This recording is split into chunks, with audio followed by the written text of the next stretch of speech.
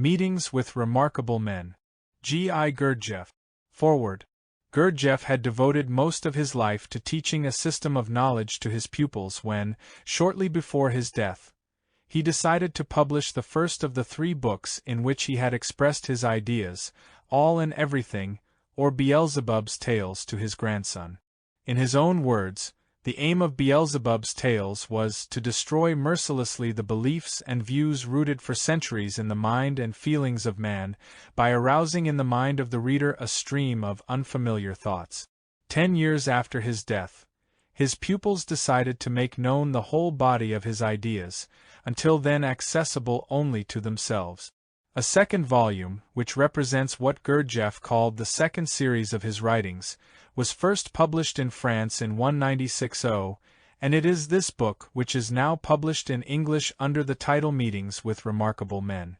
As Gurdjieff said, his task in this series was to furnish the material required to create the feeling of a new world, a feeling which throws a different light on one's own life. At the same time, this book is written in the form of autobiography and contains the only available information about his early life and the sources of his knowledge. Gurdjieff begins by describing the circumstances of his childhood, particularly the influence of his father, one of the last survivors of an ancient culture handed down by oral tradition. Coming as a boy under the tutelage of the dean of the Cathedral of Kars, he was given both a religious training and a modern scientific education by men who understood how to cultivate in him a taste for essential values. As he grew up, his urge to understand the meaning of human life became so strong that he attracted a group of remarkable men, among whom were engineers, doctors, archaeologists, and so on. In search of a knowledge which they were certain had existed in the past but of which almost all traces seemed to have disappeared, he set out with them to explore many countries in the Middle East and Central Asia. With his companions, after many great and unexpected difficulties, he succeeded in finding a very few individuals and isolated communities, each time acquiring fragments of this knowledge, until the moment when the doors of a certain school opened for him, where he came to understand how to bring together all the principles of an esoteric teaching. This school he calls simply the Universal Brotherhood, without telling more. From then on he proceeded to live these principles, putting them to the test by the strictest inner disciplines till the end of his life. Gurdjieff spoke also of a third series of his writings called Life is Real Only When I Am. His aim in this series was to assist the arising in a man's thought and feeling of a true representation of the real world, instead of the illusory world he now perceives. The third book, now being prepared for publication, will consist chiefly of talks and lectures which Gurdjieff gave to his pupils. Here he shows the way towards direct work on oneself, points out the pitfalls, and provides means for a better understanding of the inner conditions which are indispensable in the self-development of man. The work of Gurdjieff has many aspects, but through whatever form he expresses himself, his voice is heard as a call. He calls because he suffers from the inner chaos in which we live. He calls to us to open our eyes. He asks us why we are here, what we wish for, what forces we obey. He asks us, above all, if we understand what we are. He wants us to bring everything back into question, and because he insists and his insistence compels us to answer, a relationship is created between him and ourselves which is an integral part of his work. For nearly 40 years this call rang with such force that people came to him from all over the world. But to meet him was always a test. In his presence every attitude seemed artificial, whether too deferential or on the contrary pretentious. From the first moment it was shattered, and nothing remained but a human creature stripped of his mask and revealed for an instant as he truly was. This was a merciless experience, and for some impossible to bear. These people could not forgive him for having seen through them, and as soon as they were out of his sight, went to great lengths to justify themselves. This was the origin of the most fantastic legend. Gurdjieff himself was amused by these stories. He even went so far as to provoke them, at times, if only to be rid of curiosity seekers, incapable of understanding the meaning of his search. As for those who knew how to approach him and for whom this meeting was a turning point in their lives, any attempt to describe their experience seemed ridiculous. This explains why direct accounts are so rare. The influence he exerted, and still exerts, cannot, however, be separated from Gurdjieff the man.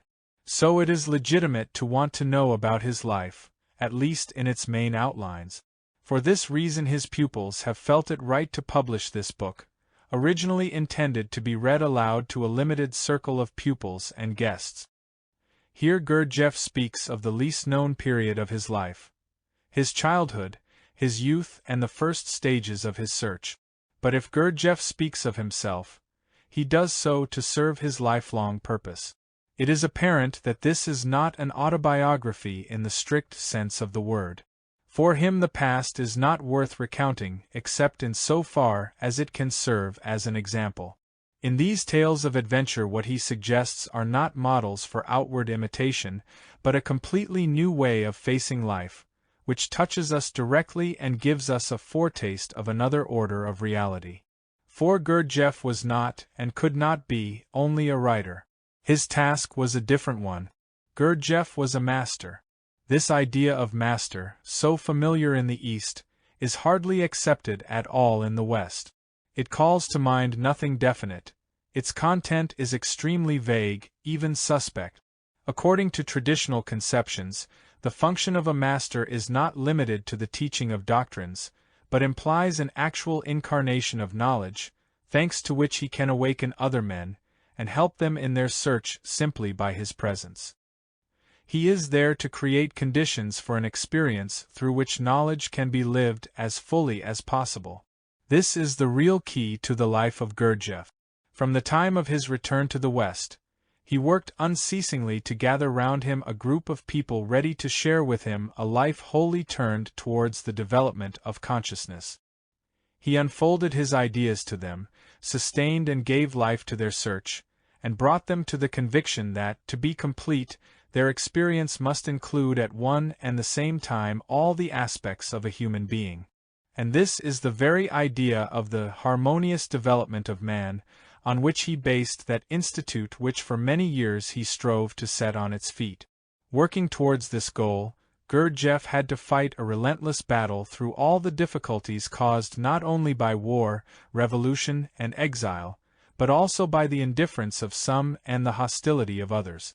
To give the reader some idea of this struggle, and of his tireless ingenuity in carrying it on, there has been added a chapter not originally intended for this book. It is an account he gave one evening in reply to a question, seemingly very indiscreet, about the financial resources of the Institute. This astonishing narrative, which appears under the title The Material Question, may contribute to a better understanding of how a master's life and all his actions are subordinated to the accomplishment of his mission. Introduction. Exactly a month has elapsed since I finished the first series of my writings, just that period of the flow of time which I intended to devote exclusively to resting the parts of my common presence subordinate to my pure reason.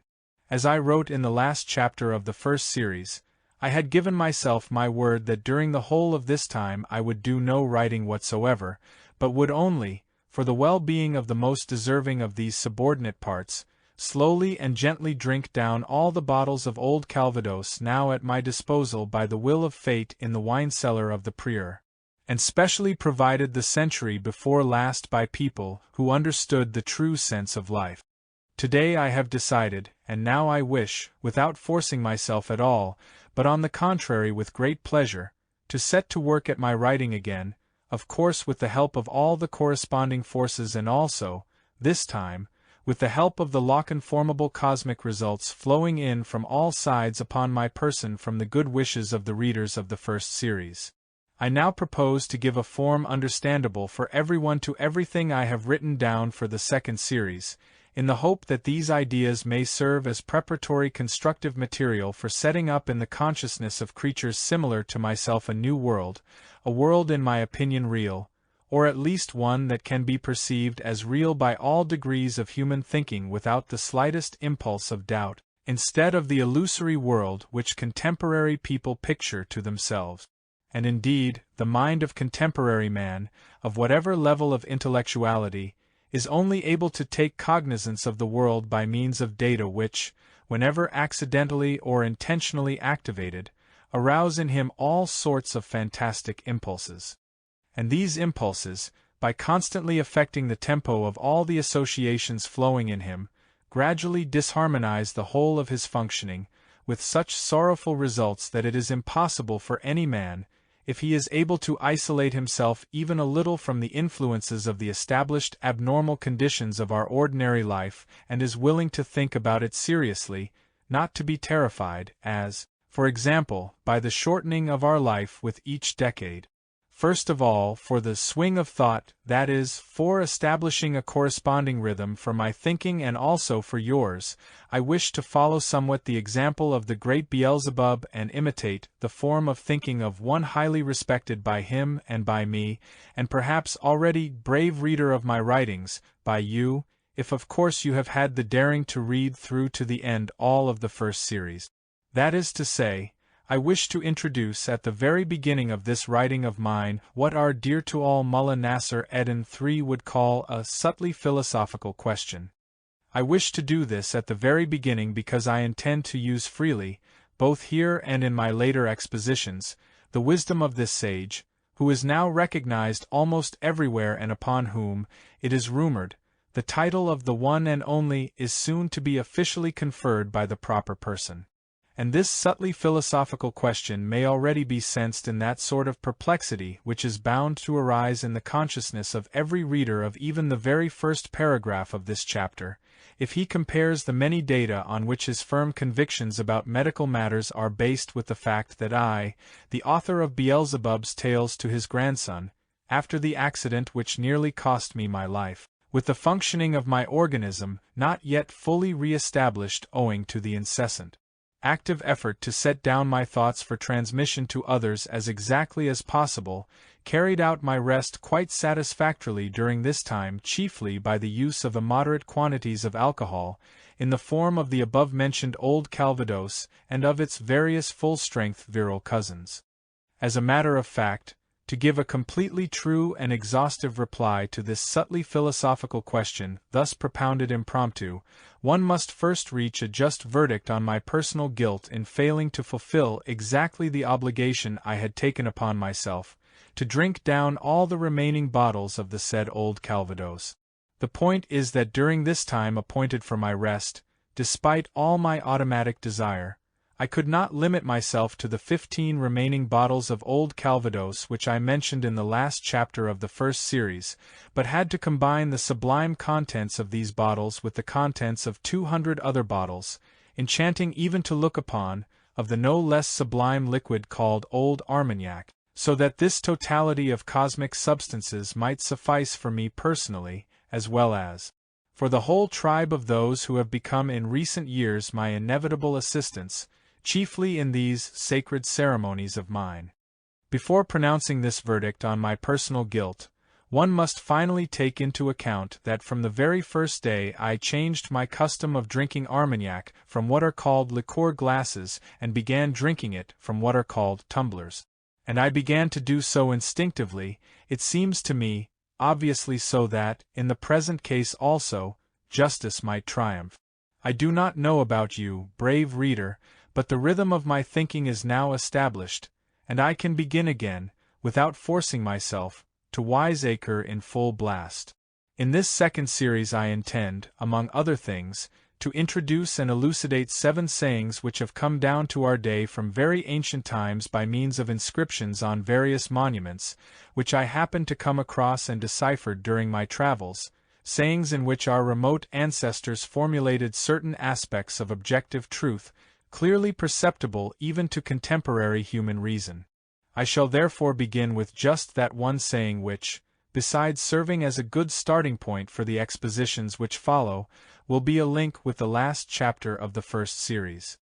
This ancient saying, chosen by me for the beginning of the second series of my writings, is formulated thus: Only he will deserve the name of man and can count upon anything prepared for him from above, who has already acquired corresponding data for being able to preserve intact both the wolf and the sheep confided to his care. A psycho-associative philological analysis of this saying of our ancestors, which was made by certain learned men of our times, of course not from among those breeding on the continent of Europe, clearly showed that the word wolf symbolizes the whole of the fundamental and reflex functioning of the human organism, and the word sheep the whole of the functioning of a man's feeling. As for the functioning of a man's thinking, this is represented in the saying by the man himself, a man who, in the process of his responsible life, owing to his conscious labors and voluntary sufferings, has acquired in his common presence corresponding data for always being able to create conditions for a possible existence together of these two heterogeneous and mutually alien lives. Only such a man can count upon and become worthy to possess that which, as affirmed in this saying, is prepared from above and is, in general, foreordained for man. It is interesting to note that among the many proverbs and ingenious solutions of tricky problems habitually used by various Asiatic tribes, there is one, in which a wolf and, instead of a sheep, a goat also play their part, that corresponds very well, in my opinion, to the gist of the ancient saying I have quoted.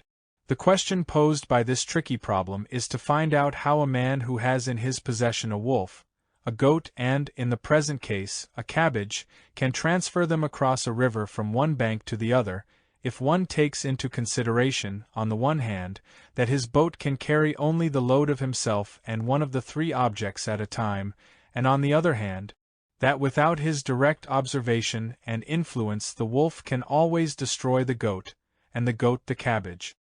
And the correct answer to this popular riddle clearly shows that a man can achieve this not solely by means of the ingenuity which every normal man should have, but that in addition he must not be lazy nor spare his strength, but must cross the river an extra time for the attainment of his aim.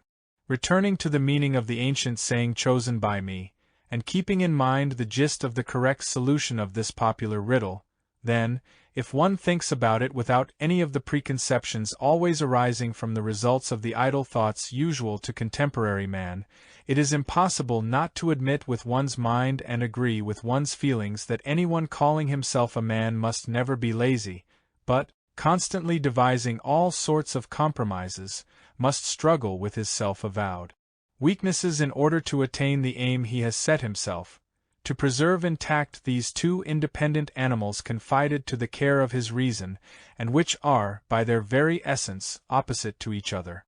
Having yesterday finished this, as I called it, wiseacring for the swing of thought, this morning I took with me the manuscript of a synopsis I had written in the first 2 years of my activities as a writer, which I intended to use as material for the beginning of this second series, and went into the park to sit down and work in the shade of the historic avenue of trees. After reading the first 2 or 3 pages, forgetting everything around me, I became deeply thoughtful, pondering on how to continue further, and I sat there without writing a single word until very late in the evening. I was so wrapped up in these reflections that I did not once notice that the youngest of my nieces, the one whose task it is to see that the Arabian coffee which I usually take, particularly when doing any intensely active physical or mental work, does not become quite cold in the cup, changed it, as I afterwards learned, 23 times. In order that you may understand the seriousness of this engrossed thoughtfulness of mine, and picture to yourself, if only approximately, the difficulty of my situation, I must tell you that after I had read these pages and remembered by association the entire contents of the manuscript I had intended to make use of as an introduction, it became quite clear to me that all this over which I had, as is said, panted, during so many sleepless nights, would now, after the changes and additions I had made in the final editing of the first series, be of no use at all. When I understood this I experienced, for about half an hour, the state which Mullah Nasser Eddin defines by the words, to feel oneself plunged in galoshes up to the eyebrows, and I was ready at first to resign myself, and came to the decision to rewrite this entire chapter from beginning to end. But afterwards, continuing to recall automatically all sorts of sentences from my manuscript, I remembered, among other things, the place where, in order to explain why I took an attitude of merciless criticism towards contemporary literature, I had introduced the words of a certain intelligent, elderly Persian which I had heard in my early youth, and which, in my opinion, could not have better described the characteristics of contemporary civilization. I considered it impossible to deprive the reader either of what had been said on this subject or of all the other thoughts, so to say, artfully embedded in this passage, thoughts which, for anyone able to decipher them, can be exceedingly valuable material for a correct understanding of what I intend to elucidate in the last two series in a form accessible to any man seeking the truth.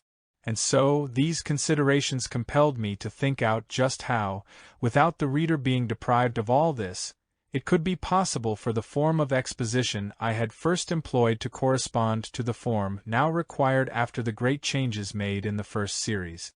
In fact, what I had written during the first 2 years of this new profession of mine, which I was forced to adopt, could no longer correspond to what was now required, since I had then put down everything as a first version in the form of a synopsis understandable only to myself, intending to develop all this material in 36 books, devoting each book to one special question.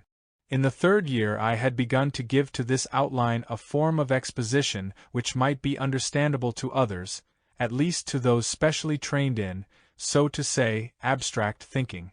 But since, little by little, I had become more adroit in the art of concealing serious thoughts in an enticing, easily grasped outer form, and in making all those thoughts which I term discernible only with the lapse of time ensue from others usual to the thinking of most contemporary people, I changed the principle I had been following and, instead of seeking to achieve the aim I had set myself in writing by quantity, I adopted the principle of attaining this by quality alone. And I began to go over from the beginning everything I had written in the synopsis, with the intention now of dividing it into 3 series and of dividing each of these, in the final version, into several books. And my becoming so deeply thoughtful today was perhaps also because, just yesterday, there had been freshly revived in my memory the wise ancient saying, always to strive that the wolf be full and the sheep intact. Finally, when evening drew nigh and, from below, the famous Fontainebleau dampness began to come through my English saws and affect my thinking, while from above various of God's dear little creatures, called little birds, began to evoke more and more frequently a chilly sensation on my completely smooth cranium, there arose in my common presence the bold decision not to have any regard for anyone or anything but simply to insert in this first chapter of the 2nd series, as what present-day professional writers would call a digressive development, certain polished-up fragments of this manuscript, pleasing to me personally, and only afterwards, in continuing further, to hold myself strictly to the principle I had decided upon for the writing of this series. And this solution will be all the better both for me and for the reader, since I will thus be spared any extra new exertion of my already overexhausted brains, and the reader, particularly if he has read through everything I have written before, will be able, owing to this digressive development, to represent to himself what kind of objectively impartial opinion is formed in the psyche of certain people, who have by chance been more or less correctly educated, concerning the results of the manifestations of the people of present-day civilization. When this introduction was originally planned for the 30th book, I entitled it Why I Became a Writer, and described in it the impressions accumulated in me in the course of my life, which are the basis of my present not very flattering opinion of the representatives of contemporary literature. In this connection, as I have already said, I introduced the speech which I had heard long ago in my youth, when I was in Persia for the first time and happened one day to be in a gathering of Persian intelligentsia where contemporary literature was being discussed. One of those who spoke a great deal that day was the elderly, intelligent Persian whom I have mentioned, intelligent not in the European sense of the word, but in the sense in which it is understood on the continent of Asia, that is, not only by knowledge but by being. He was very well educated, and was particularly well acquainted with European culture. He said, among other things, It is a great pity that the present period of culture, which we call and which people of subsequent generations will of course also call the European civilization, is, in the whole process of the perfecting of humanity, as it were, an empty and abortive interval. And this is because, in respect of the development of the mind, that chief impeller to self-perfection, the people of our civilization cannot transmit by inheritance anything of value to their descendants. For example, one of the chief means for developing the mind of man is literature. But what has the literature of contemporary civilization to give? Nothing whatever, except the development of, so to say, word prostitution.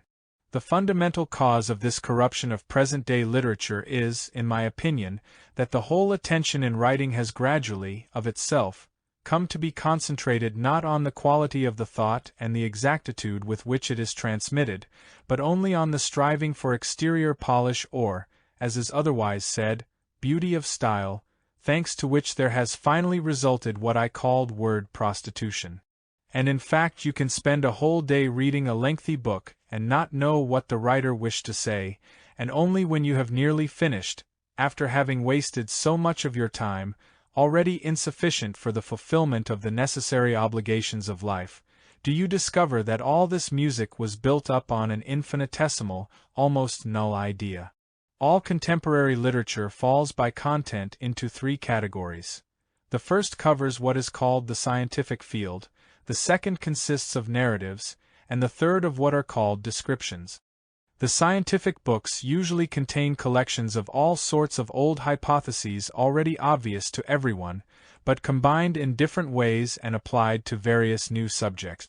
In the narratives or, as they are otherwise called, novels, to which bulky volumes are also devoted, for the most part there are descriptions, without sparing any details, of how some John Jones and Mary Smith attain the satisfaction of their love, that sacred feeling which has gradually degenerated in people, owing to their weakness and will-lessness, and has now in contemporary man turned completely into a vice, whereas the possibility of its natural manifestation was given to us by our Creator for the salvation of our souls, and for the mutual moral support necessary for a more or less happy life together.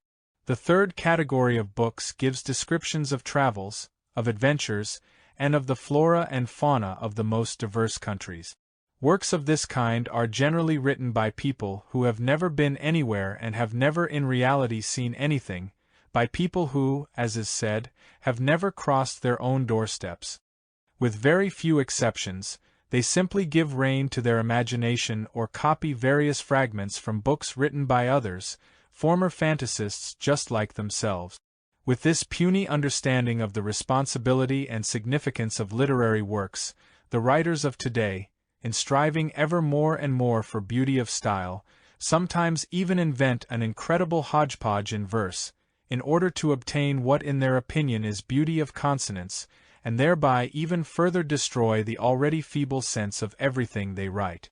Strange as it may seem to you, in my opinion a great deal of harm to contemporary literature has been brought about by grammars, namely, the grammars of the languages of all the peoples who take part in what I call the common malphonic concert of contemporary civilization.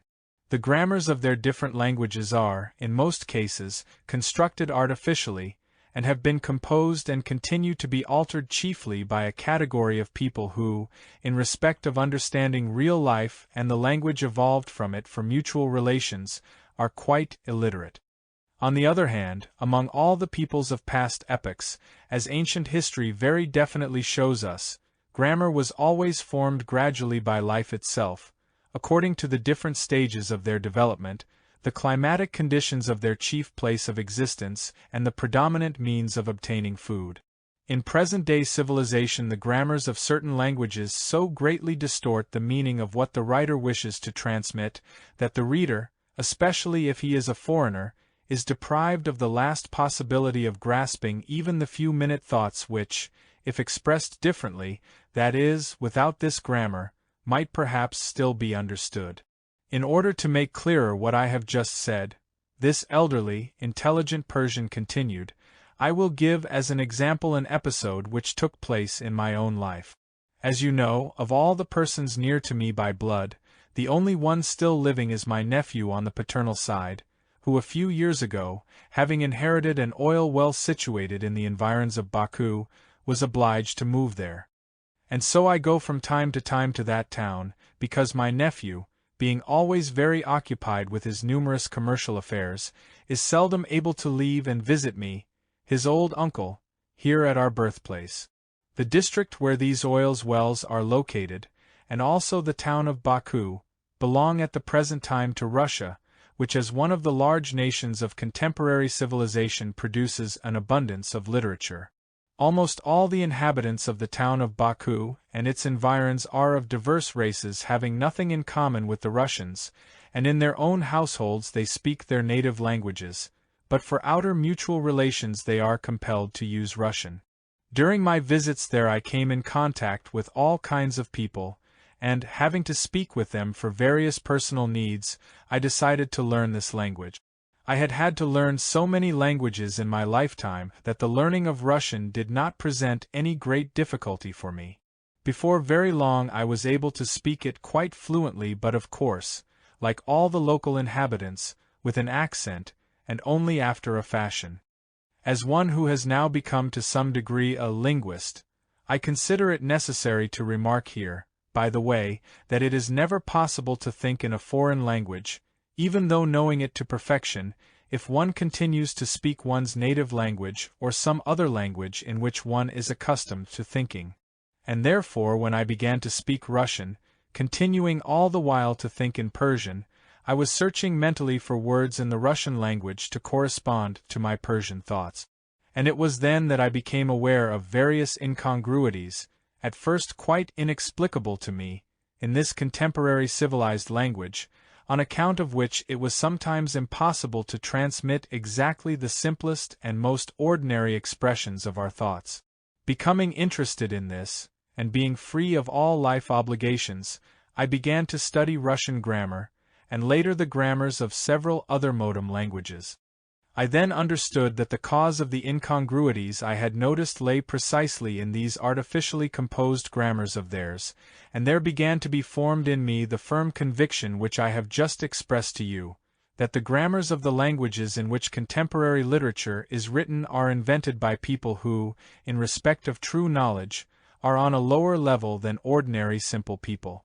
As a concrete illustration of what I have just said, I shall point out, among the many incongruities in the Russian language which I noticed at the very beginning, the one that led me to make a detailed study of this question.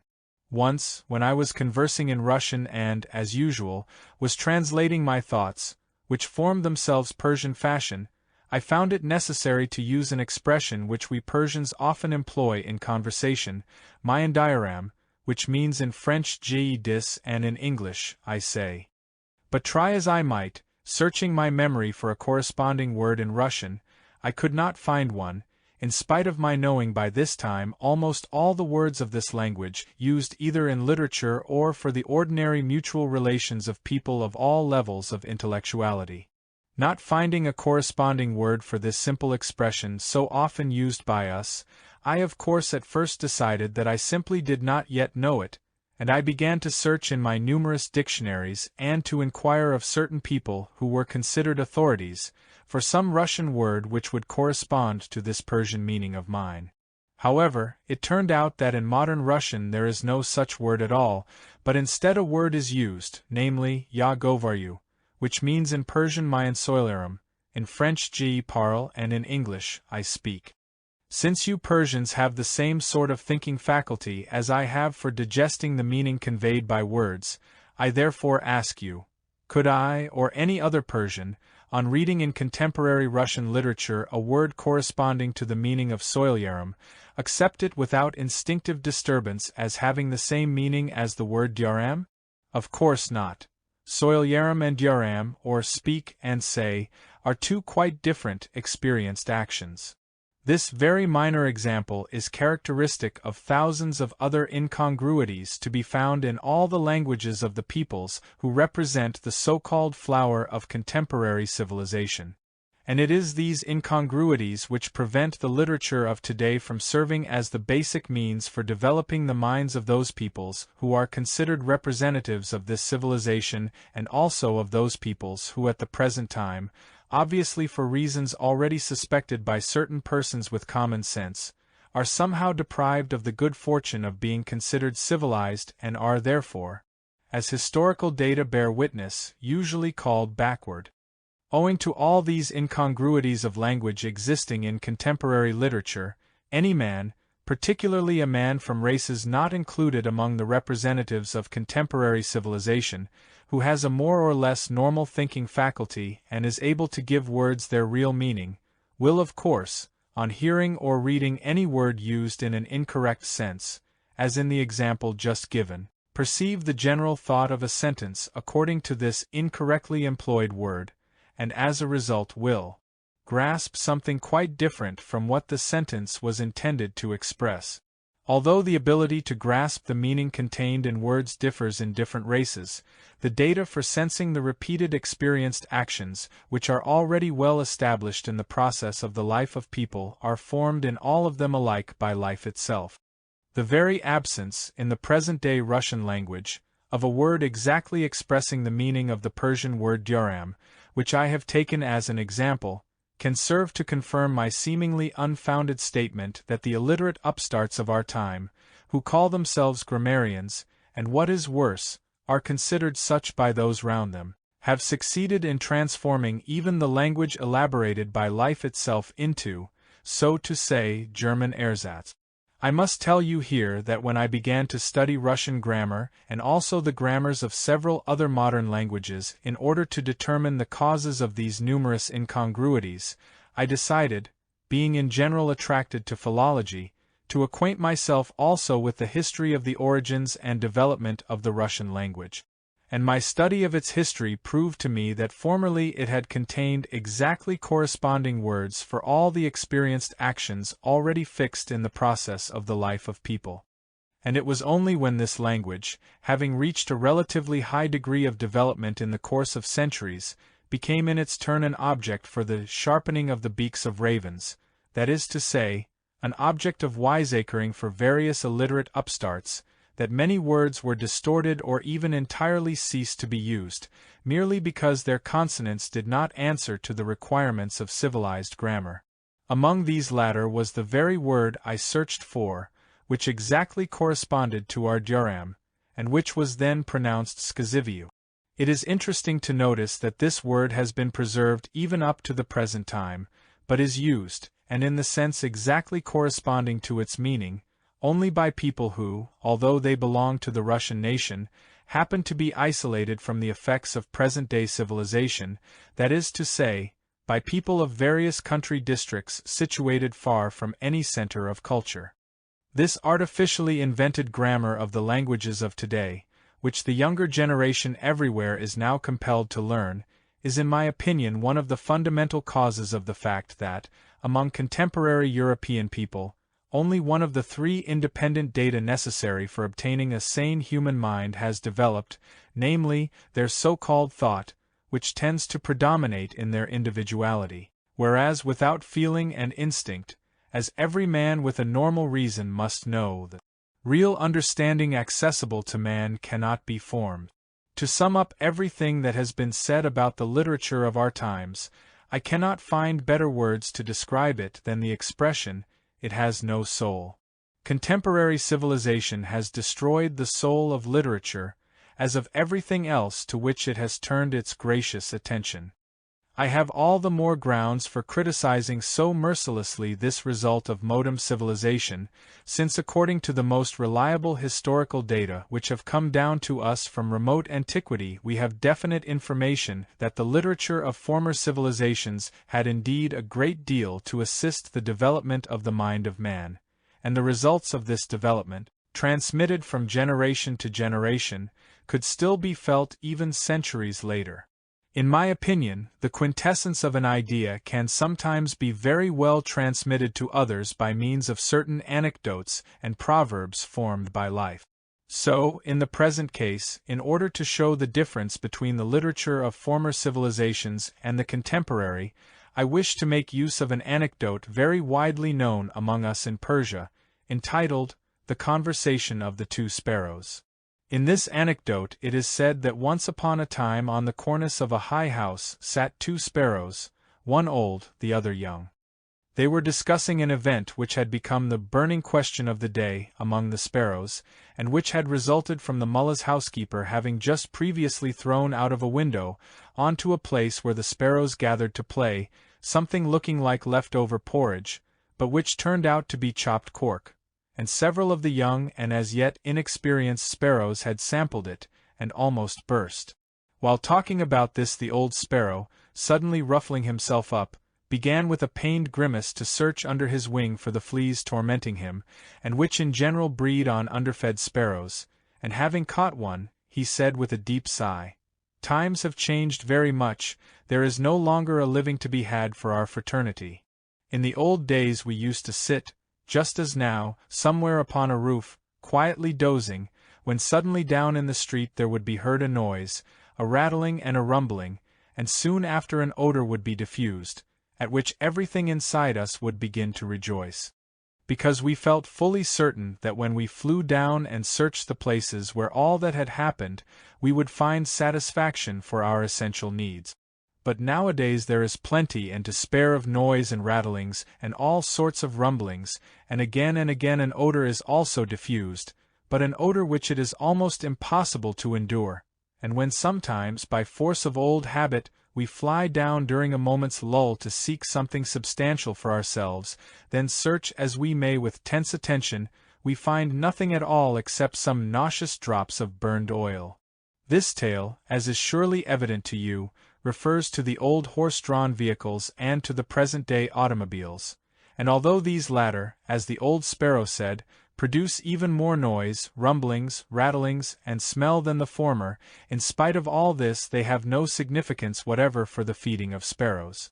And without food, as you yourself will understand, it is difficult even for sparrows to bring forth a healthy posterity. This anecdote seems to me an ideal illustration of what I wish to point out about the difference between contemporary civilization and the civilization of past epoch. In the present civilization, as in former civilizations, literature exists for the purpose of the perfecting of humanity in general, but in this field also, as in everything else contemporary, there is nothing substantial for our essential aim. It is all exterior, all only, as in the tale of the old sparrow, noise, rattling, and a nauseous smell. For any impartial man this viewpoint of mine can be conclusively confirmed by observing the difference between the degree of development of feeling in people who are born and spend their whole lives on the continent of Asia, and in people born and educated in the conditions of contemporary civilization on the continent of Europe. It is a fact, noted by a great many people, that among all the present-day inhabitants of the continent of Asia who, owing to geographical and other conditions, are isolated from the effects of modern civilization, feeling has reached a much higher level of development than among any of the inhabitants of Europe. And since feeling is the foundation of common sense, these Asiatic people, in spite of having less general knowledge, have a more correct notion of any object they observe than those belonging to the very thymus of contemporary civilization. A European's understanding of an object observed by him is formed exclusively by means of an all-round, so to say, mathematical informedness about it, whereas most of the people of Asia grasp the essence of the object observed by them sometimes with their feelings alone and sometimes even solely by instinct. At this point in his speech about contemporary literature, this intelligent, elderly Persian, among other things, touched on a question which at the present time is interesting many European, as they are called, propagators of culture. He then said, "The people of Asia were at one time greatly interested in European literature, but, soon feeling all the emptiness of its content, they gradually lost interest in it, and now it is scarcely read there at all. In the weakening of their interest in European literature, the chief part, in my opinion, was played by that branch of modern writing known by the name of novels. These famous novels of theirs consist mainly, as I have already said, of long descriptions, in various forms, of the course of a malady which has arisen among contemporary people and which, owing to their weakness and will-lessness, lasts rather a long time. The Asiatic people, who are not as yet so far removed from Mother Nature, recognize with their consciousness that this psychic state which arises in both men and women is unworthy of human beings in general, and is particularly degrading for a man, and instinctively, they assume an attitude of contempt towards such people. And as regards the other branches of European literature, such as the scientific, the descriptive, and other forms of instructive exposition, the Asiatic, having lost to a lesser degree the ability to feel, that is to say, standing closer to nature, half-consciously feels and instinctively senses the writer's complete lack of any knowledge of reality and of any genuine understanding of the subject he is writing about. And so because of all this the Asiatic people, after first manifesting a great interest in European literature, gradually stopped paying any attention to it, and at the present time disregard it completely, whereas among the European peoples, the shelves of their public and private libraries and bookshops are groaning from the daily increasing number of new books. The question must doubtless arise in many of you as to how what I have just said can be reconciled with the fact that an overwhelming majority of the people of Asia are illiterate in the strict sense of the word. To this I will answer that nevertheless the real cause of the lack of interest in contemporary literature lies in its own shortcomings. I myself have seen how hundreds of illiterate people will gather round one literate man to hear a reading of the sacred writings or of the tales known as the 1001 Nights. You will of course reply that the events described, particularly in these tales, are taken from their own life, and are therefore understandable and interesting to them. But that is not the point. These texts, and I speak particularly of the 1001 Nights, are works of literature in the full sense of the word. Anyone reading or hearing this book feels clearly that everything in it is fantasy, but fantasy corresponding to truth, even though composed of episodes which are quite improbable for the ordinary life of people. The interest of the reader or listener is awakened and, enchanted by the author's fine understanding of the psyche of people of all walks of life round him, he follows with curiosity how, little by little, a whole story is formed out of these small incidents of actual life. The requirements of contemporary civilization have engendered yet another quite specific form of literature called journalism.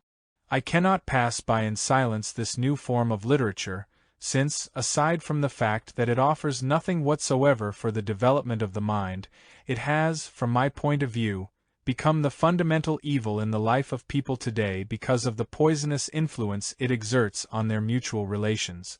This form of literature has become very widespread in recent times because, according to my unshakable conviction, it answers more completely than anything else to the weaknesses and demands which lead to the ever-increasing will-lessness of man. It thus accelerates in people the atrophy of even their last possibilities for acquiring those data which formerly still gave them a certain relative cognizance of their own individuality, which alone leads to what we call remembering oneself, that absolutely necessary factor in the process of self-perfecting.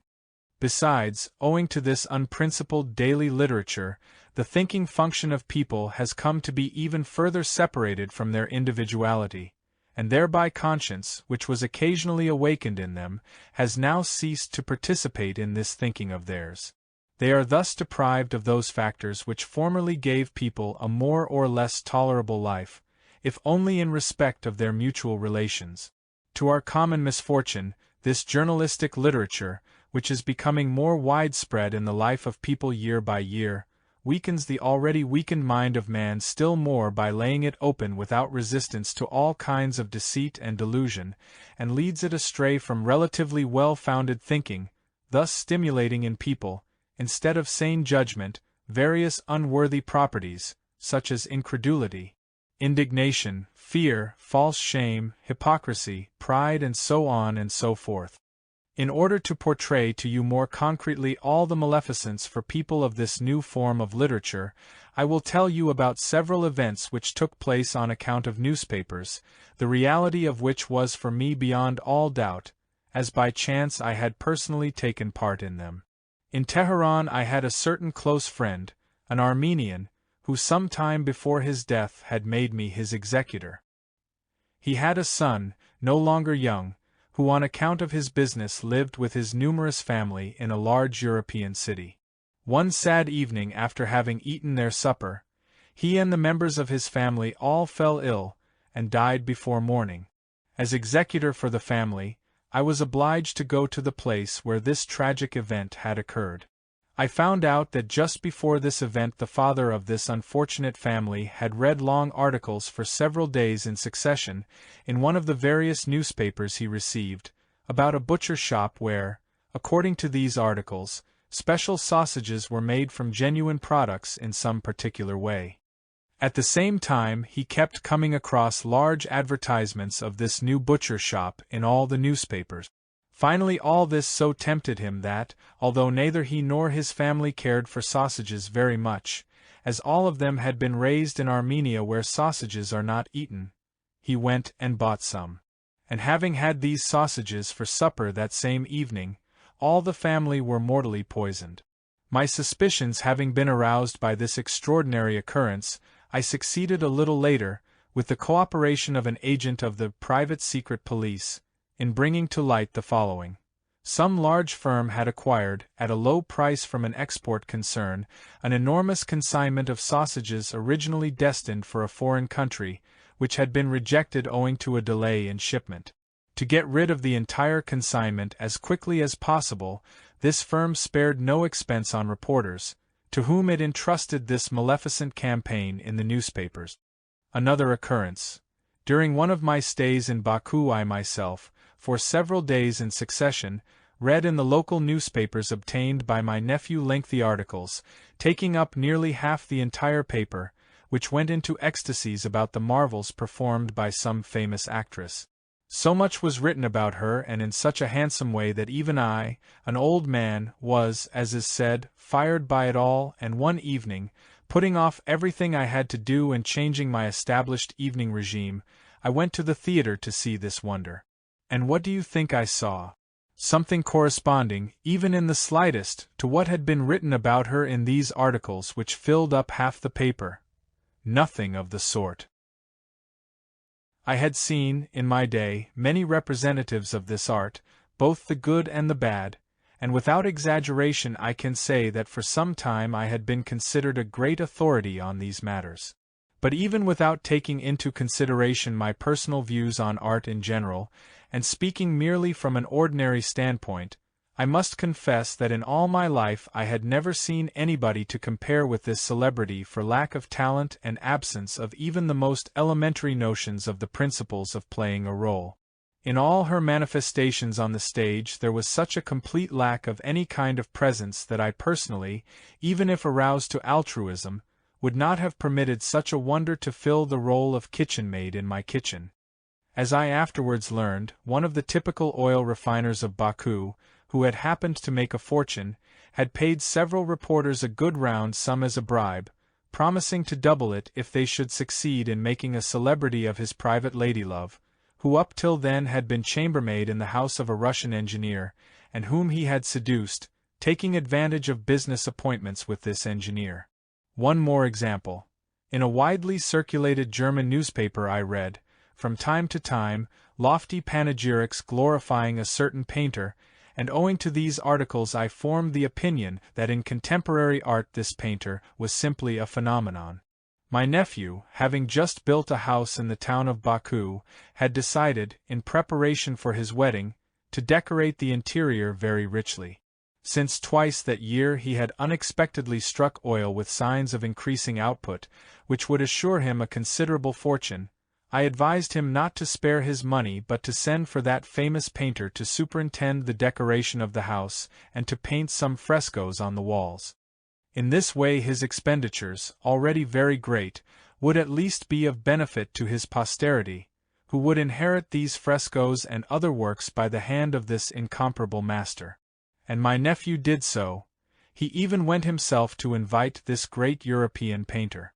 And soon afterwards the painter arrived, bringing with him a whole train of assistants, artisans and even, it seemed to me, his own harem, of course in the European sense of the word, and without the slightest hurry he finally set to work. The result of the work of this celebrity was that, firstly, the day of the wedding had to be postponed and, secondly, no little money had to be spent to bring everything back to its original state, so that simple Persian artisans might decorate, paint and embellish everything in a way more corresponding to genuine artistry. In the present case, to give them their due, the reporters participated in building up the career of this mediocre painter almost disinterestedly, simply as comrades and modest sideline workers. As a last example, I will tell you a sad story of misunderstanding, which was due this time to a big shot of this contemporary, especially pernicious literature. One day, when I was living in the town of Khorasan, I met at the house of mutual acquaintances a young European couple, and soon got to know them rather well. They came to Khorasan several times, but each time only for a short stay. Traveling with his young wife, this new friend of mine was collecting all kinds of information in many countries, and making analyses to determine the effects of the nicotine in various kinds of tobacco on the human organism and psyche. After collecting the data he needed on this question in several Asiatic countries, he returned with his wife to Europe, where he began to write a long book on the results of his research. But since his young wife, obviously owing to her youth and inexperience as regards the necessity of preparing for what are called rainy days, had spent all their resources during these travels of theirs, she was compelled, in order to give her husband the possibility of finishing his book, to take employment as a typist in the office of a large publishing house. There often came to this office a certain literary critic who met her there, and having, as is said, fallen in love with her, tried, simply for the satisfaction of his lust, to get on intimate terms with her. But she, an honorable wife who knew her duty, would not yield to his advances.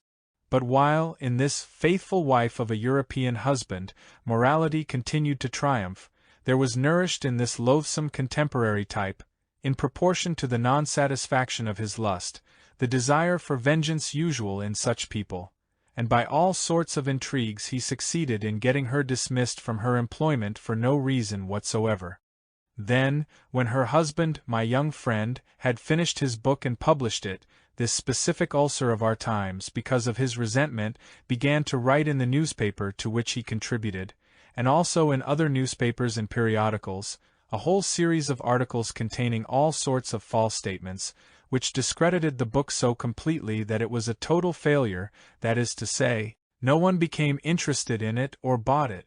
And so, thanks to one of these unconscionable representatives of this unprincipled literature, things came to such a pass that this honest worker and his beloved wife, having spent their last resources and not having even the wherewithal to buy bread, by mutual pact, hanged themselves.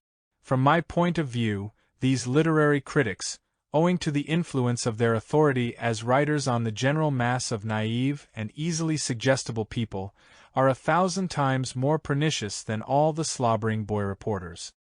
I myself knew a music critic who had never once in his life touched a musical instrument, and therefore had no practical understanding of music. He did not even know what sound was in general, or the difference between the notes do and re, but, owing to the established abnormalities of contemporary civilization, he somehow occupied the responsible post of music critic, and thus became an authority for all the readers of a well-established and widely circulated newspaper. And it was, of course, according to his quite illiterate indications that unshakable opinions were formed in all his readers on the question of music, that question which should in reality be like a beacon light for the correct understanding of one of the aspects of truth. The public never knows who is writing, it knows only the newspaper itself, which belongs to a group of experienced businessmen. What the person writing in these papers really knows, or what is going on behind the scenes in the newspaper office, the readers never know, but take everything written in the papers at its face value. According to my conviction, which has finally become as firm as a rock, and anyone thinking more or less impartially will come to the same conclusion, it is chiefly owing to this journalistic literature that any man who tries to develop by the means available in contemporary civilization acquires a thinking faculty adequate, at the very most, for the first invention of Edison, and in respect of emotionality develops in himself, as Mullah Nasser Eddin would say, the fineness of feeling of a cow. The leaders of contemporary civilization themselves, standing on a very low level of moral and psychic development, are incapable, like children playing with fire, of knowing the force and significance of the effect of such literature on the mass of the people. According to my impression obtained from the study of ancient history, the leaders of former civilizations would never have allowed such an abnormality to continue for so long. This opinion of mine may be confirmed by authentic information which has come down to us about the serious attitude towards daily literature taken by the rulers of our country not so long ago, in the period when it was considered one of the greatest nations, namely, when Great Babylon belonged to us and was the sole center of culture recognized by everyone on earth. According to this information, a daily press also existed there, in the form of what are called printed papyri, although of course in an incomparably smaller quantity than now. But at that time those who participated in such literary organs were only elderly and qualified persons, known to all for their serious merits and honorable lives, and there was even an established rule for appointing such men to these positions under oath, and they were therefore called sworn collaborators, just as now there are sworn juries, sworn experts and so on. But nowadays any whippersnapper can be a journalist, so long as he knows how to express himself prettily and, as is said, literarily.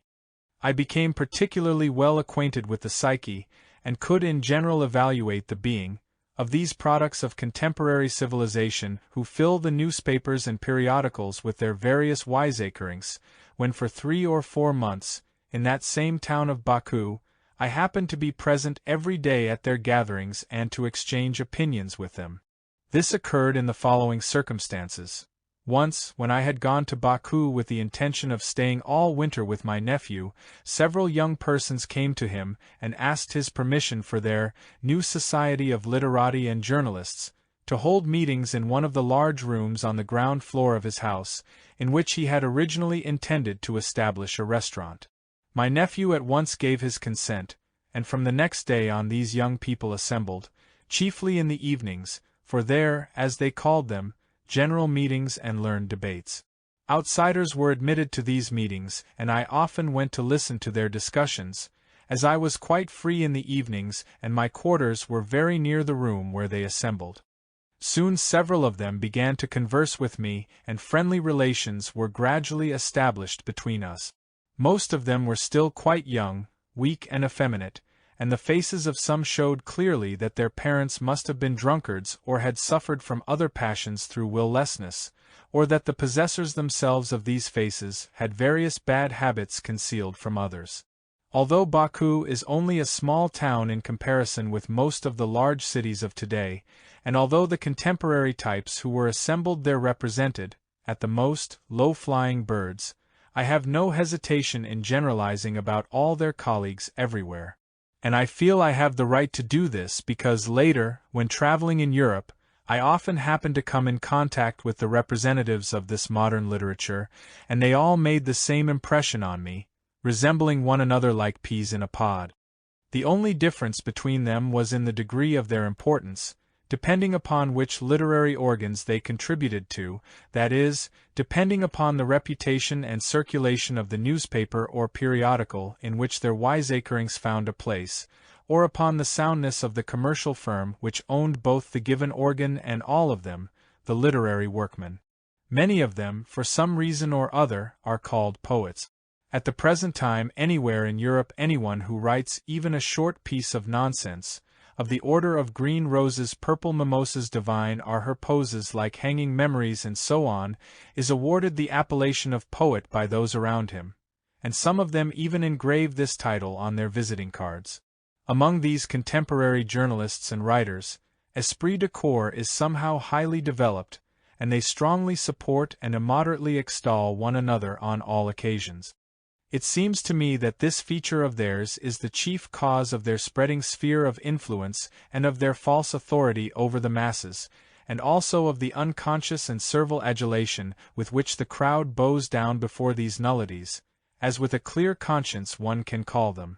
At the meetings in Baku which I have mentioned, one of them would go on to the platform and begin to read something of the order of the verses I have just quoted, or speak about why the minister of some nation had expressed himself during a banquet concerning some question or other in such a way, and not otherwise, and then the lecturer would in most cases finish his speech by making an announcement more or less as follows: I now yield the platform to an incomparable luminary of the learning of our time, Mr. So-and-so, who by chance has come to our city on particularly important business, and has been so kind as not to refuse to come to our meeting today.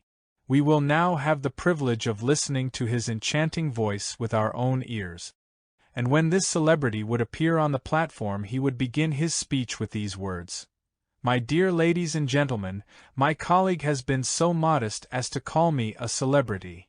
It must be said here that he could not have heard what his colleague had said, since he had come in from another room to which the door had been closed, and he had opened it himself when he came in, and I knew very well the acoustics in that house and the solidity of the doors.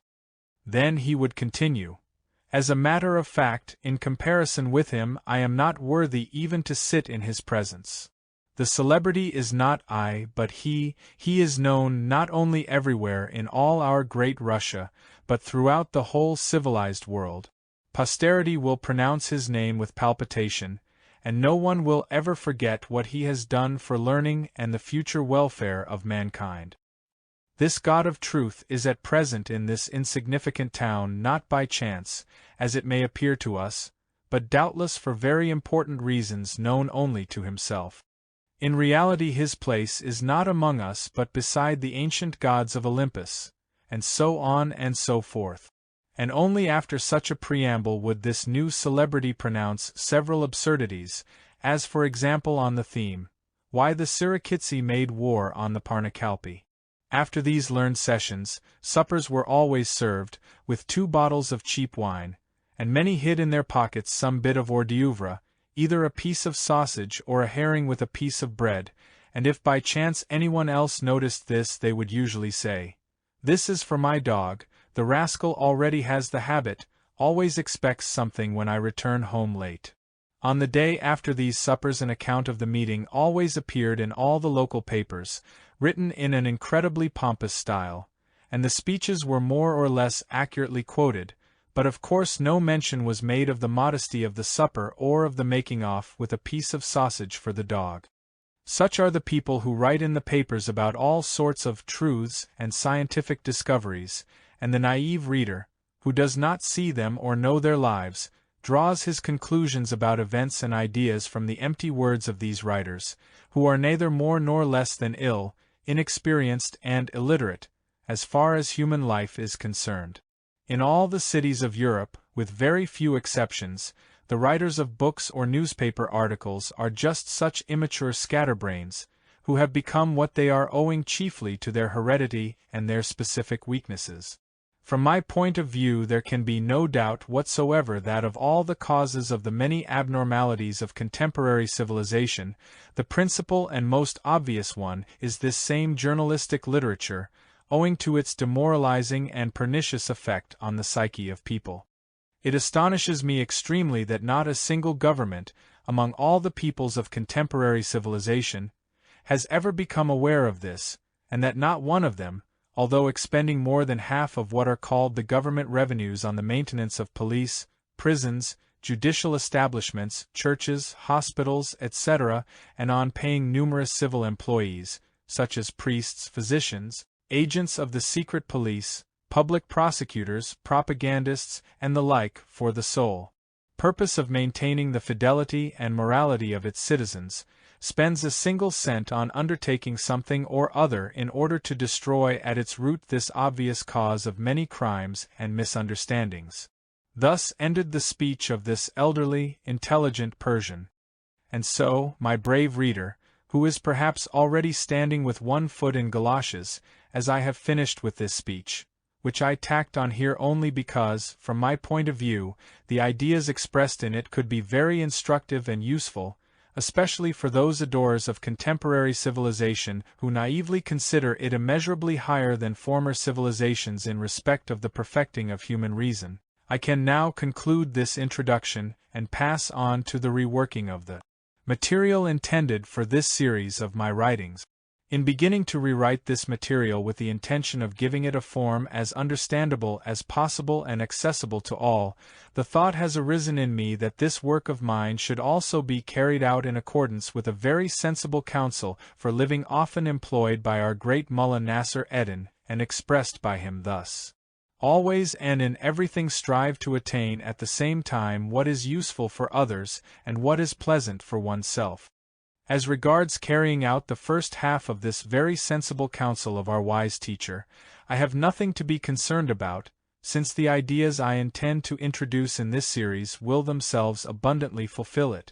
But as regards what is pleasant for myself, this I wish to attain by giving to the predesignated material a form of exposition which, from now on, will make my existence in some respects more bearable among the people who meet me than the one I had before my activity as a writer.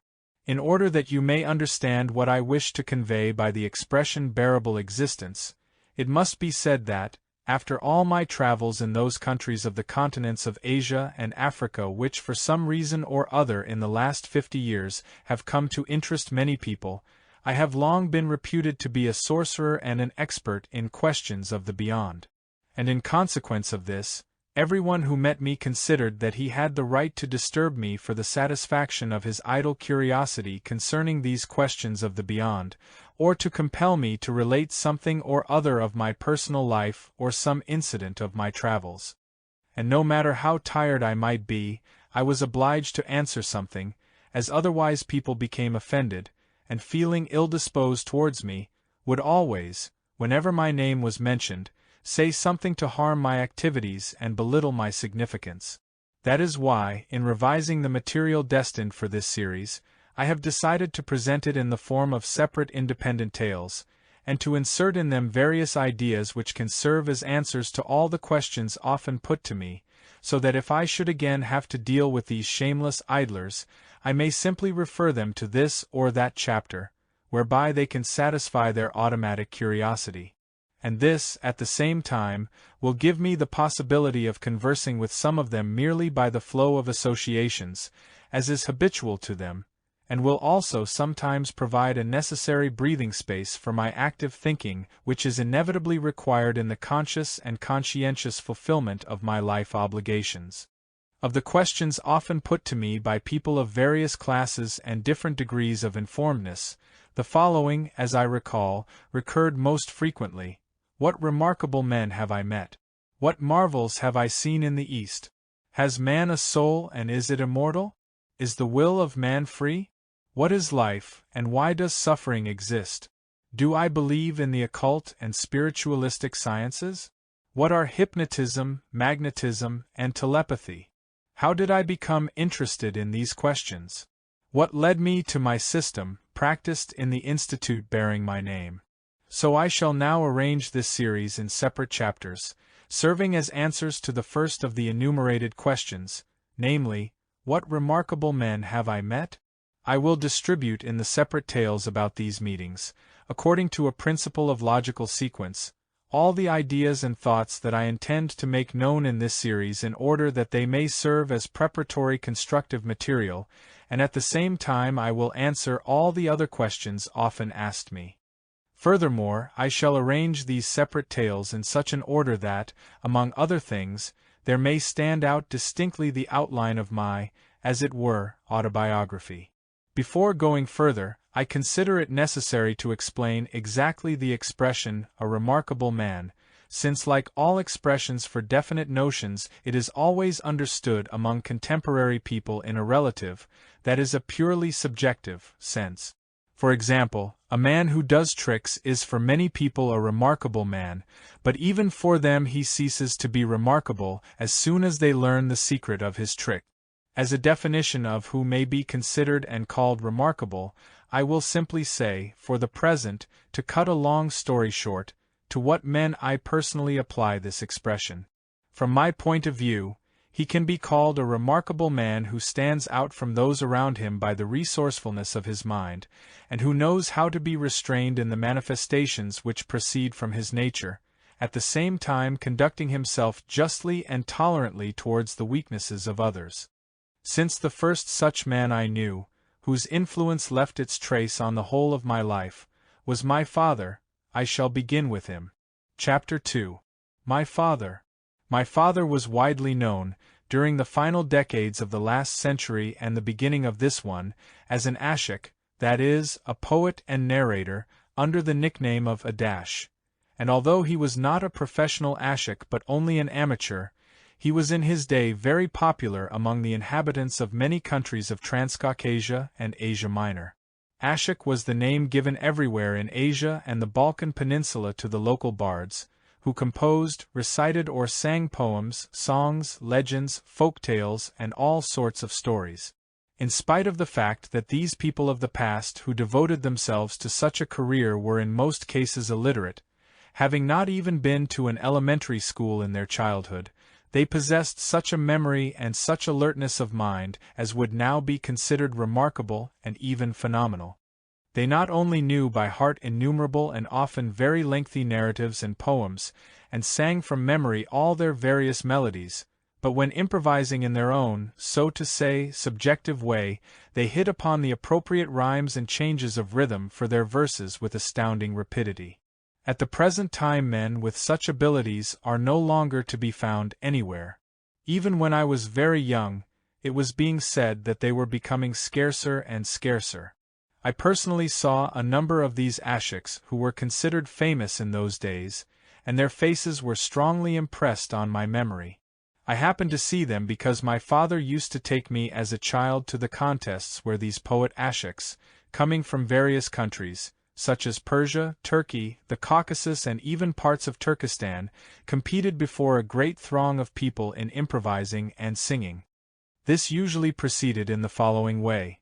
One of the participants in the contest, chosen by lot, would begin, in singing an improvised melody, to put to his partner some question on a religious or philosophical theme, or on the meaning and origin of some well-known legend, tradition or belief, and the other would reply, also in song, and in his own improvised subjective melody. And these improvised subjective melodies, moreover, had always to correspond in their tonality to the previously produced consonances as well as to what is called by real musical science the ansapalnianly flowing echo.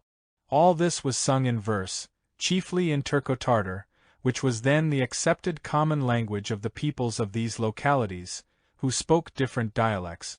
These contests would last weeks and sometimes even months, and would conclude with the award of prizes and presents, provided by the audience and usually consisting of cattle, rugs and so on, to those singers who, according to the general verdict, had most distinguished themselves. I witnessed 3 such contests, the first of which took place in Turkey in the town of Van, the second in Azerbaijan in the town of Karabagh, and the third in the small town of Sabaton in the region of Kars. In Alexandropol and Kars, the towns where my family lived during my childhood, my father was often invited to evening gatherings to which many people who knew him came in order to hear his stories and songs. At these gatherings he would recite one of the many legends or poems he knew, according to the choice of those present, or he would render in song the dialogues between the different characters. The whole night would sometimes not be long enough for finishing a story, and the audience would meet again on the following evening. On the evenings before Sundays and holidays, when we did not have to get up early the following morning, my father would tell stories to us children, either about ancient great peoples and wonderful men, or about God, nature and mysterious miracles, and he would invariably conclude with some tale from the 1001 Nights, of which he knew so many that he could indeed have told us one whole tale for each of the 1001 Nights. Among the many strong impressions from these various stories of my father's, which left their mark on my whole life, there was one that served for me in later years, perhaps no less than 5 times, as a spiritualizing factor enabling me to comprehend the incomprehensible. This strong impression, which later served for me as a spiritualizing factor, became crystallized in me while, one evening, my father was reciting and singing the legend of the flood before the flood, and there arose between him and a certain friend of his a discussion on this subject. This took place at the period when, owing to the dictates of life circumstances, my father was compelled to become a professional carpenter. This friend of his often dropped in to see him at his workshop, and sometimes they would sit all night long pondering on the meaning of the ancient legends and sayings. His friend was no other than Dean Borsch of Kars Military Cathedral, the man who was soon to become my first tutor, the founder and creator of my present individuality, and, so to say, the third aspect of my inner God. On the night when this discussion took place, I too was in the workshop, as well as my uncle, who had come to town that evening from a neighboring village where he had large market gardens and vineyards. My uncle and I sat together quietly on the soft shavings in the corner and listened to the singing of my father, who was chanting the legend of the Babylonian hero Gilgamesh, and explaining its meaning. The discussion arose when my father had finished the 21st song of the legend, in which a certain Utnapishtim relates to Gilgamesh the story of the destruction by flood of the land of Shuruppak. After this song, when my father paused to fill his pipe, he said that in his opinion the legend of Gilgamesh came from the Sumerians, a people more ancient than the Babylonians, and that undoubtedly just this same legend was the origin of the account of the flood in the Hebrew Bible and served as a basis of the Christian worldview. Only the names and some details had been changed in certain places.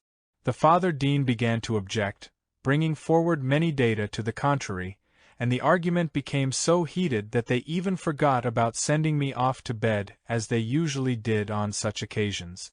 And my uncle and I also became so interested in their controversy that, without moving, we lay on the soft shavings until daybreak, when at last my father and his friend ended their discussion and parted.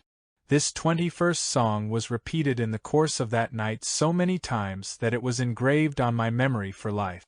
In this song it is said, "I will tell thee, Gilgamesh, of a mournful mystery of the gods, how once, having met together, they resolved to flood the land of Shuruppak. Clear-eyed, saying nothing to his father, Anu, nor to the Lord, the great Enlil, nor to the spreader of happiness, Namuru, nor even to the underworld prince, Enua, called to him his son Ubratut, said to him, Build thyself a ship, take with thee thy near ones, and what birds and beasts thou wilt. Irrevocably have the gods resolved to flood the land of Shuruppak. The data formed in me, during my childhood, thanks to the strong impressions I received during this discussion on an abstract theme between these two persons who had lived their lives to old age relatively normally, led to a beneficent result for the formation of my individuality, which I first became aware of only much later, namely, just before the general European war. And from then on it began to serve for me as the above-mentioned spiritualizing factor. The initial shock for my mental and feeling associations, which brought about this awareness, was the following. One day I read in a certain magazine an article in which it was said that there had been found among the ruins of Babylon some tablets with inscriptions which scholars were certain were no less than 4,000 years old. This magazine also printed the inscriptions and the deciphered text. It was the legend of the hero Gilgamesh. When I realized that here was that same legend which I had so often heard as a child from my father, and particularly when I read in this text the 21st song of the legend in almost the same form of exposition as in the songs and tales of my father, I experienced such an inner excitement that it was as if my whole future destiny depended on all this. And I was struck by the fact, at first inexplicable to me, that this legend had been handed down by Ashiks from generation to generation for thousands of years, and yet had reached our day almost unchanged. After this occurrence, when the beneficent result of the impressions formed in my childhood from the narratives of my father finally became clear to me, a result that crystallized in me a spiritualizing factor enabling me to comprehend that which usually appears incomprehensible, I often regretted having begun too late to give the legends of antiquity the immense significance that I now understand they really have. There was another legend I had heard from my father, again about the flood before the flood, which after this occurrence also acquired for me a quite particular significance. In this legend it was said, also in verse, that long, long ago, as far back as 70 generations before the last deluge, and a generation was counted as 100 years, when there was dry land where now is water and water where now is dry land, there existed on earth a great civilization, the center of which was the former island Hanin, which was also the center of the earth itself. As I elucidated from other historical data, the island of Hanin was approximately where Greece is now situated.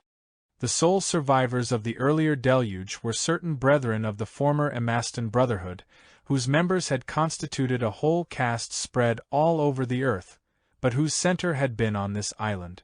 These Amastan brethren were learned men and, among other things, they studied astrology. Just before the deluge, they were scattered all over the earth for the purpose of observing celestial phenomena from different places.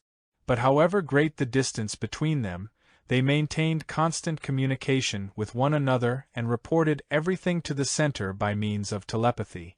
For this, they made use of what are called pythonesses, who served them, as it were, as receiving apparatuses. These pythonesses, in a trance, unconsciously received and recorded all that was transmitted to them from various places by the Amastans, writing it down in 4 different agreed directions according to the direction from which the information reached them. That is to say, they wrote from top to bottom communications coming from localities lying to the east of the island, from right to left those from the south, from bottom to top those which came from the west, from the regions where Atlantis was and where America is now, and from left to right communications transmitted from the place now occupied by Europe. As I have happened, in the logical course of the exposition of this chapter devoted to the memory of my father, to mention his friend, my first tutor, Dean Borsch, I consider it indispensable to describe a certain procedure established between these two men who had lived normally to old age, and who had taken upon themselves the obligation of preparing me, an unconscious boy, for responsible life and deserve now, by their conscientious and impartial attitude towards me, to represent for my essence 2 aspects of the divinity of my inner God. This procedure, as was evident when I later understood it, was an extremely original means for development of the mind and for self-perfecting. They called it Castacilia, a term derived, it seems to me, from the ancient Assyrian, and which my father evidently took from some legend. This procedure was as follows. One of them would unexpectedly ask the other a question, apparently quite out of place, and the other, without haste, would calmly and seriously reply with logical plausibility. For instance, one evening when I was in the workshop, my future tutor entered unexpectedly and, as he walked in, asked my father, "Where is God just now?" My father answered most seriously, "God is just now in Sari Kamish." Sari Kamish is a forest region on the former frontier between Russia and Turkey, where unusually tall pine trees grow, renowned everywhere in Transcaucasia and Asia Minor. Receiving this reply from my father, the dean asked, "What is God doing there?" My father answered that God was making double ladders there, and on the tops of them he was fastening happiness, so that individual people and whole nations might ascend and descend. These questions and answers were carried on in a serious and quiet tone, as though one of them were asking the price of potatoes today, and the other replying that the potato crop was very poor this year. Only later did I understand what rich thoughts were concealed beneath such questions and answers. They very often carried on conversations in this same spirit, so that to a stranger it would have seemed that here were 2 old men out of their senses, who were at large only by mistake instead of being in a madhouse. Many of these conversations which then seemed to me meaningless grew to have a deep meaning for me later when I came across questions of the same kind, and it was only then that I understood what a tremendous significance these questions and answers had for these 2 old men. My father had a very simple, clear and quite definite view on the aim of human life. He told me many times in my youth that the fundamental striving of every man should be to create for himself an inner freedom towards life and to prepare for himself a happy old age. He considered that the indispensability and imperative necessity of this aim in life was so obvious that it ought to be understandable to everyone without any wiseacring. But a man could attain this aim only if, from childhood up to the age of 18, he had acquired data for the unwavering fulfillment of the following 4 commandments: first, to love one's parents; second, to remain chaste; third, to be outwardly courteous to all without distinction, whether they be rich or poor, friends or enemies, power possessors or slaves, and to whatever religion they may belong, but inwardly to remain free and never to put much trust in anyone or anything. Fourth, to love work for work's sake and not for its gain. My father, who loved me particularly as his firstborn, had a great influence on me. My personal relationship to him was not as towards a father, but as towards an elder brother, and he, by his constant conversations with me and his extraordinary stories, greatly assisted the arising in me of poetic images and high ideals. My father came of a Greek family whose ancestors had emigrated from Byzantium, having left their country to escape the persecution by the Turks which followed their conquest of Constantinople. At first they settled in the heart of Turkey, but later, for certain reasons, among which was the search for more suitable climatic conditions and better pasturage for the herds of domestic cattle forming a part of the enormous riches of my ancestors, they moved to the eastern shores of the Black Sea, to the environs of the town now called Gümüşhane. Still later, not long before the last big Russo-Turkish war, owing to repeated persecutions by the Turks, they moved from there to Georgia. In Georgia my father separated from his brothers and moved to Armenia, settling in the town of Alexandropol, the name of which had just been changed from the Turkish name of Gumri. When the family possessions were divided, there fell to my father's share what was considered, at that time, great riches, including several herds of domestic cattle. A year or 2 after he had moved to Armenia, all this wealth that my father had inherited was lost, as a result of a calamity independent of man. This happened owing to the following circumstances. When my father settled in Armenia with all his family, his shepherds and his herds, he was the richest cattle owner of the district, and the poorer families soon gave into his charge, as was the custom, their own small number of homed and other domestic cattle, in exchange for which they were to receive from him during the season a certain quantity of butter and cheese. But just when his herd had been increased in this way by several thousand head of other people's cattle, a cattle plague came from Asia and spread all over Transcaucasia.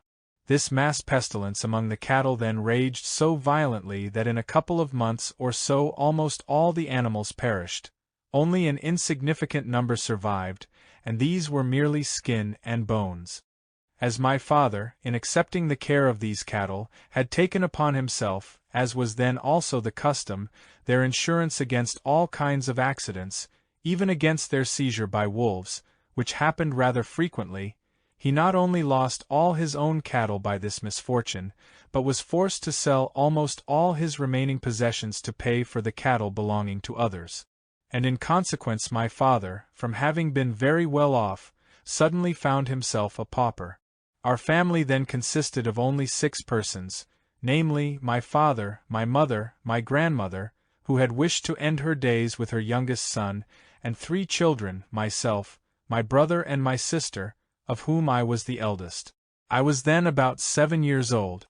Having lost his fortune, my father had to take up some business, since the maintenance of such a family, and what is more, a family which until then had been pampered by a life of wealth, cost a good deal.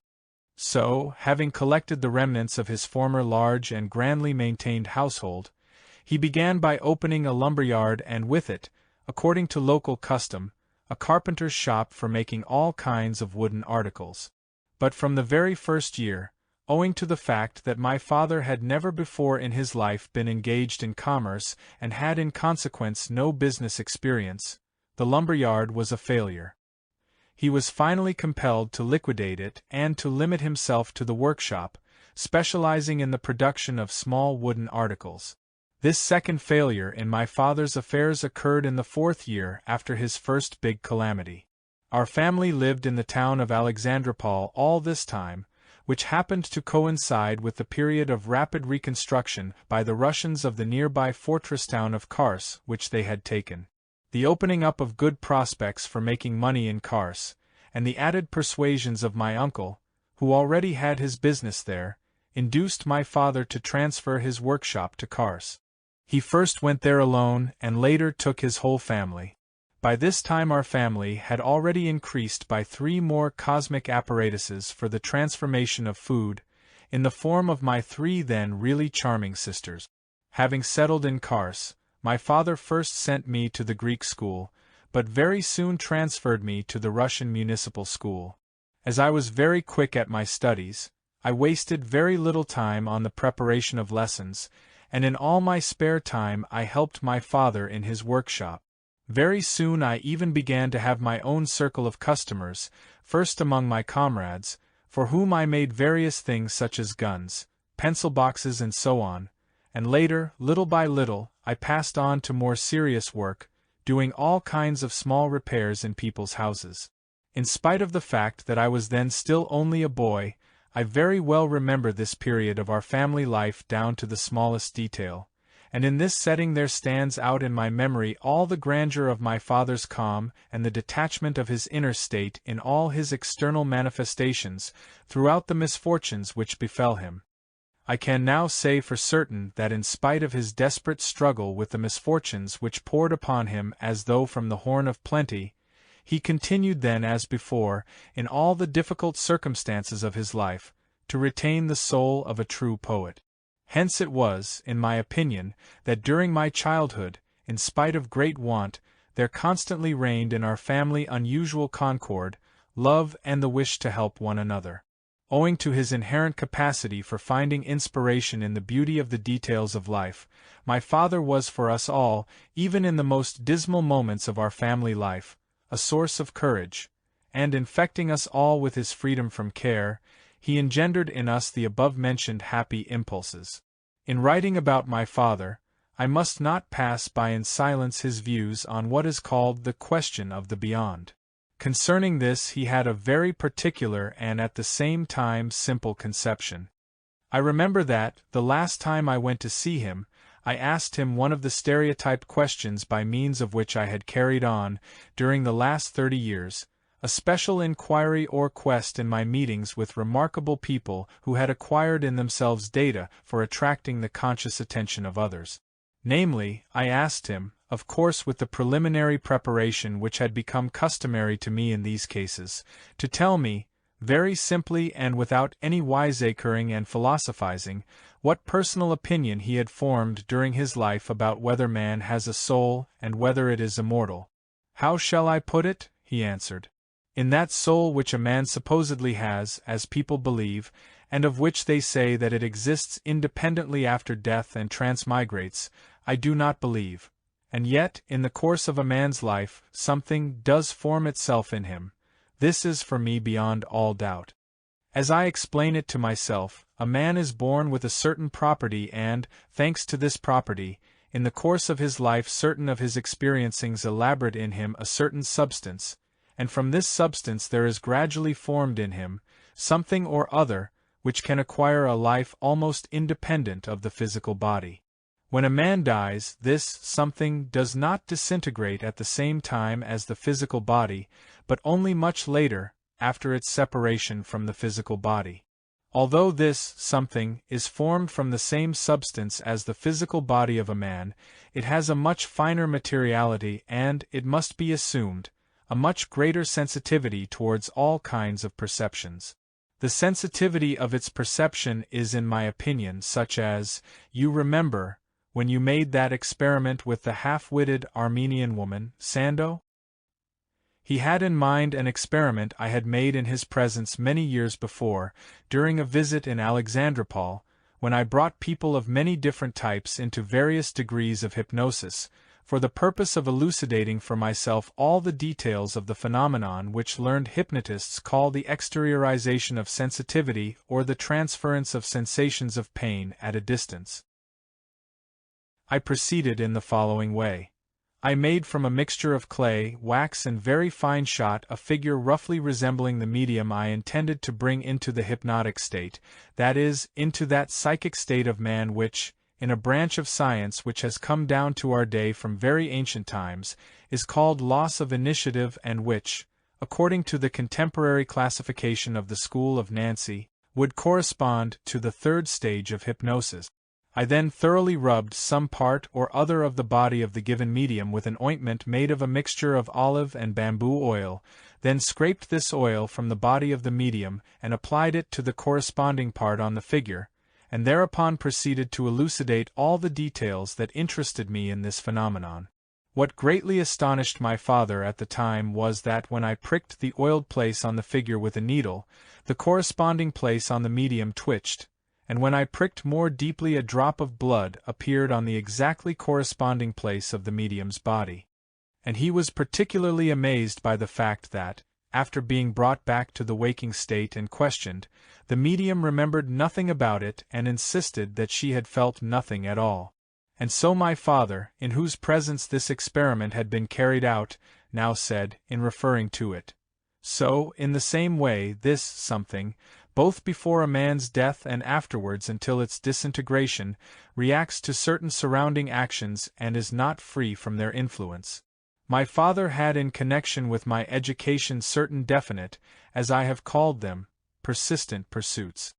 One of the most striking of these persistent pursuits of his, which later produced in me an indisputably beneficent result, acutely sensed by me and noticeable also to those with whom I came in contact during my wanderings in the various wilds of the earth in the search for truth, was that during my childhood, that is, at the age when there are formed in man the data for the impulses he will have during his responsible life, my father took measures on every suitable occasion so that there should be formed in me, instead of data engendering impulses such as fastidiousness, repulsion, squeamishness, fear, timidity and so on, the data for an attitude of indifference to everything that usually evokes these impulses.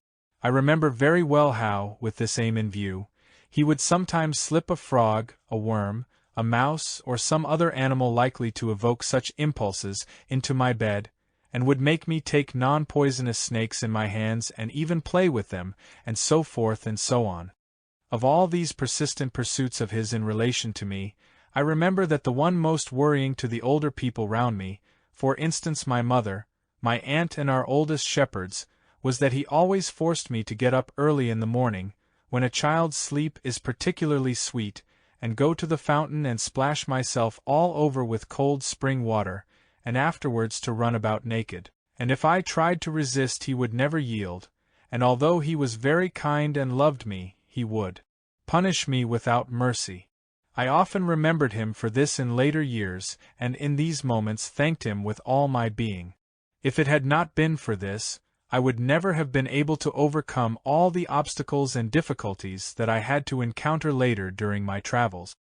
He himself led an almost pedantically regular life, and was merciless to himself in conforming to this regularity.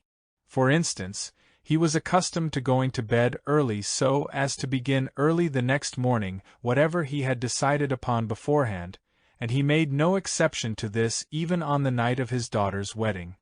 I saw my father for the last time in 1916. He was then 82 years old, still full of health and strength. The few recent gray hairs in his beard were hardly noticeable. His life ended a year later, but not from natural causes. This event, sorrowful and grievous for all who knew him, and especially so for me, occurred during the last great periodic human psychosis. At the time of the Turkish attack on Alexandropol, when the family had to flee, he was unwilling to leave his homestead to the mercy of fate, and while protecting the family property he was wounded by the Turks. He died soon after, and was buried by some old men who had happened to remain there. The texts of the various legends and songs he had written or dictated, which, in my opinion, would have been his most fitting memorial, were lost, to the misfortune of all thinking people, during the repeated sackings of our house. Yet perhaps by some miracle, a few hundred of the songs he sang, recorded on phonograph rolls, may still be preserved among the things I left in Moscow. It will be a great pity for those who value the old folklore if these records cannot be found. The individuality and intellectuality of my father can, in my opinion, be very well pictured in the mind's eye of the reader if I quote here a few of his many favorite subjective sayings, which he often used in conversation. In this connection, it is interesting to remark that I, as well as many others, noticed that when he himself used these sayings in conversation, it always seemed to every hearer that they could not have been more apt or better put, but that if anyone else made use of them, they seemed to be entirely beside the point or improbable nonsense. Some of these subjective sayings of his were as follows: without salt, no sugar. Ashes come from burning. The cassock is to hide a fool. He is deep down because you are high up. If the priest goes to the right, then the teacher must without fail turn to the left. If a man is a coward, it proves he has will. A man is satisfied not by the quantity of food, but by the absence of greed. Truth is that from which conscience can be at peace. No elephant and no horse, even the donkey is mighty. In the dark a louse is worse than a tiger. If there is a in one's presence, then God and devil are of no account. Once you can shoulder it, it's the lightest thing in the world. A representation of hell, a stylish shoe. Unhappiness on earth is from the wiseacring of women. He is stupid who is clever. Happy is he who sees not his unhappiness. The teacher is the enlightener, who then is the ass? Fire heats water, but water puts out fire. Genghis Khan was great, but our policeman, so please you, is still greater. If you are first, your wife is second. If your wife is first, you had better be zero. Only then will your hens be safe. If you wish to be rich, make friends with the police. If you wish to be famous, make friends with the reporters. If you wish to be full, with your mother-in-law. If you wish to have peace, with your neighbor. If you wish to sleep, with your wife. If you wish to lose your faith, with the priest. To give a fuller picture of my father's individuality, I must say something about a tendency of his nature rarely observed in contemporary people, and striking to all who knew him well. It was chiefly on account of this tendency that from the very beginning, when he became poor and had to go into business, his affairs went so badly that his friends and those who had business dealings with him considered him unpractical and even not clever in this domain. And indeed, every business that my father carried on for the purpose of making money always went wrong and brought none of the results obtained by others. However, this was not because he was unpractical or lacked mental ability in this field, but only because of this tendency. This tendency of his nature, apparently acquired by him when still a child, I would define thus: an instinctive aversion to deriving personal advantage for himself from the naivete and bad luck of others. In other words, being highly honorable and honest, my father could never consciously build his own welfare on the misfortune of his neighbor. But most of those round him, being typical contemporary people, took advantage of his honesty and deliberately tried to cheat him, thus unconsciously belittling the significance of that trait in his psyche which conditions the whole of our common Father's commandments for man. Indeed, there could be ideally applied to my father the following paraphrase of a sentence from sacred writings, which is quoted at the present time by the followers of all religions everywhere, for describing the abnormalities of our daily life and for giving practical advice: strike, and you will not be struck. But if you do not strike, they will beat you to death, like Sitter's goat. In spite of the fact that he often happened to find himself in the midst of events beyond the control of man and resulting in all sorts of human calamities, and in spite of almost always encountering dirty manifestations from the people round him, manifestations recalling those of jackals, he did not lose heart, never identified himself with anything, and remained inwardly free and always himself. The absence in his external life of everything that those round him regarded as advantages did not disturb him inwardly in the least. He was ready to reconcile himself to anything, provided there were only bread and quiet during his established hours for meditation. What most displeased him was to be disturbed in the evening, when he would sit in the open looking at the stars. I, for my part, can only say now that with my whole being I would desire to be able to be such as I knew him to be in his old age. Owing to circumstances of my life not dependent on me, I have not personally seen the grave where the body of my dear father lies, and it is unlikely that I will ever be able, in the future, to visit his grave.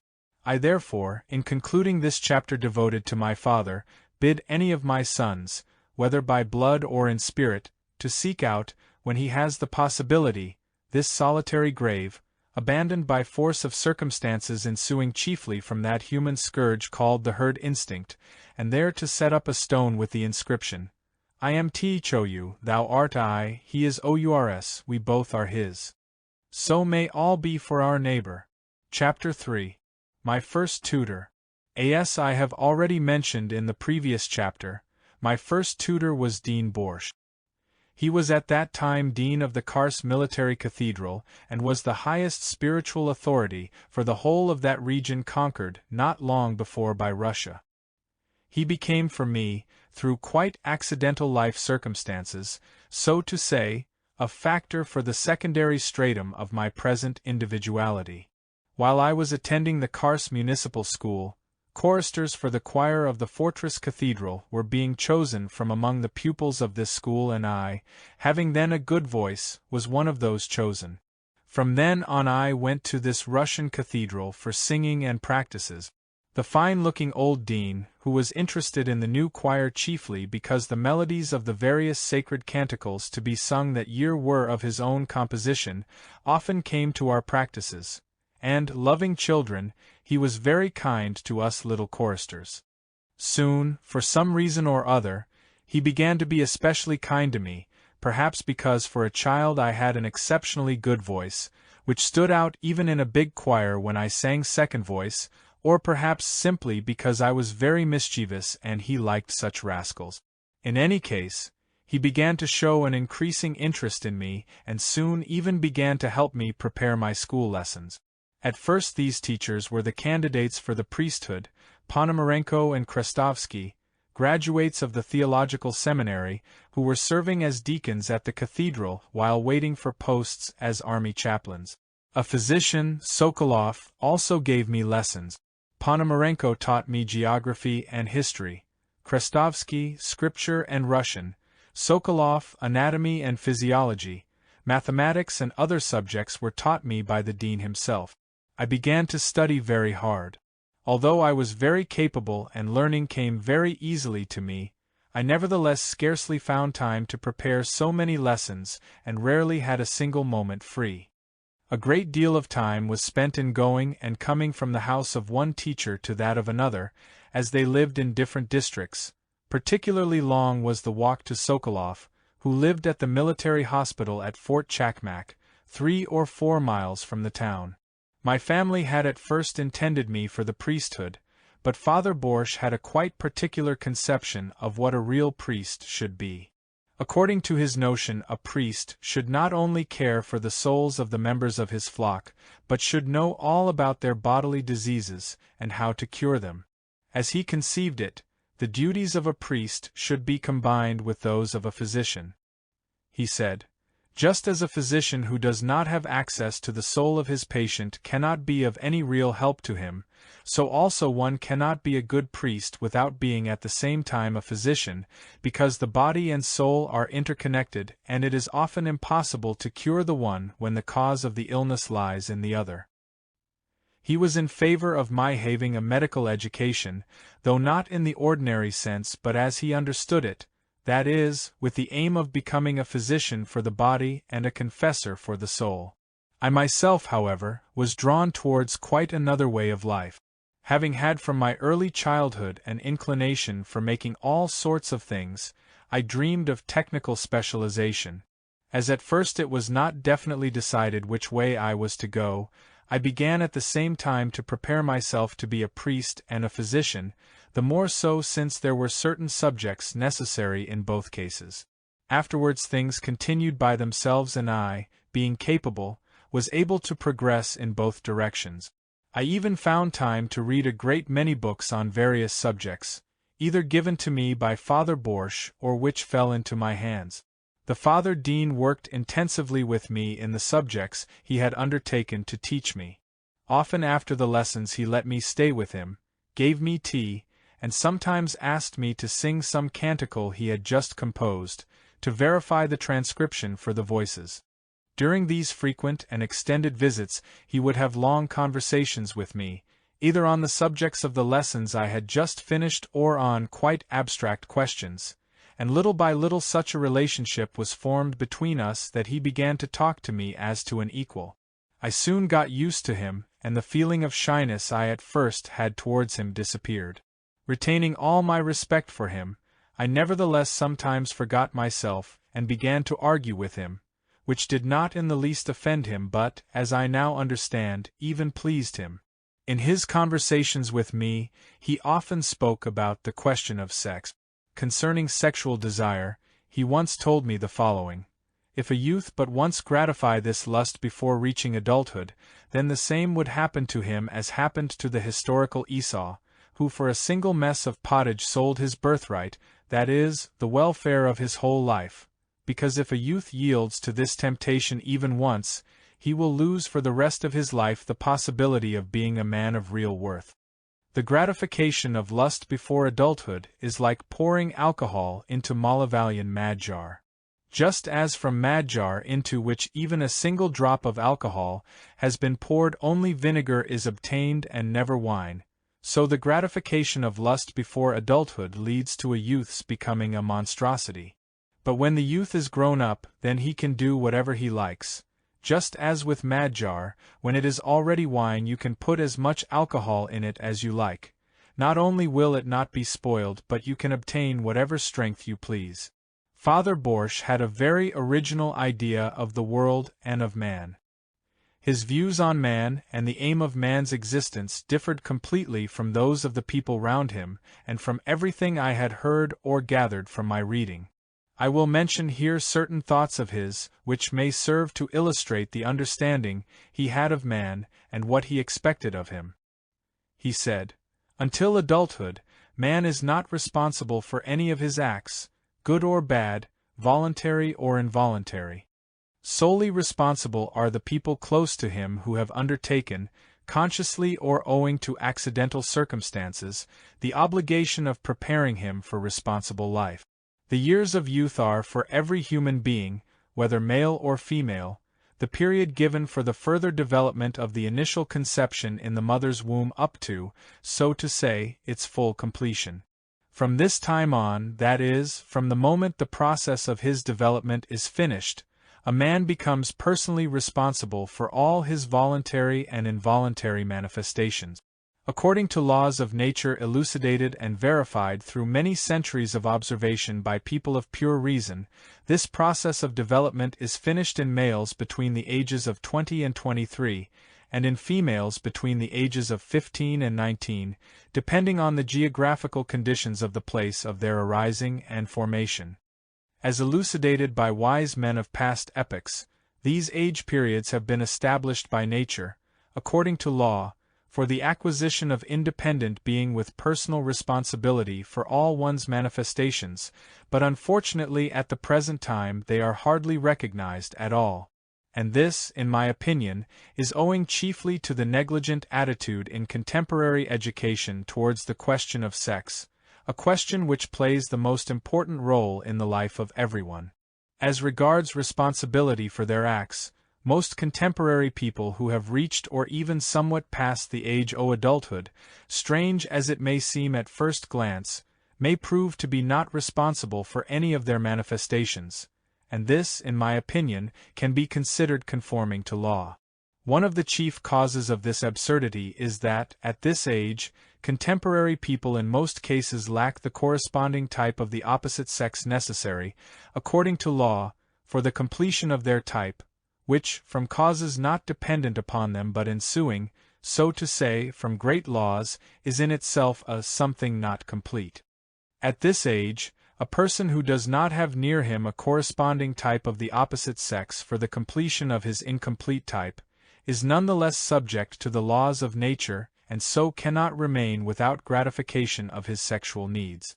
coming in contact with a type not corresponding to his own and, owing to the law of polarity, falling in certain respects under the influence of this non-corresponding type, he loses, involuntarily and imperceptibly, almost all the typical manifestations of his individuality.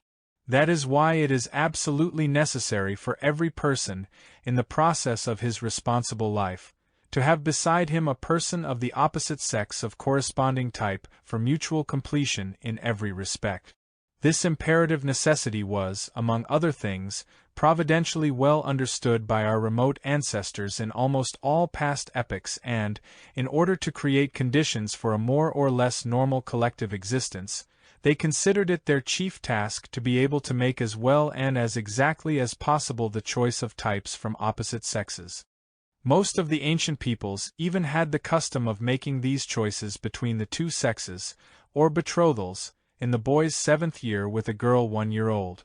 From this time on the two families of the future couple, thus early betrothed, were under the mutual obligation of assisting the correspondence in both children of all the habits inculcated in the course of growth, such as inclinations, enthusiasms, tastes, and so on. I also very well remember that on another occasion the Father Dean said, "In order that at responsible age a man may be a real man and not a parasite, his education must without fail be based on the following 10 principles. From early childhood there should be instilled in the child belief in receiving punishment for disobedience, hope of receiving reward only for merit, love of God but indifference to the saint, remorse of conscience for the ill-treatment of animals, fear of grieving parents and teachers, fearlessness towards devils, snakes, and mice, joy in being content merely with what one has, sorrow at the loss of the goodwill of others, patient endurance of pain and hunger, the striving early to earn one's bread." To my great distress, I did not happen to be present during the last days of this worthy and, for our time, remarkable man, in order to pay the last debt of earthly life to him, my unforgettable tutor, my second father. One Sunday, many years after his death, the priests and congregation of the Kars military cathedral were much astonished and interested when a man quite unknown in the neighborhood requested the full funeral service to be held over a lonely and forgotten grave, the only one within the grounds of the cathedral. And they saw how this stranger with difficulty held back his tears and, having generously recompensed the priests, and without looking at anyone, told the coachman to drive to the station. Rest in peace, dear teacher. I do not know whether I have justified or am justifying your dreams, but the commandments you gave me I have never once in all my life broken. Chapter 4. Boguchevsky. Boguchevsky, or Father of Lissai, is still alive and well, and has the good fortune to be an assistant to the abbot of the chief monastery of the Essene Brotherhood, situated not far from the shores of the Dead Sea. This brotherhood was founded, according to certain surmises, 1200 years before the birth of Christ, and it is said that in this brotherhood Jesus Christ received his first initiation. I met Boguchevsky, or Father of Lissai, for the first time when he was a very young man and when, having finished his course at the Russian Theological Seminary, he was waiting to be ordained to the priesthood and was a deacon at the military cathedral of Kars. Soon after his arrival in Kars he consented, at the request of my first tutor, Dean Borsch, to become my teacher in place of Krestovsky, another candidate for the priesthood, who several weeks before had received a post as chaplain to a regiment somewhere in Poland. Boguchevsky had then taken his place at the cathedral. Boguchevsky turned out to be a very sociable and kindly man. He soon won the confidence of all the cathedral clergy, even of Ponomarenko, who was also a candidate, but crude and, in the full sense of the word, a bore and not on good terms with anyone. With Boguchevsky, however, he got along so well that they even shared the same lodgings, taking rooms together near the public gardens close to the military fire brigade. Although I was then still very young, my relationship with Boguchevsky soon became very friendly. I often went to see him in my spare time, and when I had afternoon lessons I would often stay after they were finished, either to prepare other lessons or to listen to his conversations with Ponomarenko and with the acquaintances who were always visiting them. Sometimes I helped them in their simple household. Among those who often came to see them was an army engineer, Mstislavsky, who was a fellow countryman of Boguchevsky, and an artillery officer and pyrotechnical expert named Kuzmin. Seated around the samovar, they would discuss anything and everything. I would always listen very attentively to Boguchevsky and his friends, as, reading at that time a large number of books on the most varied subjects in Greek, Armenian and Russian, I was interested in many questions, but because of my youth I naturally never joined in their conversation. Their opinions were authoritative for me, and at that time I had a great veneration for these men on account of their advanced education. It was, by the way, all the conversations and discussions of these men, who gathered at my teacher Boguchevsky's to kill time in the monotonous life of the remote and very boring town of Kars, which awakened my ever-continuing interest in abstract questions. Since this interest played an important part in my life, leaving a definite mark on my entire subsequent existence, and since the events which stimulated this interest occurred during the period to which belong my memories of Boguchevsky, I will dwell upon them a little longer. Once, during one of these conversations, a lively discussion arose about spiritualism and, among other things, about table turning, which at that time was a subject of absorbing interest everywhere. The army engineer asserted that this phenomenon occurs through the participation of spirit. The others denied this, attributing it to other forces of nature, such as magnetism, the law of attraction, autosuggestion and so forth. But nobody denied the existence of the fact itself. I, as usual, listened attentively, and every opinion that was expressed deeply interested me. Although I had already read a great deal of anything and everything, this was the first time I heard about these matters. This discussion about spiritualism made a particularly strong impression on me because of the recent death of my favorite sister and my grief over it, from which I had not yet recovered. In those days I often thought about her, and involuntarily questions arose in my mind about death and life beyond the grave. What was said that evening seemed to be in response to the thoughts and questions which had unconsciously arisen in me and were demanding a solution. As a result of their discussion, they decided to make an experiment with a table. For this a table with 3 legs was necessary, and there was one in the corner of the room. But the specialist in these experiments, the army engineer, would not use it because there were nails in it. He explained that the table had to be without iron, and so they sent me to a neighboring photographer to ask whether he had such a table. Finding that he had one, I brought it back with me. It was evening. Having closed the doors and turned down the light, we all sat down round the table and, placing our hands on it in a certain way, began to wait. Sure enough, in about 20 minutes our table did begin to move, and when the engineer asked it the age of each one present, it tapped out the numbers with one leg. How and why it was tapping was incomprehensible to me. I did not even try to explain anything to myself, so strong was the impression of the vast, unknown fields opening up before me. What I had heard and seen agitated me so profoundly that when I went home I thought about these questions all that night and the next morning, and even decided to ask Father Borsch about them during my lessons. This I did, and told him about the conversation and experiment of the previous evening. "All that is nonsense," replied my first tutor. "Don't think and bother about such things, but learn what is necessary for you to know for leading a tolerable existence." And he could not resist adding, "Come, you little garlic-head," that was his favorite expression, think. If spirits can really tap with the leg of a table, it means that they have some physical force. And if they have, why should they resort to such an idiotic and moreover complicated means of communicating with people as tapping with the leg of a table? Surely they could transmit whatever they wished to say either by touch or by some other means. Much as I valued the opinion of my old tutor, I could not accept his categorical reply without criticism, the more so since it seemed to me that my younger instructor and his friends, who had been through the seminary and other higher educational institutions, might know more about some things than the old man who had studied in the days when science was not so advanced. So, in spite of all my respect for the old dean, I doubted his views on certain problems concerning higher matters. My question was thus left unanswered. I tried to solve it by reading books given me by Boguchevsky, the dean and others. My studies, however, did not allow me to think very long about anything extraneous, and after a time I forgot about this question and thought no more about it. Time passed.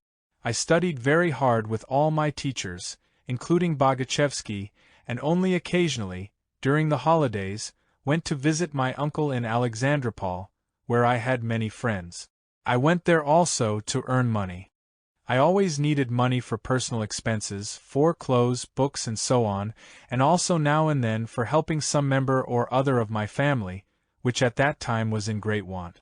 I went to Alexandropol to earn money, firstly, because everyone knew me there as a master of all trades and I was always asked to make or repair something.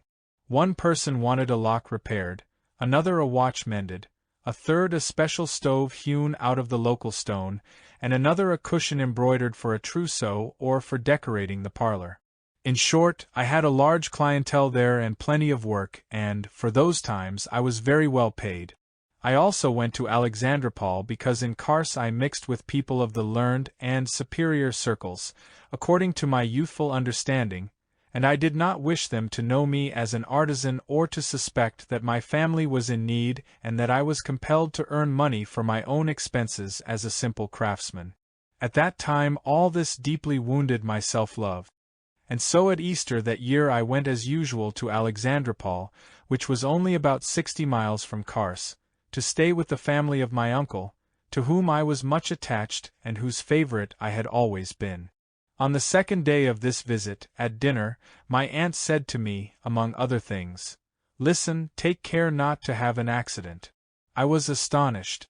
What could possibly happen to me? I asked her what she meant. "I don't quite believe it myself," said she, "but something that was foretold about you has already come true, and I am afraid that the rest of it might also come true." And she told me the following. At the beginning of the winter the half-witted young Ashok Martyros came to Alexandropol, as he did each year, and for some reason or other my aunt took it into her head to summon this fortune-teller and ask him to foretell my future. He had predicted many things awaiting me and, according to her, some of them had already occurred.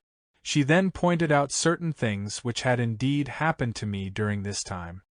"But thank God," she continued, "there are two things which have not yet happened to you.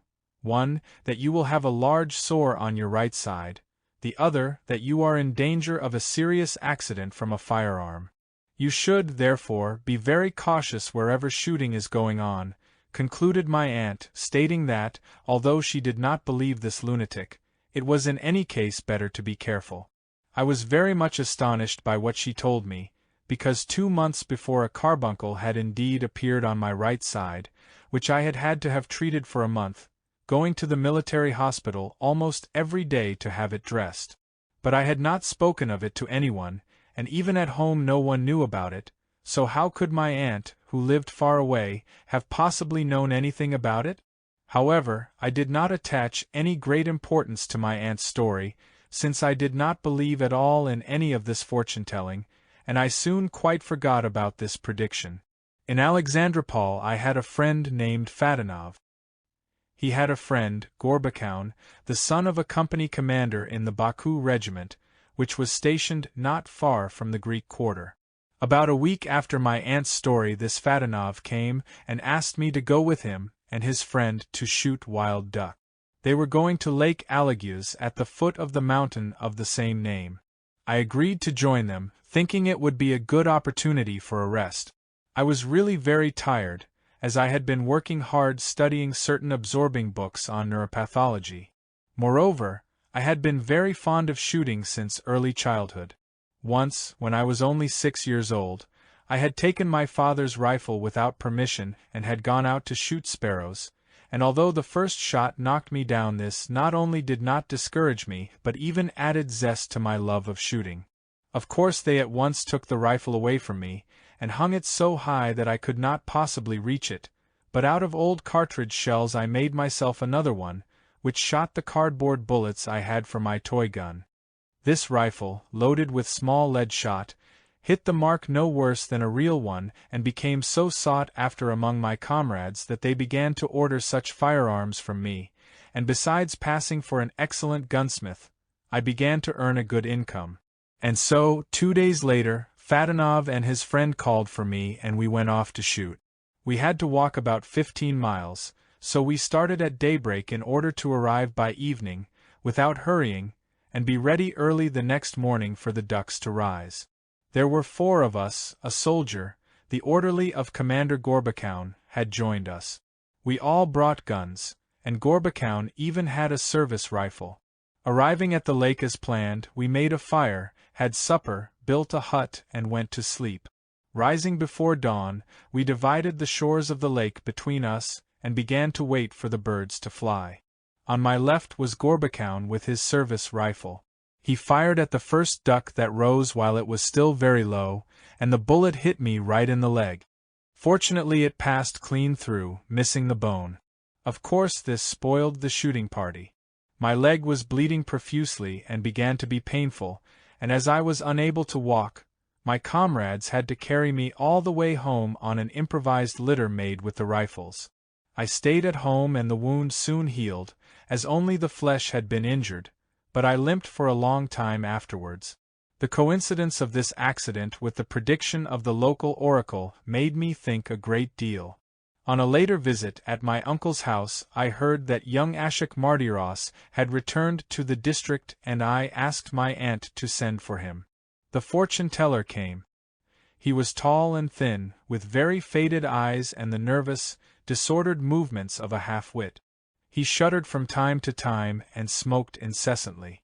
He was certainly a very sick man. His way of telling fortunes was as follows. Sitting between 2 lighted candles, he held his thumb up before him and stared for a long time at his thumbnail until he fell into a doze. Then he began to tell what he saw in the nail, first of all saying what the person was wearing and then what would happen to him in the future. If he were telling the fortune of someone absent, he would first ask for his name, the details of his face, the general direction of the place where he lived, and if possible his age. On this occasion he again made predictions about me. And one day, without fail, I will relate how these predictions were fulfilled. That summer, also in Alexandropol, I met with another phenomenon for which I could not then find any explanation. Across from my uncle's house was some vacant land, in the middle of which was a little grove of poplars. I liked this spot and used to go there with a book or with work of some sort.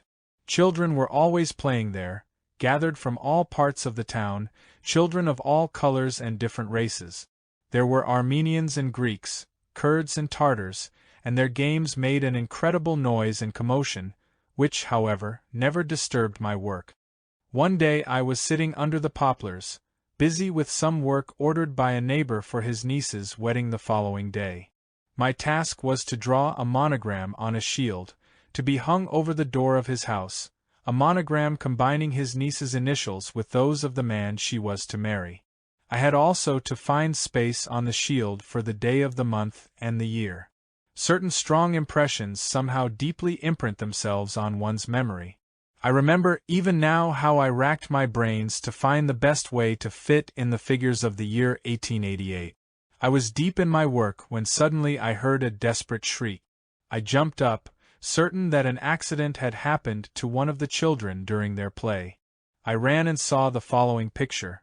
In the middle of a circle drawn on the ground stood one of the little boys, sobbing and making strange movements, and the others were standing at a certain distance laughing at him. I was puzzled and asked what it was all about. I learned that the boy in the middle was a Yezidi, that the circle had been drawn round him, and that he could not get out of it until it was rubbed away. The child was indeed trying with all his might to leave this magic circle, but he struggled in vain.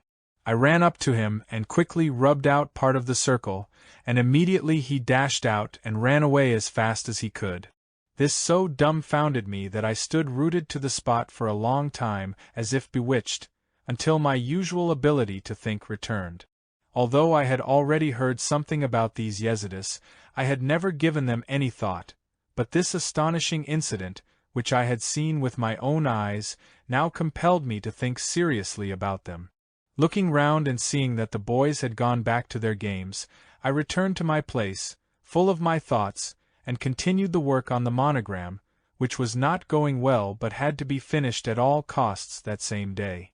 The Yezidis are a sect living in Transcaucasia, mainly in the regions near Mount Ararat. They are sometimes called devil worshippers. Many years after the incident just described, I made a special experimental verification of this phenomenon and found that, in fact, if a circle is drawn round a Yezidi, he cannot of his own volition escape from it. Within the circle he can move freely, and the larger the circle, the larger the space in which he can move, but get out of it he cannot. Some strange force, much more powerful than his normal strength, keeps him inside.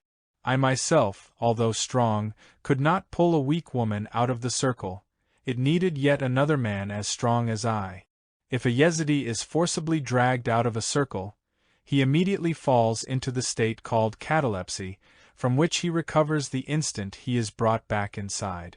But if he is not brought back into the circle, he returns to a normal state, as we ascertained, only after either 13 or 21 hours. To bring him back to a normal state by any other means is impossible. At least my friends and I were not able to do so, in spite of the fact that we already possessed all the means known to contemporary hypnotic science for bringing people out of the cataleptic state. Only their priests could do so, by means of certain short incantations. Having somehow finished and delivered the shield that evening, I set off to the Russian quarter, where most of my friends and acquaintances lived, in the hope that they might help me understand this strange phenomenon. The Russian quarter of Alexandropol was where all the local intelligentsia lived. It should be mentioned that from the age of 8, owing to chance circumstances, my friends in Alexandropol as well as in Kars were much older than I and belonged to families who were considered socially higher than mine.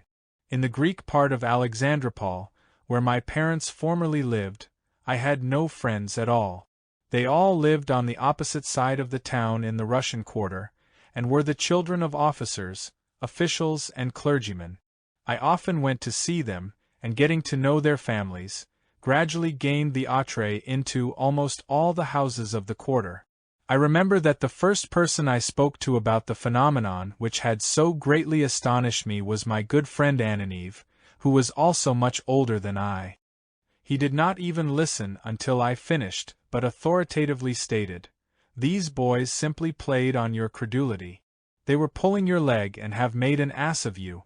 But look, how smart this is," he added, running to the next room and putting on, as he came back, his brand-new uniform.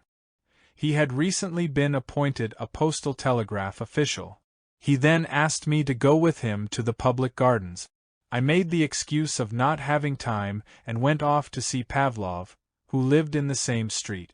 Pavlov, who was a treasury official, was a very good fellow but a great drinker. At his house were the deacon of the fortress church, Father Maxim, an artillery officer called Artemin, Captain Tarantiv, the teacher Stolmak, and 2 others whom I hardly knew.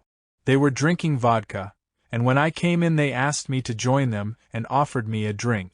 It must be said that that year I had already begun to drink, not much, it is true, but when I was invited to do so, as sometimes happened, I did not refuse. I had begun to drink owing to an incident in Kars. One morning, being very tired from studying all night long, I was about to go to bed when suddenly a soldier came to call me to come to the cathedral. That day a service was to be held at a certain fort, I do not remember in honor of what, and at the last minute it was decided to have the choir for it, so the attendants and orderlies were sent to all parts of the town to call the choristers. Having had no sleep all night, I was so exhausted by the walk up the steep hill to the fort and by the service itself that I could hardly stand on my feet. After the service a dinner had been prepared at the fort for the people invited, and a special table had been laid for the choristers. The choirmaster, a hearty drinker, seeing how weak I was, persuaded me to drink a small glass of vodka. When I had drunk it I did in fact feel much better, and after taking a second glass all my weakness disappeared. After that, whenever I was very tired or nervous I took 1 or 2, or sometimes even 3, small glasses. On this evening also I took a glass of vodka with my friends, but, however much they tried to persuade me, I refused a second one. The company was not yet drunk, as they had only just begun drinking. But I knew how things usually went in this gay crowd. The first one to get tipsy was always the father deacon. When only slightly intoxicated he would, for some reason or other, begin to intone a prayer for the repose of the soul of that true believer, etc., the late Alexander I. But seeing that he was still sitting there glum, I could not resist telling him what I had seen that day. I did not, however, speak so seriously about it as I did to Ananive, but instead spoke somewhat jokingly. Everybody listened to me attentively and with great interest, and when I finished my story they began to express their opinions. The first to speak was the captain, who said that he himself had recently seen some soldiers draw a circle on the ground round a Kurd, who begged them almost in tears to rub it away. Not until he, the captain, had ordered a soldier to erase a part of the circle, was the Kurd able to get out of it. I think, added the captain, that they take some vow never to go out of a closed circle, and they do not go out of it, not because they cannot, but because they do not wish to break their vow. The deacon said, "They are devil worshippers, and under ordinary circumstances the devil does not touch them, as they are his own. But as the devil himself is only a subordinate and is obliged by his office to impose his authority on everyone, he therefore, as you might say, for the sake of appearances, has limited the Yezidis' independence in this way so that other people should not suspect that they are his servants. It's exactly like Philip. Philip was a policeman who stood at the street corner and whom these fellows, having no one else available, sometimes sent for cigarettes and drinks. The police service there at that time, as is said, even made the cat laugh. Now if I, the deacon continued, make a row, let's say, in the street, this Philip is obliged without fail to take me to the police station, and for appearance's sake, so that it should not seem strange to others, he will of course do so, but as soon as we turn the corner he will let me go, not forgetting to say, please, a little tip. Well, the unclean one is just the same, you might say, with his servants, the Yezidis. I do not know whether he invented this episode on the spur of the moment, or whether it had really taken place. The artillery officer said that he had never heard about such a phenomenon and that, in his opinion, nothing of the sort could exist. He much regretted that we, intelligent people, should believe in such marvels and, still more, rack our brains about them. Stolmack, the teacher, retorted that on the contrary he firmly believed in supernatural phenomena and that, if there were much that positive science could not explain, he was fully convinced that, with the present rapid progress of civilization, contemporary science would soon prove that all mysteries of the metaphysical world could be fully explained by physical causes.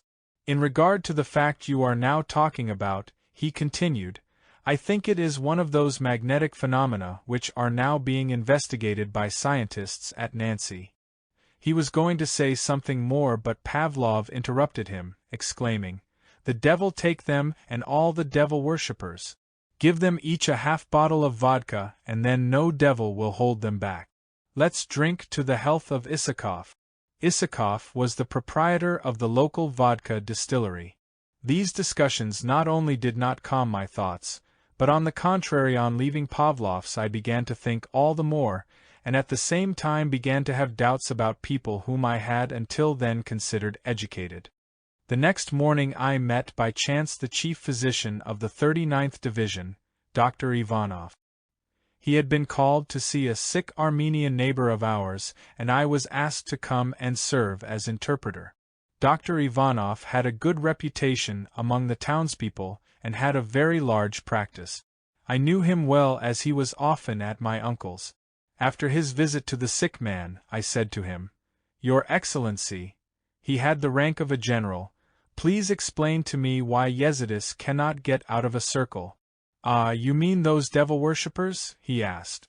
"That is simply hysteria." "Hysteria?" I queried. "Yes, hysteria." And then he rattled off a long rigmarole about hysteria, and all I could gather from it was that hysteria is hysteria. This I already knew myself, as there was not a single book on neuropathology and psychology in the library of the Kars Military Hospital that I had not read, and read very attentively, carefully going over almost every line in my intense desire to find, through these branches of science, an explanation of the phenomenon of table turning. Therefore I already well understood that hysteria is hysteria, but I wished to know something more. The more I realized how difficult it was to find a solution, the more I was gnawed by the worm of curiosity. For several days I was not myself and did not wish to do anything. I thought and thought of one thing only: what is true? What is written in books and taught by my teachers, or the facts I am always running up against? Soon another incident occurred, and this time I was completely bewildered. 5 or 6 days after the incident of the Yezidis, while going one morning to the fountain to wash, it was the custom there to wash in spring water every morning, I saw a group of women at the comber talking excitedly. I went up to them and learned the following: that night in the Tartar quarter a Gornak had appeared. This was the name there of an evil spirit which used the bodies of people who had recently died and appeared in their shape to do all sorts of villainies, especially to the enemies of the dead person. This time one of these spirits had appeared in the body of a Tartar who had been buried the day before, the son of Mariam Bakshi.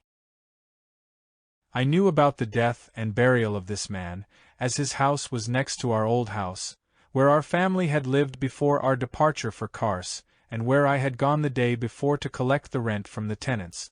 I had also called on several Tartar neighbors, and had seen the body of the dead man being carried out. He was a young man who had recently joined the police guard, and he used to visit us. I had known him very well. Several days before, during a Hijatovka contest, he had fallen from his horse and, as they said, had twisted his intestines. Although a military doctor, named Kalchevsky, had given him a full glass of mercury to readjust his intestines, the poor man had died and, according to the Tartar custom, was buried very soon.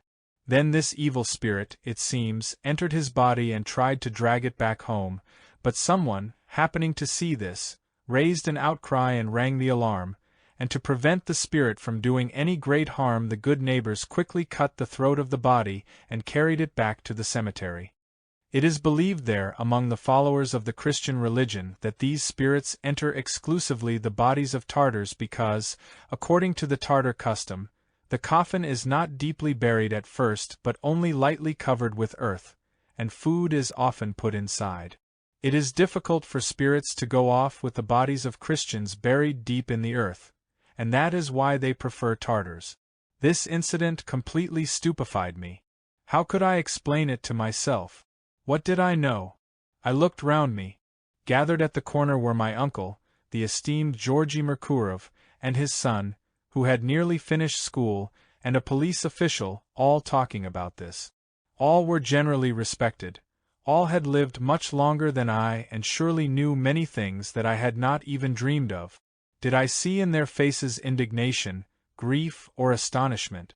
No, they even seemed to be glad that somebody had succeeded this time in punishing the evil spirit and warding off its mischief. I gave myself up again to reading books, hoping that through them I could satisfy the worm which was gnawing me. Boguchevsky helped me very much, but unfortunately he soon went away, because 2 years after his arrival in Kars, he was appointed chaplain of the garrison in a town of the Trans-Caspian region. While he lived in Kars and was my teacher, he introduced into our relationship a certain peculiarity, namely, although he was not yet a priest, he confessed me every week. When he left he bade me, among other things, write out my confession each week and send it to him in a letter, promising that he would sometimes reply. We agreed that he would send his letters through my uncle, who would forward them to me. A year later, in the Trans-Caspian region, Boguchevsky gave up his duties as chaplain and became a monk. At the time it was said that the cause of his action was that his wife seemed to be having an affair with some officer, and Boguchevsky had turned her out and had not wished to remain in the town or even to hold office in the church. Soon after Boguchevsky's departure from Kars, I went to Tiflis. At this time I received 2 letters from Boguchevsky through my uncle, after which I had no news of him for several years. Once, much later, I met him quite by accident in the town of Samara as he was leaving the house of the local bishop. He was then wearing the monk's habit of a well-known monastery. He did not immediately recognize me, as I had by then grown up and changed a good deal, but when I told him who I was he was very glad to see me, and for several days we saw each other often, until both of us left Samara. After this meeting I never saw him again. I heard later that he had not wished to remain in his monastery in Russia and had soon left for Turkey, then for Holy Athos, where he also did not stay long. He had then renounced his monastic life and had gone to Jerusalem. There he chanced to become friends with a vendor of rosaries who traded near the Lord's temple. This trader was a monk of the Essene order who, having gradually prepared Boguchevsky, introduced him into his brotherhood. Owing to his exemplary life, Boguchevsky was appointed warden and, a few years later, prior in one of the branches of this brotherhood in Egypt, and later, on the death of one of the assistants to the abbot of the chief monastery, Boguchevsky was appointed in his place. Of his extraordinary life during this period I learned much, when I was in Brausa, from the tales of a certain friend of mine, a Turkish dervish who had often met Boguchevsky. Before this time I had received another letter from him, again sent through my uncle. In addition to the few words of blessing, there were enclosed a small photograph of him in the dress of a Greek monk and several views of holy places in the environs of Jerusalem. When he was in Kars, still only a candidate for the priesthood, Boguchevsky had very original views on morality. He then said and taught me that on earth there are 2 moralities, one objective, established by life in the course of thousands of years, and the other subjective, pertaining to individuals as well as to whole nations, kingdoms, families, groups of people, and so forth. Objective morality, he said, is established by life and by the commandments given us by the Lord God Himself through His prophets, and it gradually becomes the basis for the formation in man of what is called conscience. And it is by this conscience that objective morality, in its turn, is maintained. Objective morality never changes, it can only broaden in the course of time.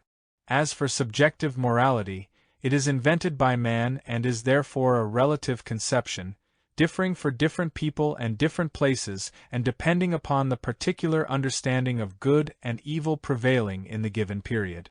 For example, here in Transcaucasia, said Boguchevsky, if a woman does not cover her face and if she speaks with a guest, everyone will regard her as immoral, spoiled and badly brought up.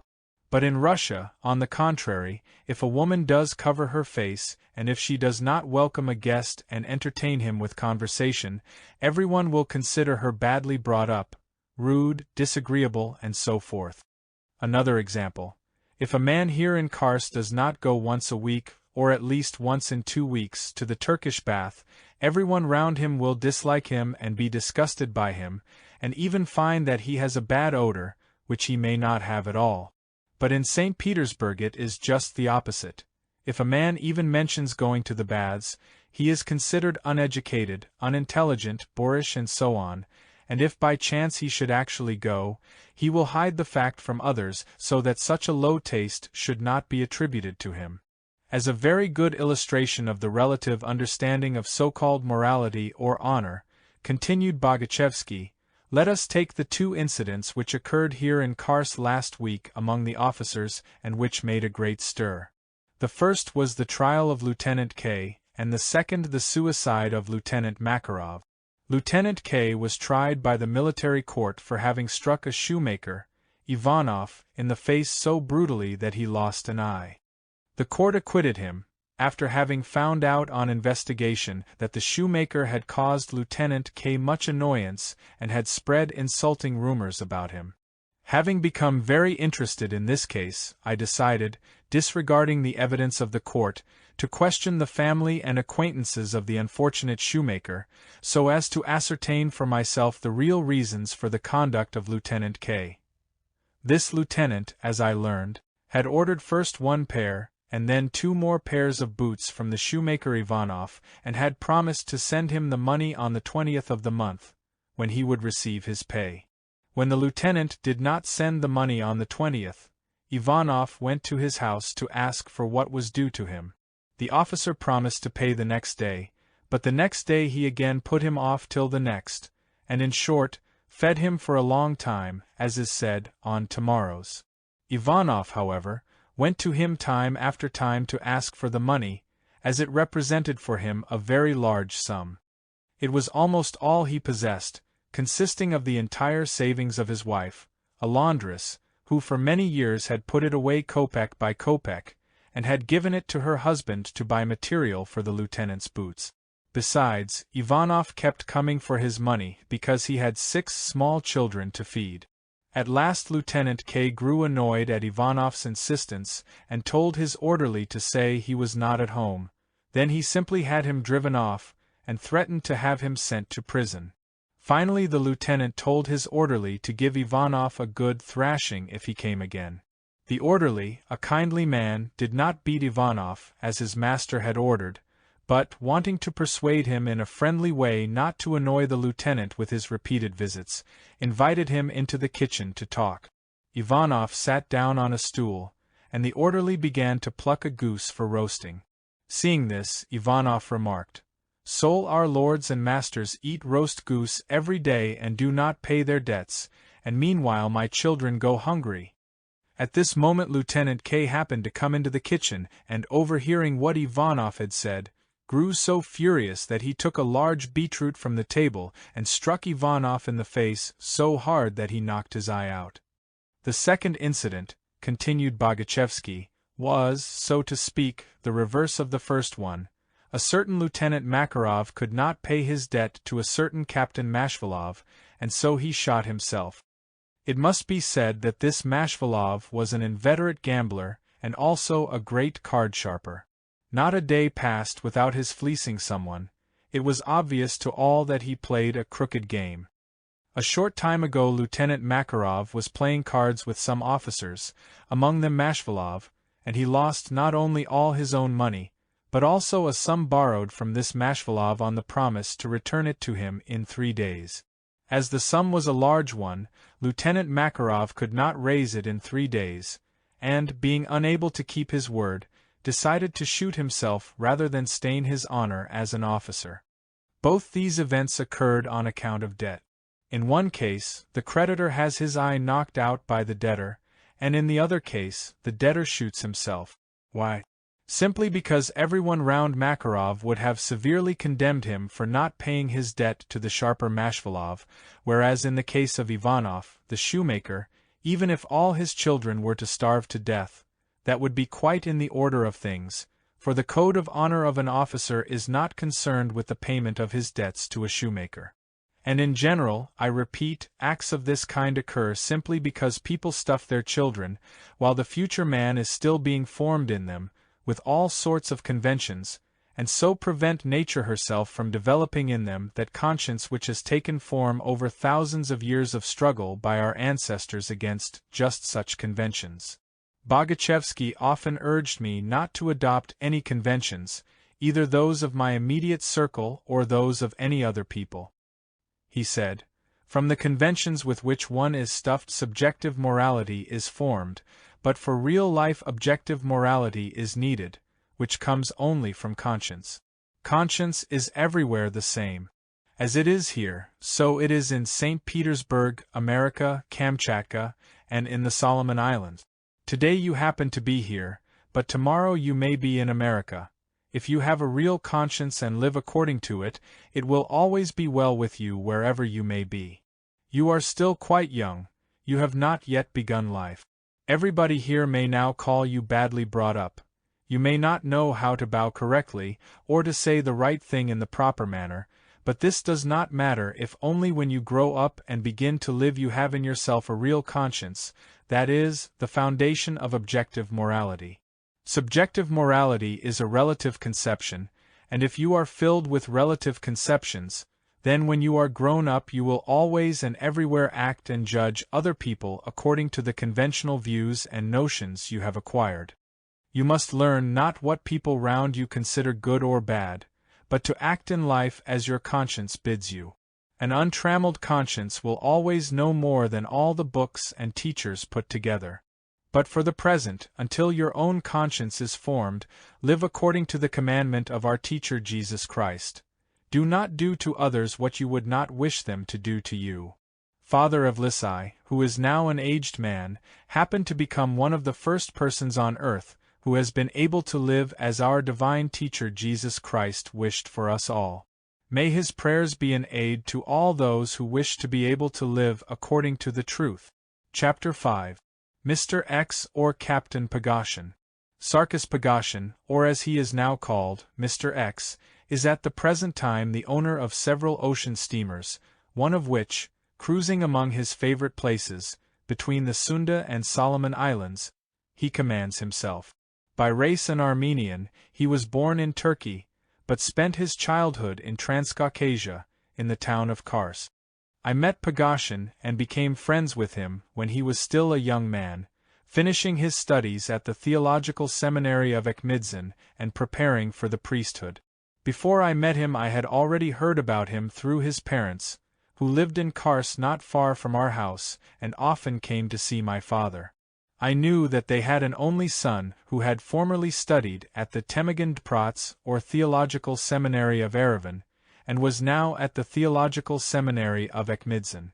Pogoshin's parents were natives of Turkey, from the town of Erzurum, and had moved to Kars soon after it was taken by the Russians. His father was by profession a Poyaji-7, and his mother an embroideress in gold, specializing in breastpieces and belts for Juppays. 8 Living very simply themselves, they spent all they had to give their son a good education. Sarkis Pogoshin rarely came to see his parents, and I never had an opportunity to see him in Kars.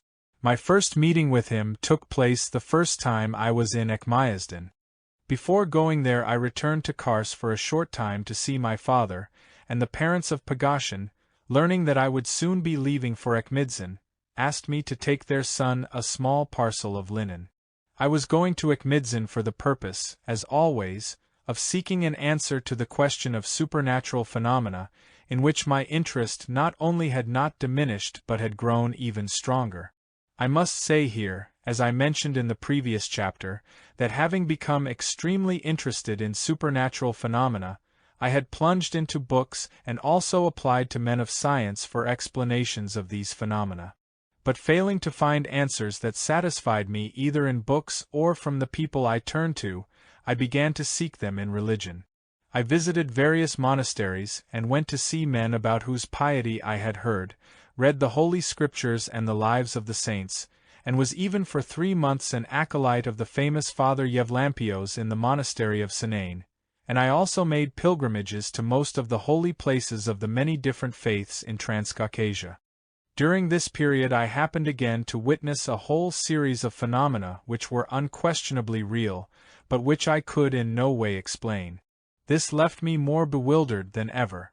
For example, once when I went with a company of pilgrims from Alexandropol for a religious festival to a place on Mount Jager, known among the Armenians by the name of Aminoprets, I witnessed the following incident. A sick man, a paralytic, from the small village of Paldivan was being taken there on a cart, and on the road we fell into conversation with the relatives who were accompanying the invalid, and talked with them as we went along. This paralytic, who was barely 30 years old, had been ill for the past 6 years, but before that he had been in perfect health and had even done military service. He had fallen ill after his return home from service, just before his wedding, and had lost all use of the left side of his body. In spite of various treatments by doctors and healers, nothing helped. He had even been specially taken for treatment to Mineral Vodi in the Caucasus, and now his relatives were bringing him here, to Amenapretz, hoping against hope that the saint would help him and alleviate his sufferings. On the way to this holy place we made a special stop, as all pilgrims usually do, at the village of Discient to pray at the miraculous icon of our Savior, which was in the house of a certain Armenian family. As the invalid also wished to pray, he was taken into the house, I myself helping to carry the poor man in. Soon afterwards we came to the foot of Mount Jager, on the slopes of which the little church with the miraculous tomb of the saint is situated. We halted at the place where the pilgrims usually leave their carts, wagons and vans, at the end of the carriage road. From there the further ascent of 1/4 of a mile must be made on foot, and many walk barefoot, according to the custom there, while others even do this distance on their knees or in some other special way. When the paralytic was lifted from the cart to be carried to the top, he suddenly resisted, wishing to try to crawl up by himself as best he could. He was put on the ground, and he started dragging himself along on his healthy side. He did this with such difficulty that it was pitiable to watch him, but he still refused all help. Resting often on the way, he finally, after 3 hours, reached the top, crawled to the tomb of the saint, which was in the center of the church, and having kissed the tombstone, immediately lost consciousness. His relatives, with the help of the priests and myself, tried to revive him. We poured water into his mouth and bathed his head. And it was just as he came to himself that a miracle occurred. His paralysis was gone. At first the man was stupefied, but when he realized that he could move all his limbs, he sprang up and almost began to dance. Then, all of a sudden recollecting himself, with a loud cry he flung himself prone and began to pray. All the people there, with the priest at their head, immediately fell on their knees and began to pray also. Then the priest stood up, and amidst the kneeling worshippers, held a service of thanksgiving to the saint. Another incident, which puzzled me no less, took place in Kars. That year there was terrible heat and drought in the whole province of Kars. Almost all the crops had been scorched, a famine threatened, and the people were becoming agitated. That same summer there arrived in Russia from the Patriarchate of Antioch an archimandrite with a miraculous icon. I do not remember whether of Saint Nicholas the miracle worker or of the Virgin to collect money for the relief of the Greeks who suffered in the Cretan War. He traveled with this icon chiefly to places in Russia with a Greek population, and he also came to Kars. I do not know whether politics or religion was at the bottom of it all, but the Russian authorities in Kars, as elsewhere, took part in organizing an impressive welcome and in according him all kinds of honors. When the archimandrite arrived in any town, the icon was carried from church to church, and the clergy, coming to meet it with banners, welcomed it with great solemnity. The day after the archimandrite arrived in Kars, the rumor spread that a special service for rain would be held before this icon, by all the clergy, at a place outside the town. And indeed, just after 12 o'clock on that same day, processions set out from all the churches, with banners and icons, to join in the ceremony at the appointed place. In this ceremony there took part the clergy of the old Greek church, of the recently rebuilt Greek cathedral, the military cathedral, the church of the Kuban regiment, and also of the Armenian church. It was a day of particularly intense heat. In the presence of almost the entire population, the clergy, with the archimandrite at their head, held a solemn service, after which the whole procession marched back towards the town.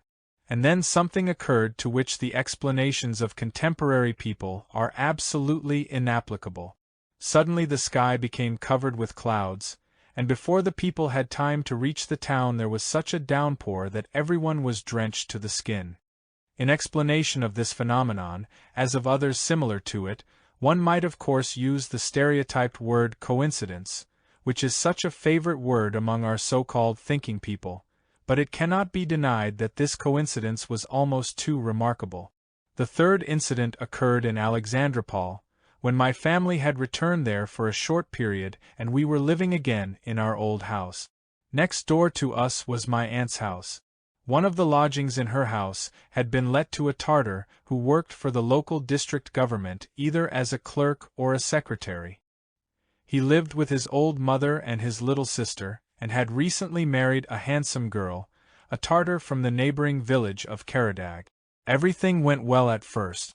40 days after her marriage the young wife, according to the Tartar custom, went to visit her parents. But there, either she caught cold or something else happened to her, for when she returned she did not feel well, had to go to bed, and gradually became very ill. They gave her the best of care, but in spite of being treated by several doctors, among whom, I remember, were the town doctor, Resnik, and the former army doctor Kielchevsky, the condition of the sick woman went from bad to worse. An acquaintance of mine, a doctor's assistant, went every morning, by order of Dr. Resnik, to give her an injection. This doctor's assistant, whose name I do not remember, I only remember that he was unbelievably tall, often dropped in to see us when I was at home. One morning he came in while my mother and I were drinking tea. We invited him to join us at the table, and in the course of the conversation I asked him, among other things, how our neighbor was getting on. "She is very sick," he replied.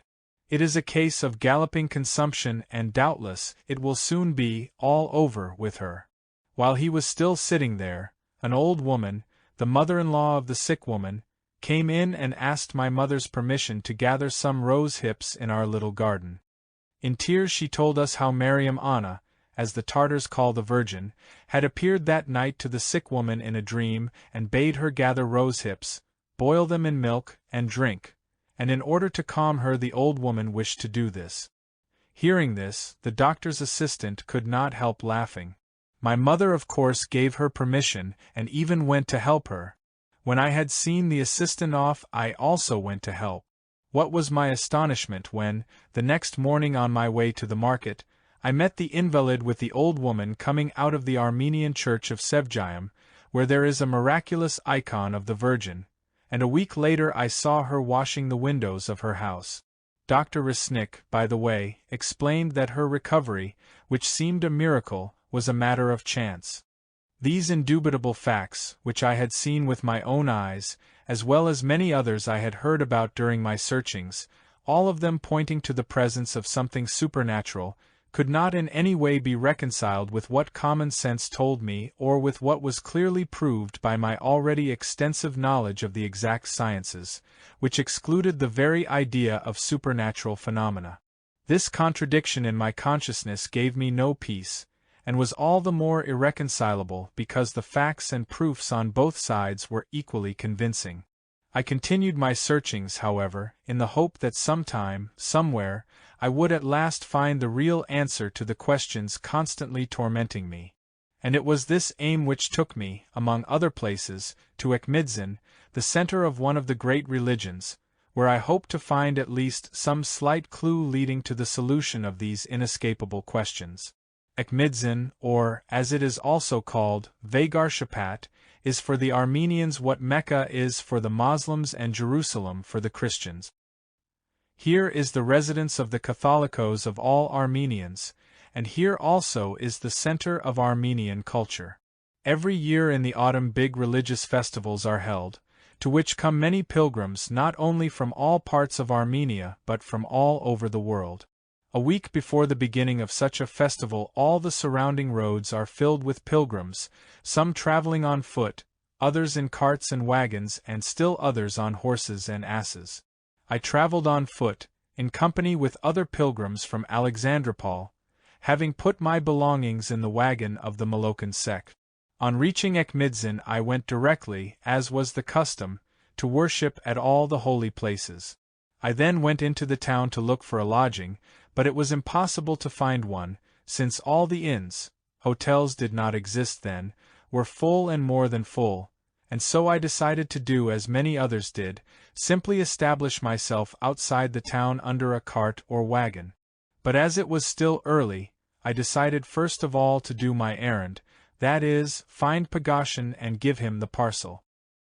He lived not far from the main inn in the house of a distant relative, the Archimandrite Surenian. I found him at home. He was about the same age as I, dark, of medium height, and had a small mustache. His eyes were very sad, but at times they burned with an inner fire. The right eye was slightly crossed. At that time he seemed to be very frail and shy. He began asking me about his parents, and having learned in the course of the conversation that I had not succeeded in finding lodgings, he ran off and, returning almost immediately, proposed that I should share his room. I of course accepted, and went at once and brought back all my paraphernalia from the wagon. And I had just finished arranging a bed for myself with Pagoshin's help, when we were called to take supper with Father Surenian, who greeted me affably and asked me about Pagoshin's family and about things in general in Alexandropol. After supper I went with Pagoshin to see the town and the sacred relic. It must be said that during the festival there is a great deal of movement all night in the streets of Ekmidzin, and all the cafés and askhani are open. That whole evening and all the days following were spent with Pagoshin. He took me everywhere, as he knew all the ins and outs of the town. We went to places where ordinary pilgrims do not have access, and even to the Kanzerin, where the treasures of Ekmidzin are kept and where one is very rarely admitted. During our talks we discovered that the questions which were agitating me also interested him. Both of us had much material to share on these questions, and little by little our talks became more intimate and heart-to-heart, and a strong tie was gradually formed between us. Pagoshin was nearing the end of his studies at the theological seminary and in 2 years was to be ordained a priest, but his inner state did not correspond to this at all. Religious as he was none the less extremely critical of his environment and strongly averse to living among priests whose mode of life seemed to him to run entirely counter to his own ideals. When we had become friends, he told me a great deal about the hidden side of the life of the clergy there, and the thought that on becoming a priest he would have to live in this environment made him suffer inwardly and feel deeply distressed. After the holidays I stayed on in Ekmidzin for 3 more weeks, living with Pagoshin at the house of the Archimandrite Surenian, and thus I had the opportunity more than once of talking about the subjects which agitated me with the Archimandrite himself, and also with other monks to whom he introduced me. But during my stay in Ekmidzin I did not find what I was looking for and, having spent enough time to realize that I could not find it there, I went away with a feeling of deep inner disillusionment. Pagoshin and I parted great friends. We promised to write to each other and to share our observations on the questions which interested us both. One fine day, 2 years later, Pagoshin arrived in Tiflis and came to stay with me. He had graduated from the seminary and had been in Kars for a short time with his parents.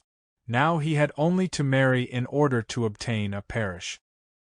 His family had even found a bride for him, but he was in a state of complete indecision and did not know what to do. He would spend days on end reading all kinds of books that I had, and in the evenings, on my return home from work as a stoker at the Tiflis railway station, we would go together to the Maushtade and, walking along the deserted paths, we would talk and talk. Once, while walking in the Maushtade, I jokingly proposed that he should come to work with me at the railway station, and I was greatly astonished when the next day he insisted that I should help him get a place there. I did not try to dissuade him, but sent him with a note to my good friend the engineer Yaroslav, who at once gave him a letter of introduction to the station-master, who took him on as assistant locksmith. So it continued until October. We were still engrossed in abstract questions and Pagoshin had no thought of returning home. Once at the house of Yaroslav I made the acquaintance of another engineer, Vasiliev, who had just arrived in the Caucasus to survey the route of the proposed railway between Tiflis and Kars. After we had met several times, he proposed one day that I should go with him on the survey as overseer and interpreter. The salary offered was very tempting, almost 4 times as much as I was earning. I was already tired of my job, which was beginning to interfere with my main work, and as it also became clear that I should have much free time, I accepted. I proposed to Pagoshin that he should go with me in some capacity or other, but he refused, as he had become interested in his work as a locksmith and wished to continue what he had begun. I traveled with this engineer for 3 months in the narrow valleys between Tiflis and Karaklis and managed to earn a great deal, having besides my official salary several unofficial sources of income of a rather questionable character. Knowing beforehand which villages and little towns the railway was to go past, I would send someone to the power possessors of these villages and towns, offering to arrange for the railway to be laid through these places. In most cases my offer was accepted, and I would receive for my trouble a private remuneration, at times in the form of a rather large amount of money. When I returned to Tiflis I had collected, including what remained from my previous earnings, quite a substantial sum, so I did not look for work again but devoted myself entirely to the study of the phenomena which interested me. Pagasian had meanwhile become a locksmith and also found time to read a great many books. He had recently become especially interested in ancient Armenian literature, of which he procured a large quantity from the same booksellers as I. By this time Pagasian and I had come to the definite conclusion that there really was a certain something which people formerly knew, but that now this knowledge was quite forgotten. We had lost all hope of finding any guiding clue to this knowledge in contemporary exact science, in contemporary books or from people in general, and so we directed all our attention to ancient literature. Having chanced to come across a whole collection of ancient Armenian books, Pagasian and I became intimately interested in them and decided to go to Alexandropol to look for a quiet place where we could give ourselves up entirely to study. Arriving in Alexandropol, we chose as such a place the isolated ruins of the ancient Armenian capital, Ani, which is 30 miles from Alexandropol, and having built a hut among the ruins we settled there, getting our food from the neighboring villages and from shepherds. Ani became the capital of the Bagratid kings of Armenia in the year 962. It was taken by the Byzantine emperor in 1046, and at that time was already called the City of 1,000 Churches. Later it was conquered by the Seljuk Turks. Between 1125 and 1209 it was taken 5 times by the Georgians. In 1239 it was taken by the Mongols, and in 1313 it was completely destroyed by earthquake. Among the ruins there are, by the way, the remains of the Patriarch's Church, finished in the year 1010, the remains of 2 churches also of the 11th century, and of a church which was completed about 1215. At this point in my writings I cannot pass by in silence a fact which, in my opinion, may be of interest to certain readers, namely, that these historical data which I have just cited concerning the ancient Armenian capital Ani are the first, and I hope the last, that I have taken from information officially recognized on earth. That is to say, it is the first instance since the beginning of my writing activities in which I have had recourse to an encyclopedia. About the city Ani there still exists one very interesting legend, explaining why, after being called the City of 1,000 Churches for a long time, it came to be called the City of 1,001 Churches. This legend is as follows. Once the wife of a certain shepherd complained to her husband about the shocking misbehavior in the churches. She said that there was no place for quiet prayer and, wherever one went, the churches were as crowded and noisy as beehives. And the shepherd, heeding her just indignation, began building a church especially for his wife. In former times the word shepherd did not have the same meaning as it has now.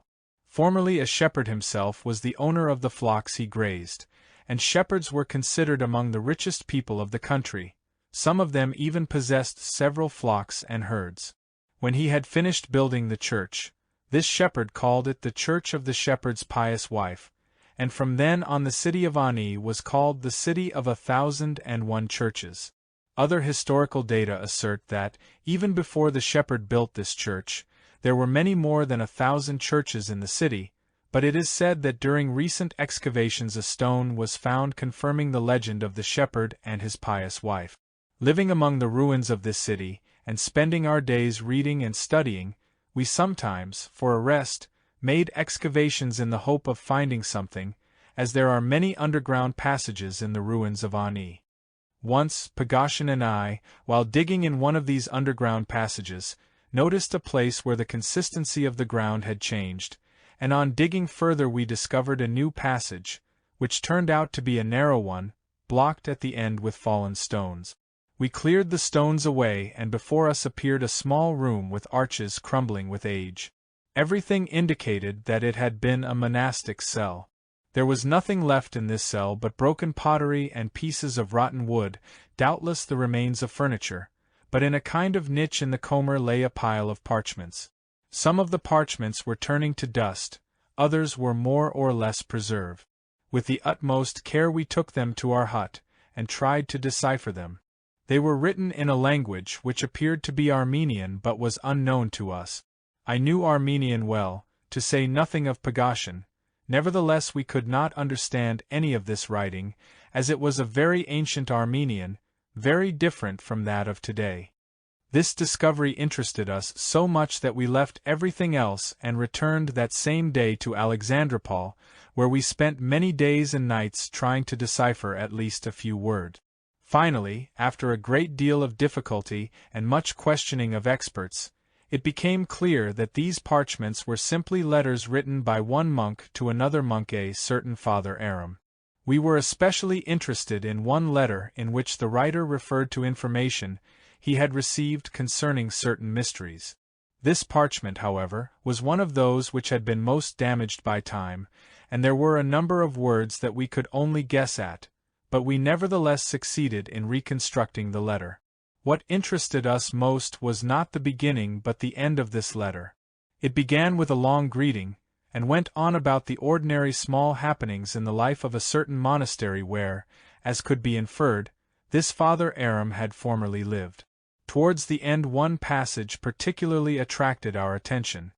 It said, "Our worthy Father Telvant has at last succeeded in learning the truth about the Sarmaung Brotherhood. Their Ernos 9 actually did exist near the town of Sirinish, and 50 years ago, soon after the migration of peoples, they also migrated and settled in the valley of Izruman, 3 days' journey from Nivsai." Then the letter went on about other matters. What struck us most was the word Sarmaung, which we had come across several times in the book called Meskavat. This word is the name of a famous esoteric school which, according to tradition, was founded in Babylon as far back as 2500 BC, and which was known to have existed somewhere in Mesopotamia up to the 6th or 7th century AD, but about its further existence one could not obtain anywhere the least information. This school was said to have possessed great knowledge, containing the key to many secret mysteries. Many times had Pagasian and I talked of this school and dreamed of finding out something authentic about it, and now suddenly we found it mentioned in this parchment. We were greatly excited. But apart from its name being mentioned, we discovered nothing else from this letter. We knew no more than before when and how this school arose, where it had existed or whether it might even still exist. After several days of laborious research, we were able to establish only the following. About the 6th or 7th century the descendants of the Assyrians, the Asurs, were driven by the Byzantines out of Mesopotamia into Persia, and probably it was in this period that these letters were written. And when we were able to verify that the present city of Mosul, the former capital of the country of Nivi, had once been called Nivsai, the city mentioned in the parchment, and that at the present time the population round about this city consisted chiefly of Asurs, we concluded that in all probability the letter referred precisely to these Asurs. If such a school had really existed and had moved somewhere during that period, then it could only have been an Isaurian school, and if it should still exist, then it must be among the Asurs and, taking into consideration the indicated 3 days' journey from Mosul, it must now be situated somewhere between Ormia and Kurdistan, and it should not be too difficult to find out where it was. We therefore decided to go there, and try at any cost to find out where the school was situated, and then enter it. The Asurs, who, as I have said, are descended from the Assyrians, are now scattered all over the earth. There are many of them in Transcaucasia, northwestern Persia and eastern Turkey, and one finds groups of them throughout the whole of Asia Minor. It is estimated that in all there are about 3 million of them. Most of them are Nestorians, that is, they do not acknowledge the divinity of Christ. The minority consists of Jacobites, Maronites, Catholics, Gregorians, and others. Among them are also Yezidis, or devil worshippers, though not in great number. Missionaries of various religions have recently manifested great zeal in converting the Asers to their different faiths, and one must give the Asers their due in that they have no less zealously converted themselves, outwardly changing their faith and even deriving from these conversions so much material benefit that this has become proverbial. In spite of all the differences of faith, almost the entire race is under the authority of the Patriarchate of the East Indies. The Asers live mostly in little villages ruled by priests. Several villages or a certain district constitute a clan which is ruled over by a prince or, as they call him, a melek. All the meleks are subordinate to the patriarch, whose office is hereditary, passing from uncle to nephew, and is said to derive originally from Simon, the brother of the Lord. It must be said that the Asers suffered very much in the last war, 10 having been upon in the hands of Russia and England, with the result that half of them perished from the vengeance of the Kurds and the Persians. And if the rest survived, it was only thanks to the American consul, Dr. Y, and his wife. The Asers, particularly those in America, and there are many of them there, ought, in my opinion, if Dr. Y is still living, to organize and permanently maintain at his door an Isorian guard of honor, and, if he is dead, without fail to erect a monument to him at his birthplace. Just in that year when we decided to set out on our expedition, there was a great nationalist movement among the Armenians, and on everyone's lips were the names of the heroes who had fought for freedom, especially the name of young Andronik, who later became a national hero. Everywhere, among the Turkish and Persian Armenians, as among the Russian Armenians, various parties and committees were being formed. Attempts at unity were made even while sordid quarrels kept breaking out among the different factions. In short, a violent political explosion was taking place, such as recurs from time to time in Armenia, with the usual train of consequences. Early one morning in Alexandropol, I was on my way, as usual, to the river Arpachai to bathe. Halfway, at the place called Karakuli, Pagoshin overtook me, quite out of breath, and told me that the day before in conversation with the priest Z, he had learned that the Armenian Committee wished to choose several volunteers from the members of the party to send to Maush on a special mission. When I got home, Pagoshin continued, it suddenly occurred to me that we could make use of this opportunity for our purpose, that is, for trying to find traces of the Sarmang Brotherhood. So I got up at sunrise and came to talk it over with you, but as I missed you I ran to catch up with you. I interrupted him, and said that in the first place we were not members of the party, and in the second place. He did not let me finish but announced that he had already thought everything out and knew how it could be arranged, and all he now needed to know was whether I would agree to such a plan. I answered that I wished at any cost to get to the valley which was once named Izrumin, and that it was all the same to me how I got there, whether on the devil's back or even arm in arm with the priest Vlachov. Pagoshin knew that this Vlachov was the man I most disliked and whose presence exasperated me a mile away. If you say you can arrange it, I continued, then do whatever you please and as circumstances demand, and I agree beforehand to everything, if only as a result we get to the place I have set as my goal. I do not know what Pagoshin did or with whom or how he talked, but the result of his efforts was that several days later, provided with a considerable sum of Russian, Turkish and Persian money and a great many letters of introduction to people living in the different places along our proposed route, we set out from Alexandropol in the direction of Kagishman. In 2 weeks we arrived at the banks of the river Arax, which is the natural frontier between Russia and Turkey, and crossed it with the aid of some Kurds who had been sent to meet us. It seemed to us that we had now surmounted the greatest difficulties, and we hoped that from there on everything would go smoothly and successfully. We traveled mostly on foot, staying either with shepherds or with people recommended to us in the villages already passed through, or with those persons to whom we had letters from Alexandropol.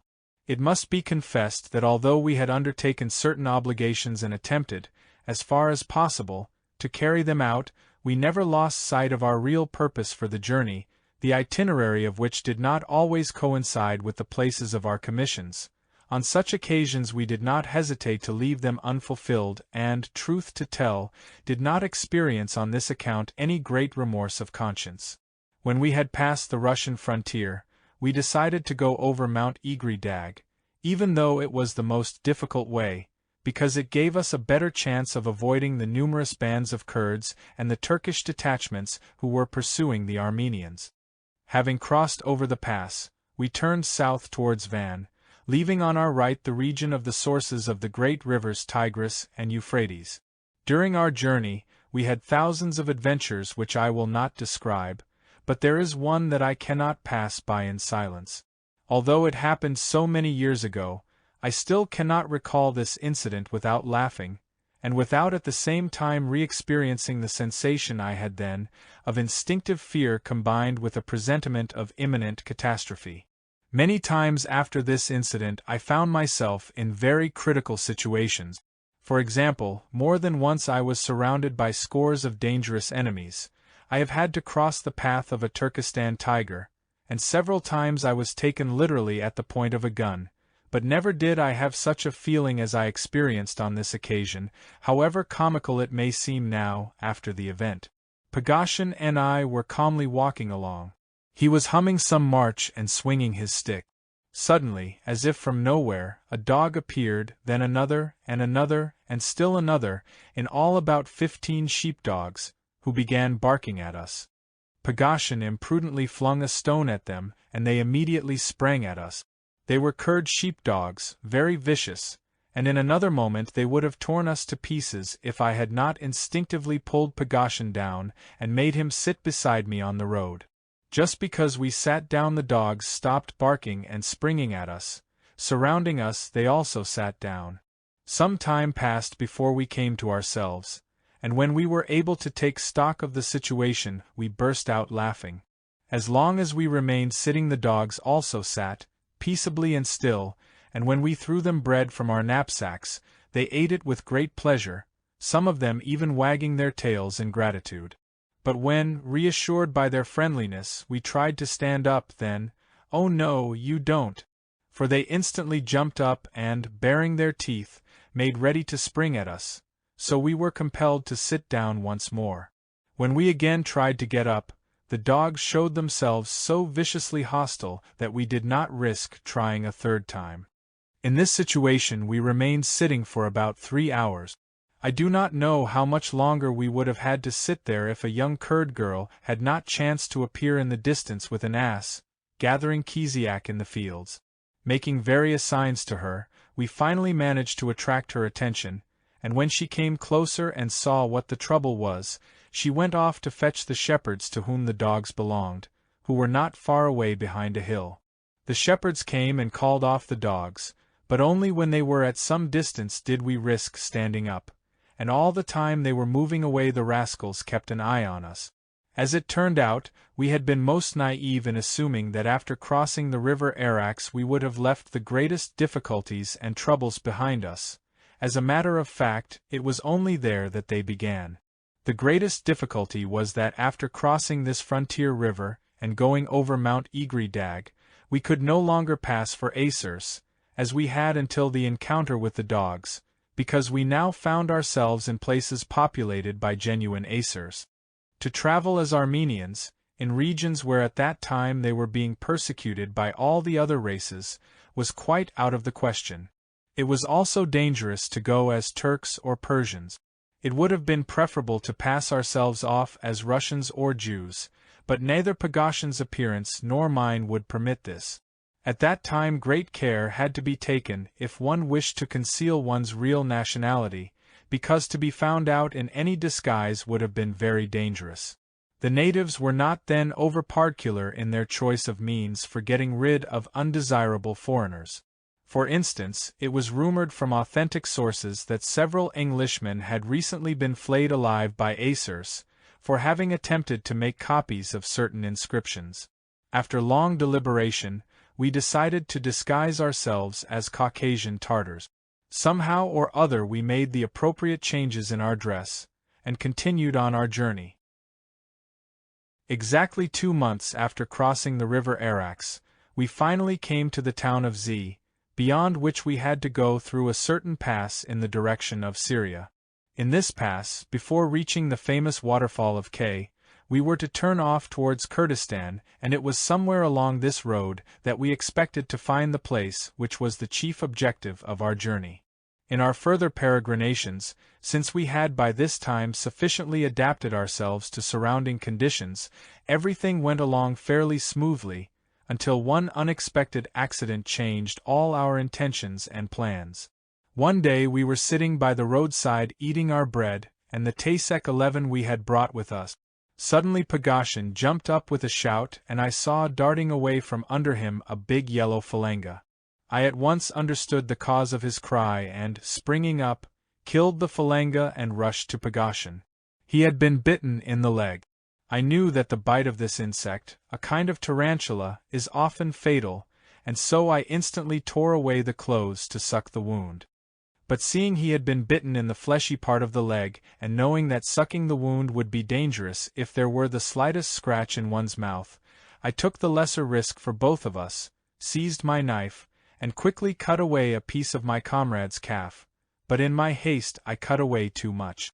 Obviating in this way all danger of fatal poisoning, I felt less anxious and immediately began washing the wound and bandaging it as best I could. As the wound was large and Pagoshin had lost much blood and all kinds of complications were to be feared, it was not possible for the time being to think of continuing the journey we had mapped out. We had to decide at once what was to be done. Having talked it over together, we decided to spend the night there on the spot, and in the morning to find some means of reaching the town of N, 30 miles away, where we had a letter to deliver to a certain Armenian priest, a commission we had not carried out as this town was not on the route we had planned before the accident. The next day, with the help of an old Kurd who happened to be passing and who turned out to be quite friendly, I hired in a little village near by a kind of cart harnessed to 2 oxen, which was used for carting manure, and putting Pagoshin in it, set out in the direction of N. It took us almost 48 hours to cover this short distance, stopping every 4 hours to feed the oxen. We finally arrived at N, and went straight to the Armenian priest, to whom we had a letter of introduction as well as the letter to be delivered. He received us most amiably, and when he learned what had happened to Pagoshin, he immediately offered him a room in his house, which of course we most gratefully accepted.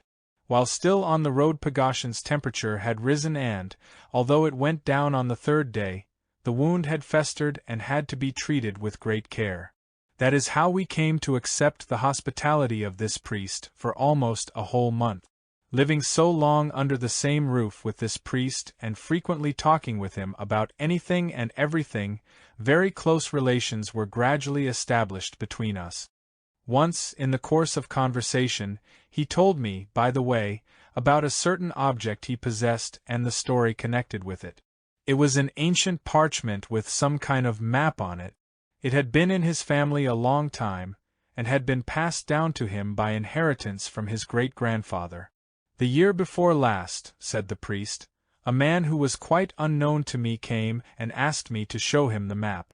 How he could have known that I had it I have no idea.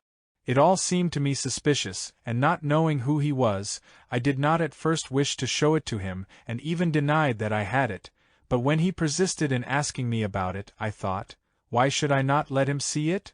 And I did show it to him. He had hardly looked at the parchment when he asked me whether I would sell it to him and immediately offered me 200 Turkish pounds for it. Although the sum was large, I did not wish to sell it, not being in need of the money and not wishing to part with something I was accustomed to having and which I cherished as a remembrance. This stranger, it appeared, was staying with our bey. The next day the bey's servant came to me, on behalf of their newly arrived guest, with an offer to buy the parchment for 500 pounds. I must say that from the moment the stranger had left my house many things had seemed to me suspicious, First of all, this man had apparently come a long way specially for this parchment. Then, the incomprehensible means by which he had learned that it was in my possession, and finally, the intense interest he showed while looking at it. All this taken together proved to me that this thing must be very valuable. So when he offered such a sum as £500, although inwardly tempted by the offer, I feared to let the thing go too cheaply and, deciding to be cautious, again refused. In the evening the stranger came to see me again, this time accompanied by the Bey himself. When he renewed his offer to pay me £500 for the parchment, I flatly refused to sell at all. But as he had come with our Bey, I invited them both in as my guest. They came in and we drank coffee and talked about one thing and another. In the course of conversation it transpired that my visitor was a Russian prince. He told me, among other things, that he was interested in antiques and, as this parchment fitted so well into his collection, he, being a connoisseur, wished to buy it and had offered a sum far above the value of the article. But he considered it would be foolish to pay more and regretted that I refused to sell it. The Bey, who had been listening attentively to our conversation, became interested in the parchment and expressed a wish to see it. When I brought the parchment and they were both looking at it, the Bey was obviously astonished that such a thing was worth so much. During the conversation the prince suddenly asked me how much I would take to let him make a copy of my parchment. I hesitated, not knowing what to answer, as, speaking frankly, I was afraid that I had lost a good customer. He then offered me £200 to let him make a copy, and this time I felt ashamed to bargain as, in my opinion, he was giving me this sum for nothing. Just think, for permission merely to make a copy of the parchment I was receiving as much as £200. Without thinking longer about it, I agreed to the prince's offer, telling myself that, after all, the parchment would remain with me and I would always be able to sell it if I wished. The next morning the prince returned. We spread the parchment out on the table, and the prince added water to some powdered alabaster he had brought with him. After covering the parchment with oil he spread the alabaster over it. Several minutes later he removed the alabaster, wrapped it up in a piece of old jejan I gave him, paid me £200, and went away. Thus did God send me £200 for nothing, and I have the parchment to this day. The priest's story interested me greatly, but I gave no sign of it and simply asked him, as though out of curiosity, to show me what it was for which he had been offered such a large sum of money. The priest went to a chest and took out a roll of parchment. When he unrolled it I could not at first make out what it was, but when I looked at it more closely, my God! What I experienced at that moment! I shall never forget it. I was seized with violent trembling, which was all the more violent because I was inwardly trying to restrain myself and not show my excitement. What I saw, was it not precisely what I had spent long months of sleepless nights thinking about? It was a map of what is called pre-sand Egypt.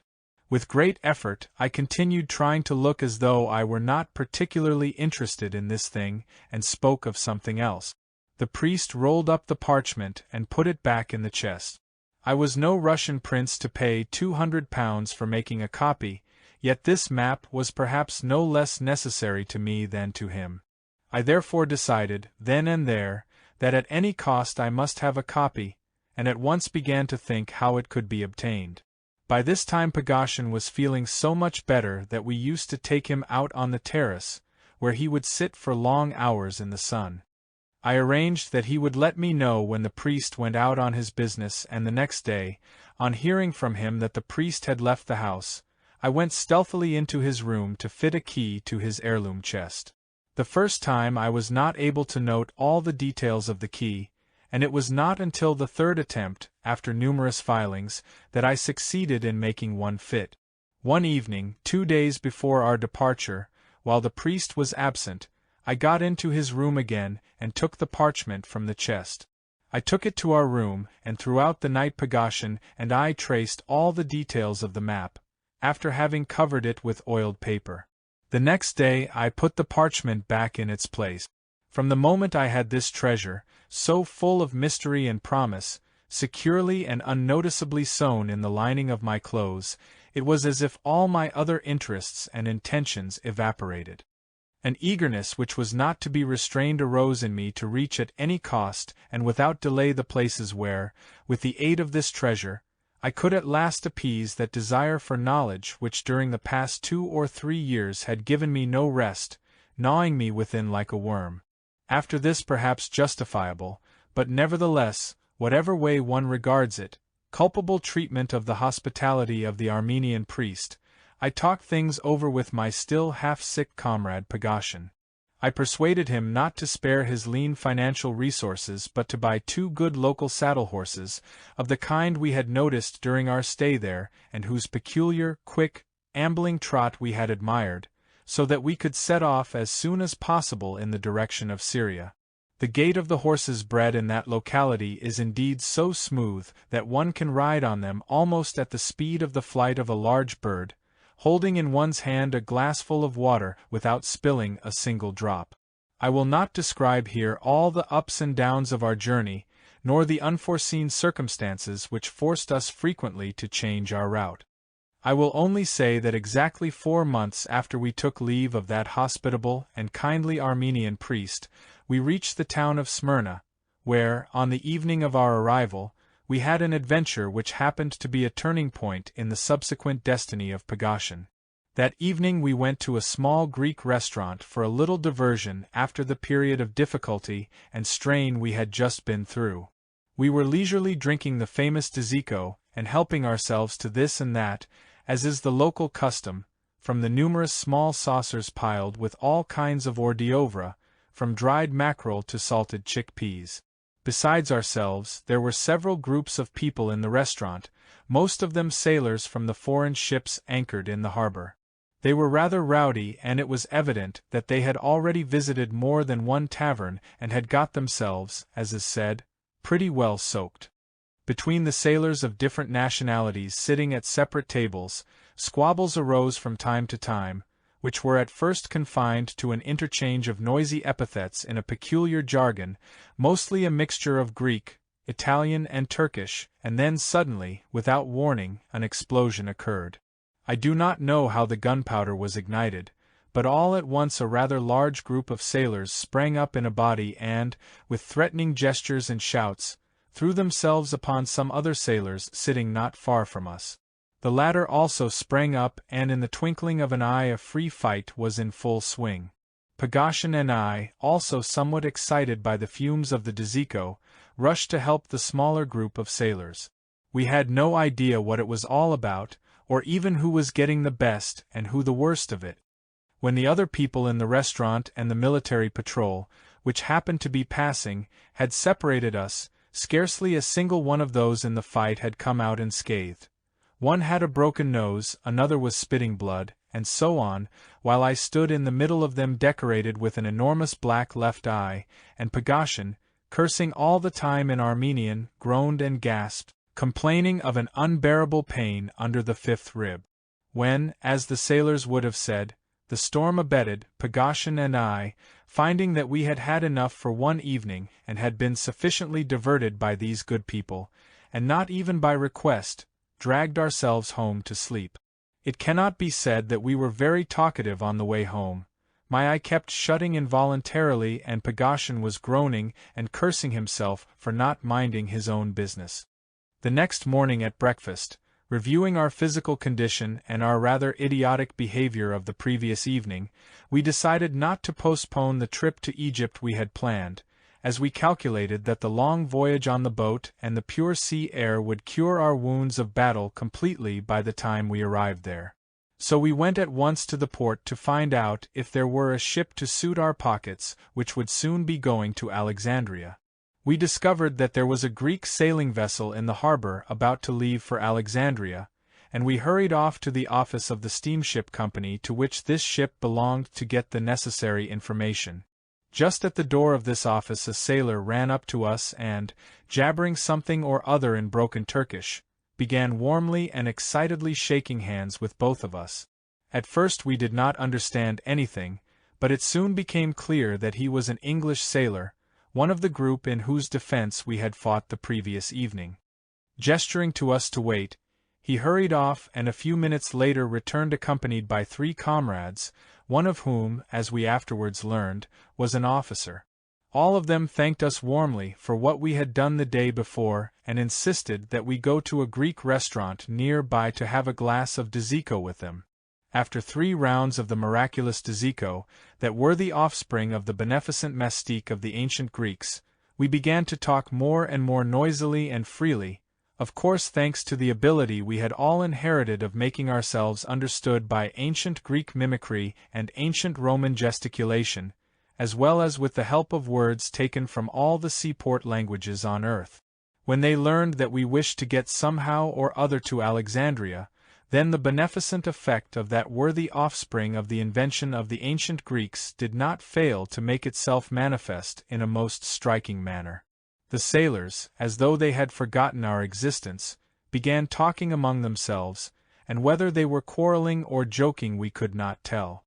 Suddenly 2 of them, finishing their drinks in one gulp, went off in a great hurry, while the 2 who were left vied with each other, in a tone of benevolent concern, to assure and reassure us of something or other. At last we began to guess what it was all about and, as it afterwards turned out, our guess was almost correct. Those 2 comrades of theirs who had suddenly left had gone to put in a word for us in the proper quarter, so that we might go on their ship, which was sailing the next day for Piraeus, from there to Sicily, and from Sicily to Alexandria, where it would stop for about 2 weeks before sailing to Bombay.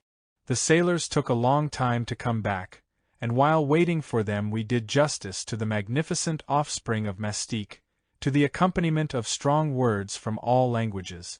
In spite of this pleasant way of passing the time waiting for favorable news, Pagasian, evidently remembering his 5th rib, suddenly lost patience and started to insist that we should not wait any longer but should return home at once.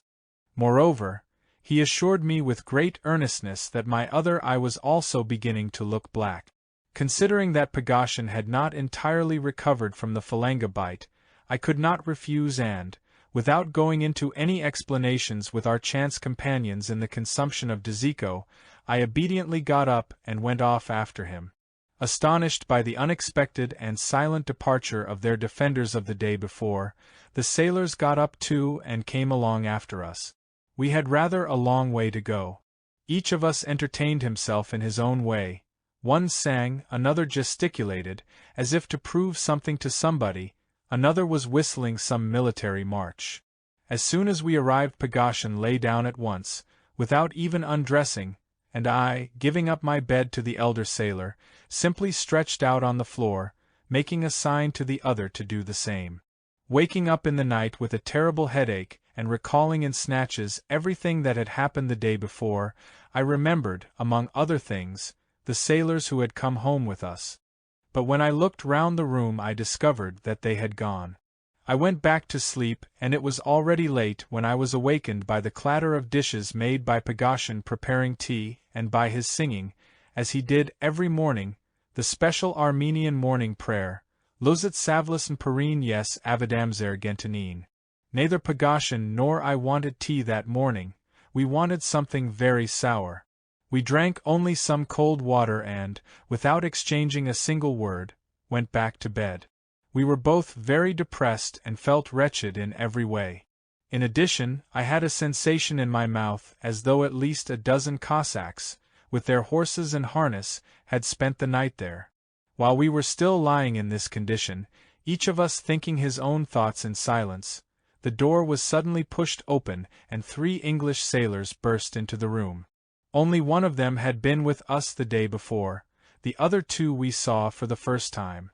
Interrupting each other constantly, they tried to tell us something. By asking questions and racking our brains, we finally understood that they wanted us to get up, dress quickly and go with them to their ship, as they had received permission from the authorities to take us with them as extra ship's hands. While we were dressing, the sailors continued talking among themselves gaily, as was clear from their faces. Then suddenly, much to our astonishment, all of them jumped up together and began packing our belongings. By the time we had finished dressing, called the ustabash of the caravanserai and paid our bill, our things were already neatly packed and the sailors, dividing them among themselves, made signs to us to follow them. We all went out into the street and walked towards the harbor. When we got there, we saw a small boat at the wharf with 2 sailors in it who were evidently waiting for us. We stepped into the boat and after being rowed along for half an hour, with the English sailors singing all the time, we came alongside a fairly large warship. It was obvious that we were expected on board, for no sooner did we reach the deck than some sailors standing at the gangway quickly took our things and led us to a small cabin, which had been assigned to us and made ready beforehand in the hold near the galley. When we had somehow settled ourselves in this stuffy but, as it seemed to us, very cozy corner of the warship, we went out on the upper deck, accompanied by one of the sailors for whom we had fought in the restaurant. We sat down on some coils of rope and soon we were surrounded by almost all the crew, both ordinary sailors and junior officers. All of them, irrespective of their rank, seemed to have a marked feeling of friendliness towards us. Every one of them felt obliged to shake hands with us and, taking our ignorance of English into account, tried, with the aid of gestures and what words they knew in various languages, to say something obviously pleasant. During this very original conversation in many languages, one of the sailors, who spoke tolerable Greek, suggested that during the voyage each one present should set himself the task of learning every day at least 20 words, we in English, they in Turkish. This proposal was approved by all with noisy applause, and 2 sailors, from among our friends of the day before, at once began choosing and writing down those English words which they thought we ought to learn first, and Pagasian and I made a list of Turkish words for them. When the launch with the senior officers came alongside, and the hour of sailing drew near, all the crew went off to carry out their duties, and Pagasian and I at once set to work to memorize the first 20 English words, which were written phonetically in Greek characters. We were so absorbed in learning these 20 words and in trying to pronounce correctly the unaccustomed sounds, so foreign to our ear, that we did not notice that evening had come and the ship was under way. We broke off our occupation only when a sailor came towards us, swaying to the measured rolling of the ship, and, explaining with a very expressive gesture that it was time to eat, took us to our cabin near the galley. During the meal we discussed matters between ourselves and, after consulting the sailor who spoke tolerable Greek, we decided to ask permission, which was granted that very evening, for me to begin the next morning cleaning the metalwork on the ship and for Pagasian to work in some capacity or other in the engine-room. I will not dwell on the events during the remainder of our voyage on that warship. On arriving at Alexandria I warmly took leave of the hospitable sailors, and left the ship with the burning determination to reach Cairo as soon as possible. But Pagasian, who had become friends with several of the sailors during the voyage and was enthusiastic about his work in the engine-room, wished to stay on the ship and go further. We agreed to keep in touch with each other. As I later learned, Pagasian, after we had parted, continued to work in the engine-room of this English warship, acquired a passion for mechanics, and became very close friends with several of the sailors and younger officers. From Alexandria he went with this ship to Bombay, and then, after calling at various Australian ports, finally landed in England. There, in the city of Liverpool, persuaded by these new English friends of his and through their influence, he entered a technical institute of marine engineering where, along with intensive technical studies, he perfected himself in the English language. At the end of 2 years he became a qualified mechanical engineer. In concluding this chapter devoted to the first comrade and friend of my youth, Pagasian, I wish to mention a certain highly original feature of his general psyche which was apparent from his earliest years and was very characteristic of his individuality. Pagasian was always occupied, he was always working at something. He never sat, as is said, with folded arms, and one never saw him lying down, like his comrades, reading diverting books which give nothing real. If he had no definite work to do, he would either swing his arms in rhythm, mark time with his feet or make all kinds of manipulations with his fingers. I once asked him why he was such a fool as not to rest, since no one would pay him anything for these useless exercises. Yes, indeed, he replied, for the present no one will pay me for these foolish antics of mine, as you and all those pickled in the same barrel of brine think they are, but in the future either you yourself or your children will pay me for them. Joking apart, I do this because I like work, but I like it not with my nature, which is just as lazy as that of other people and never wishes to do anything useful. I like work with my common sense. Please bear in mind, he added, that when I use the word I, you must understand it not as the whole of me, but only as my mind. I love work and have set myself the task of being able, through persistence, to accustom my whole nature to love it and not my reason alone.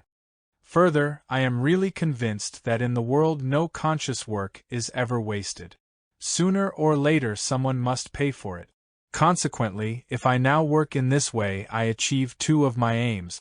First, I shall perhaps teach my nature not to be lazy, and secondly, I will provide for my old age. As you know, I cannot expect that when my parents die they will leave me an ample inheritance to suffice for the time when I will no longer have the strength to earn a living. I also work because the only real satisfaction in life is to work not from compulsion but consciously. That is what distinguishes man from a Carabao ass, which also works day and night. This reasoning of his has been fully justified by facts. Although he spent his whole youth, the time most valuable to a man for securing his old age, in, as it were, useless wanderings and never concerned himself with making money for his later life, and although he did not go into a serious business until the year 1908, he is now one of the richest men on earth. As for his honesty in earning his wealth, that cannot be questioned. He was right when he said that no conscious labor is ever wasted. He did indeed work consciously and conscientiously, day and night, like an ox, all his life, in all circumstances and under all conditions. May God grant him now, at last, his well-earned rest. Chapter 6. Abram Yelov after Pogoshin. Abram Yelov was the next of those remarkable people whom I happened to meet during my preparatory age, and who, voluntarily and involuntarily, served as vivifying factors for the complete formation of one or another aspect of my individuality. I first met him a short time after I had lost all hope of discovering from contemporary people anything real concerning those questions in which I was wholly absorbed, and when, on returning from Ekmidzin to Tiflis, I had buried myself in the reading of ancient literature. I returned to Tiflis chiefly because I could obtain there any book I wanted. In this city, both then and the last time I stopped there, it was very easy to find any rare book in any language, especially in Armenian, Georgian and Arabic. When I arrived in Tiflis, I went to live in the district called Daidabay, and from there I used to go nearly every day to the Soldiers' Bazaar, to one of the streets along the west side of the Alexander Gardens, where most of the shops of the Tiflis booksellers were situated. On this same street in front of the permanent bookstores, small traders, or book peddlers, used to spread out their books and pictures on the ground, especially on market days. Among these small traders was a certain young Acer who bought and sold or handled on commission all kinds of books. This was Abrashka Yelov, as he was called in his youth, an artful dodger if there ever was one, but for me an irreplaceable friend. He was even then a walking catalogue, for he knew innumerable titles of books in almost all languages, the names of the authors, and also the date and place of publication of any book, and where it could be obtained. In the beginning I bought books from him, and later I exchanged or returned those I had already read, and he used to help me find whatever other books I needed. We soon became friends. At that time Abram Yelov was preparing himself to enter the cadet school and spent almost all his free time cramming for this, but nevertheless, being much attracted to philosophy, he also managed to read a great many books on this subject. It was owing to his interest in philosophical questions that our close friendship began, and we often used to meet in the evening in the Alexander Gardens, or in the Maushtade, and discuss philosophical themes. We often rummaged together through stacks of old books, and I even began helping him, on market days, in his trading. Our friendship was further strengthened by the following occurrence. On market days, there was a certain Greek who used to set his stall next to where Yelov traded. This Greek traded in various plaster of Paris wares, such as statuettes, busts of famous people, figures of Cupid and Psyche, a shepherd and shepherdess, and all kinds of money boxes of all sizes, in the form of cats, dogs, pigs, apples, pears, and so forth, in short, in all the rubbish with which it was at one time fashionable to decorate tables, chests of drawers and special whatnots. One day, during a lull in the trading, Yelov nodded in the direction of these wares and, in his singular way of expressing himself, said, "There's someone making a pile of money, whoever it is that's making that junk. They say it's some dirty Italian, a newcomer that makes the trash in his dirty hovel. And those idiots, hawkers like that Greek, stuff his pockets full of the money laboriously earned by the fools who buy these horrors to decorate their idiotic homes. And here we stick all day on one spot, suffering in the cold, so that in the evening we can choke ourselves on a piece of stale maize bread to just barely keep body and soul together, and the next morning we come here again and go through the same cursed grind." Soon after this I went up to the Greek hawker and learned from him that these wares were indeed made by an Italian, who guarded the secrets of his manufacture in every possible way. "And 12 of us hawkers," added the Greek, "are hardly enough to sell these wares all over Tiflis." His story and Yelov's indignation stirred me up, and then and there I thought of trying to steal a march on this Italian, the more so since at that time I had to consider beginning some business or other means of earning, as my money was already going like the exodus of the Israelites. I first of all spoke with the Greek hawker, of course intentionally arousing his feelings of patriotism. Then, having composed in my mind a plan of action, I went with him to the Italian and asked for work. To my good fortune it turned out that just previously a boy who had been working for him had been discharged for stealing tools, and the Italian needed someone to pour the water for him during the stirring of the plaster. As I was willing to work for any pay, I was immediately taken on. According to my plan, I pretended from the very first day to be a blockhead. I worked very hard, almost as much as 3 men, but in other respects behaved stupidly. For this the Italian very soon even took a liking to me and no longer hid his secrets from this young fellow, who was so foolish and harmless, as carefully as he did from others. In 2 weeks I already knew how many of the things were made. My employer would call me to hold the glue, to stir the mixture, and so on, and I thus penetrated to his holy of holies and soon learned all the little but, in this work, very important secrets. And in this sort of work they are indeed very important. For example, when the plaster is dissolved, one must know how many drops of lemon juice should be added so that the plaster will not have bubbles and the articles will come out smooth. Otherwise the fine extremities of the statuettes, such as the nose, ear, and so on, may have ugly hollows. It is also important to know the right proportions of glue, gelatin and glycerin for making the molds.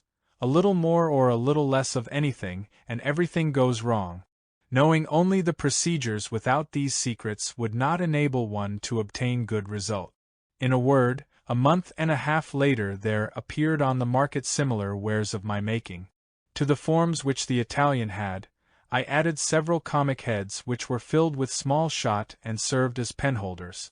I also put up for sale special money boxes which sold in great numbers and were christened by me the invalid in bed. I do not think there was a single house in Tiflis at that time that did not have one of my money boxes. Later I had several workmen working for me and 6 Georgian girls as apprentices.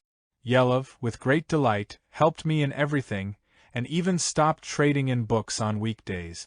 At the same time, Yelov and I continued our own work, the reading of books and the study of philosophical questions.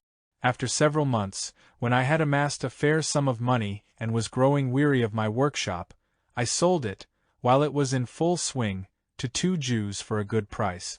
As I had to vacate my rooms, which were connected to the workshop, I moved to Molokin Street near the railway station, and Yelov, with his books, moved over there also. Yelov was short, thick-set and dark, with eyes always burning like two live coals. He was very hairy, with shaggy eyebrows and a beard growing nearly from the nose itself and almost covering his cheeks, the ruddiness of which nevertheless always shone through.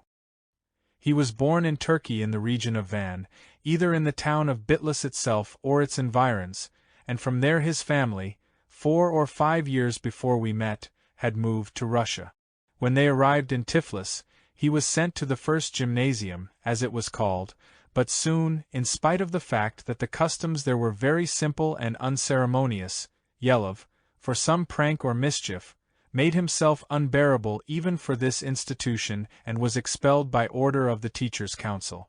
A short time afterwards his father turned him out, and from then on he began to live as the spirit moved him. In short, as he himself expressed it, he was the black sheep of his family. His mother, however, unknown to his father, often sent him money. Yelov cherished very tender feelings for his mother, which manifested themselves even in little things. For instance, he always had a photograph of his mother hanging over his bed and never went out without kissing this photograph, and when he returned, he would always call from the doorway, "Good day, mother," or "Good evening, mother." It now seems to me that I grew to like him all the more for this feature. His father he also loved, but in his own way, and he considered him a petty, vain and willful man. His father was a contractor and was considered very rich. Among the Acers, moreover, he was very important, apparently because he was a descendant, though only through the female line, of the family of the Marshmown, to which formerly the Acer kings belonged, and from which, ever since the end of the kingdom, the patriarchs have come. Abram also had a brother, who was then studying in America, in Philadelphia, I believe. But his brother he did not like at all, holding the firm opinion that he was a double-faced egoist and an animal without a heart. Yelov had many peculiarities. Among others, he had the habit of always hitching up his trousers, and later it cost us, his comrades, many and persistent labors to break him of this habit. Pagoshin often poked fun at him for it, saying, "Ha, and you wanted to be an officer? At the very first meeting with a general, off you'd go, you poor fool, to the guardhouse, for instead of saluting you'd hitch up your trousers." And so on. Pagoshin expressed himself still less delicately. Pagoshin and Yelov were forever teasing each other, and even when talking amicably, Yelov would never call Pagoshin anything else but salted Armenian, and Pagoshin would call Yelov Kachagok. The Armenians in general are called salted Armenians and the Acers Kachagoks. Kachagok means literally stealer of crosses. It seems that this nickname originated as follows. The Acers are known to be cunning rogues. In Transcaucasia there even exists the following definition of them. Boil together 7 Russians, you get 1 Jew. Boil 7 Jews, you get 1 Armenian, but only by boiling 7 Armenians can you get 1 Acer. Among the Acers, scattered everywhere, were many priests, the majority of whom, moreover, were self-ordained, which was then easily done.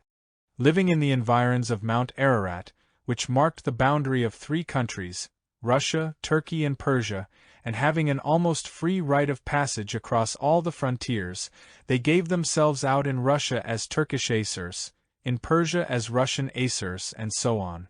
They not only performed the church ceremonies, but traded with great success among the religious and ignorant people in all kinds of so-called holy relics. In the depths of Russia, for instance, giving themselves out as Greek priests, in whom the Russians had great faith, they did a good business by selling things purporting to have been brought from Jerusalem, from holy Athos, and from other holy places. Among these relics were fragments of the true cross on which Christ was crucified, hair of the Virgin Mary, fingernails of Saint Nicholas of Myra, the tooth of Judas, which brings good luck, a piece of the horseshoe of the horse of Saint George, and even the rib or skull of some great saint.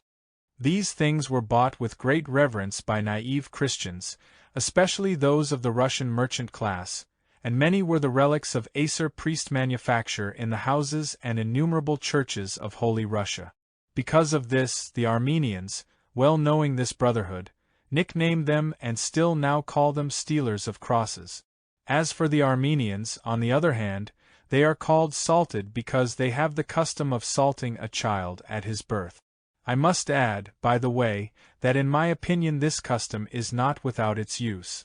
My special observations have shown me that the newborn children of other races suffer from a skin rash in the places where one usually applies some kind of powder to prevent inflammation, but with rare exceptions Armenian children, born in the same regions, do not suffer from this rash, although they have all the other children's diseases. This fact I ascribe to the custom of salting. Yelov was unlike his compatriots in his complete lack of one characteristic that is very typical of the Aesers. Although he was very hot-tempered, he never bore a grudge. His anger passed quickly, and if he happened to offend anyone, as soon as his temper cooled, he tried his best to smooth over whatever he had said. He was scrupulously considerate about the religion of others. Once, in the course of a conversation about the intensive propaganda which was being carried on among the Aesers by missionaries of almost all European countries in order to convert them to their respective faiths, he said, "It is not a question of to whom a man prays, but a question of his faith. Faith is conscience, the foundation of which is laid in childhood. If a man changes his religion, he loses his conscience, and conscience is the most valuable thing in a man. I respect his conscience, and since his conscience is sustained by his faith and his faith by his religion, therefore I respect his religion, and for me it would be a great sin if I should begin to judge his religion or to disillusion him about it, and thus destroy his conscience which can only be acquired in childhood." When he expressed himself in this way, Pagasian would ask him, "And why did you wish to be an officer?" Then the cheeks of Abram would flame, and he would vehemently cry, "Go to the devil, you salted philanga!" Yelov was unusually devoted to his friends. He was ready, as is said, to give his soul for anyone to whom he became attached. When Yelov and Pagasian became friends, they were so attached to one another as may God grant all brothers to be. But the external manifestation of the friendship of these two was quite particular and difficult to explain. The more they loved each other, the ruder they were to each other. But under this rudeness was hidden such a tender love that anyone who saw it could not fail to be touched to the depths of his heart. Several times I, who knew what was beneath some rudeness or other, was so moved that I could not hold back the tears which involuntarily came to my eyes. For instance, a scene such as the following would occur. Yelov would happen to be a guest in some house where he was offered candy. According to convention he would be obliged to eat it so as not to offend the person who offered it. However, even though very fond of candy, he would not eat it for anything in the world but would hide it in his pocket to take to Pagasian. And then he would not give it to him simply, but with every kind of mockery and a volley of insults. He usually did so as follows. During conversation at dinner, he would, as if unexpectedly, find the candy in his pocket and would offer it to Pagasian saying, "How the devil did this garbage happen to be in my pocket? Here, gobble up this muck. You're an expert in swallowing everything that's no good to anyone else." Pagasian would take it, also scolding, "Such a delicacy is not for a snout like yours. You can only gorge yourself on acorns like your brothers, the pigs." And while Pagasian was eating the candy, Yelov with a disdainful expression would say, "Look how he is gobbling the sweet stuff, how he relishes it like a carabao ass munching thistles. Now, after this, he'll be running after me like a little dog merely because I gave him this loathsome rubbish." And the talk would continue in this fashion. Besides being a phenomenon in the knowledge of books and authors, Yelov later on became a phenomenon in the knowledge of languages. I, who then spoke 18 languages, felt a greenhorn in comparison with him. Before I knew a single word of any European language, he already spoke almost all of them so perfectly that it was hard to tell that the language he was speaking was not his own. For example, the following incident occurred. Skridlov, the professor of archaeology, about whom we will speak later, had to take a certain Afghan holy relic across the river Amu Darya, but to do this was impossible since a close watch was kept on all persons crossing the Russian border in either direction, both by the Afghan guards and by the British soldiers who, for some reason or other, were there at that time in great numbers. Having obtained somewhere the old uniform of a British officer, Yelov put it on, went over to the post where the British troops were stationed and passed himself off as a British officer from India who had come there to hunt Turkestan tigers.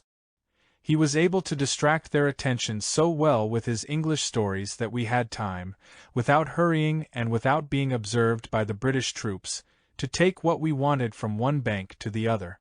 Yelov, in addition to everything else he did, continued to study intensively.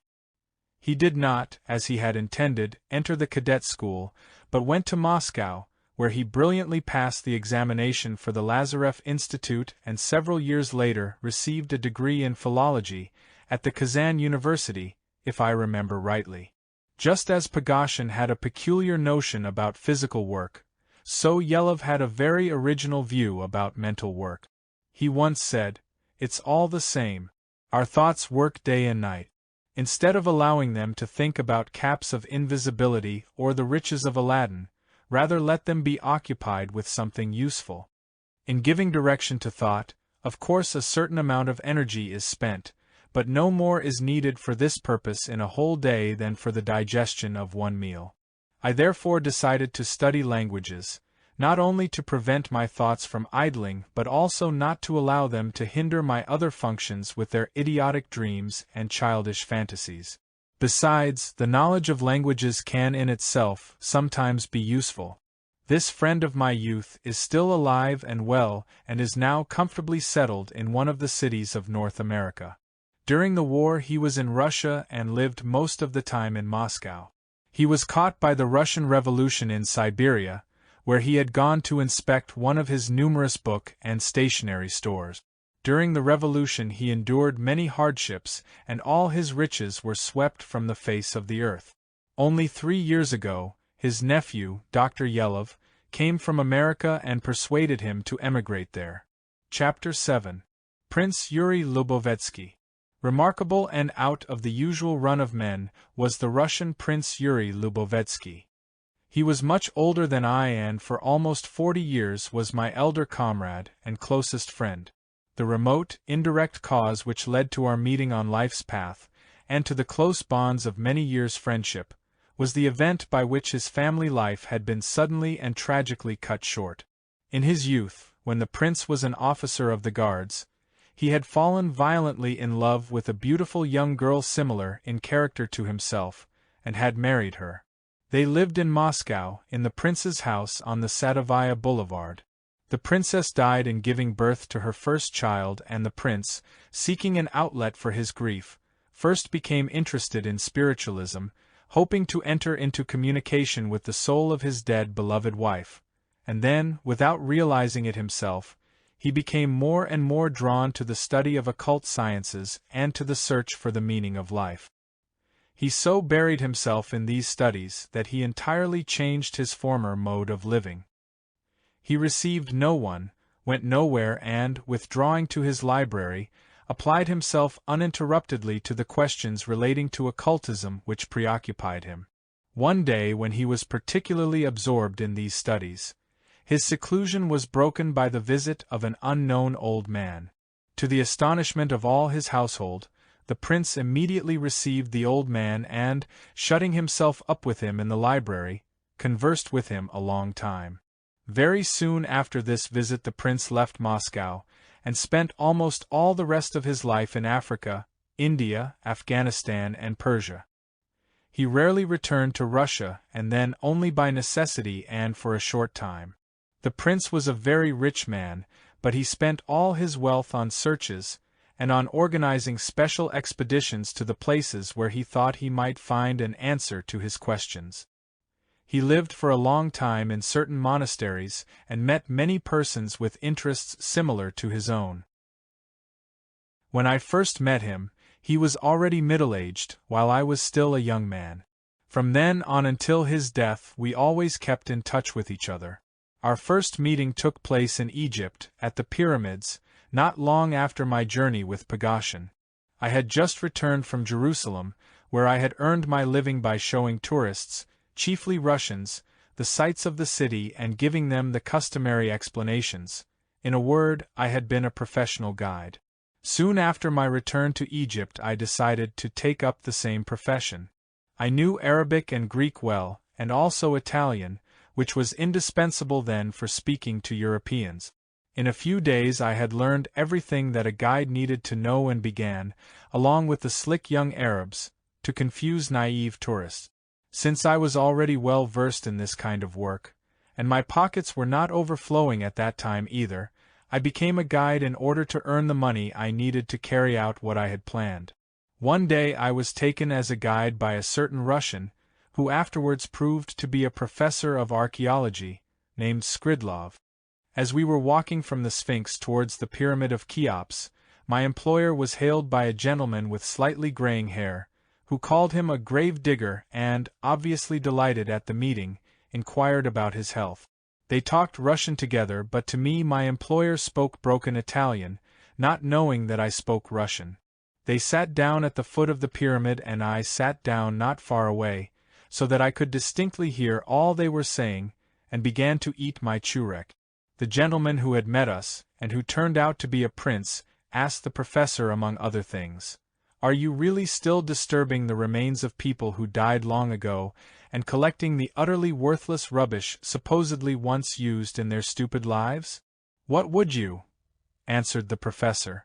"This is at least something real and tangible, and not as ephemeral as that to which you have devoted your life, a life which you as a man of health and wealth could have used to the full. You are looking for truth invented once upon a time by some crazy idler. But if what I do contributes nothing to the satisfaction of curiosity, at least, if one wishes, it contributes to the pocket." They talked in this way for a long time, and then my employer wished to go on to other pyramids and took leave of the prince, after arranging another meeting in ancient Thebes. It must be said that I was spending all my free time walking among these places like one possessed, hoping to find, with the help of my map of pre-sand Egypt, an explanation of the Sphinx and of certain other monuments of antiquity. Several days after the professor's meeting with the prince, I was sitting at the foot of one of the pyramids deep in thought, with the open map in my hands. Suddenly I felt that someone was standing over me. I hastily folded my map and looked up. It was the man who had accosted my employer at the Pyramid of Cheops. Pale and in great agitation, he asked me in Italian how and where I had obtained this map. From his appearance and the interest he manifested in the map, I at once guessed that he must be that same prince described by the Armenian priest at whose house I had secretly made a copy of it. And without answering his question, I asked him in turn, in Russian, if he were not the man who had wished to buy the map from such and such a priest. He answered, "Yes, I am that man," and he sat down beside me. Then I told him who I was and how this map had come into my possession and how I already knew of his existence. Gradually we entered into conversation. When the prince had become quite calm again, he proposed that we should return to his apartment in Cairo and quietly continue our conversation there. From then on, owing to our common interests, a real bond was established between us. We met often, and our correspondence continued uninterruptedly for almost 35 years. During this period we traveled together many times, in India, Tibet and various parts of Central Asia. We met the last time but one in Constantinople, where the prince had a house in Pera, which was not far from the Russian embassy, and where from time to time he stayed for rather long periods. This meeting took place in the following circumstances. I was returning from Mecca in the company of some Bukharian dervishes whose acquaintance I had made there, and of several Sart pilgrims who were going home. I wished to go to Tiflis via Constantinople, then to Alexandropol to see my family, and afterwards to go on with the dervishes to Bokhara. But all these plans were changed owing to my unexpected meeting with the prince. On arriving at Constantinople I learned that our steamer would stay there for 6 or 7 days. For me this was most annoying news. To wait for a week, hanging about without anything to do, was not the most agreeable of prospects. I therefore decided to make use of this time to visit a dervish acquaintance of mine in Broussa and incidentally see the famous Green Mosque. Going ashore at Galata, I decided to go first to the prince's house and tidy myself up, and at the same time to see the prince's amiable old Armenian housekeeper, Mariam Baji. According to his last letters, the prince should by then have been in Ceylon, but to my astonishment he turned out to be still in Constantinople and even at home. As I have already said, we frequently wrote, but it was 2 years since we had seen each other, and this meeting was therefore a happy surprise for both of us. I put off my trip to Broussa and even had to give up my plan of going straight to the Caucasus, in view of the prince's request that I should accompany to Russia a young woman on whose account his trip to Ceylon had also been temporarily abandoned. That same day I went to the bath, tidied myself up and had supper with the prince. While telling me about himself he related, with great animation and very vividly, the story of the young woman whom I had agreed to take to Russia. As from my point of view this woman subsequently became remarkable in every respect, I wish not only to repeat her story as it was recounted by Prince Lobovetsky, but also to tell something about her later life, based on my personal meetings with her and on my own observations. The more so since the original manuscript in which I had written a more complete description of the life of this remarkable woman, under the title of Confessions of a Polish Woman, has remained in Russia among my many other manuscripts, the fate of which is still entirely unknown to me. Vitvitskaya. The prince told me the following story. A week ago I was leaving for Ceylon on a ship of the volunteer fleet. I was already on board. Among those who were seeing me off was an attaché of the Russian embassy, who in the course of conversation drew my attention to a certain passenger, a venerable-looking old man. "You see that old man," he said. "Can anyone possibly believe that he is an important agent of the white slave traffic? Nevertheless it is so." This was said in passing. There was a great bustle on board and many people had come to see me off. Having no time to pay much attention to the old man, I quite forgot what the attaché had told me. The boat started. It was morning. The weather was fine. I was sitting on deck reading. Near me, romping about, was Jack. Jack was the prince's fox terrier, who accompanied him everywhere. A pretty girl passed and patted Jack. Then she brought him some sugar, but Jack never takes anything from anyone without my permission, so he cocked his head at me as if to ask, "May I?" I nodded and said in Russian, "Yes, you may." It turned out that the young woman also spoke Russian, and a conversation was started with the usual questions as to where each was going. She told me that she was going to Alexandria to take a place as governess in the family of the Russian consul. During our conversation the old man whom the attaché had pointed out to me came on deck and called the young woman. When they had gone off together, I suddenly recalled what had been said about this old man, and his acquaintance with this girl seemed to me suspicious. I began to think, searching my memory. I knew the consul in Alexandria and, as far as I could remember, he could not have needed a governess. My suspicions increased.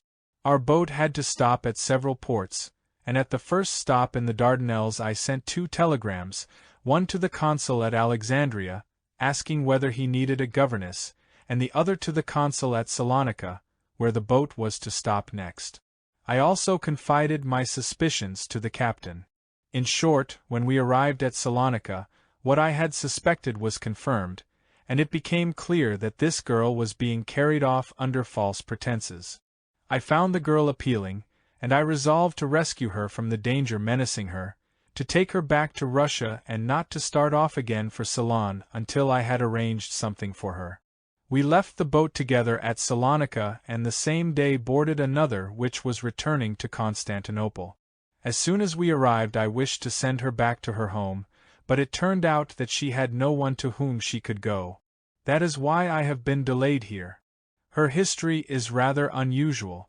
She is Polish, born in the Volyn province, and as a child lived not far from Rovna, on the estate of a certain count for whom her father was superintendent.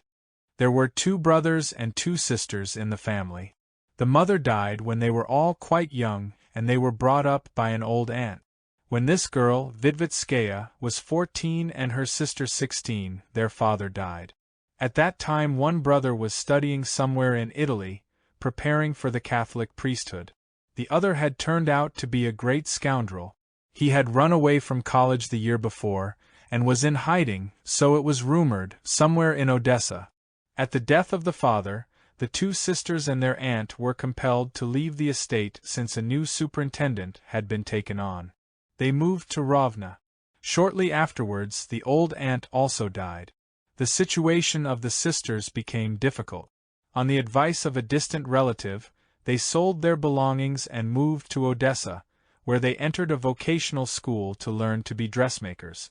Vidvitskaya was very beautiful and, in contrast to her elder sister, frivolous.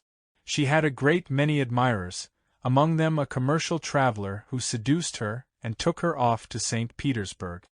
As she had quarreled with her sister, she took with her her share of their heritage. In St. Petersburg the commercial traveler robbed and deserted her, and she found herself penniless in a strange city. After many struggles and misfortunes, she finally became the mistress of an old senator, but he soon became jealous of some young student and turned her out. She then got into the respectable family of a certain doctor, who trained her to extend his practice by a very original method. The doctor's wife had met her in the garden in front of the Alexandra Theatre, had sat down beside her, and had persuaded her to come and live with them. She then taught her the following maneuver. She was to walk along the Nevsky, and when accosted by a man she was not to put him off, but allow him to accompany her home, give him diplomatic encouragement, and leave him at the door. He would of course ask the porter about her and would be told that she was the companion of a certain doctor's wife. As a result of this procedure the doctor would acquire new patients, who invented some kind of ailment merely to get into his apartment in the hope of a pleasant meeting. In so far as I have had time to study the nature of Vidvitskaya, observed the prince with conviction, she must have been subconsciously depressed all the time by such a life, and only dire need could have constrained her to resort to it. One day, when she was walking on the Nevsky for the purpose of picking up patients, she quite unexpectedly met her younger brother, whom she had not seen for several years. He was very well dressed and gave the impression of being rich. This meeting with her brother brought a ray of light into her cheerless life. It appeared that he had some kind of business in Odessa and abroad. When he learned that she was not particularly well off, he proposed that she should come to Odessa, where he had many connections and could arrange something good for her. She consented. On her arrival in Odessa, her brother found her a very good situation with excellent prospects, governess in the family of the Russian consul in Alexandria. Several days later her brother introduced her to a very distinguished-looking old man, who happened to be going to Alexandria and who agreed to accompany her. And so, one fine day, accompanied by this apparently reliable gentleman, she went on board the boat and started on her way. What followed, you know.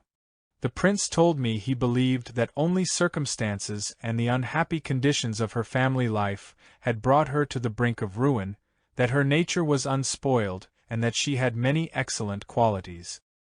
He had therefore decided to interest himself in her life and put her on the right path.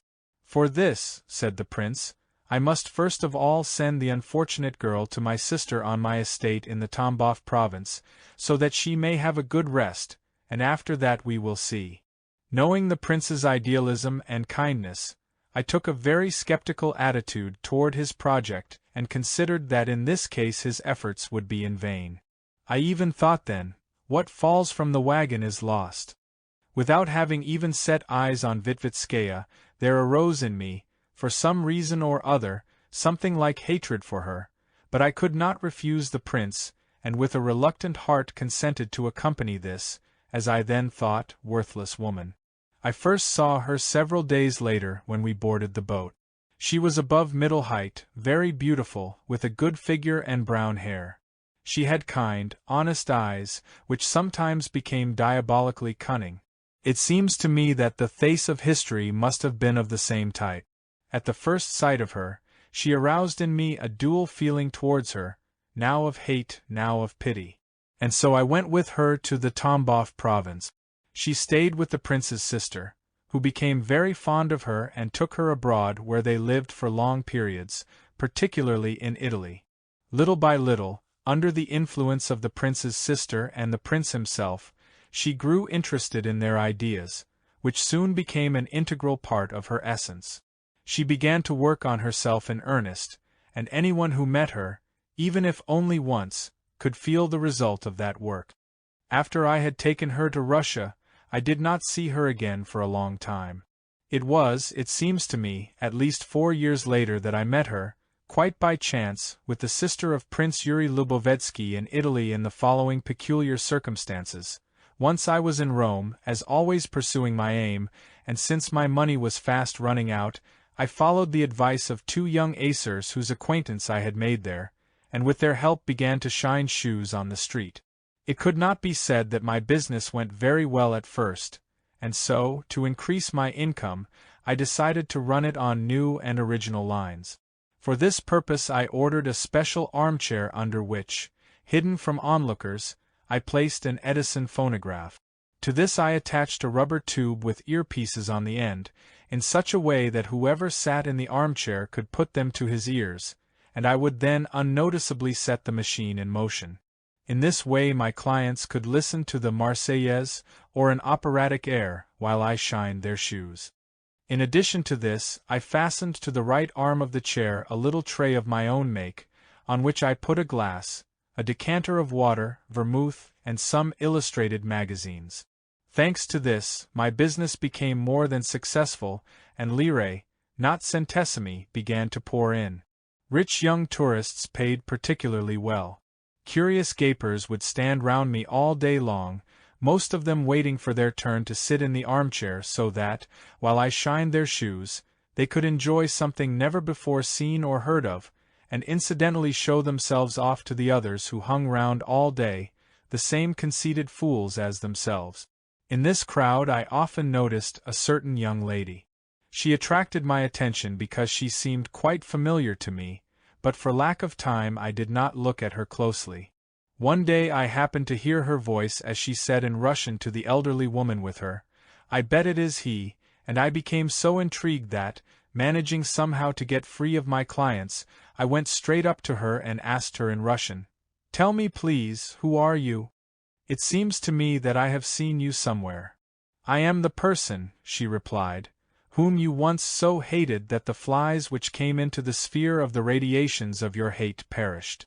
If you recall Prince Lubovetsky, then perhaps you will also recall the unfortunate girl you accompanied from Constantinople to Russia." I then immediately recognized her and also the elderly woman with her, the prince's sister. From that day until they left for Monte Carlo, I spent every evening with them at their hotel.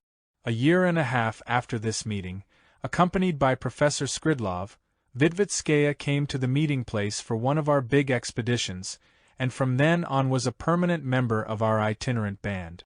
To illustrate the character of the inner world of Vitvitskaya, this woman who had stood on the brink of moral ruin and who later, thanks to the aid of persons with ideas who chanced to cross the path of her life, became, I may boldly say, such as might serve as an ideal for every woman, I will confine myself here to telling about only one aspect of her many-sided inner life.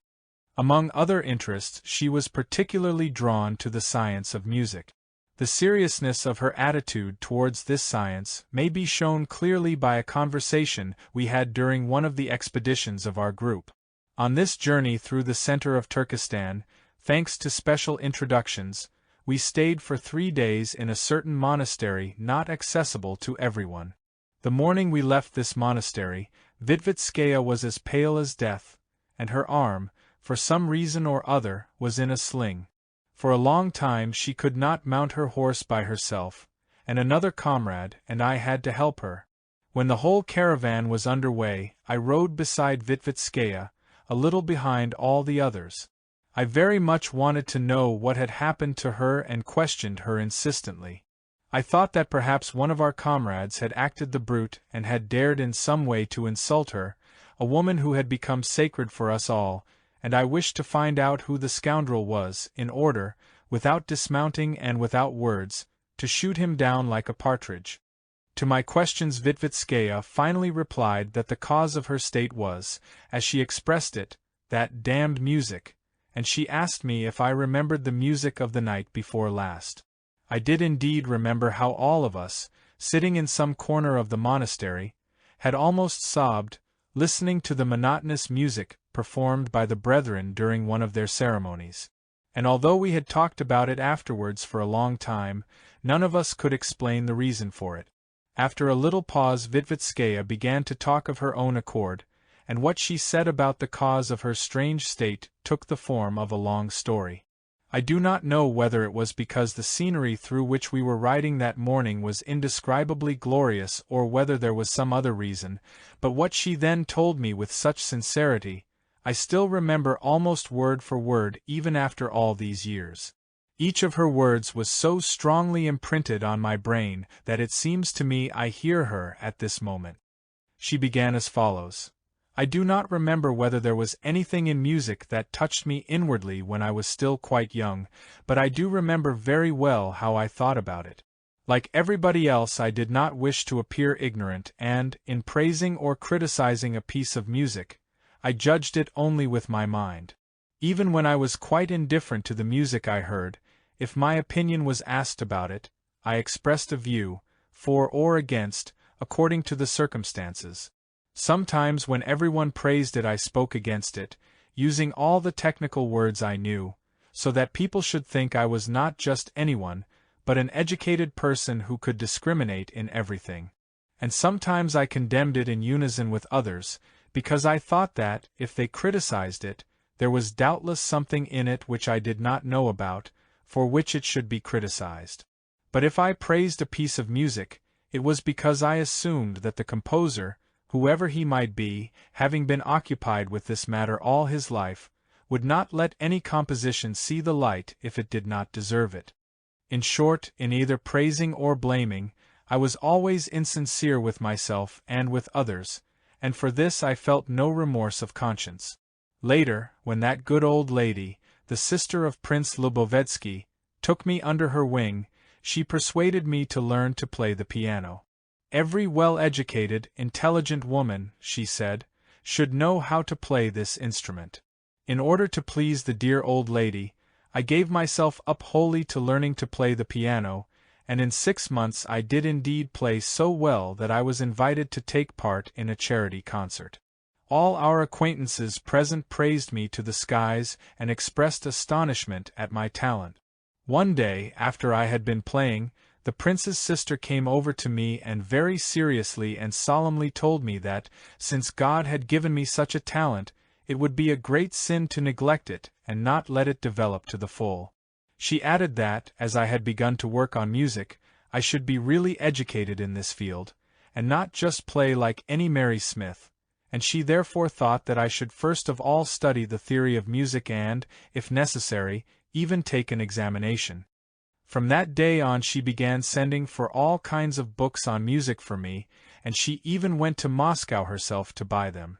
Very soon the walls of my study were lined with enormous bookcases filled to overflowing with all kinds of musical publications.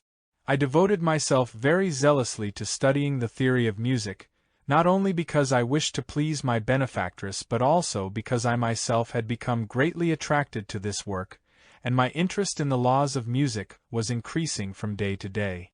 My books, however, were of no help to me, for nothing whatsoever was said in them either about what music is, or on what its laws are based. They merely repeated in different ways information about the history of music, such as, that our octave has 7 notes, but the ancient Chinese octave had only 5, that the harp of the ancient Egyptians was called tabuni and the flute mem, that the melodies of the ancient Greeks were constructed on the basis of different modes such as the Ionian, the Phrygian, the Dorian and various others. That in the 9th century polyphony appeared in music, having at first so cacophonic an effect that there was even a case of premature delivery of a pregnant woman, who suddenly heard in church the roar of the organ playing this music. That in the 11th century a certain monk, Guido d'Arezzo invented solfège, and so on and so forth. Above all, these books gave details about famous musicians, and how they had become famous. They even recorded what kind of neckties and spectacles were worn by such and such composers. But as to what music is, and what effect it has on the psyche of people, nothing was said anywhere. I spent a whole year studying this so-called theory of music. I read almost all my books and finally became definitely convinced that this literature would give me nothing, but my interest in music continued to increase. I therefore gave up all my reading and buried myself in my own thoughts. One day, out of boredom, I happened to take from the prince's library a book entitled The World of Vibrations, which gave my thoughts about music a definite direction.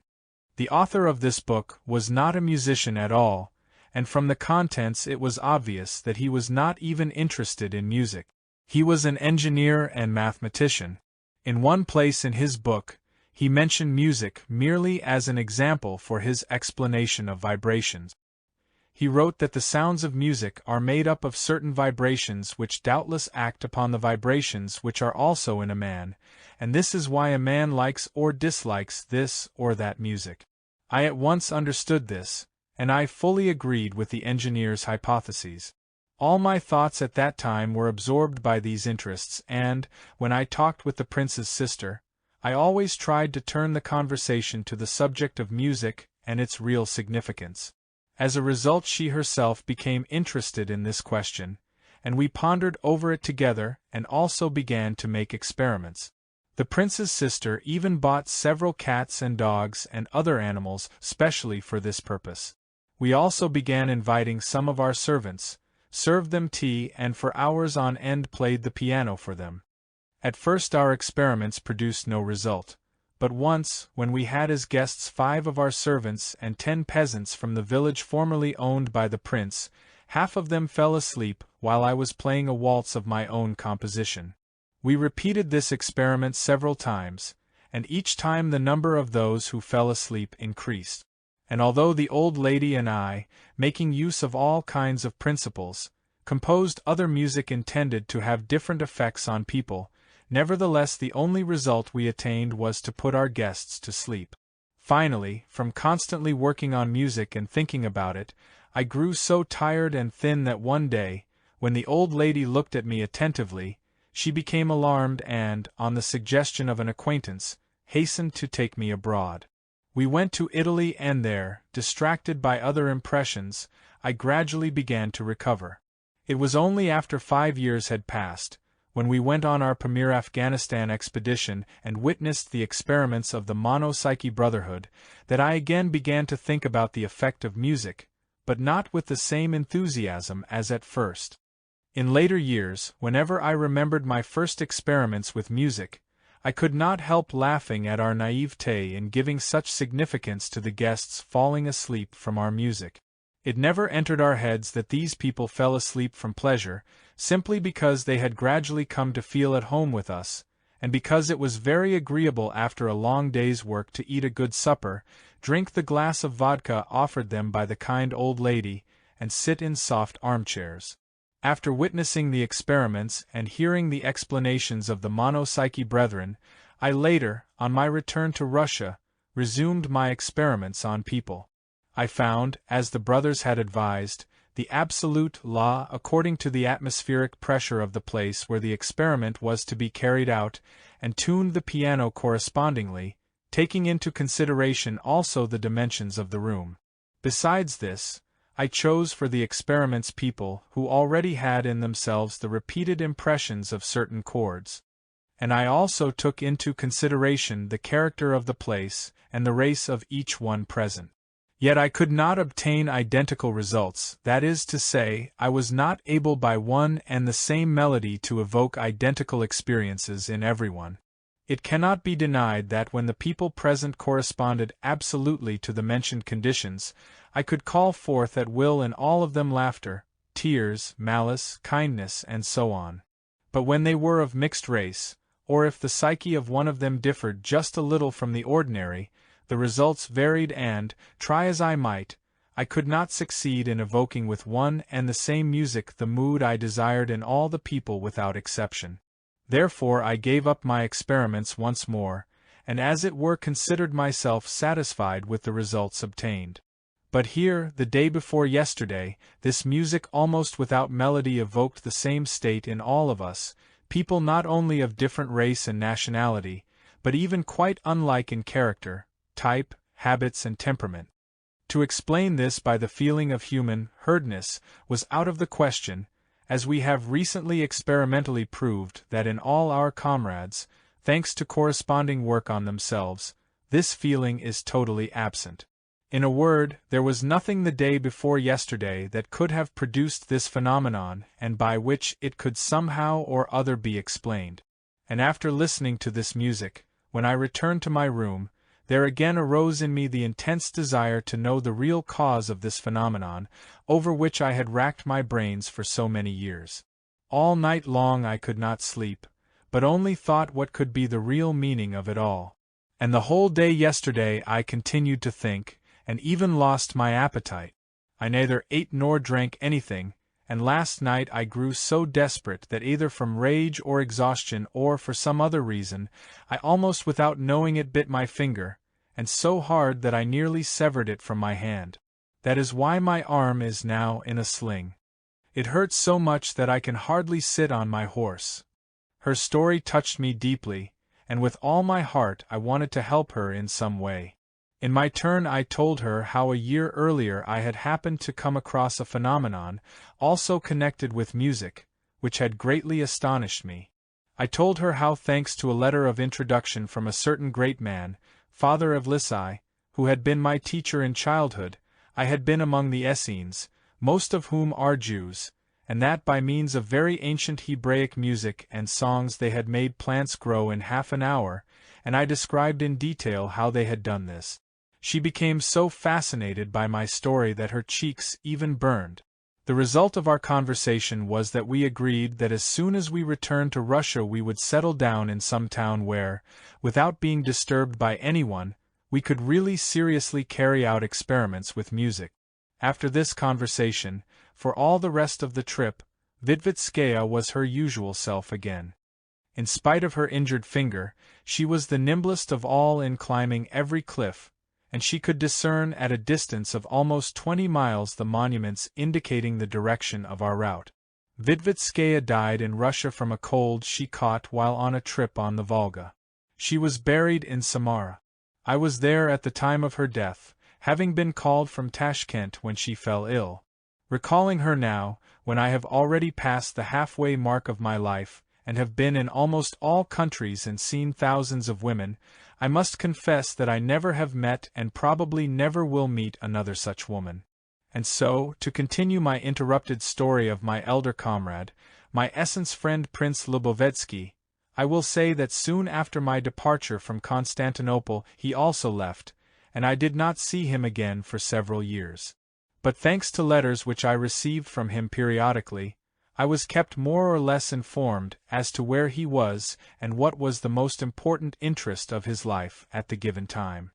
First he went to the island of Ceylon, and then undertook a journey up the river Indus to its source.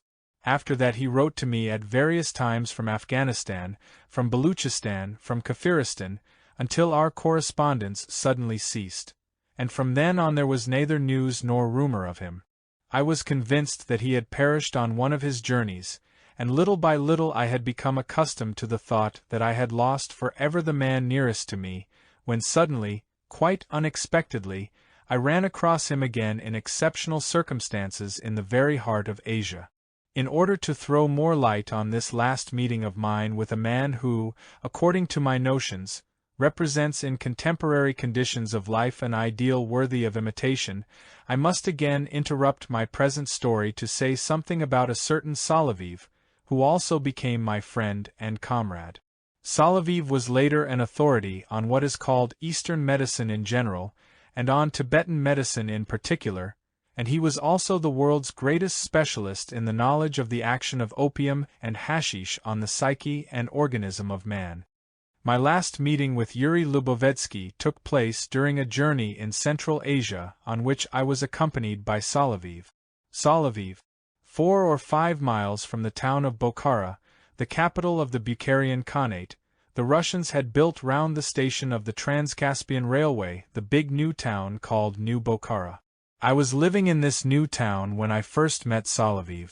I had gone there chiefly to visit places where I could gain a more thorough knowledge of the fundamental principles of the religion of Muhammad, and to be able to meet Bukharian dervish acquaintances of various sects, among whom was my great and old friend Bagaeddin. He was not at that time in Bokhara and nobody knew where he had gone, but I had grounds for counting on his speedy return. On my arrival in New Bokhara I had taken a small room in the house of a fat Jewess who sold Russian kvass. I lived in this room with my devoted friend, a large Kurd sheepdog, Philos, who for 9 years accompanied me on all my wanderings. This Philos, by the way, quickly became famous in any town or village where I happened to stay for a while, particularly among small boys, thanks to his talent for bringing me hot water for my tea from the chaikhanas and taverns to which I sent him with a kettle. He even used to go with a note from me to make purchases. In my opinion, this dog was so astonishing that I do not consider it superfluous to spend a little of my time acquainting the reader with his rare psyche.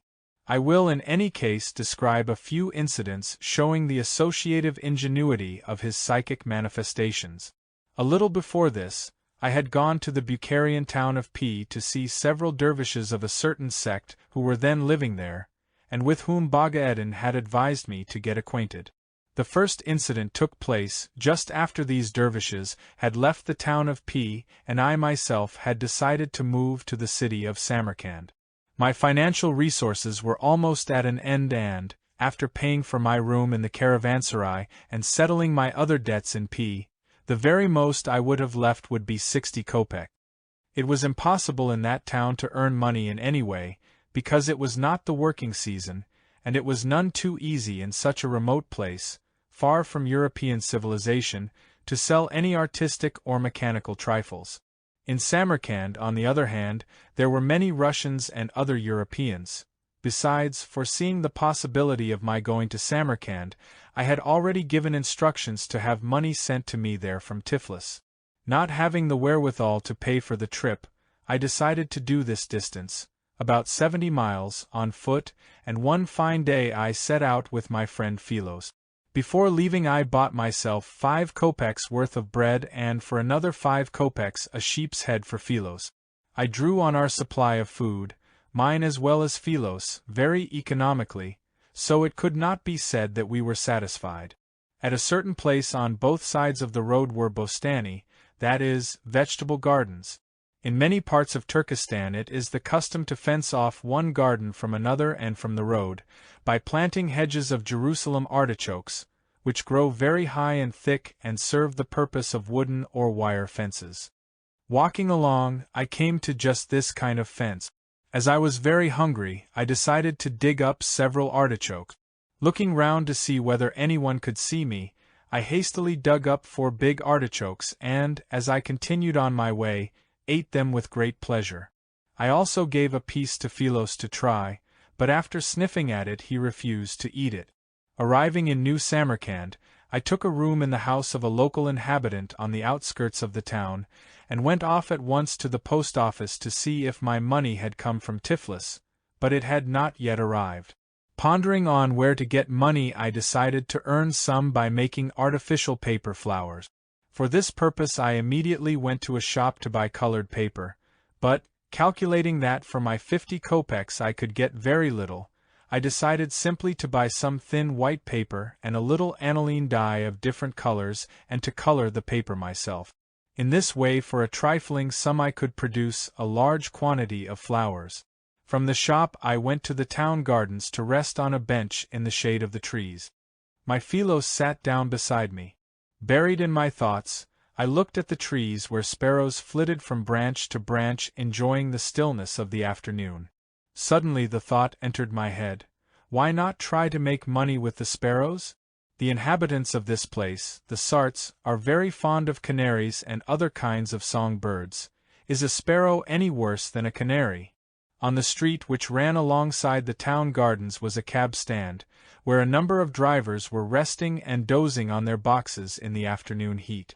I went over and plucked from the horses' tails the hairs I needed, made snares of them and set them in various places, Philos watching me all the time with great attention.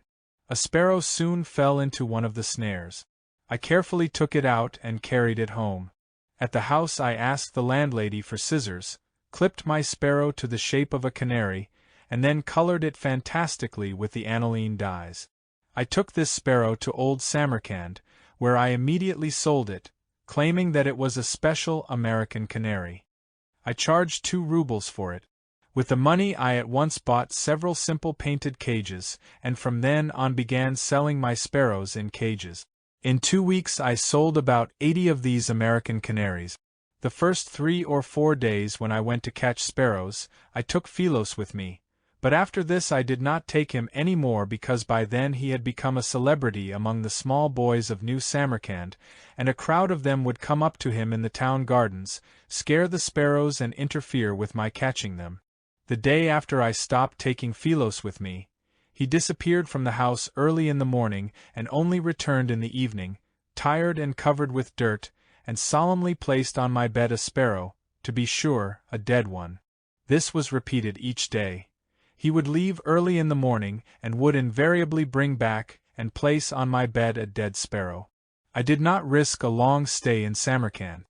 I was afraid that the devil would play a joke, and that my sparrows might suddenly get wet in the rain, or that some American canary in its cage might take a fancy to bathing in its drinking trough, and then indeed there would be a great uproar, as my American canaries would be turned into disfigured, clipped and miserable sparrows. So I hastened to get away with my skin whole. From Samarkand I went to New Bokhara, where I expected to find my friend, the dervish Bagaeddin.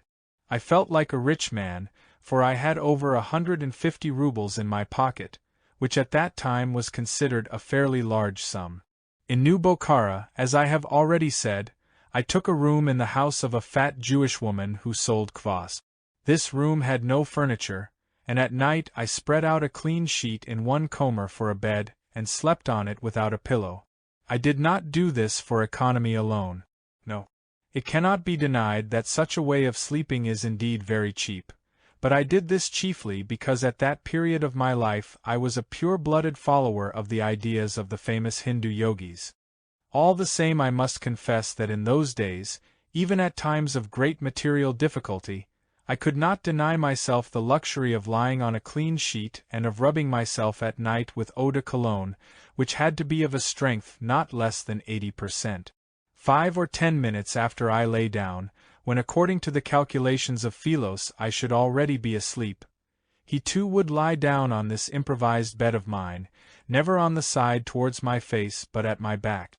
At the head of this ultra-comfortable bed there was a no less comfortable little table formed of books, tied together with a string, and dealing with the questions to which I was particularly drawn at the time. On this original library table I put all the things I might need at night, such as an oil lamp, a notebook, bug powder, and so on. One morning, several days after my arrival in New Bokhara, I found on my improvised table a large Jerusalem artichoke. I remember thinking at the time, "Ah, that minx of a landlady! In spite of her weight, she is so perceptive that she has immediately detected my weakness for Jerusalem artichokes, and I ate it with great pleasure. I was quite convinced it was the landlady who had brought me this artichoke for the simple reason that so far no one besides her had entered my room. So, when I met her the same day in the corridor, I confidently thanked her and even teased her about the artichoke, but to my great surprise she made it clear to me that she knew nothing whatever about it. The next morning I again saw a Jerusalem artichoke in the same place, and, although I ate this one with no less pleasure, I began to think seriously about its mysterious appearance in my room. What was my astonishment when on the 3rd day the same thing was repeated. This time I firmly resolved to investigate, and find out without fail who was playing such puzzling but pleasant tricks on me, but for several days I could not discover anything, although punctually every morning I found a Jerusalem artichoke in the same place. One morning, in order to clear up this matter, which mystified me more and more each day, I hid behind a barrel of fermenting kvass in the corridor. After a short time I saw Philos cautiously stealing past the barrel, carrying in his mouth a large Jerusalem artichoke. He went into my room and placed it just where I usually found them. From then on I began to keep a close watch on Philos. The next morning when I was about to leave the house, I patted Philos on the left side of his head, which meant between us that I was going far away and was not taking him with me. But going out into the street, I walked only a short distance and then returned to the shop opposite our house and began watching my door. Very soon out came Philos, and glancing round he set off in the direction of the market. Surreptitiously, I followed. At the market, near the municipal scales, were a great many provision shops and a crowd of people. I saw Philos quietly walking through the crowd, and did not let him out of my sight. Passing in front of a shop, he looked round and, when he was sure that nobody was watching him, he quickly snatched a Jerusalem artichoke from a sack standing there and set off at a run, and when I returned home I found a Jerusalem artichoke in the usual place. I will describe one more feature of the psyche of this astonishing dog. Usually, when I left home and did not take him with me, he lay outside my door and awaited my return. In my absence anyone who wished could enter my room, but he would not allow anyone to leave it. If anyone did wish to leave my room while I was away, this huge dog would begin growling and baring his teeth, which was quite enough to make any stranger's heart sink into his boots. I will tell for example about an incident connected with my late really genuine friend Philos, which also took place in New Bokhara. The day before this incident a certain Pole, who was what was then called a traveling cinematographer, came to me, on the advice of local inhabitants who knew me as the only specialist in this work, with an order to repair one of his 2 containers for acetylene gas, by means of which these strolling artists projected their cinematographic pictures. I had promised this Pole to call soon in my spare time and repair his container. But it turned out that the very day after our conversation, the Polish cinematographer noticed that the gas was beginning to escape from the other container also, and, fearing that his entire next show would break down, he decided not to wait for me to come, but to bring me the container himself. When he learned that I was not at home but that my room was open, he decided not to carry back the heavy container but to leave it in my room. That morning I had gone to Old Bokhara, where I intended to visit a certain mosque, and since it is considered a great desecration, particularly among the followers of the Mohammedan religion, for dogs to enter temples or their adjacent courts, I was obliged to leave Philos at home, and as usual he was lying outside the door waiting for my return. And so, as was his custom, Philos allowed the traveling cinematographer to enter the room, but to leave it, not on your life.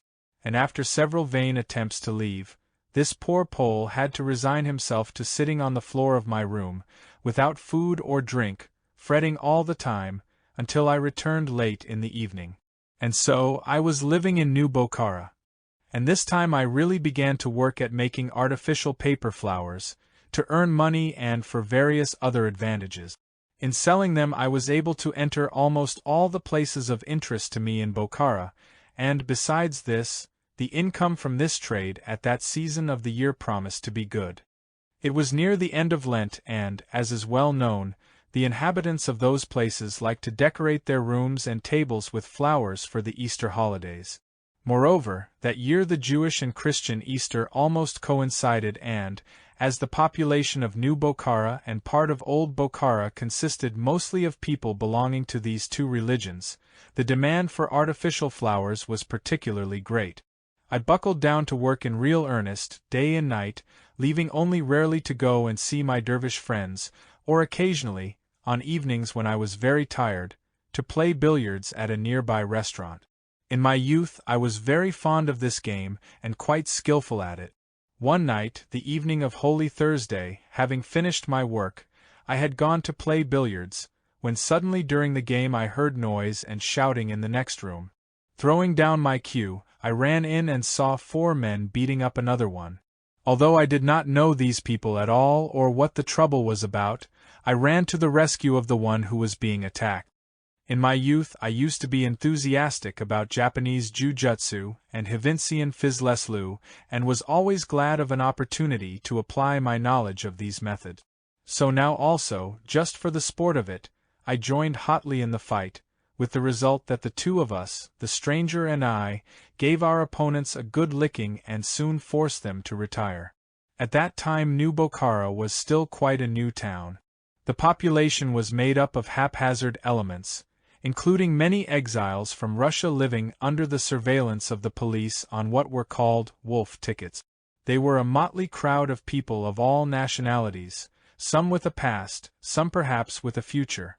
Among them were criminals who had already served their terms, and also many political exiles either sent there by the courts or by the administrative orders widely used at that time in Russia.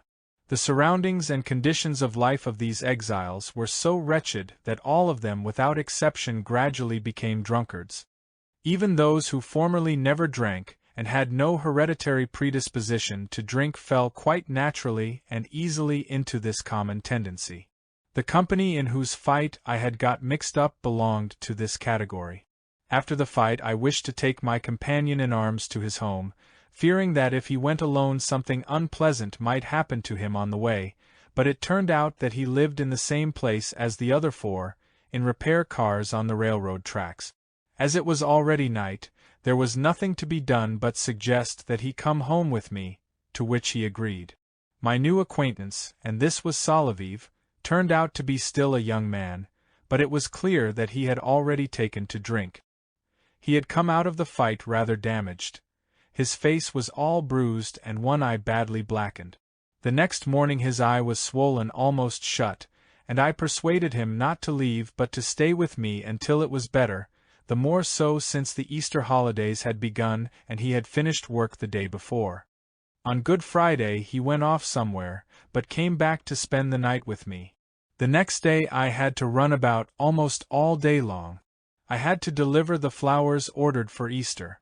I was not free until evening, and as I had no Christian acquaintances and nowhere to go to celebrate, I bought a kulurch, paska, some painted eggs and everything else customary for this feast, as well as a small bottle of vodka, and brought them home. I did not find Solovyov in, and so, after washing and making myself tidy, I had no other clothes to change into. I went off alone to the evening service at the church. When I returned, I found Solovyov already asleep. As there was no table in my room, I quietly, so as not to disturb him, brought in from the court outside a large empty case, covered it with a clean sheet and placed on it all the things I had bought for the feast, and only then woke Solovyov. He was very surprised at everything he saw, and gladly consented to participate in this solemn repast. He got up and we sat down together at the table, he on my books and I on a pail turned upside down. First of all I poured out a glass of vodka for each of us, but to my astonishment he thanked me and refused to drink. I drank alone, and Solovyov began to eat. Philos, who was present at this celebration, received a double portion, 2 sheep's heads. We sat in silence and ate. It was not a happy Easter either for me or for Solovyov. Picturing to myself the familiar scene of the family feast, I began to think of my family far away. Solovyov also was thinking about something, and we sat a rather long time without speaking. All of a sudden, as if to himself, Solovyov exclaimed, "Help me, O Lord, in memory of this night, to be able never again to drink this poison which has brought me to such a life." He fell silent, and then with a disconsolate gesture murmured, Mel, and began telling me about his life. I do not know what had affected him. Was it because Easter recalled to him distant and dear memories of the time when he had been a man, or was it the sight of the carefully arranged table and the unexpected feast, or both together? Whatever it was, he poured his heart out to me. It seemed that Solovyov had once been a post-office employee, but had become so quite by chance. He came from a merchant family of Samara, where his father owned big flour mills. His mother came of an impoverished noble family. She had been educated at a finishing school for the aristocracy, and her upbringing of her children consisted exclusively in teaching them good manners and how to behave. This was all they had been stuffed with. His father was hardly ever at home, spending his time at his mills and grain shop. Moreover, he was addicted to drink, and regularly several times a year he would drink steadily for several weeks. Even when sober he was, in the words of his son, an overbearing fool. The parents of Soloviev, each living their own separate lives and with their own interests, merely endured one another. Soloviev had one younger brother, and both boys went to the public school. The parents had even, as it were, divided up the children. The elder son was the mother's favorite, the younger the father's, and on this account there were frequent scenes. The father never addressed his elder son without a sneer, so that a kind of hostility gradually grew up between them. The mother, who received money from her husband for expenses, gave Soloviev a certain amount monthly. But with the years his appetites increased, and his allowance was not sufficient for paying court to girls. Once he stole a bracelet from his mother, and sold it to make some gift or other. When she discovered this theft, she concealed it from his father, but the thefts began to be repeated, and one day his father, learning of them, made a great scene and turned Soloviev out of the house, although later, through the intervention of relatives and the mother, he pardoned him. Soloviev was in the 5th, or next to the highest, class of the school when a traveling circus stopped in Samara and he lost his head completely over a bareback rider named Verka. When the circus moved to Tsaritsyn, Soloviev followed her there, having got hold of money in some fraudulent way from his mother. At this time he had already begun to drink. In Tsaritsyn he learned that his Verka had taken up with a captain of the mounted police, and, out of bitterness, he took to drinking heavily. He began to frequent the port taverns, and found a great many companions like himself. It ended one fine day in everything being stolen from him while drunk, and he found himself in a strange town without a kopeck and not daring to send word of himself to his family. Having gradually sold his personal belongings and clothing, he was finally compelled to exchange even the clothes he was wearing for mere rags, and thus became an outcast in the full sense of the word. Hunger forced him to work in a fishery, and, passing from one job to another, he finally came, in the company of other outcasts, to the town of Baku. Here fate smiled on him a little. Someone gave him clothes and he succeeded in becoming a telephone operator in the district of Balakna. The adversities of his recent past made him think, and he began to work steadily. One day he met someone from Samara who, having learned who he was, that is, of what family he came, decided to help him get a better position. As Soloviev had a 5th-class education, he was taken on in Baku as an assistant in the postal telegraph service, but for the first few months he had to work without a salary. After this, he received a post in Kushka and worked there as a clerk. Thanks to his abstinence, he was able to dress decently and even saved a small sum of money. When he was 21 he received a notice from the military authorities that he was about to be called up for military service. This obliged him to return to his native town, and on arriving in Samara, he put up at a hotel and wrote to his mother. His mother, who had been receiving letters from him before this, was glad that her son had apparently turned over a new leaf, and succeeded in obtaining his father's pardon for him. Soloviev was again received into the house, and his father, seeing that his son had come to his senses, was glad that things had turned out no worse, and began to treat him well. On reporting to the military authorities, Soloviev drew a lot to serve, but being a telegraphist in the postal service, he had to wait several months for his appointment, since recruits of this category were appointed to vacancies by the central administration of the army. So he lived with his parents another 3 or 4 months before being ordered to a post with the railway battalion in charge of the Trans-Caspian Railway, which at that time was still militarized. When he arrived at his post, and had done several weeks of compulsory service as a private soldier in the 2nd Company, He was assigned to what was called the Kushka line, but soon afterwards he fell ill with jaundice and was sent to the hospital at Merv, where his company was stationed. When he recovered he was sent to the battalion headquarters at Samarkand, and then to the military hospital there, to be examined for his fitness for further military service. In the main building of the hospital, in which Soloviev was placed, there was also a ward for prisoners. Walking along the corridor, and occasionally talking with the prisoners through a little window, he made the acquaintance of one of them, a Pole, who had been accused of counterfeiting. When Soloviev was given leave from service on account of poor health, and discharged from the hospital, this prisoner asked him to take a letter to a friend of his, who lived near the station in Samarkand. As thanks for delivering the letter, he stealthily handed him a phial of blue liquid, explaining that this liquid could be used to counterfeit the green 3-ruble notes, but not any other kind, and that this was done in the following way. Special paper, moistened with this liquid, was applied to both sides of the note, and then everything was pressed together in a book. The negatives obtained in this way from both sides of the note gave 3 or 4 good copies. In Central Asia, where people were not well acquainted with Russian money, these notes were very easy to pass. Soloviev, who first tried this process out of curiosity, found himself in need of money just before his departure for home, and with no particular risk passed a small quantity of his counterfeits. At home he was warmly welcomed, and his father urged him to stay and help him as the younger brother was doing. Soloviev consented, and was given the direction of one of the mills somewhere outside Samara. But after working there several months he began to get bored and, longing for his vagabond life, went to his father and told him frankly that he could not go on any longer. His father let him go and even gave him a good deal of money.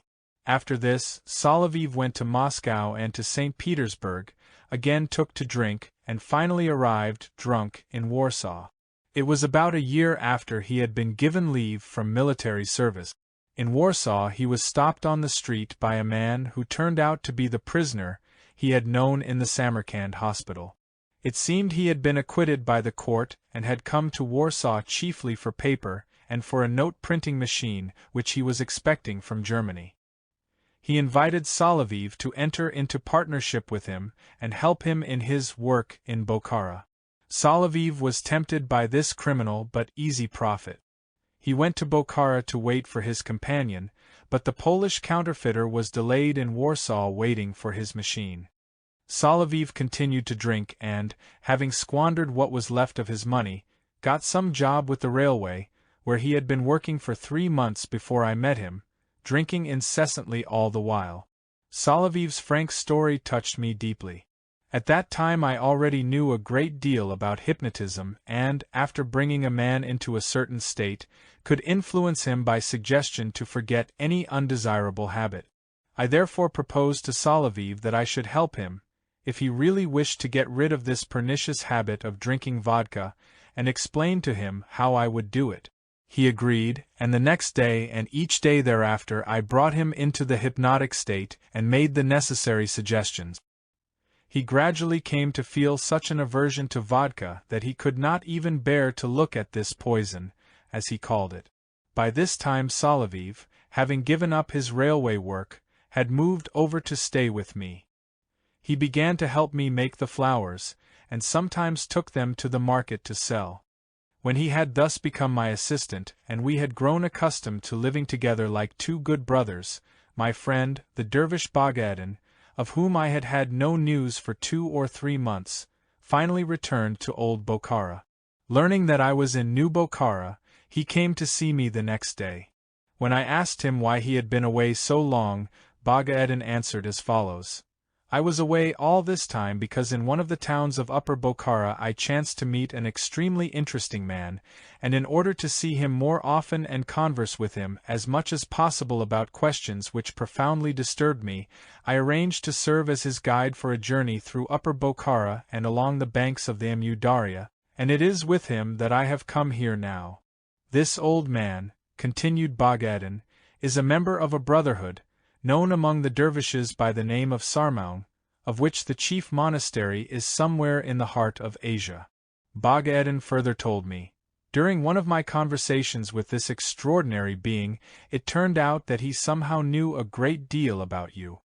I therefore asked him whether he would have anything against it if you should wish to see him.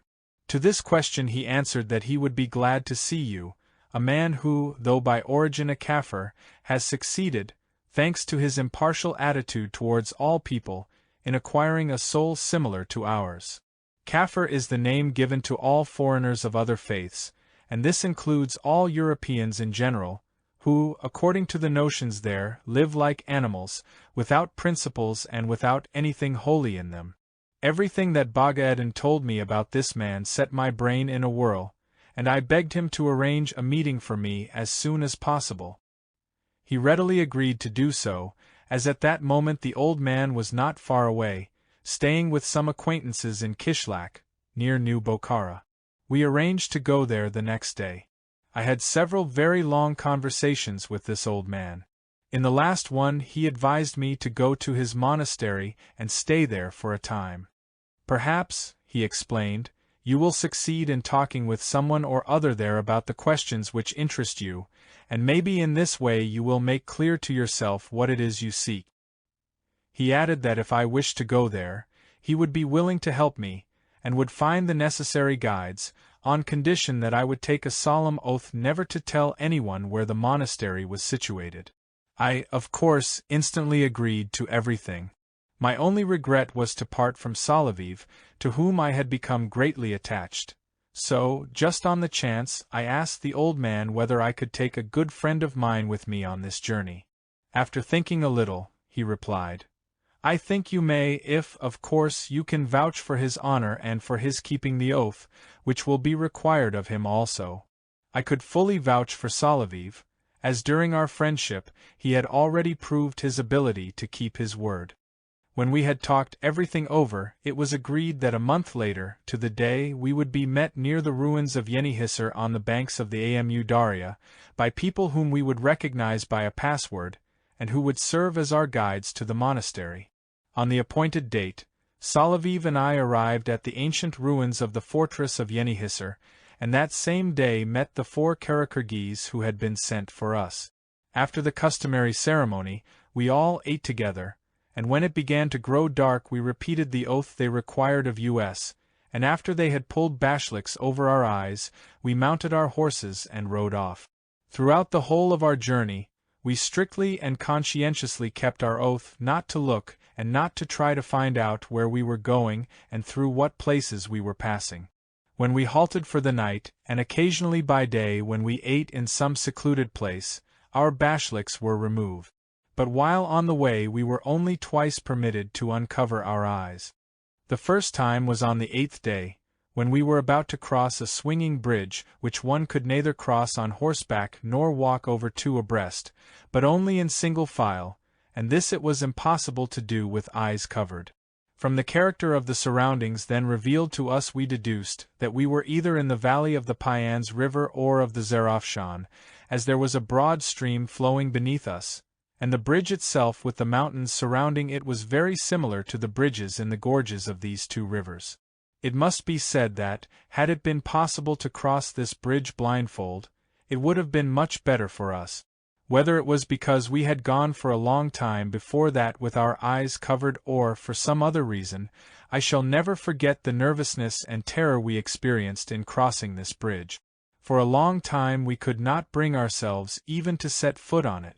Such bridges are very often met with in Turkestan, wherever there is no other possible route, or in places where to advance 1 mile would otherwise require a 20-day detour.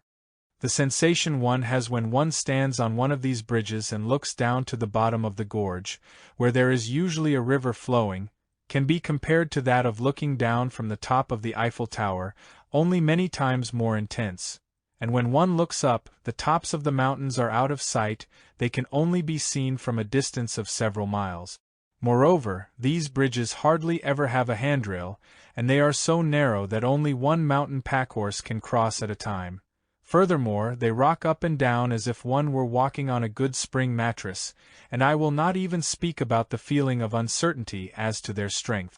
For the most part they are held in place by ropes, made from the fiber of the bark of a certain tree, one end attached to the bridge and the other fastened to some nearby tree on the mountain side or to a projection of rock. In any case, these bridges are not to be recommended even to those who in Europe are called thrill-chasers. The heart of any European crossing these bridges would sink, not into his boots, but somewhere still lower. The second time our eyes were uncovered was when we were about to pass a caravan. Evidently not wishing the peculiar cowls over our eyes to attract attention or excite suspicion, our guides considered it advisable that we remove them for this encounter. We did so just as we were going by a monument typical of Turkestan, standing right at the top of a mountain pass. In Turkestan there are many of these monuments, which are very cleverly placed. Without them, we travelers would have no possibility of orienting ourselves in this chaotic, roadless region. They are usually erected on some elevated spot so that, if one knows the general plan of their placement, they can be seen a long way off, sometimes even from a score of miles. They are nothing more than single high blocks of stone or simply long poles driven into the ground. Among the mountain folk there exist various beliefs concerning these monuments, such as the following: that at this spot some saint was either buried or was taken up alive to heaven, that he killed the seven-headed dragon there, or that something else extraordinary happened to him at that place. Usually the saint in whose name the monument was erected is considered the protector of the entire surrounding countryside, and when a traveler has successfully overcome any difficulty natural to the region, that is, has escaped an attack by brigands or wild beasts, or has safely crossed a mountain or river, or surmounted any other danger, it is all attributed to the protection of this saint. And so any merchant, pilgrim or other traveler who has passed through these dangers brings to the monument some kind of offering in gratitude. It became an established custom to bring as an offering something which, as is believed there, would mechanically remind the saint of the prayers of the person who brought the offering. Accordingly, they bring gifts such as a piece of cloth, the tail of an animal or something else of the kind, so that, with one end tied or fastened to the monument, the other end can flutter freely in the wind. These things, moving in the wind, make the spot where the monument is placed visible to us travelers from a great distance. Whoever knows approximately the arrangement of these monuments can locate one of them from some elevated spot and make his way in its direction, and from it to the next, and so on. Without knowing the general pattern of their arrangement, it is almost impossible to travel through these regions. There are no well-defined roads or footpaths, and, if some paths do form of themselves, then, owing to the sudden changes of weather and the ensuing snowstorms, they very quickly change or are totally effaced. So if these landmarks were not there, a traveler trying to find suitable paths would become so confused that even the most delicate compass would be of no help to him. It is possible to pass through these regions only by establishing the direction from monument to monument. On the way we changed horses and asses several times, and sometimes went on foot. More than once we had to swim rivers and cross mountains, and by our sensations of heat and cold it was evident that we sometimes descended into deep valleys or climbed very high. At last, when at the end of the 12th day our eyes were uncovered, we found ourselves in a narrow gorge through which flowed a small stream whose banks were covered with a rich vegetation. As it turned out, this was our last halt. After eating, we set off again, but this time not blindfold. We rode on asses up the stream, and after we had ridden half an hour through the gorge, a small valley opened up in front of us surrounded by high mountains. On our right, and in front of us, but a little to the left, we could see snow-capped peaks. While crossing the valley, after a bend in the road, we saw some buildings in the distance on the slope to our left. As we came nearer we were able to make out something like a fortress such as one finds on a smaller scale on the banks of the Amu Darya or the Payans. The buildings were encircled by a high unbroken wall. Finally we rode in at the first gate, where we were met by an old woman to whom our guide said something. They then immediately rode out again through the same gate. We were left alone with the old woman and, without haste, she led us to one of a number of small rooms, like cells, which were built round a small court, and, pointing to 2 beds that stood there, went away. Soon a very venerable old man came and without questioning us about anything began conversing with us very amiably in Turcoman, as though we were old acquaintances of his. He showed us where everything was, and said that for the first few days our meals would be brought to us there. He advised us to rest after our journey, but added that if we were not tired we could go out and walk around. In short, he gave us to understand that we could live as we pleased. As we were indeed very tired from our journey, we decided to rest a little and lay down. I slept like a log and was only awakened by a boy bringing tea things and a samovar with green tea and our morning meal of hot maize cakes, goat's cheese and honey. I wanted to question the boy as to where we could bathe, but unfortunately it turned out that he spoke no language but Shensis, and I knew nothing of that peculiar language except a few swear words.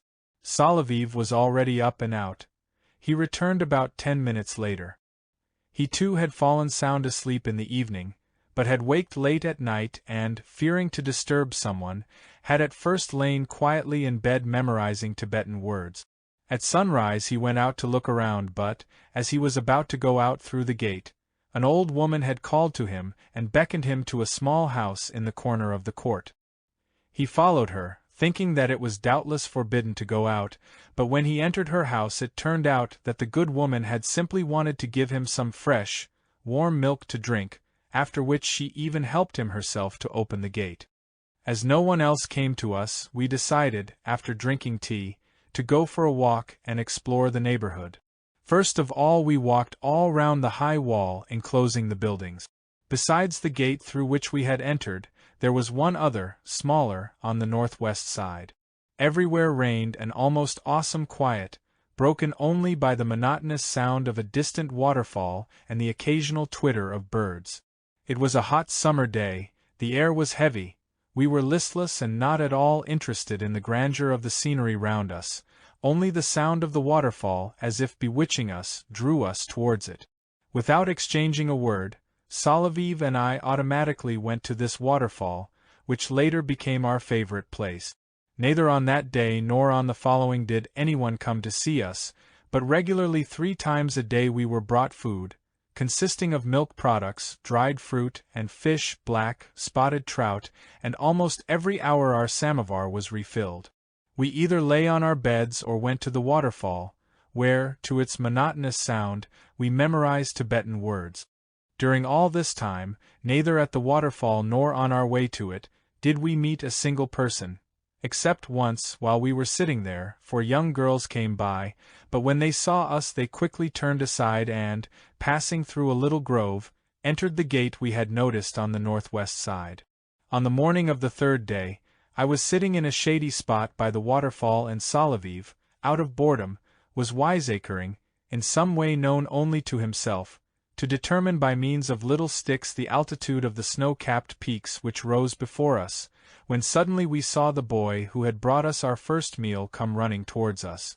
He gave Salaviv a note, a folded sheet of paper without an envelope. Salaviv took the note and seeing the name, Aga Georgi, written on it in Sart, he handed it to me in perplexity. When I opened the note and recognized the handwriting, everything went black before my eyes, so unexpected was it. It was the handwriting which I knew so well, of the man dearest to me in life, Prince Lubovetsky. The note was written in Russian, and its contents were as follows: My dear child, I thought that I would have a stroke when I learned that you were here. I am distressed that I cannot rush at once to embrace you, and that I must wait till you yourself come to me. I am in bed. All these days I have not been out and have spoken to no one, and only just this moment have I learned that you are here. Ah, how glad I am that I shall soon see you! I am doubly glad of it, glad that you got here yourself, without my help or the help of our mutual friends, in which case I should have known, for it proves to me that during this time you have not been asleep. Come to me soon, and we will talk about everything. I also hear that you are with a comrade. Though I do not know him, I shall be happy to greet him as your friend. Without having read half the note, I had already begun to run, finishing the note as I ran, and waving to Salaviv to come quickly. Where I was running to I did not know. After me ran Salaviv and the boy. When we reached the first court, where we had been living, the boy took us to a second court and showed us the cell where the prince lay. After a joyful greeting and embraces, I asked the prince how he had fallen ill. Before this, he said, I had been feeling very well. 2 weeks ago, after bathing, I was cutting my toenails, and without noticing it I probably cut one too short, as afterwards, walking barefoot as usual, I must have got a splinter in this toe and it began to hurt. At first I paid no attention to it, thinking it would pass, but it became worse and finally began to fester. A week ago fever set in which continued to rise, and I was compelled to take to my bed. I even became delirious. The brethren tell me that I had blood poisoning, but now the danger is over and I feel well. But enough about me. It is nothing. I shall soon recover. But tell me quickly, how did you get here, by what miracle? I told him briefly of my life during the 2 years in which we had not seen each other. Of chance meetings during that time, of my friendship with the dervish Bagadan, the incidents which resulted from it, and how I finally found myself there. I then asked him why he had disappeared from sight so suddenly, why I had had no news from him all this time, and why he had let me worry over the uncertainty about him until finally, with grief in my heart, I had resigned myself to the thought of having lost him forever.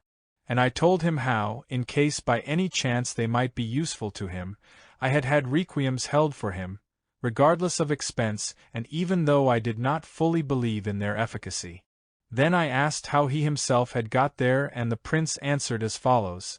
When we last met in Constantinople, there had already begun in me a kind of inner lassitude, something like apathy. On the way to Ceylon and for the next year and a half, this apathy gradually took the form of what one might call a dreary disillusionment, and consequently there grew in me a sort of inner emptiness and all interests connected with life faded. When I arrived in Ceylon, I made the acquaintance of the famous Buddhist monk A. We spoke together often with great sincerity, and as a result of our conversations we organized an expedition up the river Ganges, with a program planned in advance and a route mapped out in detail, in the hope of finally clearing up the questions which evidently had been perturbing him just as they had me. This venture was for me personally as the last remaining straw at which I clutched, and therefore, when this journey turned out to have been just another chase after a mirage, everything finally died in me, and I had no wish to undertake anything further. After this expedition I happened to go to Kabul again, where I gave myself up entirely to oriental idleness, living without any aims or interests whatsoever, automatically meeting old acquaintances and new. I often went to the house of my old friend, the Aga Khan. In the company of a host so rich in adventures as he, one could somehow pass one's time in the boring life of Kabul. One day I saw there among his guests, sitting in the place of honor, an old Tamil in a costume not at all suitable for the house of the Aga Khan. After greeting me, the Khan, seeing my perplexity, hurriedly whispered to me that this venerable old man was a great friend of his, a queer fellow to whom he was under great obligations, even for having once saved his life.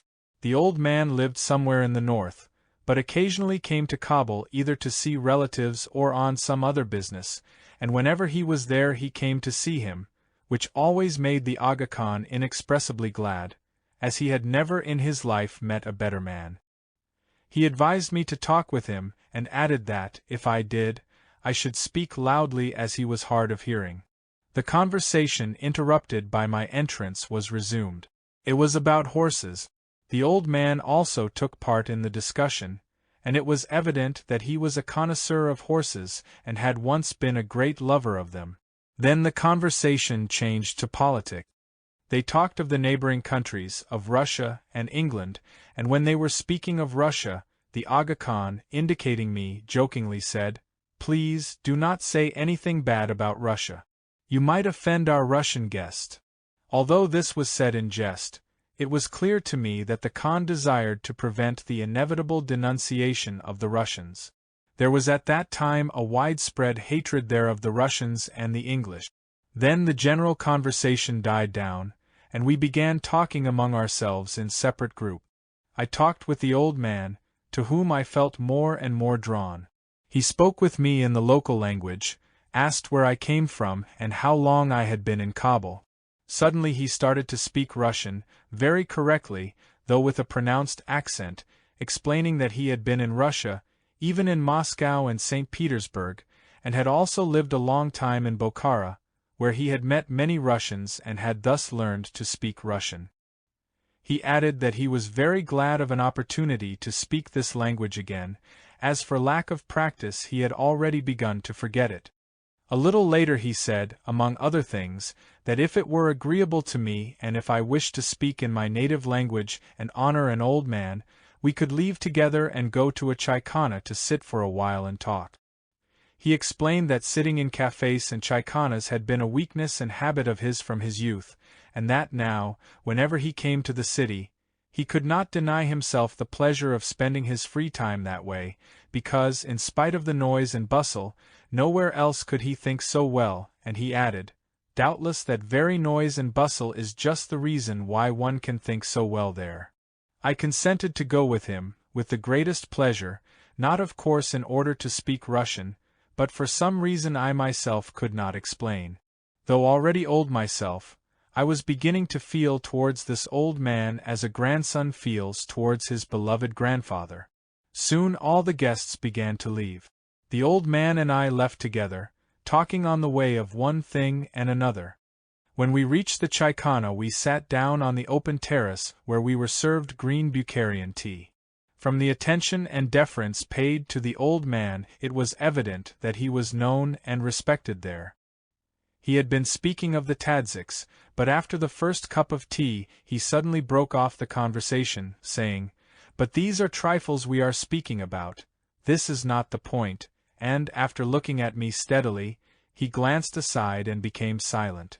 The way he had so unexpectedly cut short the conversation, how he had ended it and that piercing look, all seemed to me strange, and I said to myself, "Poor fellow, doubtless his thinking faculty has already begun to weaken with age and his mind has begun to wander," and I became painfully sorry for this dear old man. The feeling of pity began little by little to pass to myself. I reflected that my mind also would soon begin to wander, and that the day was not far off when I too would not be able to direct my thoughts, and so on. I was so lost in these heavy but fleeting thoughts that I even forgot the old man. Suddenly I again heard his voice. The words he spoke instantly dispelled my gloomy thoughts, and shook me out of my state. My pity changed to such an astonishment as I think I had never experienced in my life before. Gogo. 45 years you have worked, suffered and labored incessantly, and not once did you decide for yourself or know how to work so that, if only for a few months, the desire of your mind should become the desire of your heart. If you had been able to attain this, you would not now in your old age be in such solitude as you are. The name Gogo which he had used made me start with amazement. How could this Hindu, who saw me for the first time somewhere in Central Asia, know the nickname by which I had been called in my childhood 60 years before, and then only by my mother and nurse, and which no one had ever repeated since then? Can you imagine my astonishment? I instantly recalled an old man who had come to see me once in Moscow after the death of my wife, when I was still a young man. I wondered, could this be the same mysterious man? But no. Firstly, the other was tall and did not resemble this one, and secondly, the other had surely died long before, as more than 40 years had passed since that time and he had then been quite old. I could not find any explanation of this old man's obvious knowledge, not only of me but also of my inner state, known to myself alone. While various similar thoughts flowed within me, the old man sat deeply absorbed in thought, and he gave a start when I finally mustered the strength to exclaim, "But who are you, who know me so well? Is it not all the same to you, just now, who I am and what I am?" he replied. "Is there really still alive in you that curiosity which is one of the chief reasons why the labors of your whole life have been without result? And is it really still so strong in you that even at this moment you are ready to give yourself up with your whole being to an analysis of my knowledge of your personality, why, in order to explain to yourself who I am and how I know you? The old man's reproach hit me in my weakest spot. Yes, father, you are right, I said. Is it not indeed all the same to me what is done and how it is done outside of me? Have I not witnessed many genuine miracles before this, and what understanding have I gained from them all? I only know that now I am empty within, and I well know that I need not have been so empty if it had not been, as you say, for my inner enemy, and if, instead of wasting my time in being curious about what went on outside of me, I had struggled with this enemy. Yes. Now it is already too late. I ought to be indifferent to everything that goes on outside me, and therefore I do not wish to know what I just asked you, nor do I wish to trouble you any further. I sincerely ask your pardon for the distress you have experienced on my account during these last few minutes. After this we sat for a long time, each occupied with his own thoughts. At last he broke the silence by saying, "No, perhaps it is not yet too late. If you feel with all your being that you really are empty, then I advise you to try once more. If you quite clearly feel and recognize without any doubt that everything for which you have striven until now has been a mirage, and if you agree to one condition, I will try to help you. And this condition is that you consciously die to the life you have led until now, that is to say, break away at once from all the automatically established practices of your external life, and go where I shall indicate. To tell the truth, there was no longer anything for me to break away from. It was not even a condition for me, because, apart from my ties with a few people, no interests existed for me any longer, and, as for these ties, for various reasons I had recently had to force myself to stop thinking of them. I told him then and there that I was ready that very moment to go wherever necessary. He stood up, told me to liquidate all my affairs, and without another word disappeared in the crowd. The next day I settled all my affairs, gave certain instructions, wrote home several letters of a business character, and began to wait. 3 days later a young tadzik came to me and said simply and laconically, "I have been hired as a guide for you. The journey will last about a month.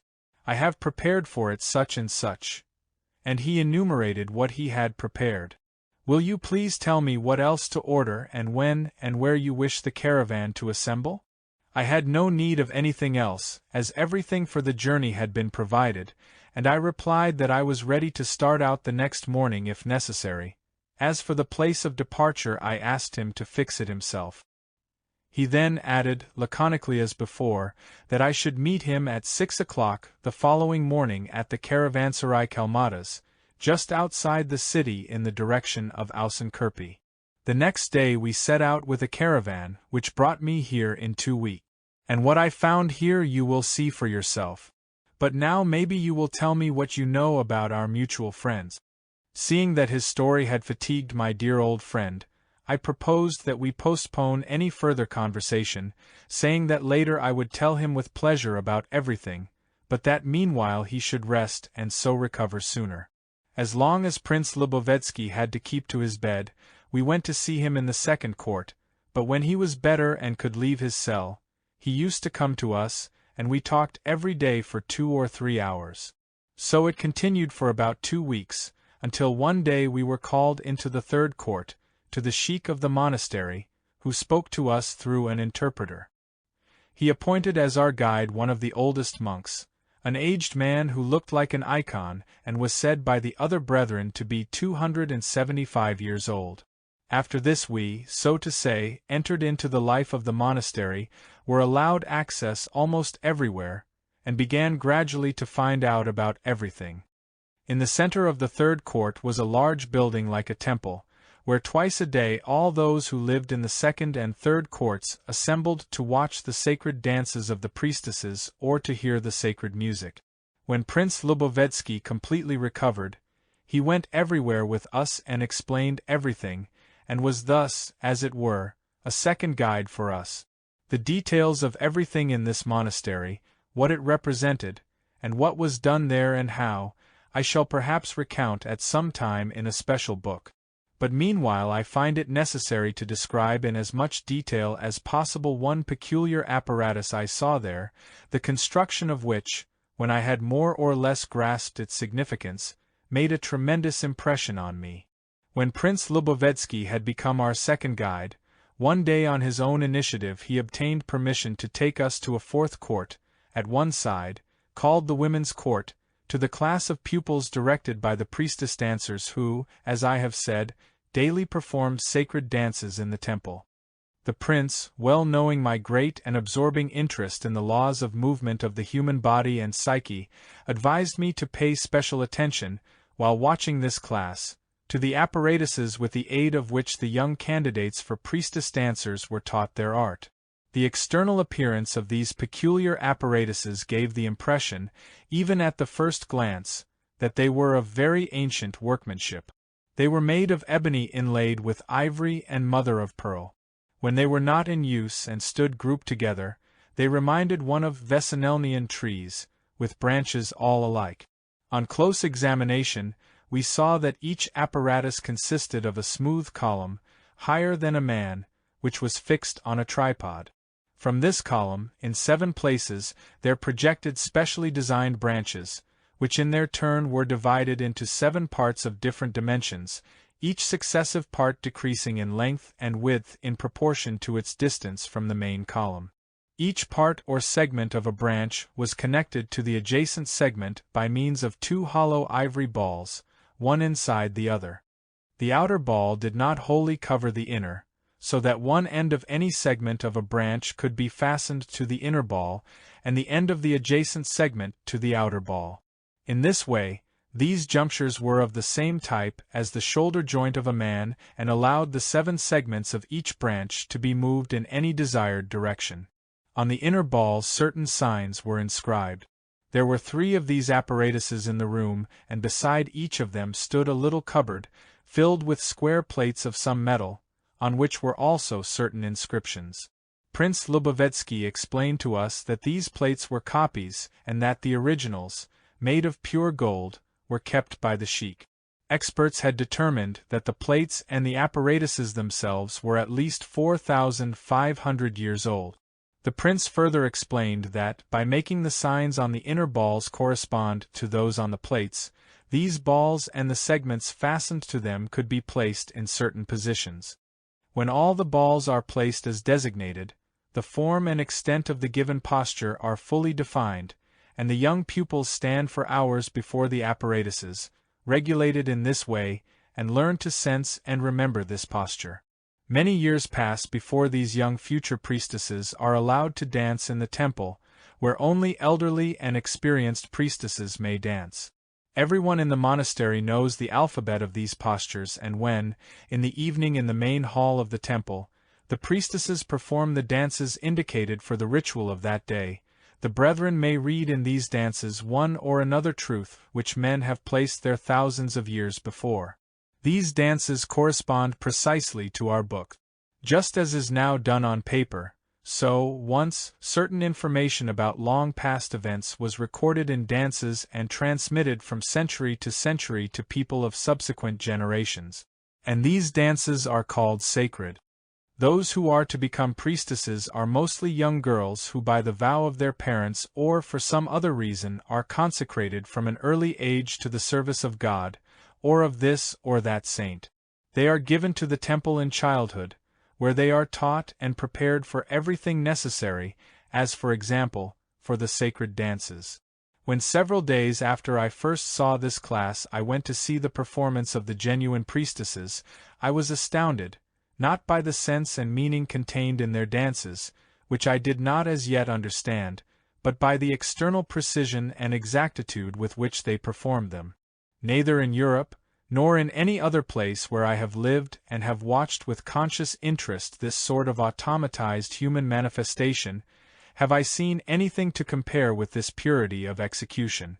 We had been living in this monastery about 3 months and were beginning to get used to the conditions existing there, when one day the prince came to me with a sorrowful face. He said that morning he had been called to the sheik, with whom were several of the older brethren. The sheikh told me, continued the prince, that I have only 3 years to live, and he advises me to spend this time in the Ulman monastery, which is on the northern slopes of the Himalayas, in order to make a better use of these 3 years for what I have dreamed about all my life. The sheikh said that if I should consent to go he would give me the appropriate guiding instructions and would arrange everything so that my stay there would be productive. Without hesitating, I immediately consented, and it was decided that in 3 days I should set out for the monastery with certain qualified persons. I therefore wish to pass these last few days entirely with you, who happen to be the man nearest to me in this life. The unexpectedness of it all dumbfounded me, and for a long time I was unable to say a word. When I had recovered a little, I could only ask him, "Is it really true?" "Yes," replied the prince. "There is no better way to make use of this time. Perhaps I shall be able to make up for the time which I uselessly and senselessly lost when I had at my disposal so many years of possibilities. We had better not speak of this any more, but let us spend these last days on something more essential to the present moment. And you, continue to think of me as if I had died long ago. Did not you yourself say recently that you had held requiems for me, and had gradually resigned yourself to the thought of having lost me? And now, as by chance we have met again, so by chance, and without grief, let us part." Perhaps it was not difficult for the prince to speak of this so calmly, but for me it was very hard to realize the loss, this time forever, of this man, dearest to me of all men. We spent almost the whole of those last 3 days together and talked of everything and anything. But all the time my heart was heavy, especially whenever the prince smiled. Seeing his smile, my heart was torn, because for me his smile was the sign of his goodness, love, and patience. Finally, the 3 days were over and, on a morning sorrowful for me, I myself helped to load the caravan which was to take away this good prince from me forever. He asked me not to accompany him. The caravan began to move, and as it passed behind the mountain, the prince turned, looked at me, and 3 times blessed me. "Peace be to thy soul, saintly man, Prince Yuri Lubovetsky." As a conclusion to this chapter devoted to Prince Lubovetsky, I will describe in detail the tragic death of Soloviev, which occurred in exceedingly peculiar circumstances. The death of Soloviev. Soon after our sojourn at the chief monastery of the Sarmang Brotherhood, Soloviev joined the group of persons I have already mentioned, the seekers of truth, the required guarantees being furnished by me.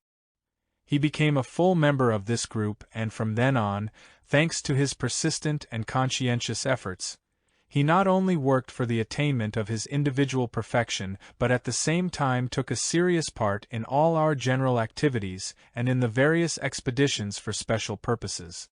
During one of these expeditions, in the year 1898, he died from the bite of a wild camel in the Gobi Desert. I will describe the occurrence in as much detail as possible, because not only was the death of Soloviev very strange, but our method of crossing the desert was unprecedented and in itself highly instructive. I shall begin the description from the time when, having traveled with great difficulty from Tashkent up the course of the river Sharakshan and over several mountain passes, we arrived at F, a very small place on the edge of the Gobi Desert. We decided before beginning our proposed crossing of the desert to rest at this village for several weeks, and while staying there we, sometimes as a group, sometimes individually, met various local inhabitants, who in answer to our questions told us all sorts of beliefs connected with the Gobi Desert. What we chiefly heard in these conversations was that, under the sands of the present-day desert, villages and even entire cities lay buried, and that these sands also covered many treasures and other riches of the ancient peoples who had inhabited this once flourishing region. It was said that information about the location of these riches was known to certain men living in the neighboring villages and was handed down from father to son under vows of secrecy. The violation of these vows, as many had already learned, entailed a punishment whose severity depended upon the importance of the secret betrayed. Repeated mention was made of a certain region of the Gobi Desert where, it seemed, it was definitely known to many that a great city lay buried, and in this connection there were a number of suspicious indications, not contradictory to each other, which seriously interested many of us, particularly Professor Skridlov, the archaeologist, who was among the members of our expedition. After long discussions among ourselves, we decided to plan our crossing of the Gobi Desert so as to pass through that region where, according to the many indications just mentioned, the city buried beneath the sands should be. There we intended to carry out some exploratory excavations under the direction of old Professor Skridlov, who was a great specialist in this field. And in accordance with this plan we mapped out our route. Although this region was not near any of the more or less known routes across the Gobi Desert, not only did we all, holding to our already long-established principle never to follow the beaten track, treat lightly all the difficulties before us, but there even arose in each of us a feeling somewhat like elation. When this feeling subsided, we set ourselves to work out the details of our plan, and then all the extreme difficulties of our project became apparent, and to such an extent that the question actually arose whether it were possible to carry it out at all. The trouble was that this journey, by the route we had planned, would be very long and impossible to accomplish by ordinary means. The greatest difficulty lay in providing ourselves with sufficient water and provisions, as even by the most modest calculations the quantity would have to be so great that to carry such a burden ourselves was in no way feasible. At the same time, it was out of the question to use pack animals for this purpose, as we could not count on a single blade of grass or drop of water on the way. We could not even be sure of passing a small oasis on our route.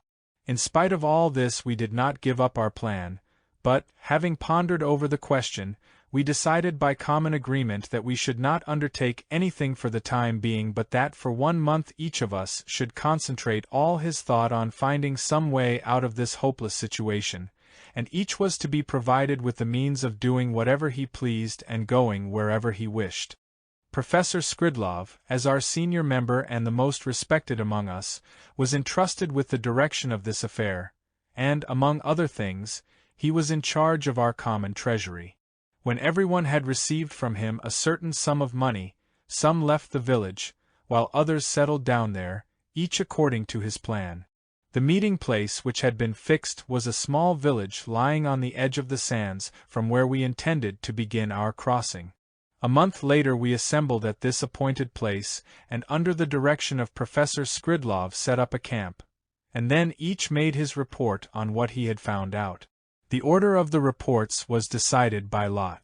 The first 3 to report were, first, Karpenko, the mining engineer, then Dr. Sariagli, and thirdly, Yelov, the philologist.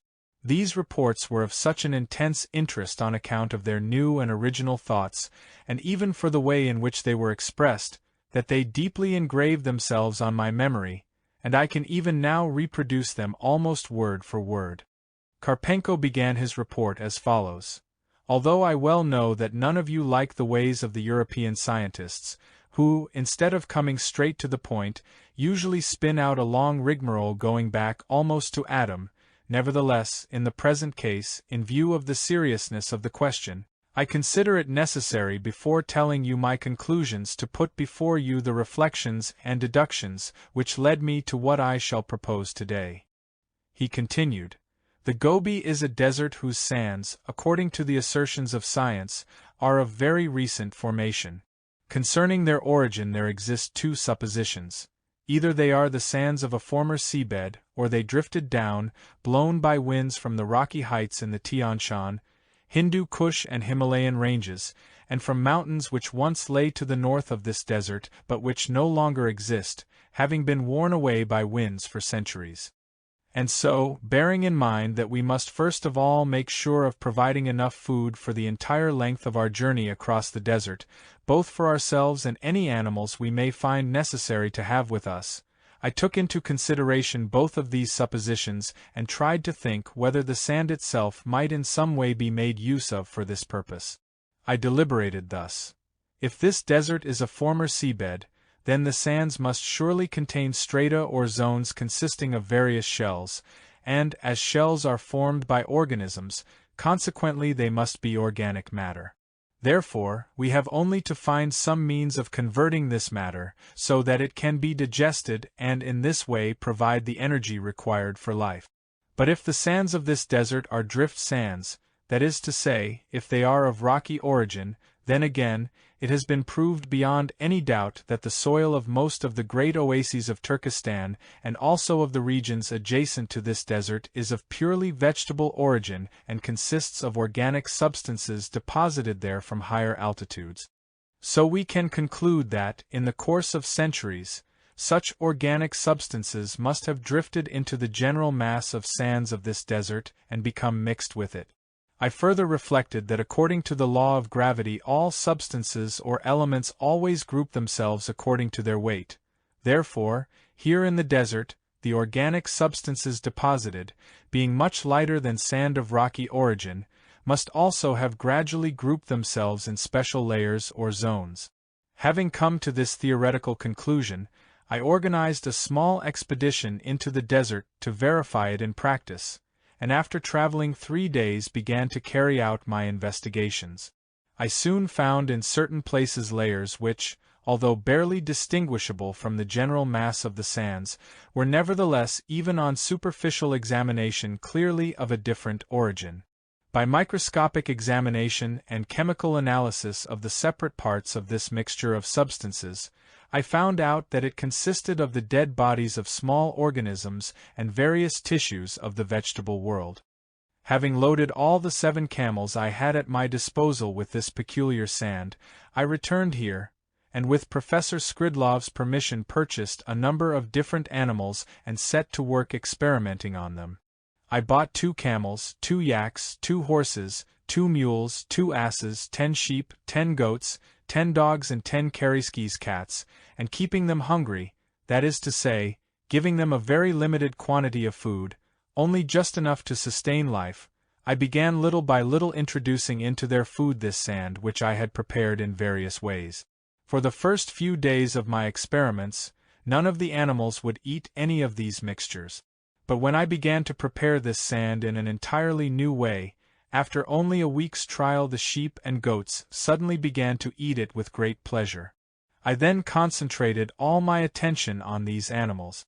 In 2 days I completely convinced myself that the sheep and goats had already begun to prefer this mixture to all other kinds of food.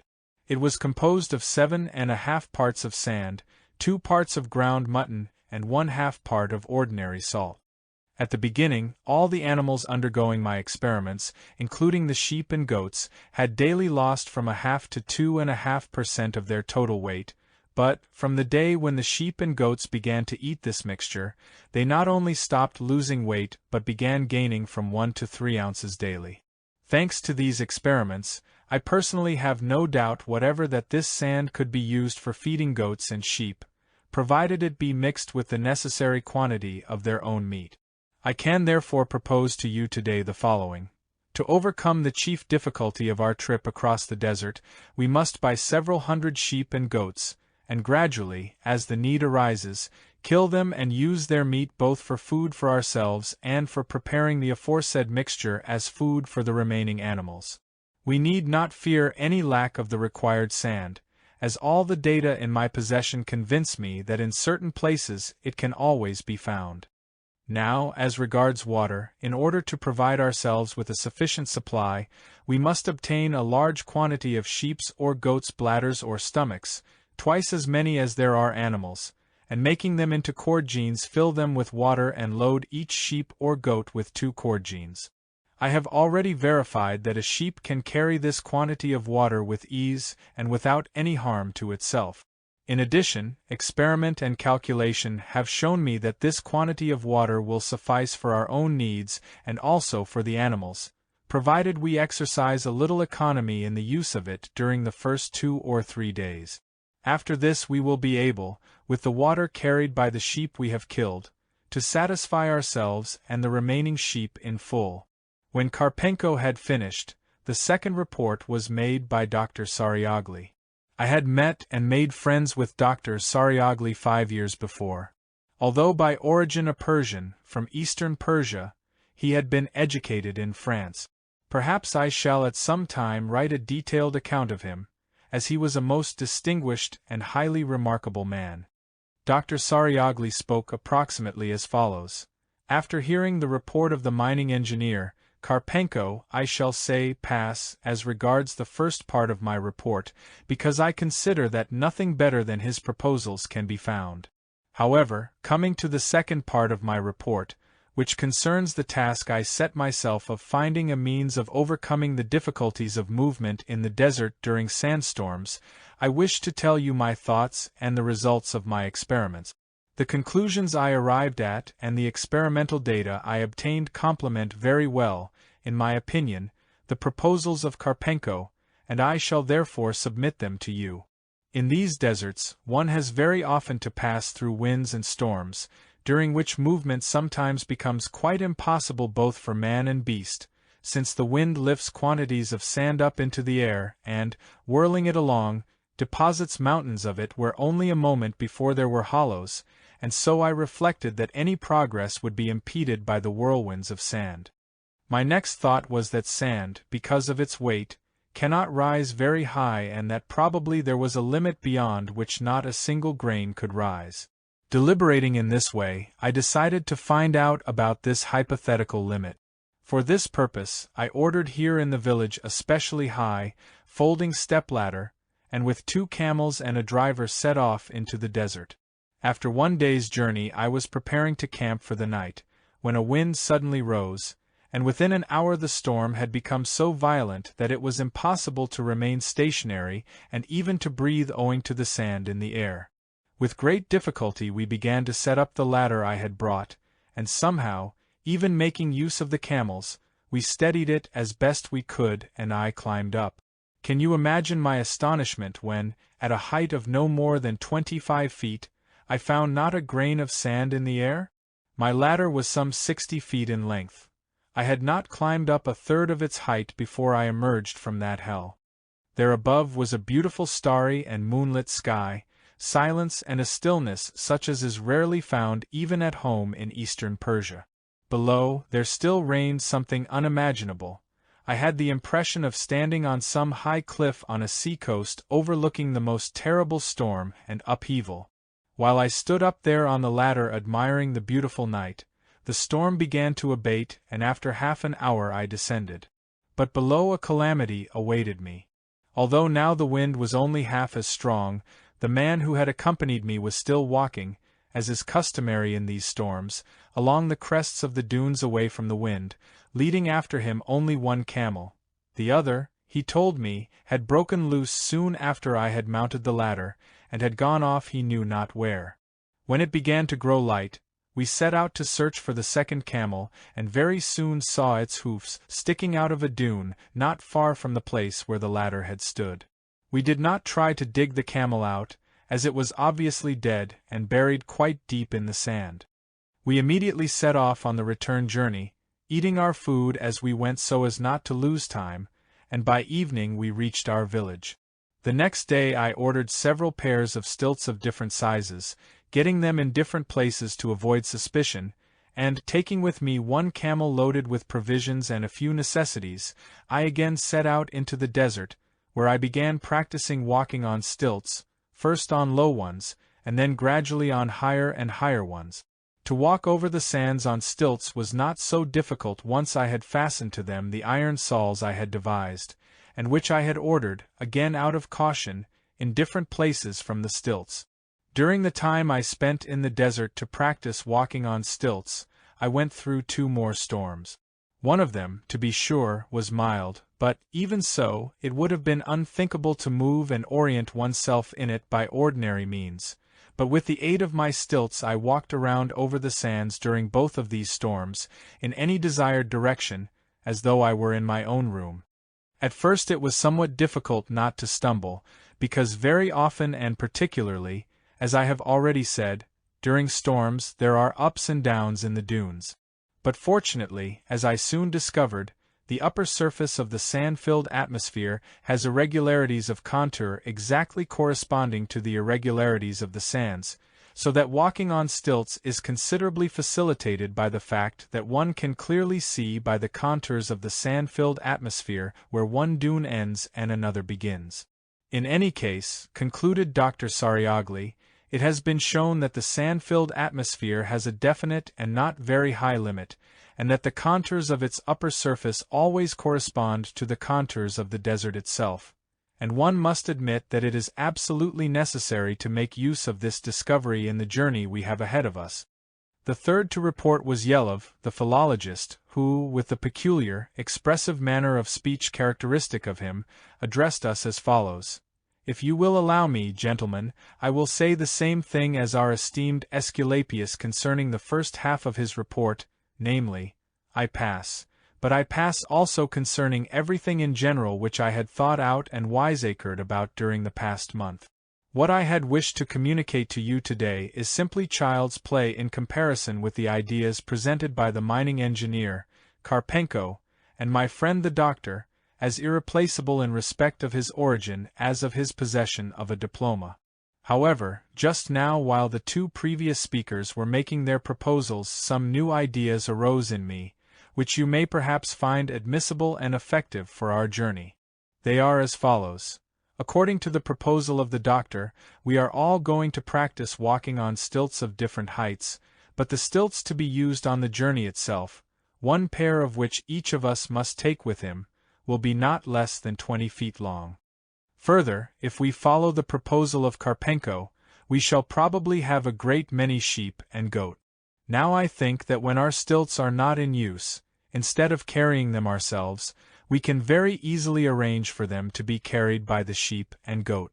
As you all know, a flock of sheep is in the habit of following the first sheep, or as it is called, the leader, and therefore it will only be necessary to direct and guide those sheep harnessed to the first pair of stilts, and the rest are bound to follow in a long line, one after the other. In this way, apart from the advantage of not having to carry our own stilts, we can also arrange that our sheep should carry us as well.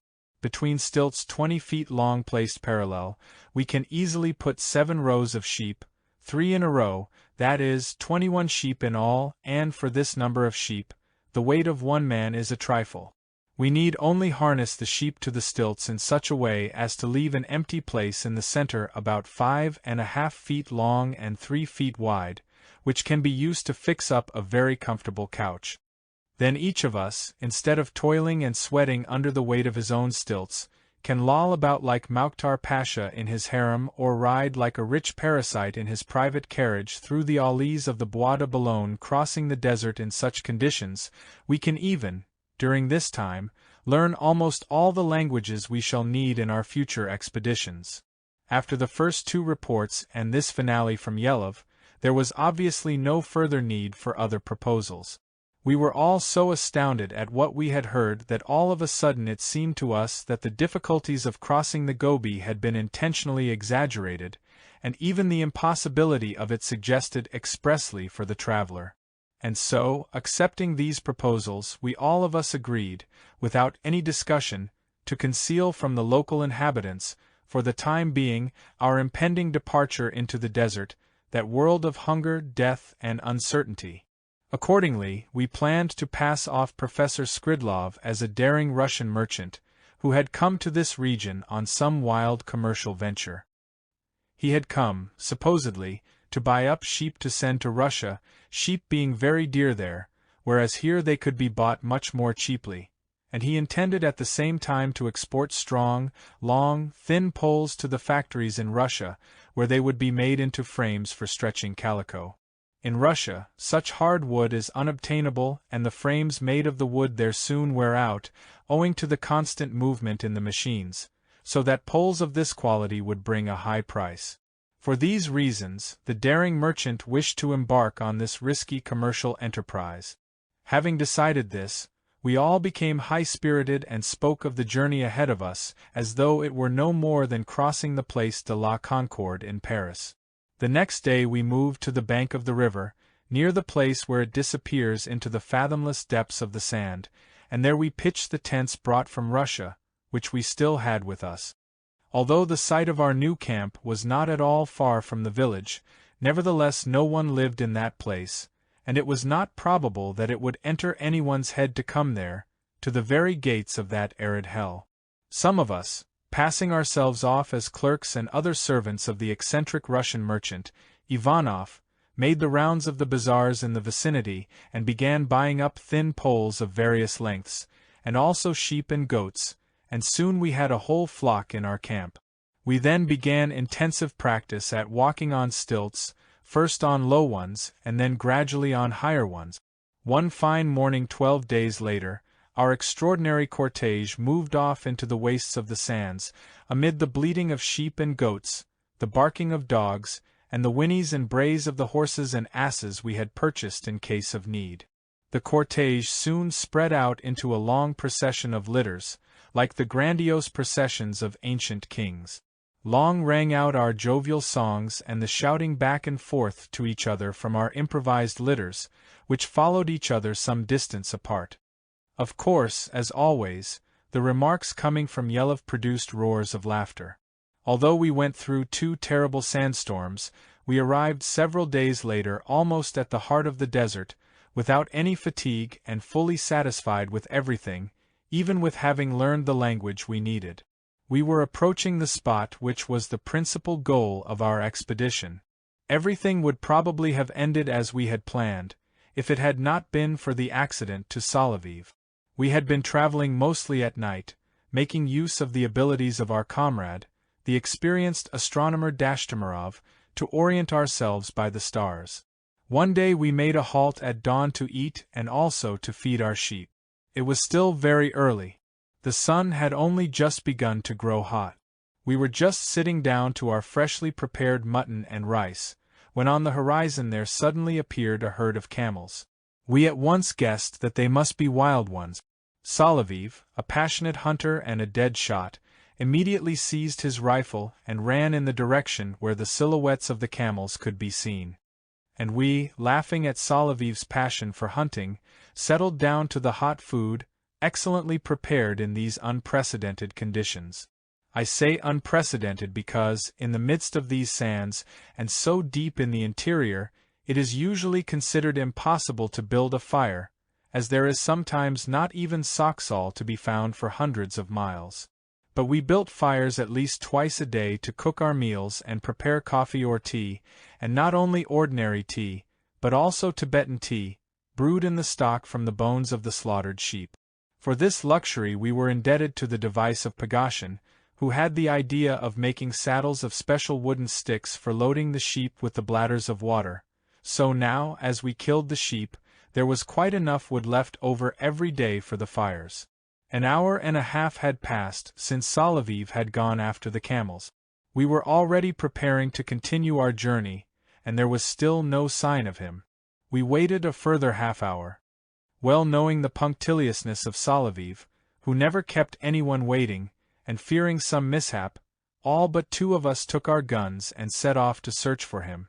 Soon we again perceived the silhouettes of the camels in the distance, and went towards them. As we came near, the camels, evidently sensing our approach, fled to the south, but we kept on going.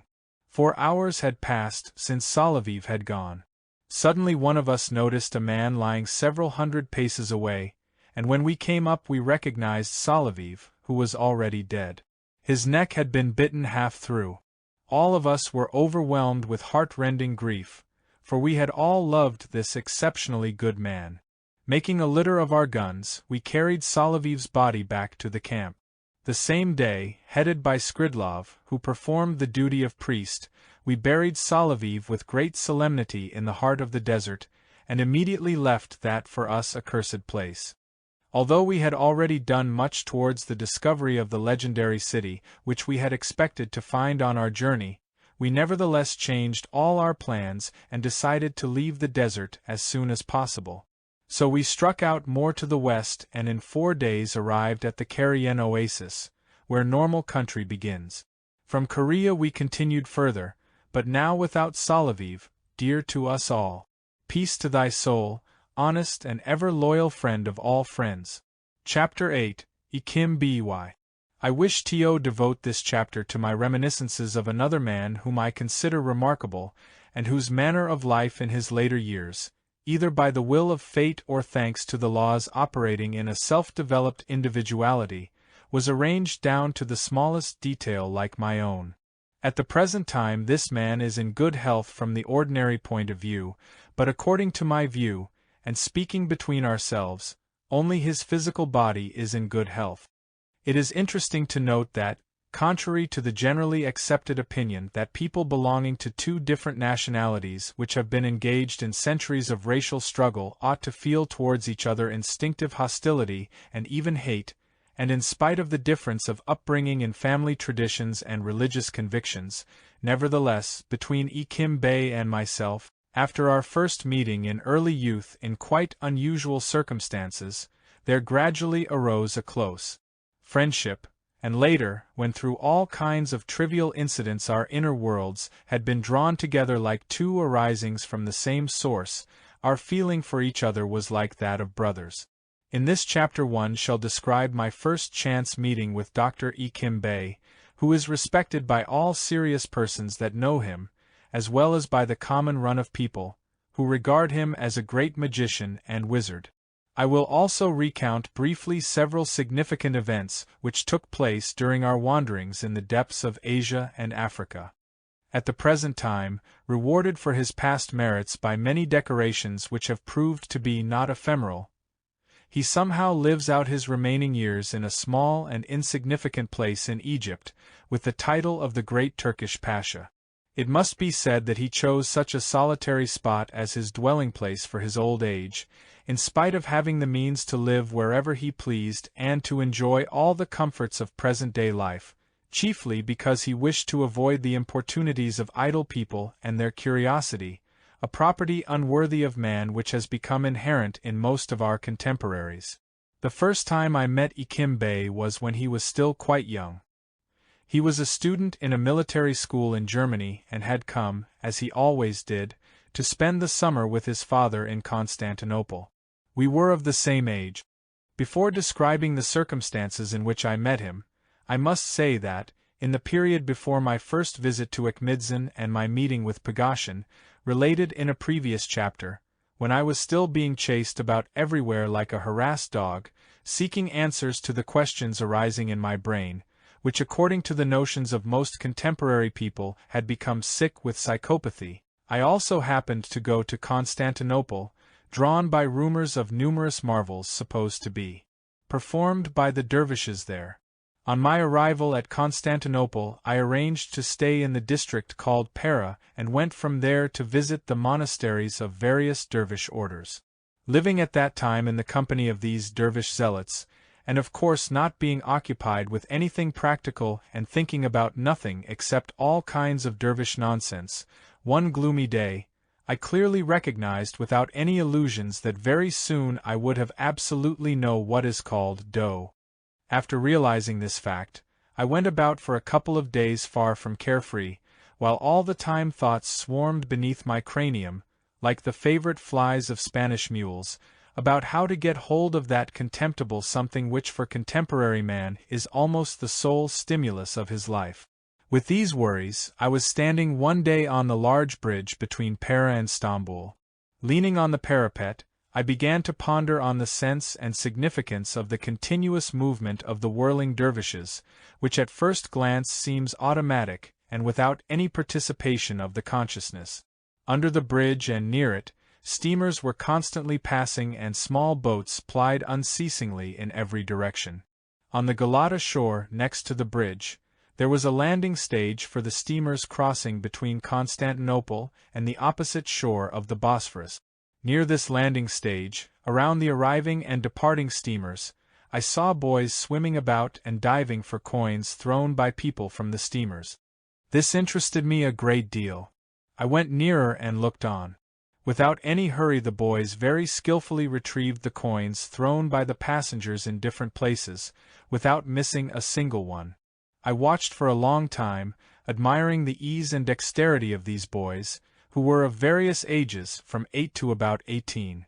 Suddenly the thought entered my head, why should not I also take up this profession? Am I any worse than these boys? and on the following day I went to the shore of the Golden Horn, to a place just below the Admiralty, to learn how to dive.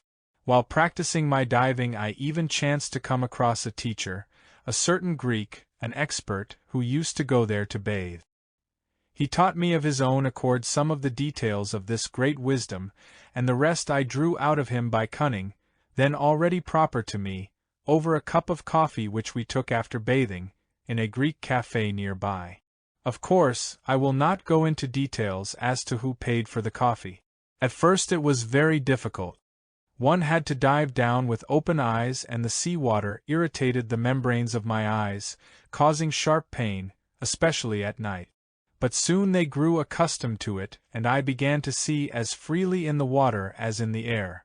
2 weeks later I began to earn a living around the steamers, with the local boys of all ages, by fishing for coins. Of course, I was not too successful at first, but very soon I never missed a single one. It must be said that when a coin is thrown into the water it begins to sink very quickly, but the further from the surface the more slowly it sinks, so if the water is very deep it takes a long time before it finally reaches the bottom. In such a case, before diving, one has only to note well the place where the coin fell, and then it is not difficult to see it in the water and go after it. One day, a passenger, occupied with his thoughts, was leaning over the side of a ship watching the coin catchers, when he inadvertently let fall from his hands what is called a chaplet, an appurtenance indispensable for every serious Asiatic for those intervals when he is not fulfilling his life obligations. He immediately called to the diving boys to get the chaplet, but in spite of their attempts they could not find it, since, being far from the ship, they had not noticed where it fell. Evidently the chaplet was very valuable, as the passenger promised to pay the finder 25 Turkish pounds. After the steamer had left, all the coin catchers searched for a long time, but their efforts were fruitless. The water was deep and, as they expressed it, to grope all over the bottom was impossible. In general it is very difficult to reach the bottom of deep water. Just as water easily supports the living body on the surface, so it offers a strong resistance to its descent. Several days later, while I was diving for coins at that spot, a passenger happened to throw one so far away that, before I could swim up to where it had fallen, it had already sunk out of sight. As there had not been a good catch that day, I was determined at any cost to get that coin. Just as I reached it I caught a glimpse of something that looked like a chaplet. Swimming back to the surface, I remembered the chaplet for which 25 pounds had been offered. Having noted the spot, I dived down again without telling anyone, and when I realized that it was impossible to reach the bottom in the ordinary way, I brought with me the next day some heavy sledgehammers which I had hired from a blacksmith, and, tying them round my body, dived down with this weight. I soon 180 found the chaplet, which turned out to be of amber, set with small diamonds and garnets.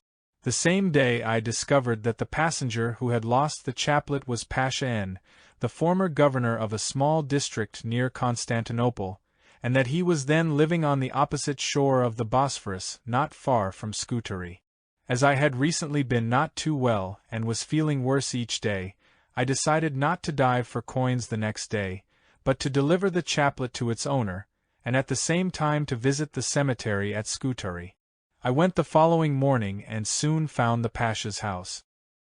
He happened to be at home, and when he was told that one of the coin catchers had come, who insisted on seeing him personally, he evidently understood at once what it was about and came out to me himself. When I handed him the chaplet he was so sincerely overjoyed and so simple in his manner towards me that I was deeply moved, and did not wish for anything in the world to accept the promised reward. He begged me at least to lunch at his house, and this I did not decline. After lunch I left immediately in order to catch the last but one returning steamer. But on the way to the steamer I felt so ill that I had to sit down on the steps of a house, where I lost consciousness. Passers-by noticed my condition and, as I was not far from the Pasha's house, the news soon reached him that a boy had suddenly been taken ill.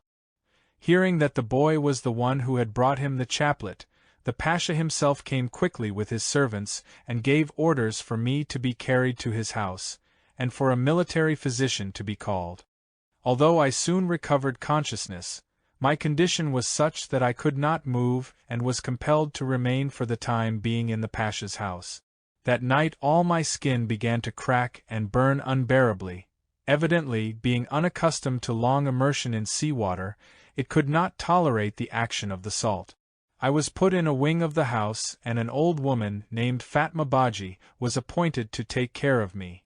The Pasha's son, a student in a German military school, also came and helped the old woman look after me. This was Ikim Bey, who later became my bosom friend. While I was getting better we conversed and chatted about all kinds of things, but gradually our talks began to take a philosophical turn, and when I had recovered we parted as friends, and from then on kept up an uninterrupted correspondence. That year he left the military school in Germany to enter medical school, as his inner convictions had changed during this time and impelled him to give up his military career in order to become an army physician. 4 years passed. One day, in the Caucasus, I received a letter from him in which he wrote that he was already a physician and would like to see me, and at the same time to visit the Caucasus, which had interested him for a long time, and he asked when and where he could meet me. I was living that summer in the town of Suram, where I was at work making objects in plaster of Paris. I sent him a telegram that I was impatiently awaiting his arrival. A few days later he came. That year Pagoshin, Yelov and Karpenko, who had been a friend of my boyhood, had also come to Suram to spend the summer. Ikim Bey soon became intimate with these comrades of mine, and felt like an old friend of theirs. We spent the entire summer in Suram, from where we frequently made short excursions, usually on foot.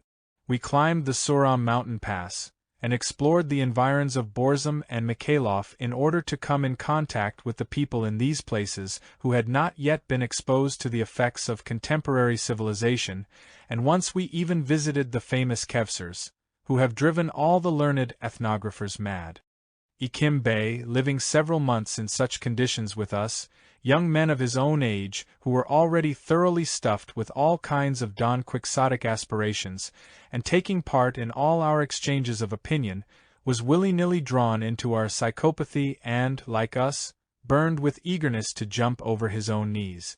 The 4 of us, Pagoshin, Yelov, Karpenko and I, were at that time having many discussions about a proposal made to us a short time before by Prince Yuri Lubovetsky, to join him and his friends in a big expedition on foot, starting from the frontier town of Nakhichevan and crossing Persia to the Persian Gulf.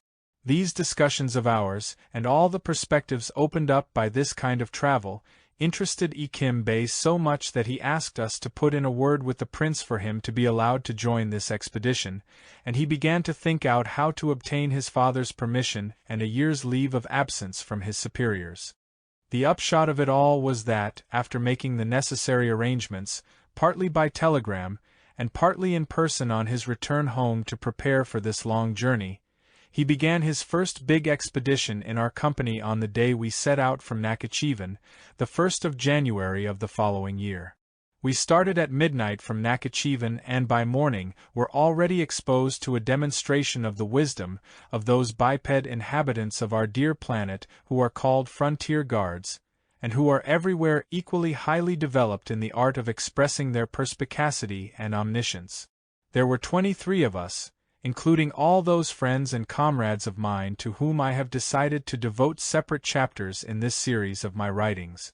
3 of them, Pagoshin, Yelov, and Prince Lubovetsky, I have already written about.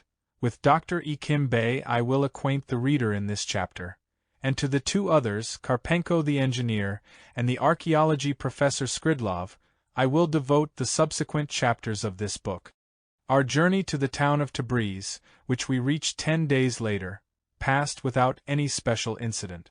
But not long after leaving Tabriz an event occurred which I will describe in as much detail as possible, not merely because Ikim Bey took an active part and manifested a deep interest in it, but also because it turned my own outlook on life completely upside down. While in Tabriz we had heard a great deal about a certain Persian dervish, supposedly a performer of extraordinary miracles, and our interest was aroused. A little later in our journey we again heard about him from a certain Armenian priest, and we then decided, although he lived in a place a good deal out of our way, to change the route we had planned in order to see him and find out for ourselves who and what he was. It was on the 13th day of a tiring journey, during which we spent the nights in the huts of Persian or Kurd shepherds or in small settlements, that we finally reached the village where this dervish lived. We were directed to his house, which was some distance beyond the village.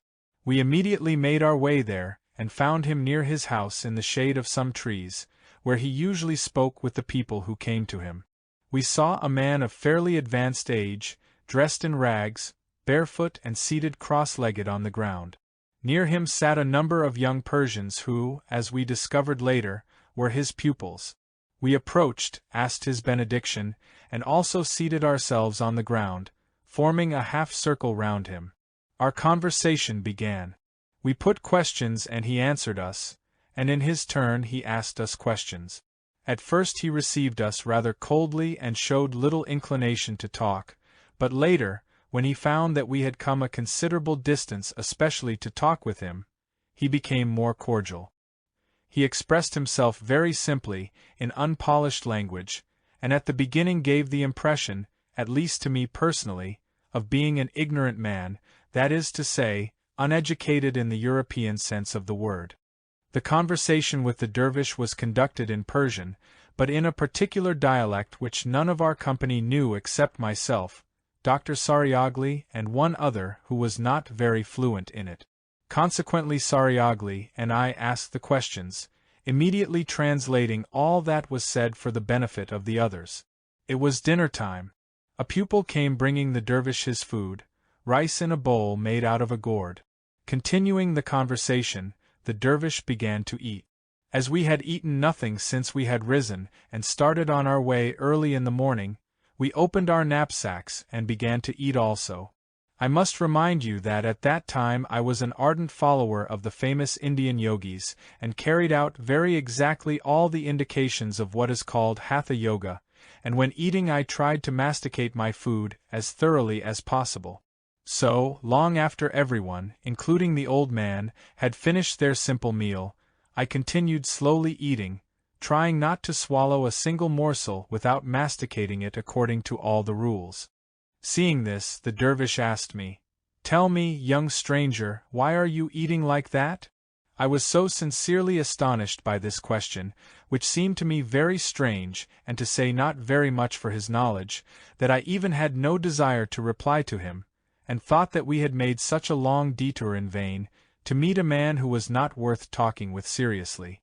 Looking into his eyes, I felt not only pity but also ashamed for him, and replied with self-assurance that I chewed my food carefully so that it might be better assimilated in the intestines, and, referring to the well-known fact that properly digested food gives the organism a larger quantity of calories necessary for all our functions, I repeated all that I had extracted from various books on the subject. Shaking his head, the old man slowly and with conviction uttered the following saying which is known throughout Persia: "Let God kill him who himself does not know and yet presumes to show others the way to the doors of his kingdom."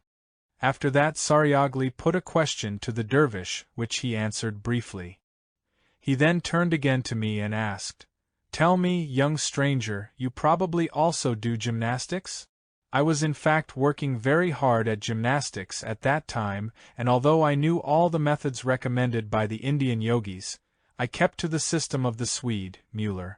I told the dervish that I did work at gymnastics and considered it necessary to practice twice a day, morning and evening, and I explained briefly the kind of exercises I was doing. "This is only for the development of arms, legs and in general the external muscles," said the old man, "but you have also inner muscles which are not affected at all by your mechanical movements." "Yes, certainly," said I. "Good.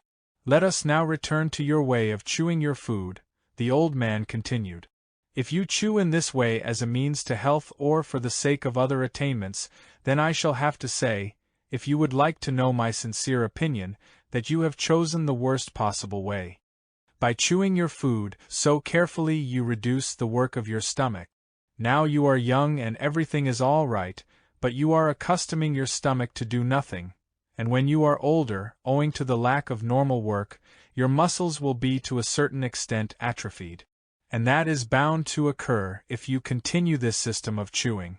You know that our muscles and body get weaker in old age. Now, in addition to the natural weaknesses of old age, you will have another brought on by yourself, because you are accustoming your stomach not to work. Can you imagine how it will be then? On the contrary, it is not at all necessary to masticate carefully. At your age it is better not to chew at all, but to swallow whole pieces, even bones if possible, to give work to your stomach. I can see that those who have advised you to practice this mastication, and also those who write books about it, have, as is said, heard a bell without knowing where the sound came from. These simple, obvious and consistent words of the old man made me completely change my first opinion of him. Until then I had put questions to him out of curiosity, but from that moment I felt a serious interest in him, and began to listen with the greatest attention to everything he said.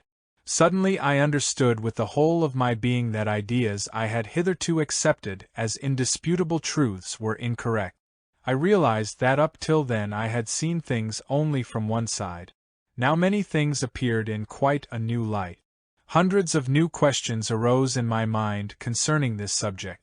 Carried away by our conversation with the dervish, the doctor and I quite forgot about the rest of our comrades and stopped translating what was said. Seeing how deeply we were interested, they kept interrupting us with the questions. What did he say? What is he talking about? And each time we had to put them off, promising to tell them everything in detail later. When the dervish had finished speaking about artificial mastication, and the different means of assimilating food and its automatic transformation in us according to law, I said, "Be so kind, Father, and also explain to me what you think of what is called artificial breathing.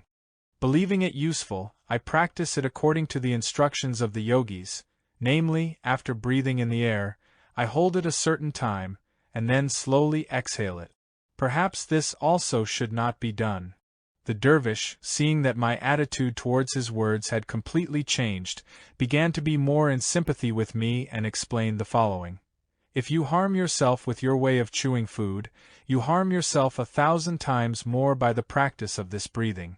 All the exercises in breathing, which are given in books and taught in contemporary esoteric schools, can do nothing but harm. Breathing, as every sane thinking man should understand, is also a process of feeding, but on another sort of food. Air, just like our ordinary food, entering the body and being digested there, disintegrates into its component parts, which form new combinations with each other as well as with the corresponding elements of certain substances which are already present. In this way those indispensable new substances are produced which are continuously being consumed in the various unceasing life processes in the organism of man.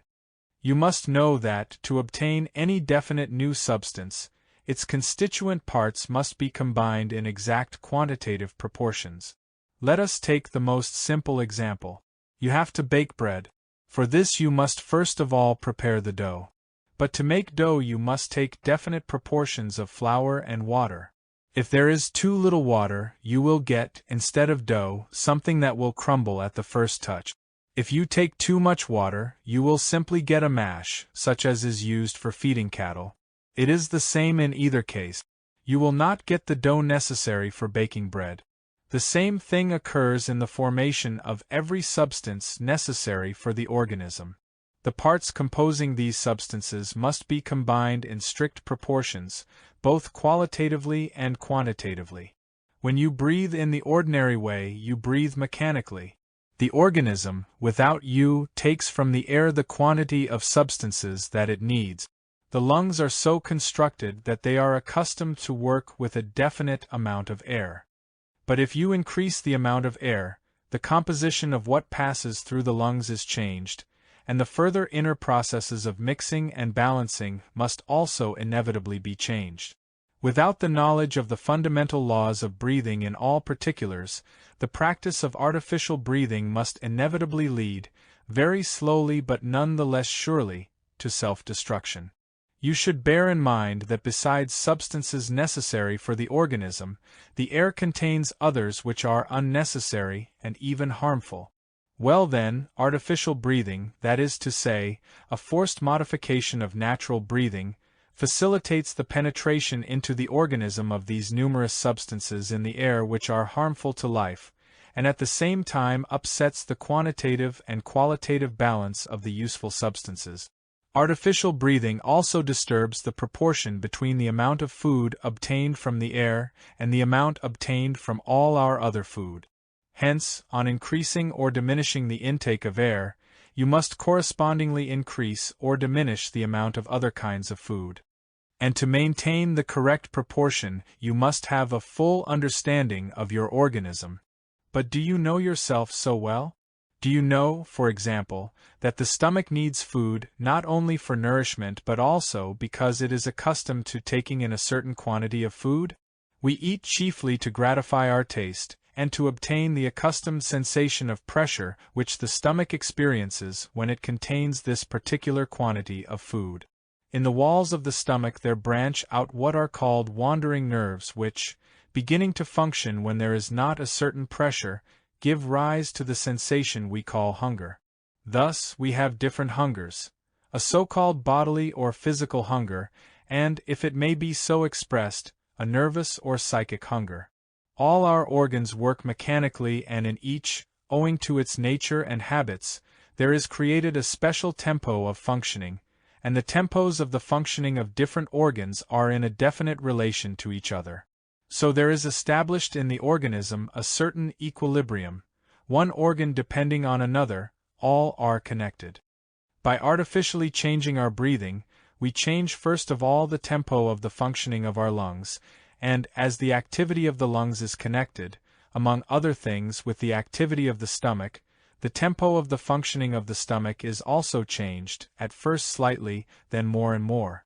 For the digestion of food, the stomach needs a certain time. Let us say that food must remain there an hour. But if the tempo of the stomach's functioning is changed, then the time for the passing of food through the stomach is also changed. The food may pass through so quickly that the stomach has only time to do a part of what it has to do. It is the same with the other organs. That is why it is 1,000 times better to do nothing with our organism. Better leave it damaged than try to repair it without knowing how. I repeat, our organism is a very complicated apparatus. It has many organs with processes of different tempos and with different needs. You must either change everything or nothing. Otherwise, instead of good, you might do harm. Numerous illnesses arise just from this artificial breathing. In many cases it leads to enlargement of the heart, constriction of the windpipe, or damage to the stomach, liver, kidneys or nerve.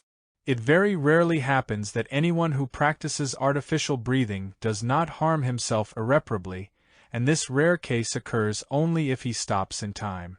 Whoever does it for a long time invariably has deplorable result.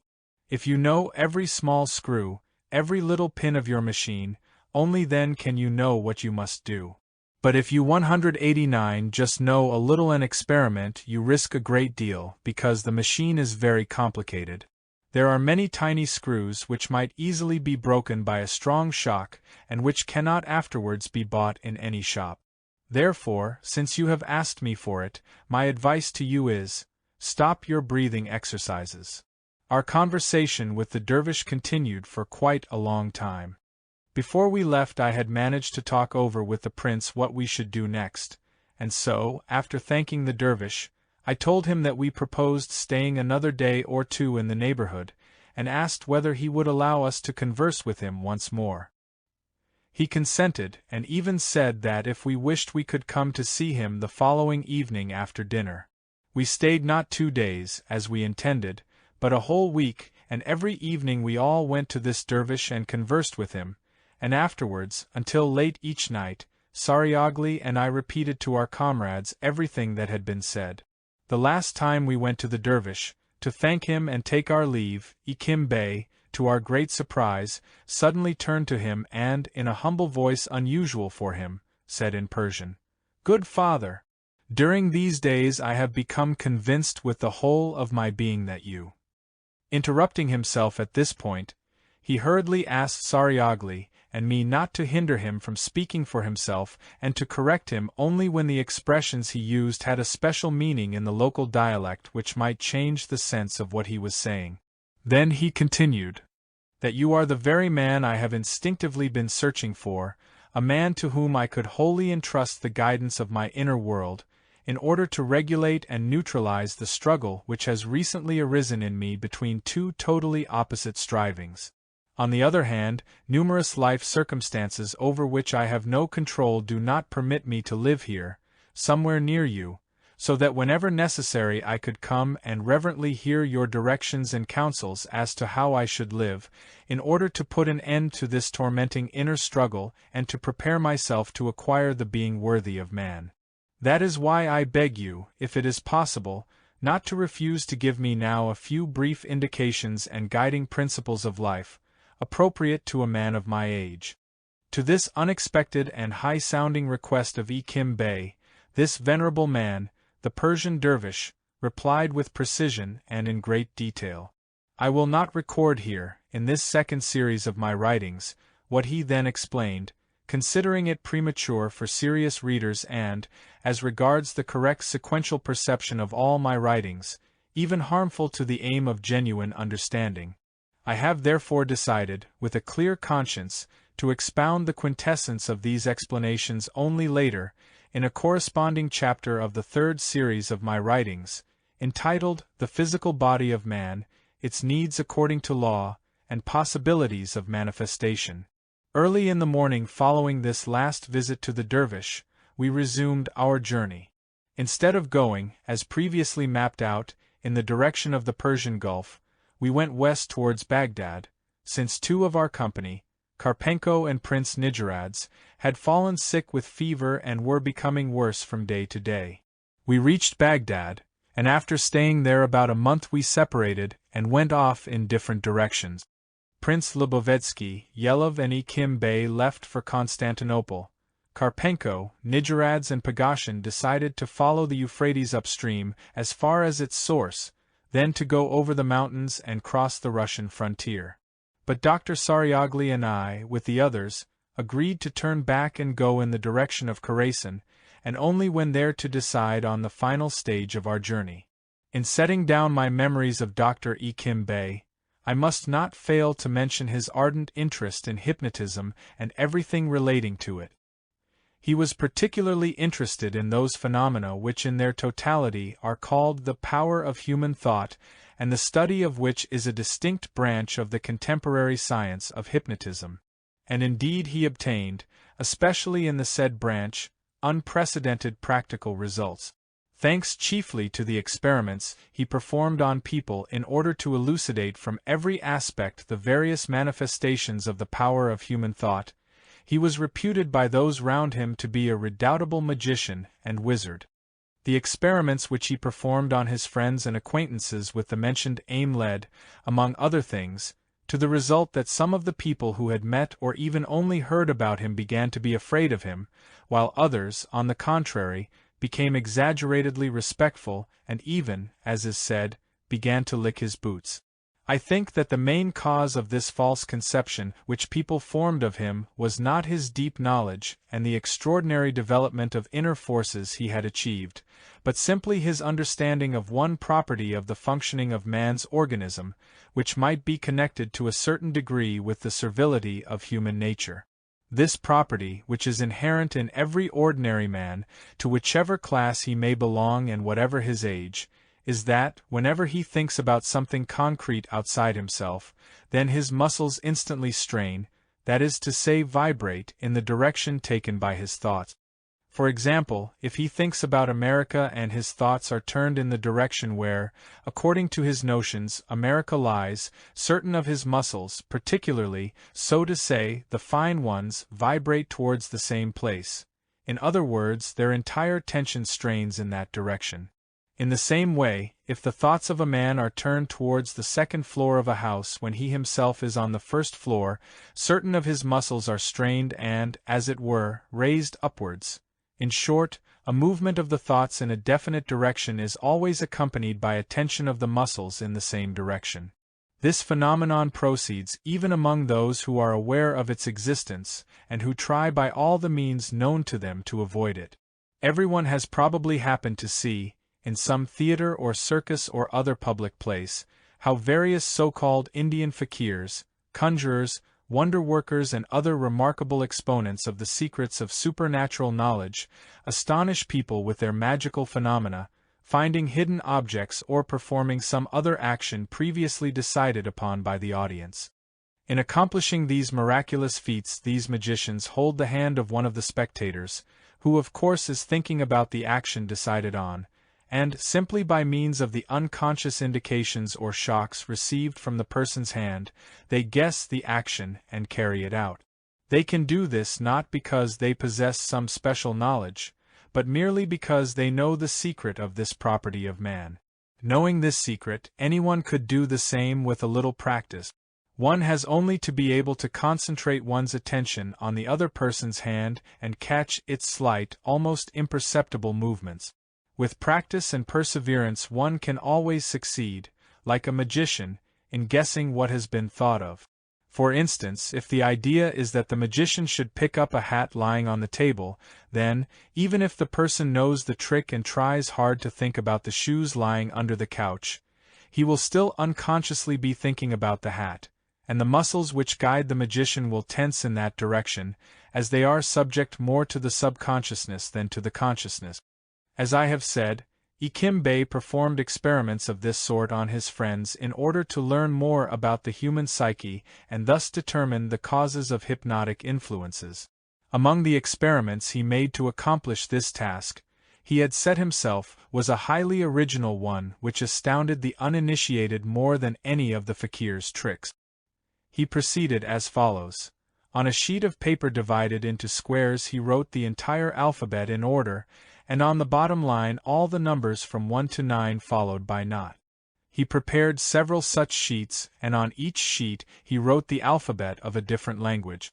Sitting at a table, he put one of the alphabet sheets in front of him, a little to the left, and with his right hand he took a pencil. On his left, just opposite the alphabet, he seated the subject of the experiment, for example, somebody who had asked him to tell his fortune. Then with his left hand Ikimbe took the right hand of this person, and began to speak more or less as follows. First of all I must know your name. And then, as if talking to himself, he continued slowly, the first letter of your name. And he placed on the alphabet the hand of the person wishing to know his fate. Thanks to the mentioned human property, when the hand passed over the letter with which the name began it gave an involuntary start. Ikimbe, knowing the significance of this movement, perceived it and continued, the first letter of your name is, and he pronounced the letter over which the hand had trembled and wrote it down. Continuing in this way, he found out the next few letters of the name and, having done so, guessed the whole name. For example, having obtained the letters S, T, and E, he could tell that the name was Stephen. Then he said, your name is Stephen. Now I must find out how old you are, and he began to move the hand over the numbers. He then discovered whether the man was married or not, how many children there were, the name of each child, the name of his wife, the name of his greatest enemy, greatest friend, and so on and so forth. After several of these miraculous guesses, his clients were so astonished that they forgot everything on earth and proceeded to tell Ikimbe all he wanted to know, and, letting go their hand, he had only to repeat what they themselves had said. Then, whatever fantastic stuff he might tell them about their future, they believed it all and hung with awe on every word. Later, everyone on whom Ikimbe had made this experiment went around talking about it on all possible occasions and, of course, made such extravagant additions about his powers that the listeners' hair stood on end. And so, among those who knew and heard about him, an image was built up which gradually acquired the aura of a magician, and even his name was uttered in a whisper and with trepidation. Many people, not only Turks but also people from other countries, chiefly from Europe, began to write to him and pester him with all kinds of requests. Some begged him to foretell their future from their handwriting, others to remedy their unrequited love, yet others to cure them from a distance of their chronic ailment.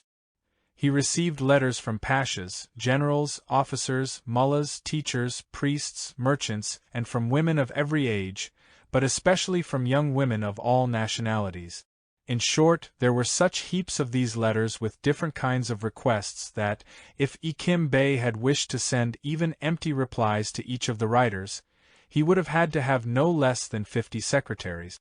One day when I visited him in Scutari at his father's estate on the shores of the Bosphorus, he showed me many of these letters, and I remember how we almost split our sides with laughter at the naivete and stupidity of people. He ultimately grew so weary of it all that he even gave up his well-loved work as a physician and left the places where he was known. Ikim Bey's thorough knowledge of hypnotism and of all the automatic properties of the psyche of the ordinary man turned out to be very useful during one of our journeys, when he succeeded in getting us out of a very difficult situation into which we had fallen. Once, when Ikim Bey and I with several of our comrades were in the town of Yangishar in Kashgar, having one of our usual long rests, intending to go next into the valleys of the Hindu Kush mountains, Ikim Bey received news from his uncle in Turkey that his father was failing rapidly and would probably not live long. This news disturbed Ikim Bey so much that he decided to interrupt his journey and return to Turkey as quickly as possible, in order to spend what little time remained with his beloved father. As these incessant wanderings from place to place under constant nervous strain had begun to weary me, and as I also wished to go and see my parents, I decided to break off my journey and travel as far as Russia with Ikim Bey. Taking leave of our comrades, we went through Urkstam towards Russia. After many adventures and a host of great difficulties, without following the usual roads from Kashgar, all of which went to Osh, we managed to reach the town of Andijan in the Fergana region. We had decided to go through this once great region, because we wished to take advantage of the opportunity to inspect the ruins of several ancient towns, about which we had heard a great deal and which we expected to find chiefly by means of logical deductions from certain historical data. We had thus greatly lengthened our journey before we came out on to the main road near Andijan. In Marjlan we bought our railway tickets to Krasnovodsk and were already seated in the train when we found, to our great distress, that we had not enough money for the rest of our trip nor even for the next day's food. Moreover, during our travels through Kashgar our clothes had become so shabby that we were not fit to be seen in public, so money was also needed for buying clothes. We therefore decided not to go as far as Krasnovodsk, but to change trains at Chernyevo and go to Tashkent, a large center where we could send for money by telegraph and manage to live as best we could until it arrived. We did so.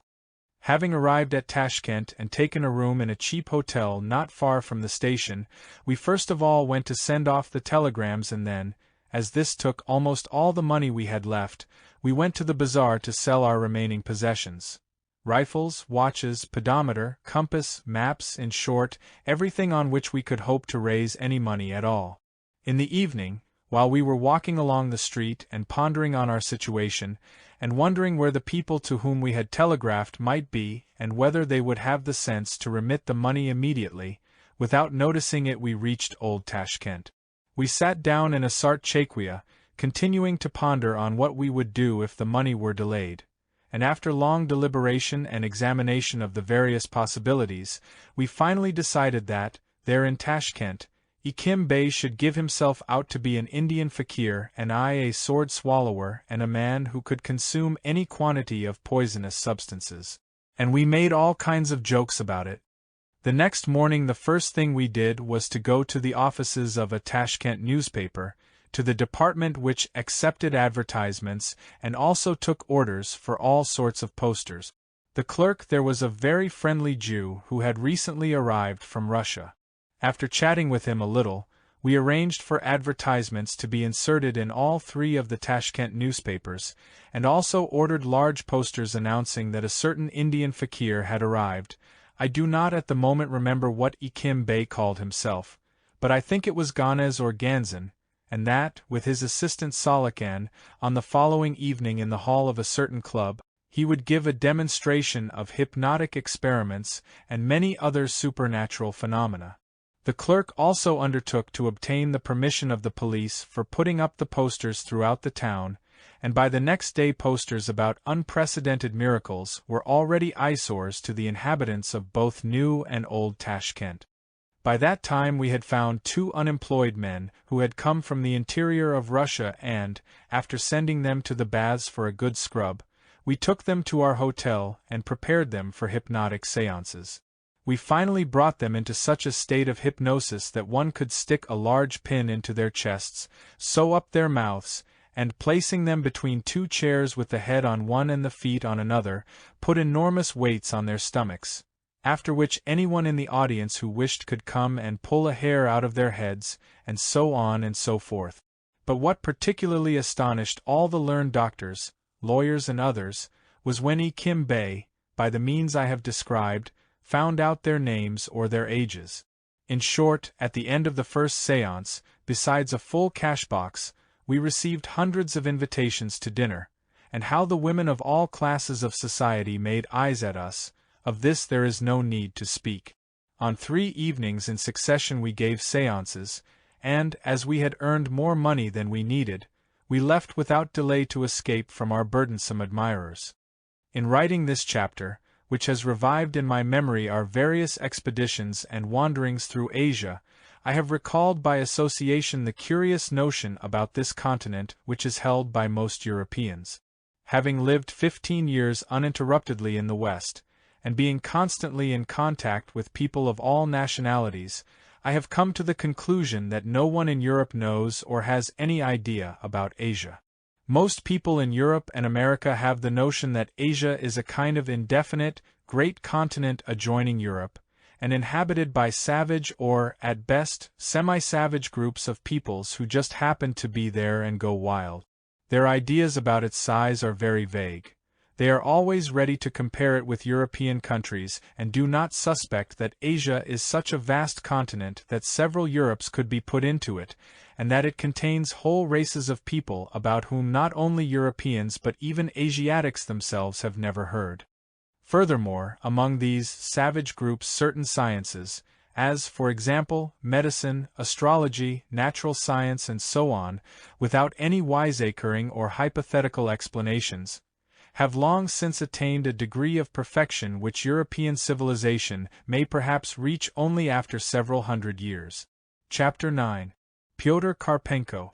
This chapter will be devoted to Pyotr Karpenko, friend of my childhood, who later became, by his own real achievements and not merely by diploma, a prominent mining engineer, and who is now deceased. May he attain the kingdom of heaven! It will be sufficient, I think, for portraying all the aspects of the individuality of Pyotr Karpenko, and also for fulfilling my aim in this series of my writings, namely, that the reader should obtain instructive and really useful material, if I begin this chapter by describing the circumstances in which our first inner intimacy arose, and then relate several incidents which occurred on one of our expeditions, during which there befell, by the will of fate, the misfortune which led to his premature death. This close friendship of ours began when we were still boys. I will describe what happened in as much detail as possible, the more so as this may very well throw light on certain aspects of the psyche of young scamps in general, some of whom may later grow up to be unusual men. We were living in the town of Kars, and at that time I was one of the choir boys of the fortress cathedral. I must say first of all that, after my teacher Boguchevsky had left Kars and my first tutor, Dean Borsch, had gone away on leave of absence owing to illness, I was deprived of both of these men who were real authorities for me, and as there was also talk in my family about the possibility of returning to Alexandropol in the near future, I no longer wished to remain in Kars and began to think about going to Tiflis, where I had dreamed for a long time of joining what was called the Archdeacon's choir, a proposal which had often been made to me, and which was very flattering to my youthful self-love. It was at this period of my life, while such dreams were still the center of gravity of my as yet undeveloped thinking faculty, that early one morning there came running up to me one of the choristers of the fortress cathedral, an army clerk, who had become my friend chiefly because I sometimes brought him good cigarettes, which I must confess I filched surreptitiously from my uncle's cigarette case. Panting for breath, he told me that he had accidentally overheard a discussion between the commandant of the fortress, General Fadif, and the chief of the mounted police about the arrest and cross-examination of several persons in connection with an affair relating to the artillery range, and my name had been mentioned as having possibly been mixed up in it. This news greatly alarmed me because I had, as is said, something on my conscience in connection with the artillery range, so, wishing to avoid any awkward possibilities, I decided not to delay my departure but to leave Kars the very next day. This incident of the artillery range, through which a factor was formed in my psyche for engendering remorse of conscience, and on account of which I hurriedly made my departure, was the cause of my intimate friendship with Pyotr Karpenko. At that particular time I had a number of friends of my own age, as well as others many years older. Among the former was one very agreeable boy, the son of a vodka manufacturer. His name was Ryazov or Ryazov, I do not remember which. He often used to invite me to his house, and occasionally I would drop in without invitation. His parents spoiled him a great deal. He had his own separate room where we could prepare our lessons in comfort. On his writing table there was almost always a plateful of freshly baked pies of flaky pastry, of which I was then very fond. But what was perhaps most important was that he had a sister about 12 or 13 years old, who often came to his room when I happened to be there. A friendship sprang up between us and, without noticing it, I fell in love with her. It seemed that she also was not indifferent to me. In short, a silent romance began between us. Another friend of mine, the son of an artillery officer, also used to come there, and he, like us, was studying at home in order to enter some school, as he had not been admitted to the cadet corps, having been found a little deaf in one ear. This was Pyotr Karpenko. He too was in love with the Ryazov girl, and she obviously liked him also. She was nice to him, it seems, because he often brought her sweets and flowers, and to me because I played the guitar well and was skillful at making designs on handkerchiefs, which she loved to embroider and say afterwards that she had designed herself. So here we were, both in love with this girl, and little by little, so to say, the jealousy of rivals began to flame in us. Once after evening service in the cathedral, where this breaker of hearts was also present, I thought out some plausible excuse and asked the choirmaster's permission to leave a little early, as I wished to meet her as she went out and accompany her home. At the doors of the cathedral I found myself face to face with my rival. Although hate for one another raged in both of us, we escorted Our Lady home like chivalrous knights. But after we had left her I could no longer restrain myself, and, picking a quarrel over something or other, I gave him a sound thrashing. The evening after the fight I went as usual with some of my comrades to the cathedral bell tower. At that time there was no real bell tower in the grounds of the fortress cathedral. It was just then being built, and the bells were hung in a temporary wooden structure with a high roof, rather like an octagonal sentry box. The space between thereof and the beams on which the bells hung was our club, where we met almost every day, and, sitting astride the beams or on the narrow ledge around the walls under the roof, we smoked, told anecdotes and even prepared our lessons. Later, when the permanent stone bell tower was completed and the bells put in, this temporary one was presented by the Russian government to the new Greek church being built at that time, and there, it seems, it continues to serve as a bell tower. Besides the regular members of the club, I found there my friend Petya from Alexandropol, who had come to Kars on a visit. He was the son of Kerensky, a postal telegraph inspector who was later one of the officers killed in the Russo-Japanese War. There was also a boy from the Greek quarter of Kars nicknamed Feki, whose real name was Korkanidi, and who later became the author of many schoolbooks. He had brought homemade Greek halva as a present from his aunt to us choir boys, whose singing had often affected her to the depths of her soul. We sat, ate the halva, smoked and chatted. Soon after, Pyotr Karpenko arrived with his eyes bandaged, accompanied by 2 other Russian boys, not members of the club. He came up to me demanding an explanation for my having insulted him the day before. Being one of those youths who read a good deal of poetry and love to express themselves in highfalutin language, he delivered a lengthy harangue which he brought to an abrupt close with the following categorical declaration: "The earth is too small for both of us. Hence one of us must die." On hearing his bombastic tirade, I wanted to knock this nonsense right out of his head. But when my friends began to reason with me, saying that only people who have not yet been touched at all by contemporary culture, as, for instance, Kurds, square accounts in this manner, and that respectable people have recourse to more civilized methods, my pride began to assert itself, and in order not to be called uneducated or cowardly, I entered into a serious discussion of this incident.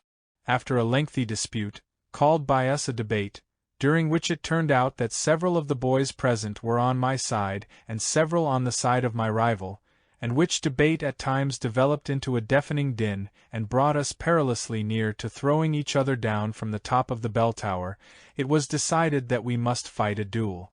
Then the question arose where to obtain weapons. Neither pistols nor swords were to be had anywhere, and the situation became very perplexing. All our emotions, which a moment before had reached the limits of excitement, were suddenly concentrated on how to find a way out of the difficulty which had arisen. Among the company was a friend of mine, a boy named Turchaninov, who had a very squeaky voice and whom we all considered a very comical fellow. While we were sitting pondering on what was to be done, he suddenly chirped up and exclaimed, "If it's difficult to get pistols, it's easy to get cannon." Everybody laughed, as they always did at everything he said. "What are you laughing at, you silly devils?" he retorted. "It's quite possible to use cannon for your purpose. There's only one drawback. You've decided that one of you must die, but in a duel with cannon both of you might die. If you consent to take such a risk, then to carry out my proposal is the easiest thing in the world."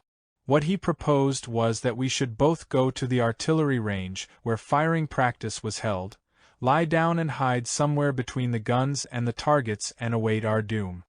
Whichever of us should be hit by a random shell would be the one fated to die. We all knew the artillery range very well. It was not far away in the mountains encircling the town. It was a fairly large tract of land, from 6 to 9 miles square, which it was absolutely forbidden to enter at certain times of the year, during firing practice, and which was strictly guarded on all sides. We often went there, chiefly at night, at the instigation of 2 big boys named Ivazov and Denisenko, who had a certain authority over us, to collect, or more truly to steal, the copper parts of the used shells and the scraps of lead which lay scattered about after the shells had burst, and which we later sold by weight for a good price. Although it was strictly forbidden to collect, let alone sell, the remnants of the shells, we nevertheless contrived to do so by taking advantage of moonlight nights and of those times when the guards were less vigilant. As a result of the fresh debate held on Turchaninov's proposal, it was categorically decided by all present to carry out this project the very next day. According to the stipulations of the seconds, who were Kerensky and Korkanedy on my side, and on the side of my rival the 2 strange boys whom he had brought along with him, we were to go to the artillery range early in the morning before the firing began, and at approximately 100 yards from the targets lie down at a certain distance from each other in some large shell hole where no one could see us, and remain there until dusk. Whichever one was still alive by then could leave and go where he wished. The seconds also decided to remain all day near the range, by the banks off the river Karschai, and in the evening to look for us in our holes to find out the result of the duel. If it should turn out that one or both of us were merely wounded, then they would do the necessary, and if it should turn out that we had been killed, they would then spread the tale that we had gone to collect copper and lead, not knowing that there would be firing that day, and so had been wiped out. The next morning at break of day the whole party of U.S., supplied with provisions, made our way to the Kars Chai.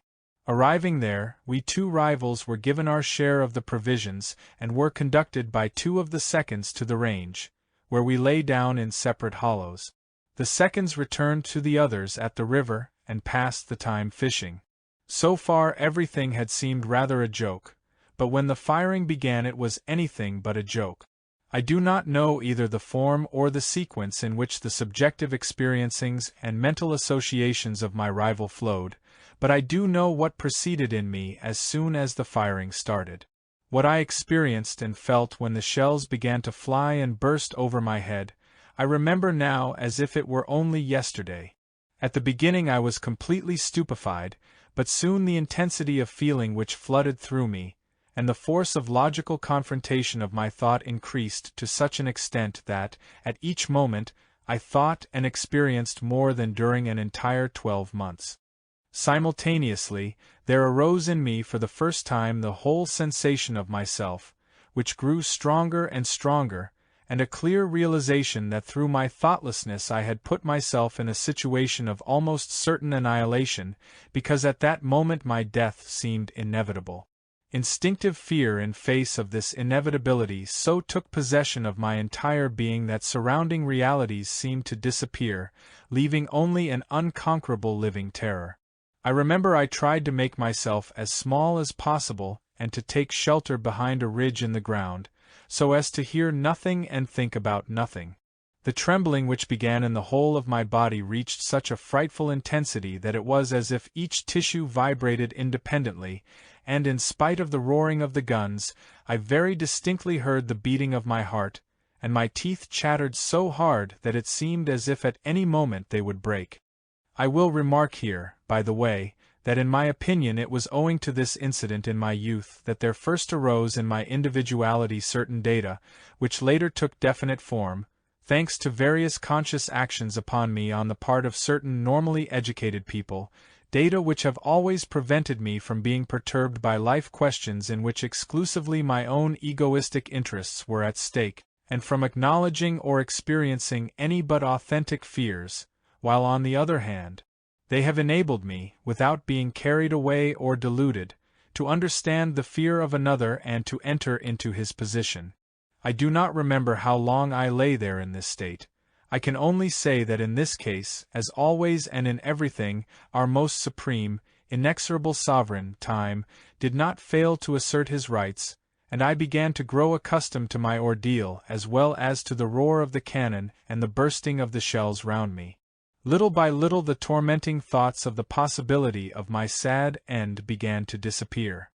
Although as usual the firing was broken up into several periods, it was impossible to escape during the intervals, chiefly because of the danger of falling into the hands of the guards.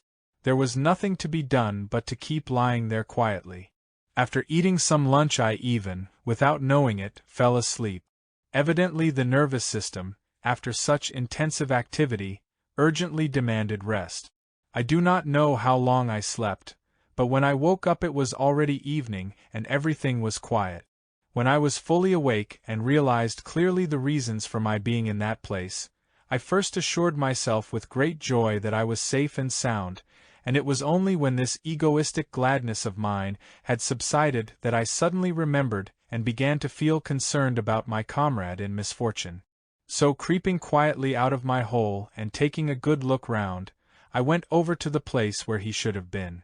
Seeing him lying there motionless, I was very frightened, though I thought and was even quite sure that he was asleep. But when I suddenly noticed blood on his leg, I completely lost my head, and all the hatred of the day before turned into pity. With a fear as great as I had experienced only a few hours earlier for my own life, I crouched down as though still instinctively trying not to be seen. I was still in this position when the seconds crawled up to me on all fours. Seeing me looking so strangely at the outstretched Karpenko and then noticing the blood on his leg, they felt that something terrible had happened, and crouching there, glued to the spot, they also began to stare at him. As they later told me, they too were quite certain that he was dead. The whole group of us remained as though self-hypnotized, until accidentally we were aroused out of our stupor by Kerensky. As he later explained, having been for some time in a cramped position while staring at Karpenko, he suddenly felt his corn hurting him, and leaning forward a little to change his position, he noticed that the edge of Karpenko's coat was moving at regular intervals. Creeping nearer, he became convinced that he was breathing, and informed us of this almost with a shout. Instantly brought back to our senses, we also crept forward, and right there in the ditch round the motionless Karpenko, we began, constantly interrupting each other, to deliberate on what was to be done. Suddenly, by some kind of tacit agreement, we made a chair of our arms and carried Karpenko to the river. We stopped at the ruins of an old brick factory and there, having hurriedly made an improvised bed out of some of our clothes and laid Karpenko on it, we began to examine the wound. It appeared that only one leg had been grazed by shrapnel and not in a dangerous place. As Karpenko was still unconscious and no one knew what to do, one of us ran off to find a friend of ours in the town, an assistant surgeon, who was also a member of the cathedral choir, while the others washed the wound and somehow or other bandaged it. The assistant surgeon soon arrived in his buggy, and we explained to him that the accident had occurred while we were collecting copper, not knowing that the firing would take place. Having examined the wound, he said that it was not dangerous and that the fainting was due to loss of blood. In fact, when he administered a whiff of smelling salts, the patient immediately came to himself. We of course begged the assistant surgeon not to tell anyone how the accident had happened, since it would certainly get us into great trouble because of the strict orders against trespassing on the firing range. As soon as Karpenko came to, he looked round at everyone present, and when, resting his gaze on me longer than on the others, he smiled, something moved within me and I was overcome with remorse and pity. From that moment I began to feel towards him as towards a brother. We carried the patient home, and explained to his family that, in crossing a ravine to go fishing, a boulder had become dislodged and had fallen and injured his leg. His parents believed our tale, and I obtained their permission to spend every night at his bedside until his recovery. During those days while he was still weak and lay in bed, I took care of him like a kind-hearted brother and, talking about one thing and another, our close friendship began. As for the love of Our Lady, on whose account all this had occurred, in Karpenko as well as in me, this feeling had suddenly evaporated. Soon after his recovery his parents took him to Russia, where later he passed his examinations and was admitted to some technical institute. For several years after this incident I did not see Karpenko, but regularly on each of my saints' days and birthdays I received a long letter from him, in which he usually began by describing his inner and outer life in detail, and went on to ask my opinion on a long list of questions which interested him, chiefly on religious subjects. His first serious enthusiasm for our common ideas arose 7 years after the duel I have described. One summer, while traveling to Kars for the holidays by mail coach, at that time there was no railway there, he passed through Alexandropol, and learning that I was there at the time, he stopped off to see me. I had gone to Alexandropol that summer in order to carry out, in solitude and without being disturbed, certain practical experiments relating to questions which particularly interested me then, concerning the influence of the vibrations of sound on various types of human beings as well as on other forms of life. The day he arrived I had lunch with him, and suggested that he should accompany me to the large stable which I had converted into an original kind of laboratory, where I used to spend every afternoon. He examined everything that I had there, and became so interested in what I was doing that, when he left that day for Kars to visit his family, he decided to return in 3 days. On his return he stayed with me almost the entire summer, going only for a day or two, from time to time, to see his family in Kars. At the end of the summer several members of our recently formed group, the Seekers of Truth, joined me in Alexandropol with the object of going to make some excavations among the ruins of Ani, the ancient capital of Armenia. On this expedition Karpenko joined us for the first time, and, being in contact for several weeks with various members of our group, he was gradually drawn into the sphere of the questions which interested us. When the expedition was over he returned to Russia, and soon afterwards obtained his diploma as a mining engineer. I did not see him again for 3 years, but thanks to our uninterrupted correspondence we did not lose touch with each other. Karpenko also corresponded during this period with other members of the Seekers of Truth with whom he had become friends.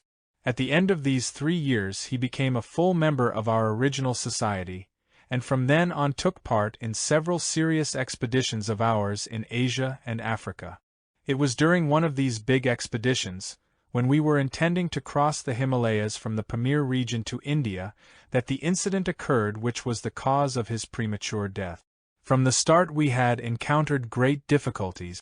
In our journey up the northwestern slopes of the Himalayas, while crossing a steep mountain pass, a large avalanche buried us all in snow and ice. With much effort all but 2 of us extricated ourselves from beneath the snow. Although we dug out the 2 others as fast as we could, they were already dead. One of them was Baron X, an ardent occultist, the other our guide Karakir Kut.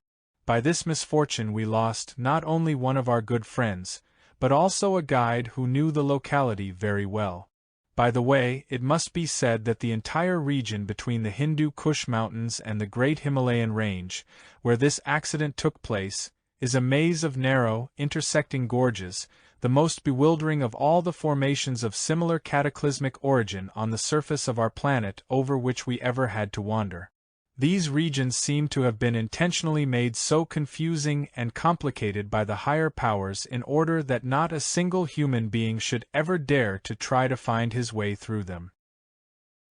After this accident, which deprived us of our guide, who was considered even among his own people as the one who knew best all the corners and windings of these regions, we wandered for several days, searching for a way out of this inhospitable place. Did they not have map or compass? Every reader will doubtless ask. How not? We had them, and even more than necessary, but in fact it would be fortunate for travelers if these so-called maps of uninhabited regions did not exist. A map, as my friend Yelov used to say, is called in a certain language by the word kormanupka, which means wisdom, and wisdom in that language is characterized as follows. Mental proof that twice 2 makes 7.5, minus 3 and a little bit of something.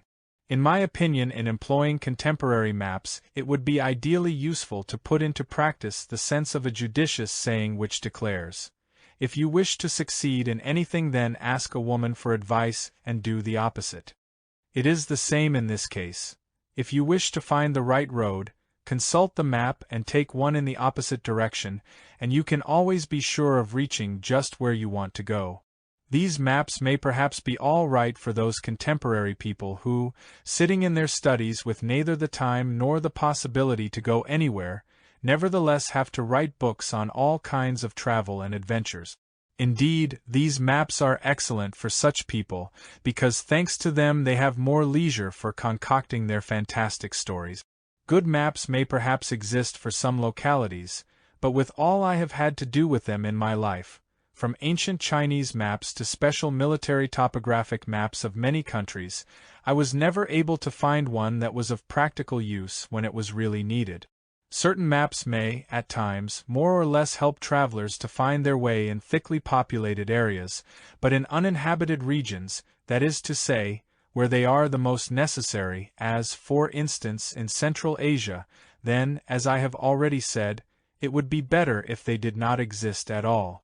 Reality is distorted in them to the point of absurdity. Such maps have many undesirable and distressing consequences for genuine travelers. For example, let us say that, according to the indications of the map, you will have to cross the next day over a high elevation where of course you expect to find it cold. At night, while packing your baggage, you take out your warm clothes and other things for protection against the cold, and put them aside. Tying up all the remaining things into packs and loading them on your animals, horses, yaks or whatever they are, you put the warm things on top of the packs in order to have them ready as soon as they should be needed. Well then, it almost always turns out that the next day, in spite of the indications of the map, you have to go down through valleys and lowlands, and that instead of the cold you expected, there is such a heat that you want to take off literally all your clothes. And as the warm things are neither packed up nor fastened tightly on the backs of the animals, they slip and shift at every step, disturbing the balance and bothering not only the animals but also the travelers themselves. And what it means to have to repack on the way, he alone can understand who has had to do it, even if only once, on a long day's journey over the mountains. Of course, for journeys undertaken on behalf of some government or other for a certain political aim and for which large sums are allocated, or on a journey for which the funds are disbursed by a banker's widow, an ardent theosophist, one might hire as many porters as one wishes to pack and unpack everything. But a genuine traveler has to do all this himself, and even if he should have servants he would be bound to help them, as in the midst of the hardships of travel it is difficult for a normal man to look on idly at the exertions of others. These contemporary maps are what they are, evidently because they are prepared by methods such as I myself once witnessed. It was when I was traveling with several members of the group, Seekers of Truth, through the Pamirs, past the Alexander Peak. At that time the headquarters of the surveyors from the Turkestan Military Topographic Department was located in one of the valleys near this peak. The chief surveyor was a certain colonel, a good friend of one of our traveling companions, and because of this we made a special visit to their camp.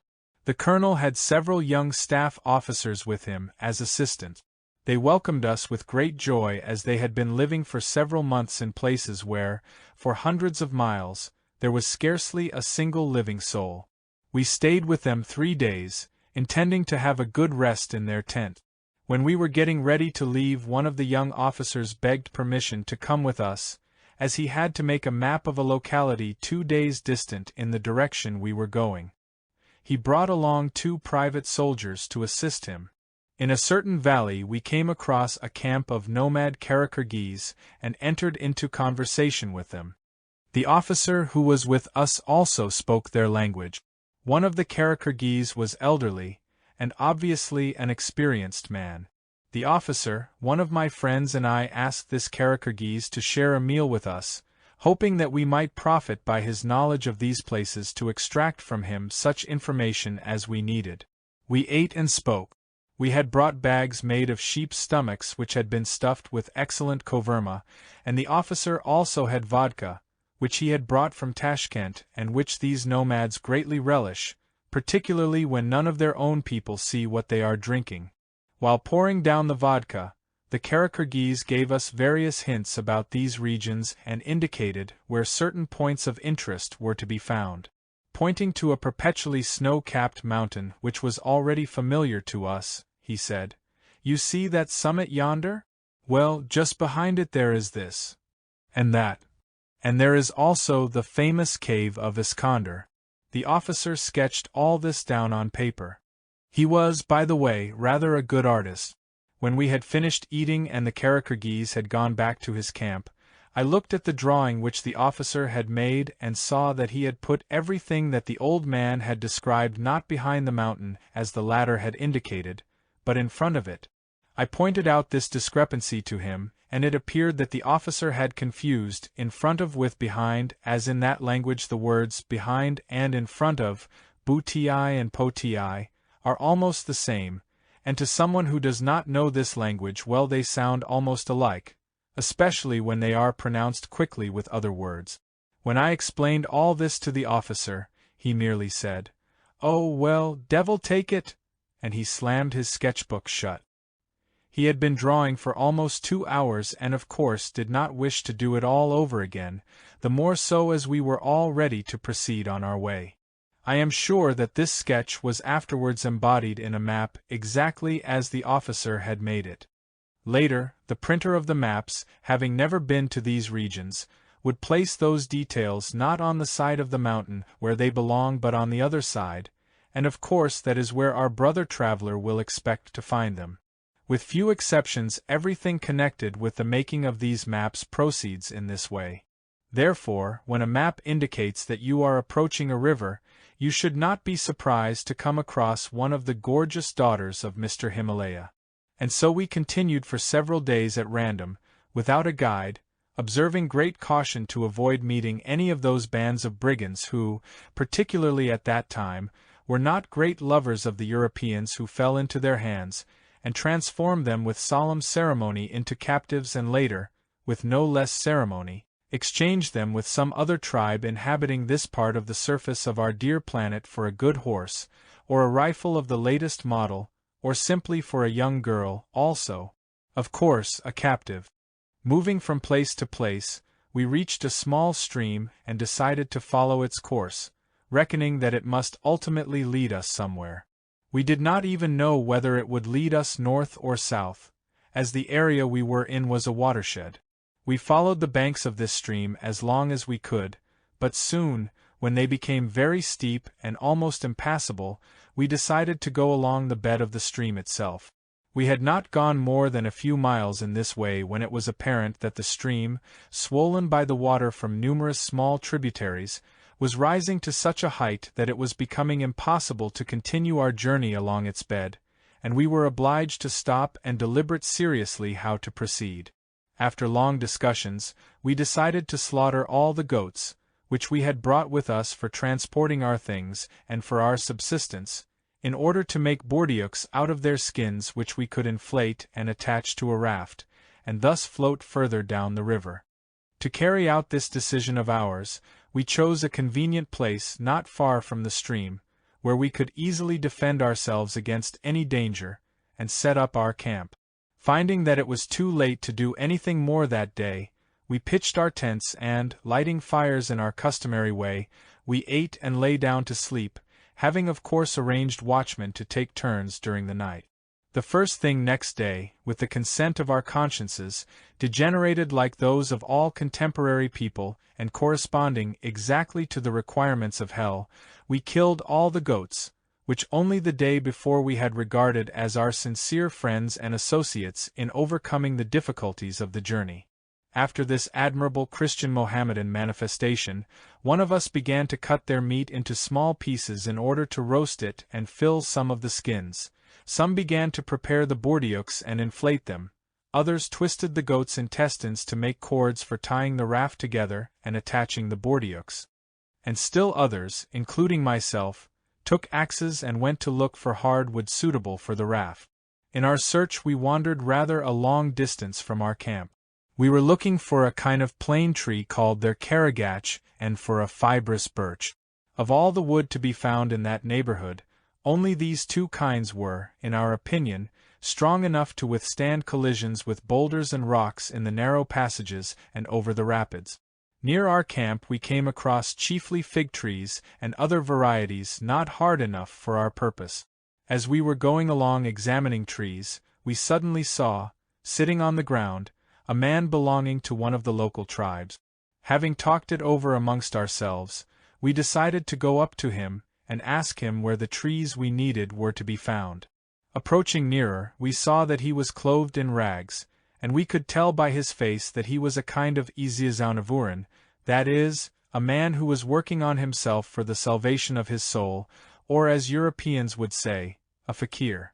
As I have happened to use the word fakir, I do not consider it superfluous to digress a little in order to throw some light on this famous word. It is, indeed, one of the many empty words which, on account of the incorrect meaning given them, particularly in recent times, has an automatic action upon all contemporary Europeans and has become one of the chief causes of the progressive dwindling of their thinking capacity. Although the word fakir in the meaning given it by Europeans is unknown to the peoples of Asia, nevertheless, this same word is in use there almost everywhere.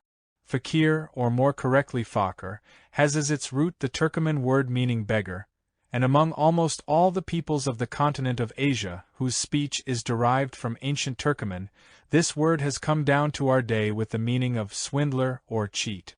As a matter of fact, to express this meaning of swindler or cheat, two different words are used among these peoples, both derived from ancient Turcoman.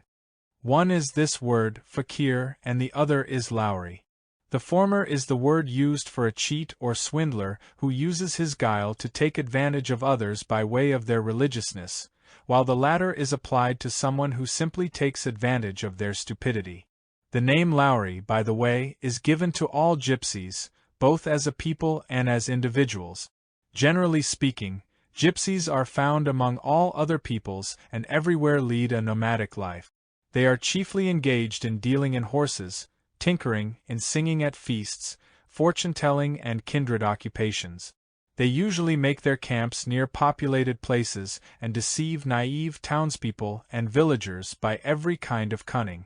Consequently, the word Lowry, denoting the gypsy people, has from long ago come to be used in Asia for every person, regardless of race, who is a swindler or a cheat. For conveying the meaning which Europeans wrongly ascribe to the word fakir, several words are employed among Asiatic peoples, the most widely used being Iziazaunavouran, which comes from the Turcoman spoken language and means, he who beats himself. I have myself read and heard many statements by Europeans about these so-called fakirs, asserting that their tricks are supernatural and miraculous, whereas actually, in the judgment of all more or less normal people in Asia, such tricks are performed by unconscionable swindlers and cheats of the highest order. To show what confusion the wrong use of this word has caused among Europeans, I think it will be sufficient to say that, although I have traveled in almost all the countries where these fakirs, as imagined by Europeans, are supposed to live, I have never seen a single one of them, but I did have the good fortune recently to see a genuine fakir, in the sense used by people of the continent of Asia, only not in India or any of those countries where Europeans think they live, but in the very heart of Europe, in the city of Berlin. I was strolling one day along Kurfürstendamm in the direction of the main entrance to the zoological gardens, when I saw on the pavement, on a little hand-wagon, a cripple who had lost both legs, turning an antediluvian musical box. In Berlin, the capital city of Germany, as in other large centers representing, as it were, the epitome of contemporary civilization, it is forbidden to ask for charity directly, but anyone who wishes may beg and will not be bothered by the police, if he grinds an old barrel organ, or sells empty matchboxes or indecent postcards and various kindred literature. This beggar, dressed like a German soldier, was turning his musical box, which had half its notes missing. As I passed by I threw him a few small coins and, happening to glance at him, his face seemed familiar to me. I did not question him, as in general I did not then, any more than now, risk speaking alone with strangers in my broken German, but I began to think where I could have seen him before.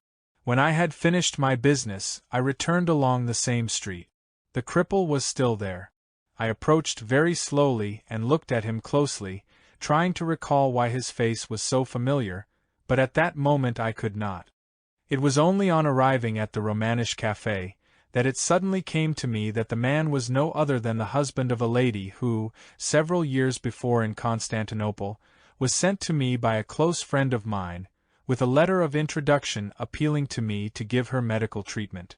The lady's husband was a former Russian officer who, it seems, had been evacuated from Russia to Constantinople with Wrangel's army. I then remembered how the young lady had come to me with a dislocated shoulder and her body covered with bruises. While I was busy with her arm, she told me that her husband had beaten her because she had refused to sell herself for a good sum to a certain Spanish Jew. Somehow or other, with the help of Doctors Viktorov and Maximovich, I put her shoulder right, after which she left. 2 or 3 weeks after that I was sitting in a Russian restaurant in Constantinople called the Black Rose, when this lady approached me. Nodding in the direction of a man with whom she had been sitting, she said, "There he is, my husband," and added, "I have made it up with him again. He is really quite a good man, although he does lose his temper at times." Having told me this, she quickly left. It was only then that I understood what kind of woman she was. Afterwards, I sat there and scrutinized the face of this officer for a long time, as I was interested in such a rare type. And now here was this same officer, a legless cripple, in the uniform of a German soldier, turning a musical box and collecting small German coins. In the course of a day a great many small coins were thrown by kind-hearted passers-by to this unfortunate victim of the war. This man, in my opinion, was a genuine fakir in the sense understood by all Asiatic peoples. As for his legs, would to God that mine were as sound and strong as his. Well, enough about this. Let us return to the story we had begun. And so we approached that Iziazaunavouran, and after appropriate greetings sat down beside him. Before asking him what we wanted to know, we began to speak with him, observing the various conventional courtesies habitual among these people. It is interesting to remark that the psyche of the people inhabiting these regions is totally different from that of Europeans. Among the latter, almost always what is in the thoughts is on the tongue. Among Asiatics this is not the case. The duality of the psyche is highly developed. Any person of these regions, however polite and friendly he may be outwardly, may none the less inwardly hate you and be thinking out all kinds of harm for you. Many Europeans who have lived among Asiatics for decades without understanding this particularity of theirs, and who judge them according to themselves, always lose a great deal as a result of this and create many misunderstandings which might have been avoided. These people of Asia are full of pride and self-love. Each of them, irrespective of his position, demands from everyone a certain attitude towards himself as a person. Among them the main thing is kept in the background, and one must lead up to it as if it were just by the way. If not, at the best, they will for instance direct you to the right when your road lies to the left. On the other hand, if you do everything as it should be done, then not only will they give you accurate directions, but will even be eager to help you, if possible themselves, to reach your intended destination. Therefore, when we approached this man, we did not begin by asking him what we wanted to know. God forbid that we should do so before observing the necessary conventions. After sitting down beside him, we spoke of the beauty of the scenery and told him that we were there for the first time, asked how the surrounding conditions suited him, and so on. And only much later I remarked as if in passing, "We need such and such wood for a certain purpose, but we are not able to find it anywhere around here." He replied that he greatly regretted that he did not know where it could be found, as he had only been in the neighborhood a short time, but that a certain respected old man, who was his teacher, might know.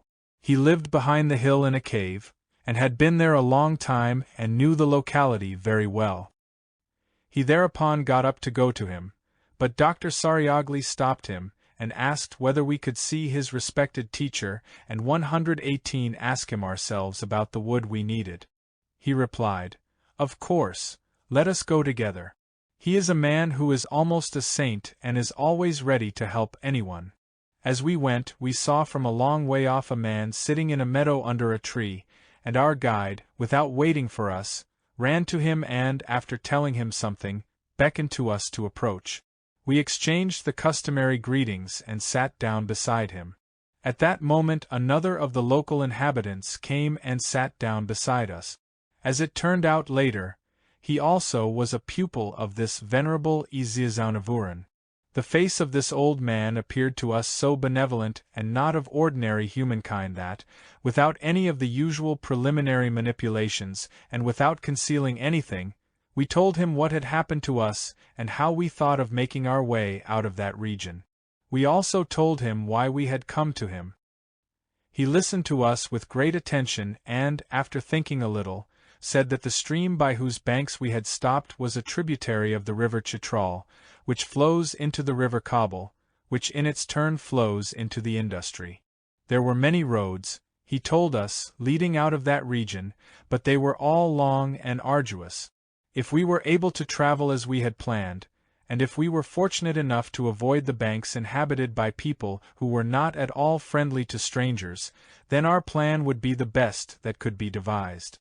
As for the kind of wood we were seeking, he thought it was not at all suitable, and that the best wood for the purpose would be cornelian cherry, and added that there was a dell to the left of the path by which we had come where thick clumps of these trees grew. All of a sudden there was a sound from near by, the kind that makes a man shiver from head to foot. The old man calmly turned his head, and with his old voice called out in a special way. Then, out of the bushes, in all its beauty and strength, emerged a huge gray bear, carrying something in its mouth. As it came nearer to us, the old man called out again, and the bear, looking at us with glittering eyes, moved slowly towards him and laid the thing it was carrying at his feet, then turned round and lumbered back into the bushes. We were, in the full sense of the word, stupefied, and the trembling which took possession of our bodies was so strong that our teeth were chattering. The old man explained to us in a kindly voice that the bear was a good friend of his, who sometimes brought him Jungari.14, and it was this that the bear had laid at his feet. Even after these reassuring words we were unable to fully recover our composure and looked at each other in deep silence, our faces revealing utter bewilderment. The old man, rising heavily from his seat, aroused us out of our stupor and said that it was the hour for his customary walk, and if we wished he could accompany us to the dell where the cherry trees grew. Then he uttered a prayer and went on ahead, all of us with his pupils following behind. At the dell we did indeed see many clumps of this cherry, and then and there everyone, even including the old man himself, began cutting down the trees we needed, choosing the biggest.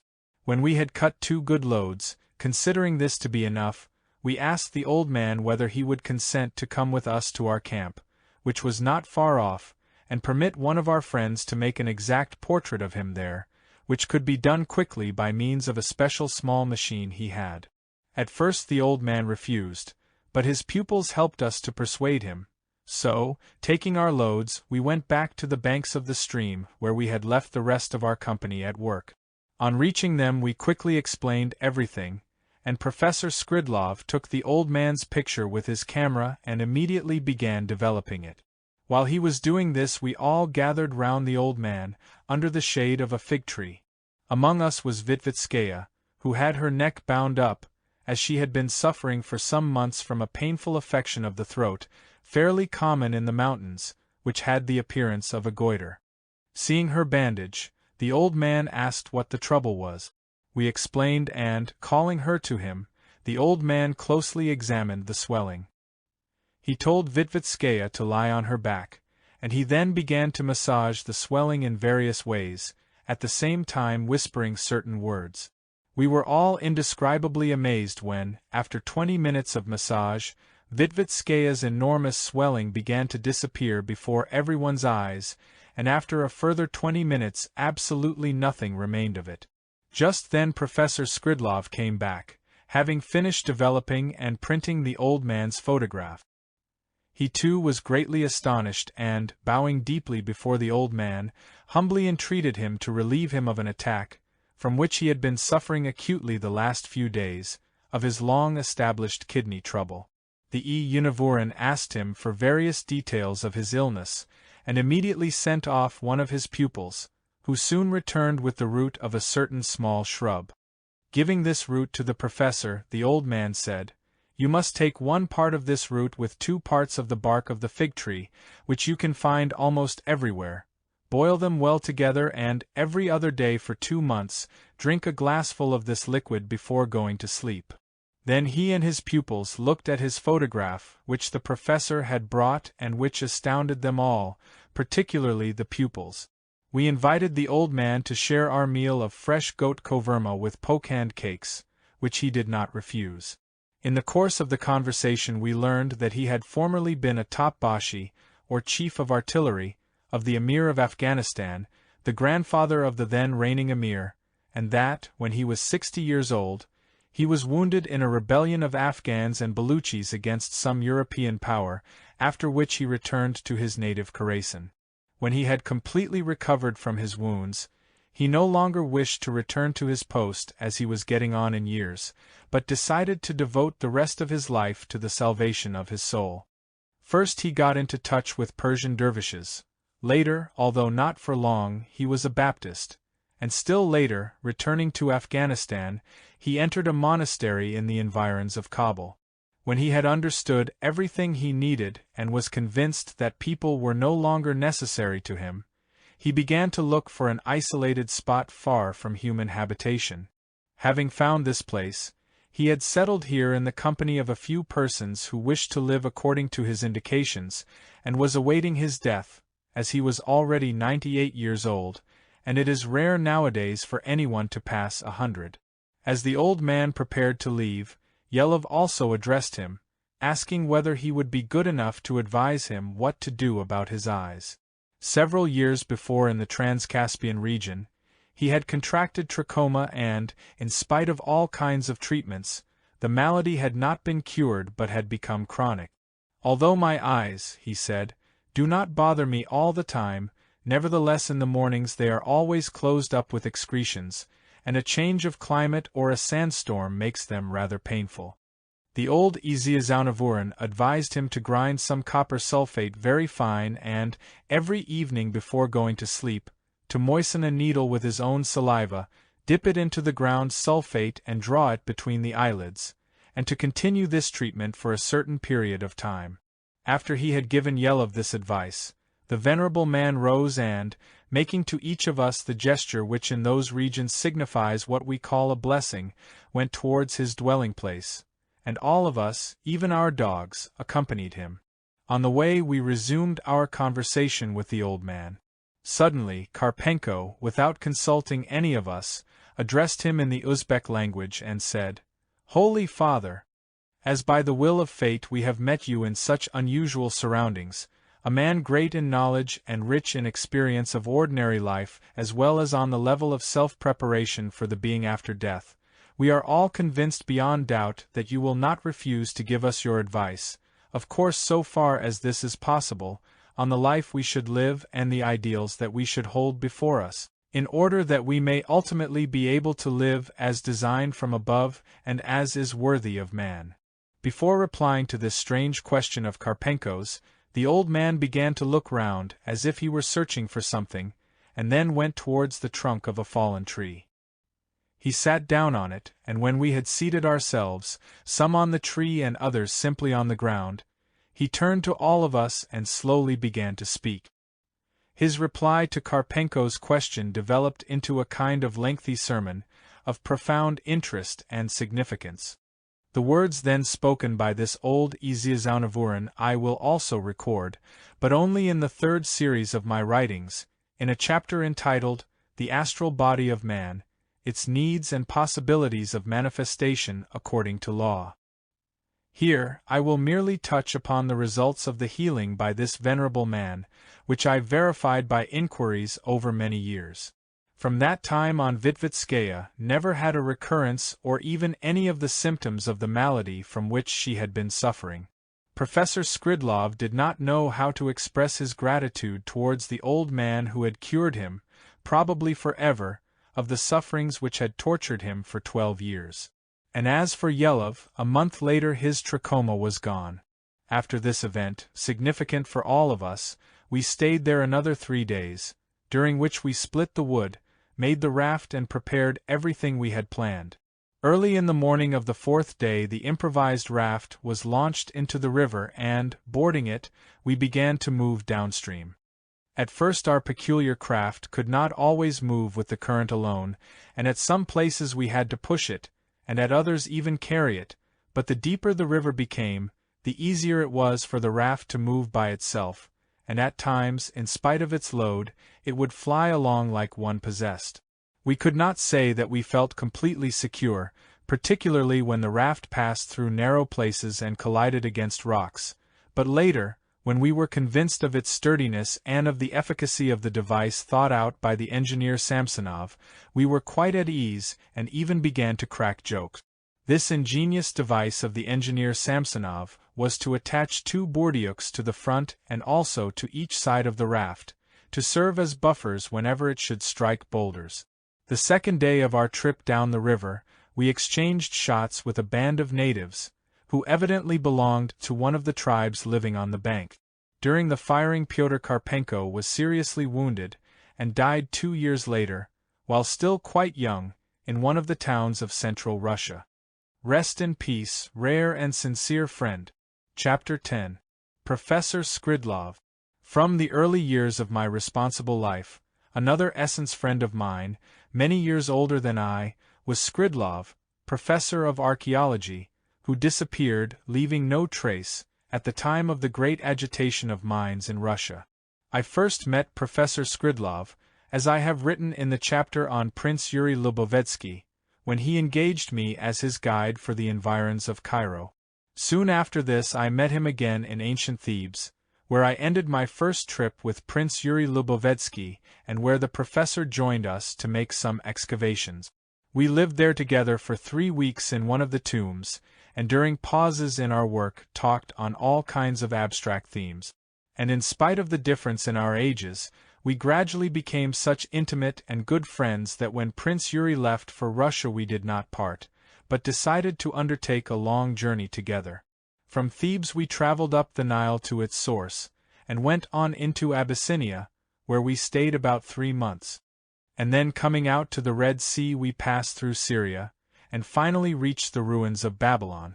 We were there together for 4 months, after which Professor Skridlov stayed behind to continue his excavations, and I went off through Mesh to Ispahan in the company of 2 Persians, traders in rugs, whom I chanced to meet in a little village near Babylon and with whom I became great friends owing to our common interest in antique rugs.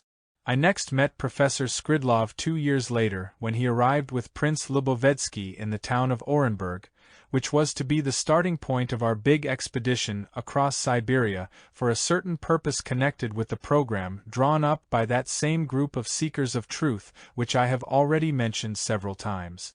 After the Siberian trip we often met again for long and short journeys through various remote places, chiefly in Asia and Africa, as well as for brief exchanges of personal opinions when necessary, and we also met by chance. I will describe, in as much detail as possible, one meeting of ours and the ensuing long journey together, during which Professor Skridlov reached a turning point in his general inner psyche in the sense that, from then on, it began to be activated not only by his thoughts but also by his feelings and his instinct. These latter even began to predominate or, as is said, to take the initiative. On this occasion I met him quite by chance, in Russia, very soon after the meeting I had had with Prince Lubovetsky in Constantinople. I was on my way to Transcaucasia, and in the buffet of one of the railway stations I was hurrying to finish one of the famous beef cutlets made of horseflesh, which the Kazanian Tartars supply to the Russian railway buffets, when all of a sudden someone standing behind me put his arms around me. I turned round and saw my old friend Skridlov. It turned out that he was going, on the same train as I, to see his daughter, who was then living at the health resort of Piatigorsk. The meeting was a happy one for us both. We decided to sit together for the rest of the journey, and the professor gladly changed from 2nd class to 3rd, in which of course I was traveling. We talked all the way. He told me how, after leaving the ruins of Babylon, he had returned to Thebes and had made some further excavations in the environs. During these 2 years he had made numerous interesting and valuable discoveries, but finally, becoming very homesick for Russia and his children, he had decided to take a vacation. On his return to Russia he had gone straight to St. Petersburg, and then to Yaroslavl to see his elder daughter, and he was now on his way to see the younger, who during his absence had prepared 2 grandchildren for him.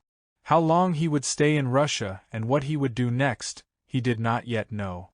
In my turn I told him how I had spent these last 2 years. How, soon after we had parted, I had become very interested in Islam, and after great difficulties and by much cunning had managed to get into Mecca and Medina, inaccessible to Christians, in the hope of penetrating into the secret heart of this religion and of perhaps finding answers there to certain questions I considered essential.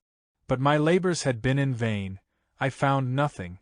I only made clear to myself that if there were anything in this religion it must be sought not there, as everyone says and believes, but in Bokhara, where from the beginning the secret knowledge of Islam has been concentrated, this place having become its very center and source.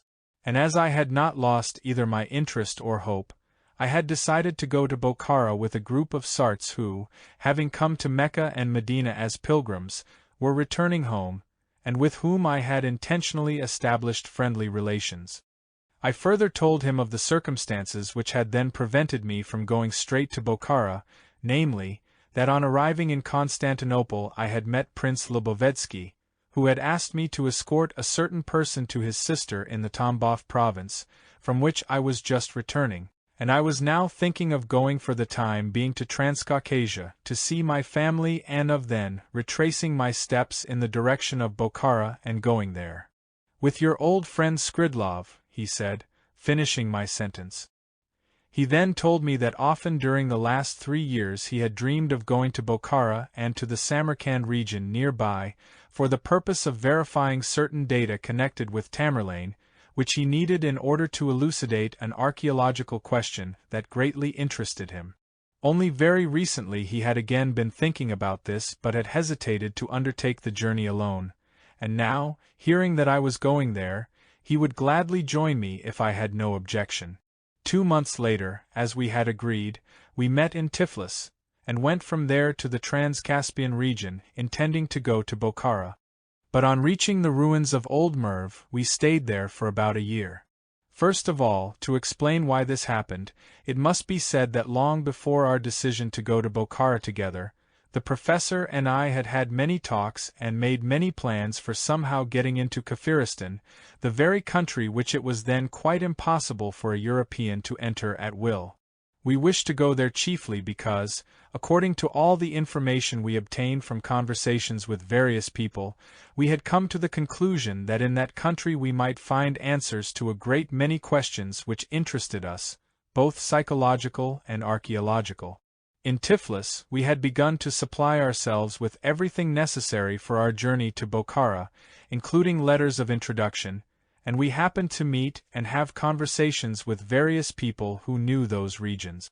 As a result of these conversations and our own discussions afterwards, our desire to enter Kafiristan, inaccessible as it was to Europeans, became so intense that we decided to do everything possible to go there immediately after Bokhara.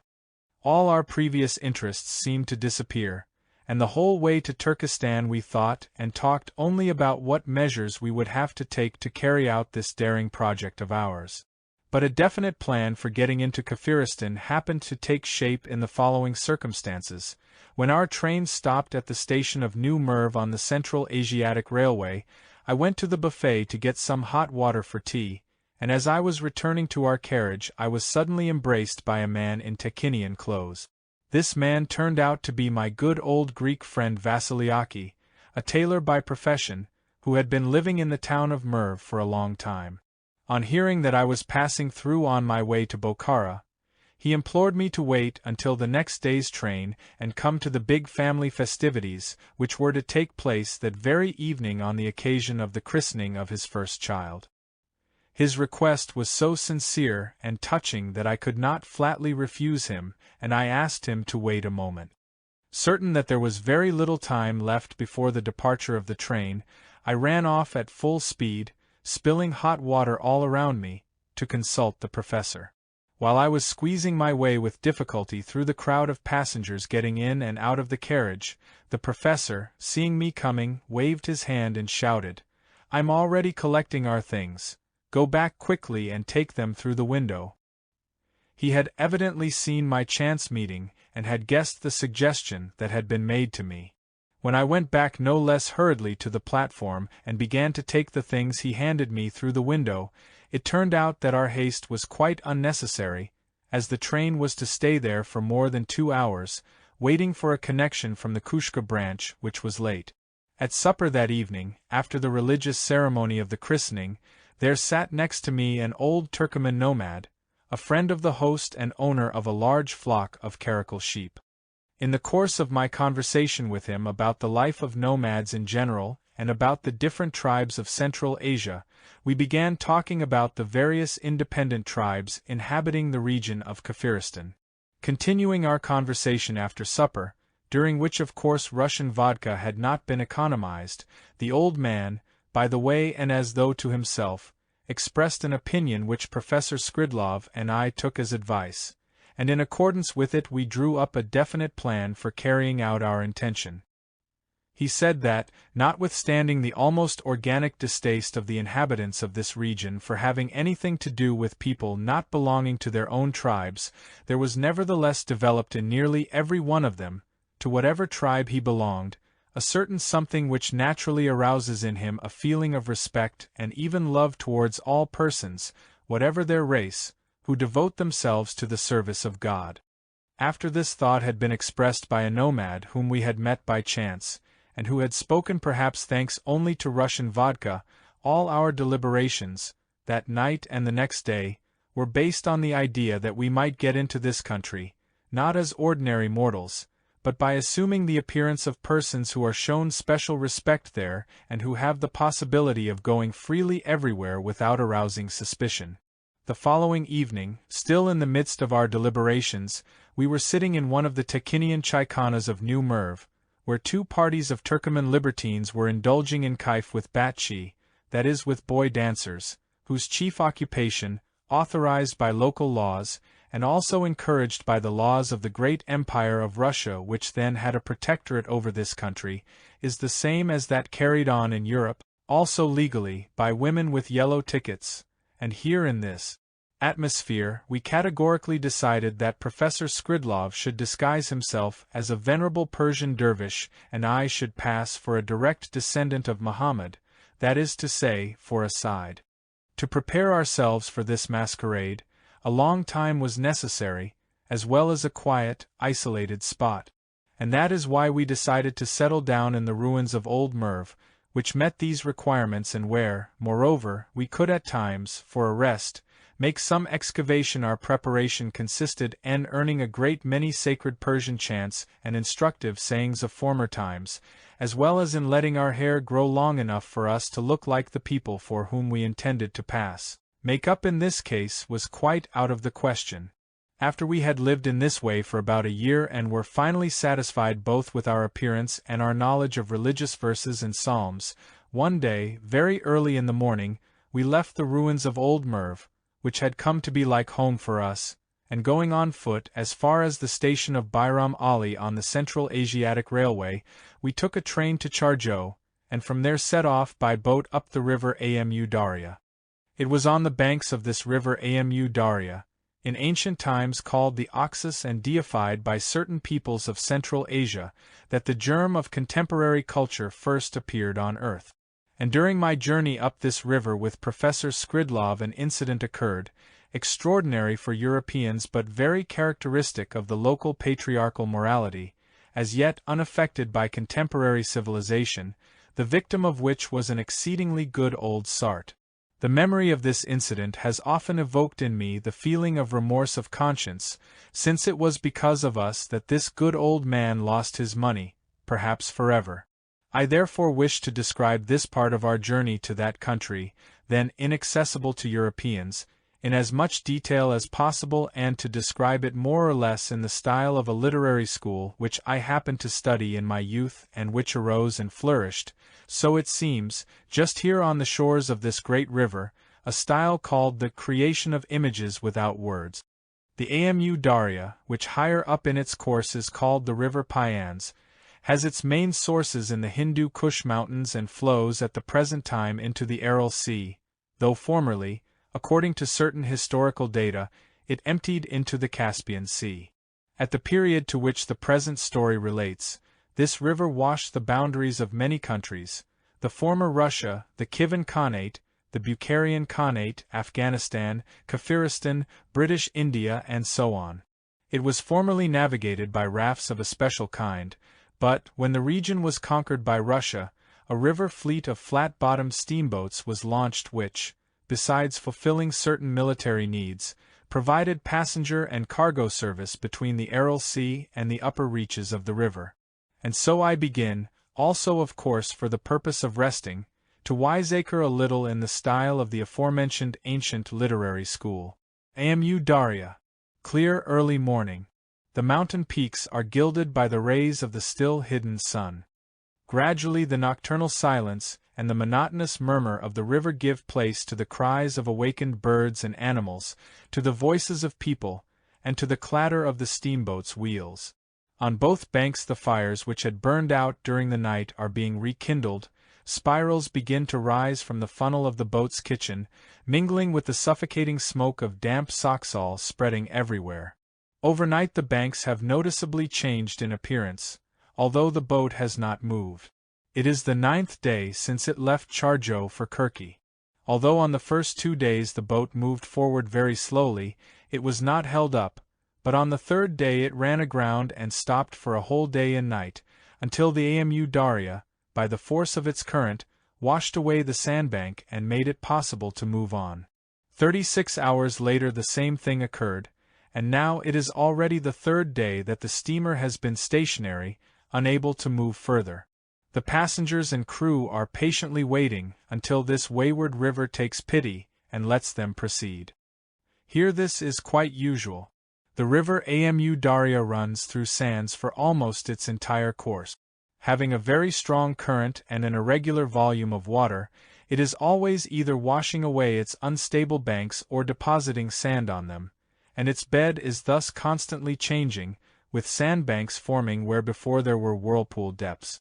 Boats going upstream go very slowly, particularly at certain seasons of the year, but downstream they fly like mad, almost without the engine.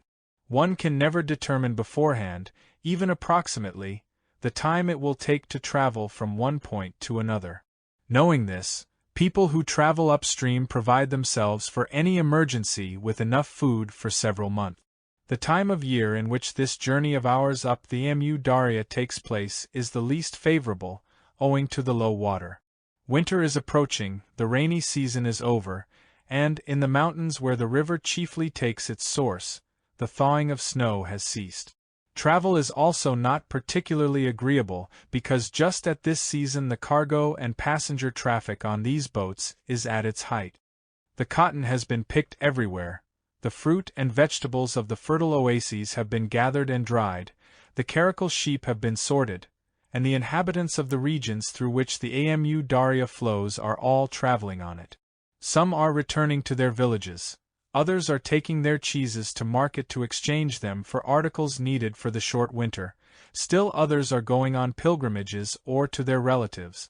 That is why, when we came on board, the boat was so crammed with passengers. Among them are Bukharians, Kivans, Tekis, Persians, Afghans and representatives of many other Asiatic peoples. In this picturesque and motley crowd, merchants predominate. Some are transporting goods, others going upstream for supplies of cheese. Here is a Persian, a merchant of dried fruits. Here an Armenian going to buy Kyrgyz rugs on the spot, and a Polish agent, a cotton buyer for the firm of Poznansky. Here is a Russian Jew, a buyer of caracal skins, and a Lithuanian commercial traveler with samples of picture frames in papier-mâché and all kinds of ornaments of gilt metal set with artificial colored stones.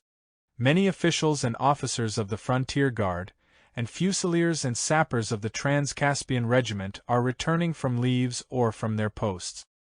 Here is a soldier's wife with a nursing baby, going to her husband who has stayed for an extra term of service and has sent for her. Here is a traveling Catholic priest on his official rounds, going to confess Catholic soldiers. There are also ladies on board. Here is the wife of a colonel, with her lanky daughter, returning home from Tashkent where she has taken her son, a cadet, to see him off to Orenburg to study in the cadet corps. Here is the wife of a cavalry captain of the Frontier Guard who has been to Merv to order some dresses at the dressmakers there, and here is a military doctor's wife escorted by his orderly, traveling from Ashkabad to visit her husband, who is serving in solitude because his mother-in-law cannot live without society, which is lacking where he is stationed. Here is a stout woman with an enormous coiffure undoubtedly of artificial hair, with many rings on her fingers and 2 enormous brooches on her chest. She is accompanied by 2 very good-looking girls who call her aunt, but you can see by everything that they are not at all her nieces.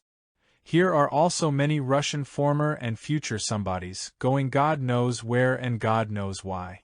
Also a troupe of traveling musicians with their violins and double basses.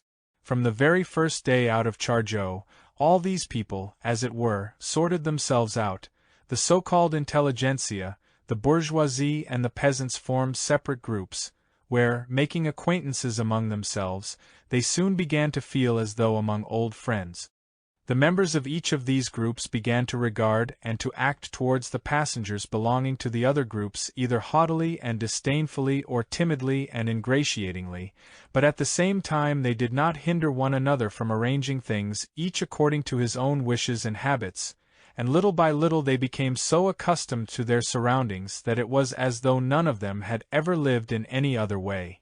Neither the delays in the steamer's progress nor its crowdedness disturbed anyone. On the contrary, they all accommodated themselves so well that the whole journey was like a series of picnics. As soon as it became clear that this time the steamer was thoroughly grounded, almost all the passengers gradually went ashore. By the end of the day there appeared on both banks clusters of tents, made from whatever came to hand. Smoke arose from many fires, and, after an evening gaily spent with music and song, most of the passengers stayed on shore overnight. In the morning the life of the passengers resumes its rhythm of the day before. Some build fires and make coffee, others boil water for green tea, still others go in search of socksall poles, get ready to go fishing, go out to the steamer and back in small boats, call back and forth between the steamer and shore or from one bank to the other, and all is done calmly and unhurriedly, as everyone knows that, as soon as it is possible to move on, the big bell of the steamer will ring an hour before departure, and there will be plenty of time to return on board. In that part of the boat where we had settled ourselves an old sart made his place beside us. It was evident that he was a rich man because among his things were many bags of money. I do not know how it is now, but at that time, in Bokhara and the neighboring countries there were no coins of high value. In Bokhara, for instance, the only coin worth anything was called a tiana, an irregularly cut piece of silver equivalent to approximately half a French franc. Any sum larger than 50 francs had therefore to be carried in special bags, which was very inconvenient, especially for travelers. If one had thousands in this coinage, and had to travel with this money, it was necessary to have literally a score of camels or horses to carry it from place to place. On very rare occasions the following method was used. The quantity of Tianji one wished to transport was given to some Bukharian Jew who gave in exchange a note to some acquaintance of his, also a Jew, who lived at the place to which one was going, and there the latter, deducting something for his trouble, returned the same amount of Tianji. And so, on arriving at the town of Kirki, which was as far as the boat went, we left our steamer, changed to a hired Kobzer 16 and continued further. When we were already quite a long way from Kirki and were making a stop at Termez, where Professor Skridlov had gone ashore with some Sart workmen to get provisions in a nearby village, our Kobzer was approached by another one carrying 5 Sarts, who without saying a word began to unload from their Kobzer onto ours, 25 large sacks filled with Tianji. At first I did not understand what it was all about. Only after the unloading was finished did I gather from the oldest Sart that they had been passengers on our steamer, and that when we had disembarked these sacks of Tianji were found in the place which we had occupied. Certain that we had forgotten them, and having learned where we were going, they decided to make haste to catch up with us and give us back the Tianji we had obviously forgotten in the confusion. And he added, I decided to catch up with you without fail because the same thing happened to me once in my life, and so I understand very well how disagreeable it is to arrive in a strange place without the necessary Tianji. And as for me, it makes no difference if I arrive in my village a week later. I shall regard it as if our steamer had run aground an extra time. I did not know how to reply or what to say to this queer fellow. It was just too unexpected for me, and all I could do was pretend that I understood very little Sart and wait for the return of the professor. Meanwhile I offered him and his companions some vodka. When I saw Skridlov returning, I quickly went ashore to meet him, as if to help him carry the provisions, and told him all about it. We decided not to refuse the money, but to find out the address of this still unspoiled man, in order to send him a peshkesh in gratitude for his trouble, and then to hand over the Tianji to the nearest Russian frontier post, giving the name of the boat and the date of its last trip and explaining in as much detail as possible all the facts which could serve to identify our fellow traveler, the Sart, who had forgotten these sacks of money on the boat. And so we did.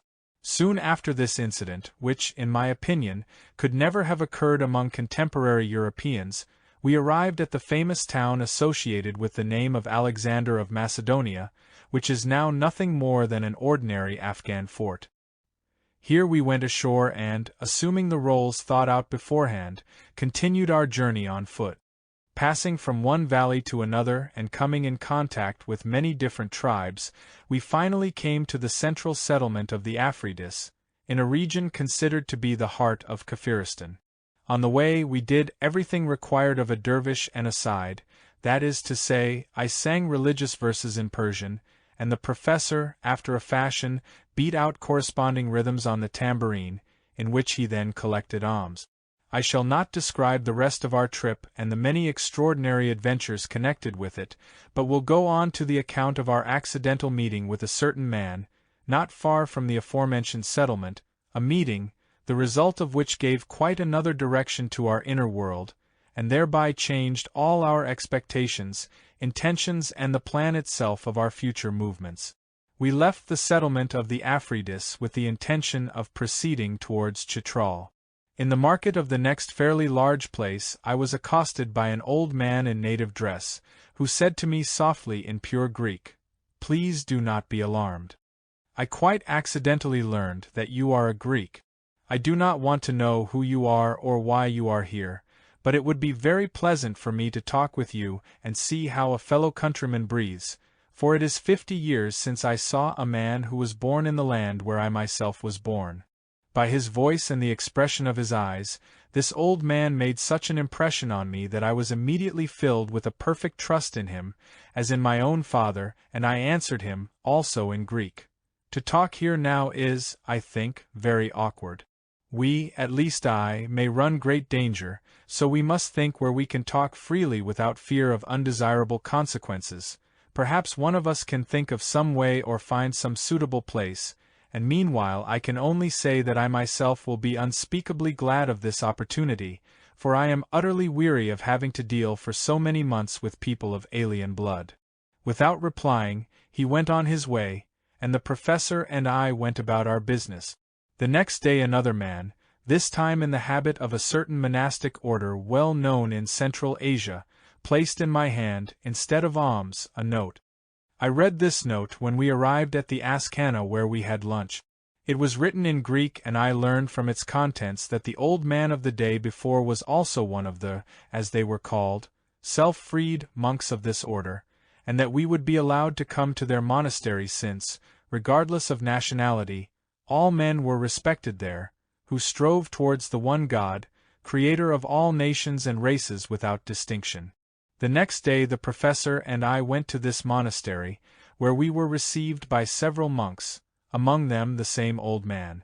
After the customary greetings he led us to a hill some distance from the monastery, and there we sat down on the steep bank of a small stream, and began to eat the food he had brought with him. When we were seated, he said, "Here no one will hear or see us, and we can talk in perfect quiet about whatever pleases our hearts." In the course of conversation, it turned out that he was an Italian, but knew Greek because his mother was a Greek, and in his childhood, on her insistence, he had spoken this language almost exclusively. He had formerly been a Christian missionary, and had lived a long time in India. Once, when he had gone on some missionary work into Afghanistan, he was taken prisoner by Afridi tribesmen while traveling through a certain pass. He was then passed from one to another as a slave, fell into the hands of various groups inhabiting these regions, and finally arrived in this place in the bondage of a certain man. He had succeeded during his long stay in these isolated countries in gaining the reputation of being an impartial man who humbly recognized and submitted to all the local conditions of life, established by centuries. And so, through the efforts of this last master of his, to whom he had rendered some important service or other, he was given his full freedom and the promise that he could go wherever he pleased in these countries as though he were one of the local power-possessing inhabitants. But just at that time he accidentally came in contact with certain adepts of the World Brotherhood, who were striving for what he had dreamed of all his life, and, having been admitted to their brotherhood, he did not wish to go anywhere else but ever since then had lived with them in their monastery. As our trust in this brother, Father Giovanni, which was the name we called him when we learned that he had once been a Catholic priest and had been called Giovanni in his own country, was growing all the time, we considered it necessary to tell him who we really were and why we were disguised. Listening to us with great understanding and clearly wishing to encourage us in our strivings, he thought for a few moments and then, with a kindly, unforgettable smile, said, "Very well then. In the hope that the results of your search will benefit my compatriots also, I will do everything I can to assist you to attain the aim you have set yourself." The fulfillment of this promise of his began by his obtaining that same day, from the proper source, permission for us to stay at their monastery until we should become clear about our plans and decide what to do next in these regions and how. On the following day we moved into the living quarters of the monastery and, first of all, took a good rest, which we really needed after so many months of tense life. We lived there as we wished, and went everywhere in the monastery freely, except in one building where the chief sheikh lived and to which were admitted each evening only those adepts who had attained preliminary liberation. With Father Giovanni we went almost every day to the place where we had sat together the first time we came to the monastery, and there had long talks with him. During these talks Father Giovanni told us a great deal about the inner life of the brethren there and about the principles of daily existence connected with this inner life. And once, speaking of the numerous brotherhoods organized many centuries ago in Asia, he explained to us a little more in detail about this world brotherhood, which any man could enter, irrespective of the religion to which he had formerly belonged. As we later ascertained, among the adepts of this monastery there were former Christians, Jews, Mohammedans, Buddhists, Lamaists, and even one shamanist. All were united by God the Truth. All the brethren of this monastery lived together in such amity that, in spite of the specific traits and properties of the representatives of the different religions, Professor Skridlov and I could never tell to which religion this or that brother had formerly belonged. Father Giovanni said much to us also about faith and about the aim of all these various brotherhood. He spoke so well, so clearly and so convincingly about truth, faith and the possibility of transmuting faith in oneself, that once Professor Skridlov, deeply stirred, could not contain himself and exclaimed in astonishment, "Father Giovanni, I cannot understand how you can calmly stay here instead of returning to Europe, at least to your own country Italy, to give the people there if only 1,000th part of this all-penetrating faith which you are now inspiring in me." My dear Professor, replied Father Giovanni, it is evident that you do not understand man's psyche as well as you understand archaeology. Faith cannot be given to man. Faith arises in a man and increases in its action in him not as the result of automatic learning, that is, not from any automatic ascertainment of height, breadth, thickness, form and weight, or from the perception of anything by sight, hearing, touch, smell or taste, but from understanding. Understanding is the essence obtained from information intentionally learned and from all kinds of experiences personally experienced. For example, if my own beloved brother were to come to me here at this moment and urgently entreat me to give him merely 1/10th part of my understanding, and if I myself wished with my whole being to do so, yet I could not, in spite of my most ardent desire, give him even the 1,000th part of this understanding, as he has neither the knowledge nor the experience which I have quite accidentally acquired and lived through in my life. No, Professor, it is 100 times easier, as it is said in the Gospels, for a camel to pass through the eye of a needle, than for anyone to give to another the understanding formed in him about anything whatsoever. I formerly also thought as you do, and even chose the activity of a missionary in order to teach everyone faith in Christ. I wanted to make everyone as happy as I myself felt from faith in the teachings of Jesus Christ.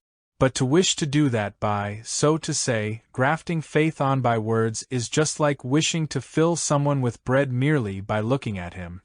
Understanding is acquired, as I have already said, from the totality of information intentionally learned and from personal experiencings, whereas knowledge is only the automatic remembrance of words in a certain sequence. Not only is it impossible, even with all one's desire, to give to another one's own inner understanding, formed in the course of life from the said factors, but also, as I recently established with certain other brothers of our monastery, there exists a law that the quality of what is perceived by anyone when another person tells him something, either for his knowledge or his understanding, depends on the quality of the data formed in the person speaking. To help you understand what I have just said, I will cite as an example the fact which aroused in us the desire to make investigations and led us to the discovery of this law.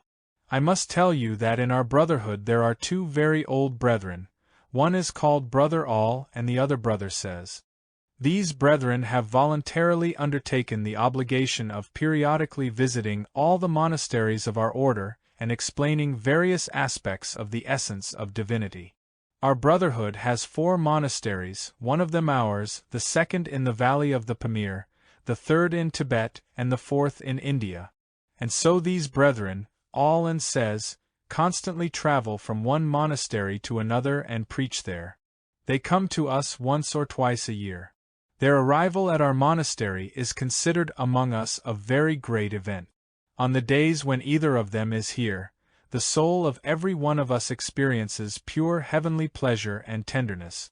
The sermons of these two brethren, who are to an almost equal degree holy men and who speak the same truths, have nevertheless a different effect on all our brethren and on me in particular.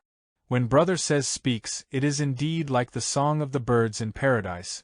From what he says one is quite, so to say, turned inside out, one becomes as though entranced. His speech purls like a stream, and one no longer wishes anything else in life but to listen to the voice of Brother Says. But Brother All's speech has almost the opposite effect. He speaks badly and indistinctly, evidently because of his age. No one knows how old he is. Brother Says is also very old, it is said 300 years old, but he is still a hale old man, whereas in Brother All the weakness of old age is clearly evident. The stronger the impression made at the moment by the words of Brother Says, the more this impression evaporates, until there ultimately remains in the hearer nothing at all. But in the case of Brother All, although at first what he says makes almost no impression, later, the gist of it takes on a definite form, more and more each day, and is instilled as a whole into the heart and remains there forever. When we became aware of this and began trying to discover why it was so, we came to the unanimous conclusion that the sermons of Brother Says proceeded only from his mind, and therefore acted on our minds, whereas those of Brother All proceeded from his being and acted on our being. Yes, Professor, knowledge and understanding are quite different. Only understanding can lead to being, whereas knowledge is but a passing presence in it. New knowledge displaces the old, and the result is, as it were, a pouring from the empty into the void. One must strive to understand. This alone can lead to our Lord God. And in order to be able to understand the phenomena of nature, according and not according to law, proceeding around us, one must first of all consciously perceive and assimilate a mass of information concerning objective truth and the real events which took place on earth in the past. And secondly, one must bear in oneself all the results of all kinds of voluntary and involuntary experiencings. We had many other similar never-to-be-forgotten talks with Father Giovanni. Many extraordinary questions which never enter the heads of contemporary people were then aroused in us and elucidated by this rare man, Father Giovanni, the like of whom is scarcely ever met with in contemporary life. One of his explanations, which followed a question put to him by Professor Skridlov 2 days before we left the monastery, is of enormous interest for everyone, owing to the depth of the thoughts it contained and its possible significance for contemporary people who have already reached responsible age. This question of Professor Skridlov was torn from him as from the depths of his being, when Father Giovanni had said that, before counting on really coming under the effects and influences of the higher forces, it was absolutely necessary to have a soul, which it was possible to acquire only through voluntary and involuntary experiencings and information intentionally learned about real events which had taken place in the past. He convincingly added that this in its turn was possible almost exclusively in youth, when the definite data received from great nature are not yet spent on unnecessary, fantastic aims, which appear to be good owing only to the abnormally established conditions of the life of people. At these words Professor Skridlov sighed deeply and exclaimed in despair, "What, then, can we do? How can we live on?" In answer to this exclamation of Skridlov, Father Giovanni, having remained silent for a moment, expressed those remarkable thoughts which I consider it necessary to reproduce, in so far as possible, word for word. I shall place them, as relating to the question of the soul, that is, the third independently formed part of the common presence of a man, in the chapter entitled The Divine Body of Man, and its needs and possible manifestations according to law, but only in the third series of my writings, as complementary to 2 chapters of the same series which I have already decided and promised to devote, one to the words of the venerable Persian dervish concerning the body, that is, the first independently formed part in the common presence of a man, and the other to the elucidations of the old Isiazaunavouran concerning the second independently formed part of a man, namely, his spirit. During our stay in this monastery, besides the talks with Father Giovanni, we had frequent conversation with other adepts of the Brotherhood with whom we had also become friends, having made their acquaintance through Father Giovanni, who had taken us under his paternal protection. We lived in this monastery about 6 months and left it, not because we could not have stayed there longer or did not wish to, but only because we were finally so overfilled with the totality of impressions we had received that it seemed as if even a little more would make us lose our minds. Our stay there brought us so many answers to the psychological and archaeological questions which interested us, that it then seemed as if we had nothing more to seek, at least for a long time. So we abandoned our journey and returned to Russia by almost the same way as we had come. After arriving in Tiflis the professor and I parted, he going to Pyatigorsk by the Georgian military road, to see his elder daughter, and I to Alexandropol to my family. After this I did not see Professor Skridlov for rather a long time, but we corresponded regularly. I saw him for the last time in the 2nd year of the World War, in Pyatigorsk, where he was visiting his daughter. I shall never forget the last conversation I had with him, on the summit of Mount Bekhau. At that time I was living in Essentuki, and one day when we met at Kislovodsk he proposed that, in remembrance of the good old days, we should climb Mount Bekhau, which was not far from Pyatigorsk. One fine morning about 2 weeks after this meeting, taking provisions with us, we did indeed set out on foot from Pyatigorsk towards this mountain, and began the ascent up the rocks from the difficult side, that is, the side at the foot of which there is a well-known monastery. This ascent is considered very difficult by everybody who has made it, and it was indeed not easy, yet for both of us, after the mountains we had climbed up and down during our many travels together through the wilds of Central Asia, it was, as is said, child's play. Nevertheless we experienced great pleasure from this ascent and felt ourselves, after the monotonous life of the city, in an element which had already become almost natural to us. Although it is not high, this mountain is so situated in relation to the surrounding countryside that from its summit we saw spread out before our eyes an extensive panorama of really extraordinary beauty. Far to the south arose the majestic snow-capped peak of Elbrus, with the great chain of the Caucasian mountains outlined on both sides of it. Below us, as in miniature, could be seen the numerous settlements, towns and villages of almost the entire region of the mineral waters, and just below to the north stood out various parts of the town of Zeleznovodsk. Silence reigned all around. No one was on the mountain, and no one was likely to come, as the usual easy road leading up from the northern side was visible for many miles and as clear as the palm of one's hand, and there was no one to be seen on it. And as for the southern face by which we had come, one rarely meets anybody daring enough to climb that. On the summit of the mountain was a small hut, evidently for the sale of beer and tea, but that day there was no one there.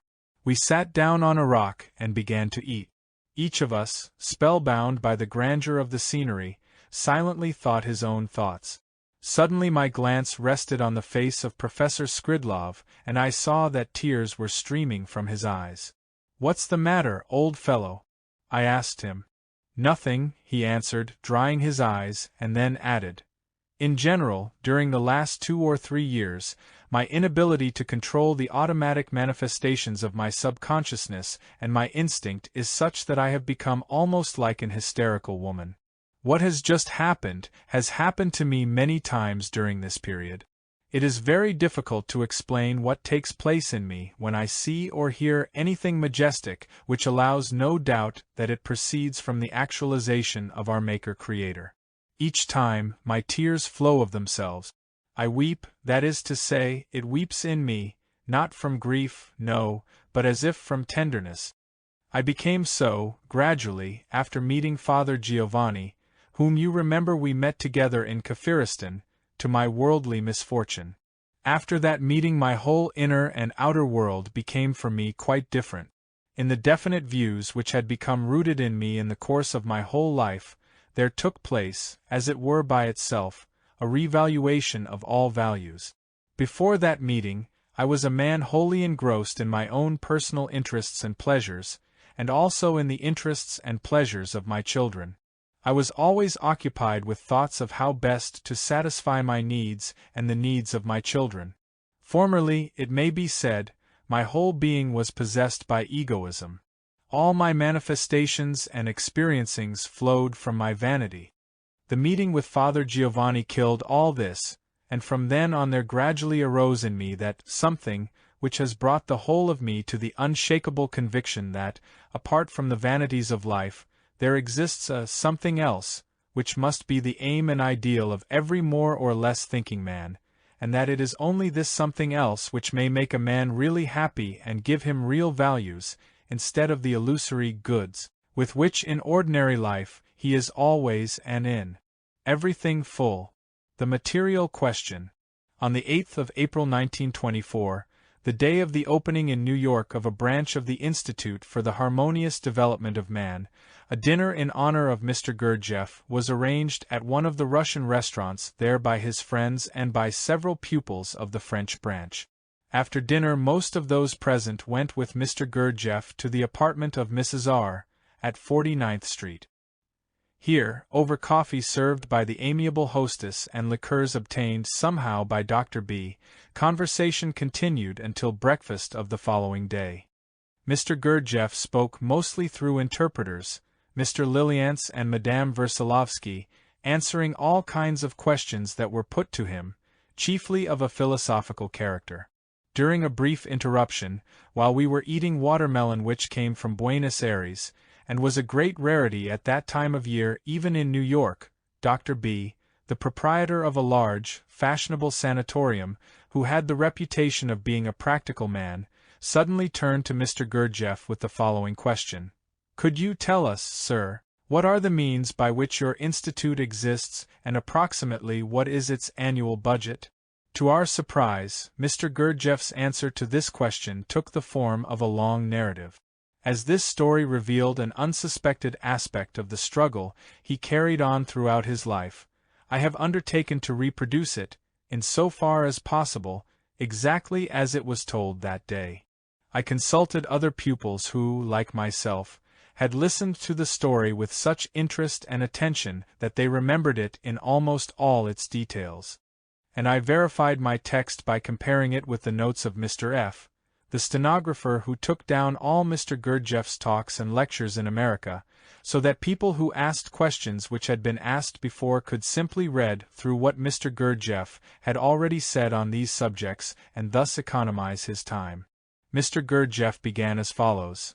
The question you have put to me, esteemed doctor, has always interested a great many of the people who have become more or less acquainted with me, but until now, not finding it necessary to initiate anyone into this personal affair of mine, I have either not answered at all or have turned it aside with a joke. Moreover, there have already sprung up about this subject all sorts of comical legends which clearly show the all-round idiocy of their inventors, and which are ever more and more embellished with new fantastic details as they circulate everywhere among parasites and idlers, no less idiotic, of both sexes.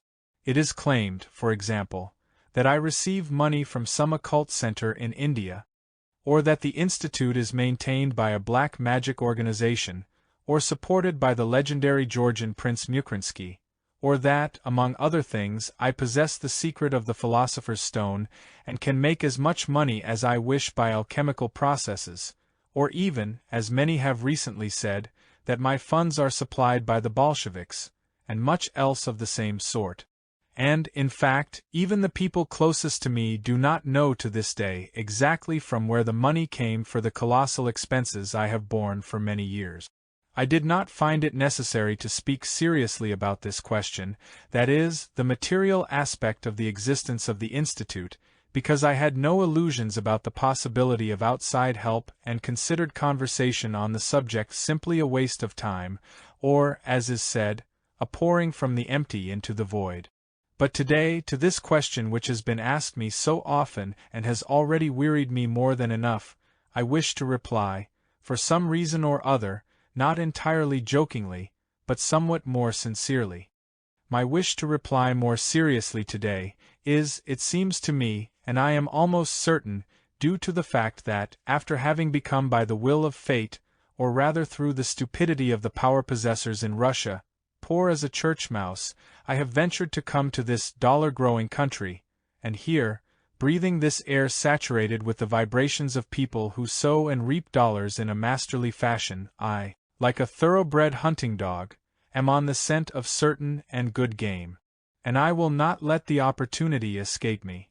As I am now sitting here among you people who are fattened on what is called dollar fat, and feel myself stimulated by the automatic absorption of these beneficent emanations, I intend by means of my reply, so to say, to shear some of you a little. Therefore, in the pleasant surroundings provided by a hostess of a hospitality so rare for the present day, I will take advantage of these fortunate circumstances to mobilize all the possibilities for the activity of my brain, as well as the capacities of my talking machine, and will reply to this question asked again today in such a way that each of you should begin to suspect that my pocket is, itself, a fertile soil for the sowing of dollar seed, and that in sprouting there these dollars acquire the property of bringing the sowers what could be, in the objective sense, their real happiness in life. And so, my dear, for the time being, unconditionally respected dollar holders, even long before I began putting my ideas into practice by means of my institute, that is, when I was first thinking out the program from every angle, I had carefully considered the material aspect, which, although secondary, was nevertheless very important. As I then expected to meet many obstacles in my effort to introduce into life the psychological ideas upon which this establishment, extraordinary for the present day, would be based, I felt it necessary to be independent, at least in the material sense. The more so, since experience had already shown me that wealthy people never become seriously enough interested in these questions to support a work of this kind, and that others, even with great interest and desire, cannot do much in this respect, as for such an enterprise a great deal of money is needed. That is why, if I wished to actualize in full what I had planned, it was necessary, before thinking of carrying out the psychological tasks, first of all to resolve this aspect of the problem. Therefore, with the aim of creating sufficient capital for this purpose within a set period, I began to devote much more time than before to earning money. What I have just said must in all probability arouse complete perplexity in most of you Americans, who at the present time everywhere on earth are considered excellent businessmen. You must be wondering how it was possible with such ease to earn these presumably large sums, and hence you must surely have received the impression of a certain sort of bragging on my part. Yes, indeed, this must even sound very strange to you. In order that you may understand, if only approximately, why and how I was able to do this and where I acquired such self-assurance, it is first of all necessary for me to explain that before this period of my life I had often been engaged in all sorts of commercial and financial undertakings, and was already considered by all who came in contact with me in this sphere a very astute businessman. And further, I must tell you something of my early upbringing, which, from my experienced point of view, corresponds most nearly to the ideal formed in me on the subject of education. Owing to this upbringing I could then, and perhaps if required can still today, go one better than any businessman whatever, and perhaps even than you American businessmen. It is particularly appropriate to tell you certain details of my education, since we are gathered today to celebrate the opening of an institution which has as its fundamental aim the correct, harmonious education of man. The more so, since this institution is based on experimental data accumulated over the course of many years and thoroughly verified by me, that very man who has sacrificed almost his whole personal life to the study of this vital question of education, so painful for the present day, and who, having been brought up by people with normally developed consciences, has been able to acquire the capacity, no matter what the circumstances, always to be impartial. The strongest intentional influence exerted upon me was that of my father, who understood education quite in his own way.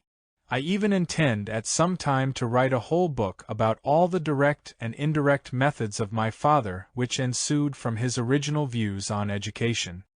As soon as there appeared in me the signs of a more or less correct comprehension, he began, among other things, to tell me all kinds of extraordinary tales, which always led up to a series of stories about a certain lame carpenter, named Mustafa, who knew how to do everything and one day even made a flying armchair.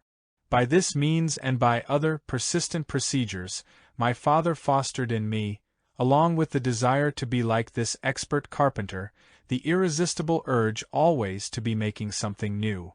All my childhood games, even the most ordinary ones, were enriched by my imagining that I was someone who did everything not as it is usually done, but in quite a special way.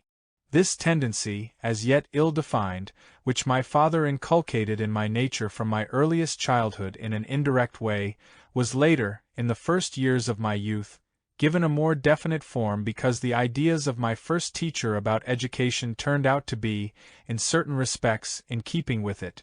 And so, in addition to the fulfillment of my scholastic duties, I practiced various manual crafts and skills under his special instruction. The most characteristic educational procedure of my first teacher was that, as soon as he noticed that I was becoming familiar with any particular craft and was beginning to like it, he immediately made me give it up and pass on to another. As I understood much later, his aim was not that I should learn all sorts of crafts, but should develop in myself the ability to surmount the difficulties presented by any kind of new work. And indeed, from that time on, work of every kind had sense and interest for me, not in itself, but only in so far as I did not know it and did not know how to do it.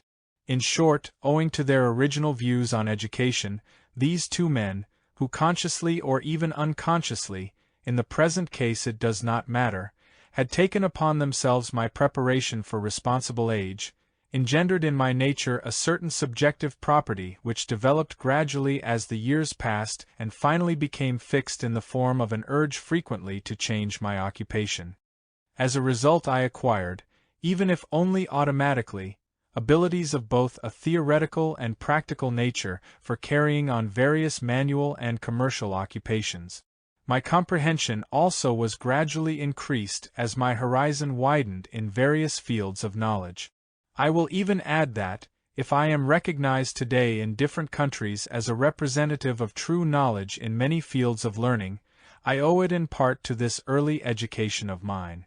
Thanks to the resourcefulness, breadth of view and, above all, common sense, developed in me by correct education, I was able to grasp, from all the information I collected intentionally or accidentally in the subsequent course of my life, the very essence of each branch of learning, instead of being left with merely an accumulation of empty rubbish, which is the inevitable result among contemporary people of the general use of their famous educational method called learning by heart.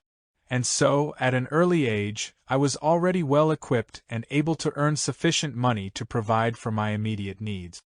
However, as I had come to be interested, when still quite young, in those abstract questions which lead to an understanding of the sense and aim of life, and gave all my time and attention to this, I did not direct my capacities for earning money towards that self-sufficing aim of existence on which, owing to abnormal education, all the conscious and instinctive strivings of contemporary people, and particularly of you Americans, are concentrated. I turned to earning money only from time to time, and only in so far as it was needed for my ordinary existence, and to enable me to accomplish whatever was necessary for attaining the aim I had set myself. Coming from a poor family and not being materially secure, I had to resort rather often to earning this indeed despicable and maleficent money for unavoidable needs. However, the process itself of earning money never took much of my time, because, owing to the resourcefulness and common sense developed in me by correct education, I was already in all these life matters what might be called an expert, cunning old blade. As a very characteristic illustration of my capabilities in this direction, I will relate an episode in my life, when one day just offhand, for a small wager, I opened a very original workshop. The details of this episode will perhaps somewhat lengthen my present recital. Nevertheless, I think that, thanks to this marvelous liqueur, marvelous, by the way, because it was not made in the usual conditions established on earth, but at sea on an old barge off the coast of America, it will not seem too long or boring to you. Well then, it was not long before the last big expedition through the Pamir region and India organized by the society we had formed called the Community of Truth Seekers, of which I had been a member from the very beginning. About 2 years before the departure of this expedition, the members of the community decided to make their rallying point the town of Charjo in the Trans-Caspian region. All those intending to participate in the expedition were to meet there on the 2nd of January of the year 1900, and from there first of all to move up along the course of the river Amu Darya. As quite a lot of time remained before this date, but not enough for a long journey, I, being then in Alexandropol on one of my customary short visits with my family, did not go far away as I usually did after spending the time I had reserved for them, but stayed on in the Caucasus, dividing my time between Alexandropol and Baku. I often went to Baku because there was a society there, composed mostly of Persians who were studying ancient magic, of which I had been an associate member for a long time. The events which led to the episode which I intend to relate to you took place just in this town of Baku. One Sunday I went to the bazaar. I must confess that I have always had a weakness for walking round in Eastern bazaars, and whenever I stayed in a place where there was a bazaar I would invariably go there. I very much liked to rummage about in the odds and ends, where I always hoped to come across something unusual. That day I bought some old embroidery, and was on my way out of the rag fair when I saw a well-dressed but very sorrowful-looking young woman who had something to sell. I could see by everything about her that she was not a regular hawker, and was doubtless selling her wares from necessity. I went towards her and saw that she had an Edison phonograph for sale.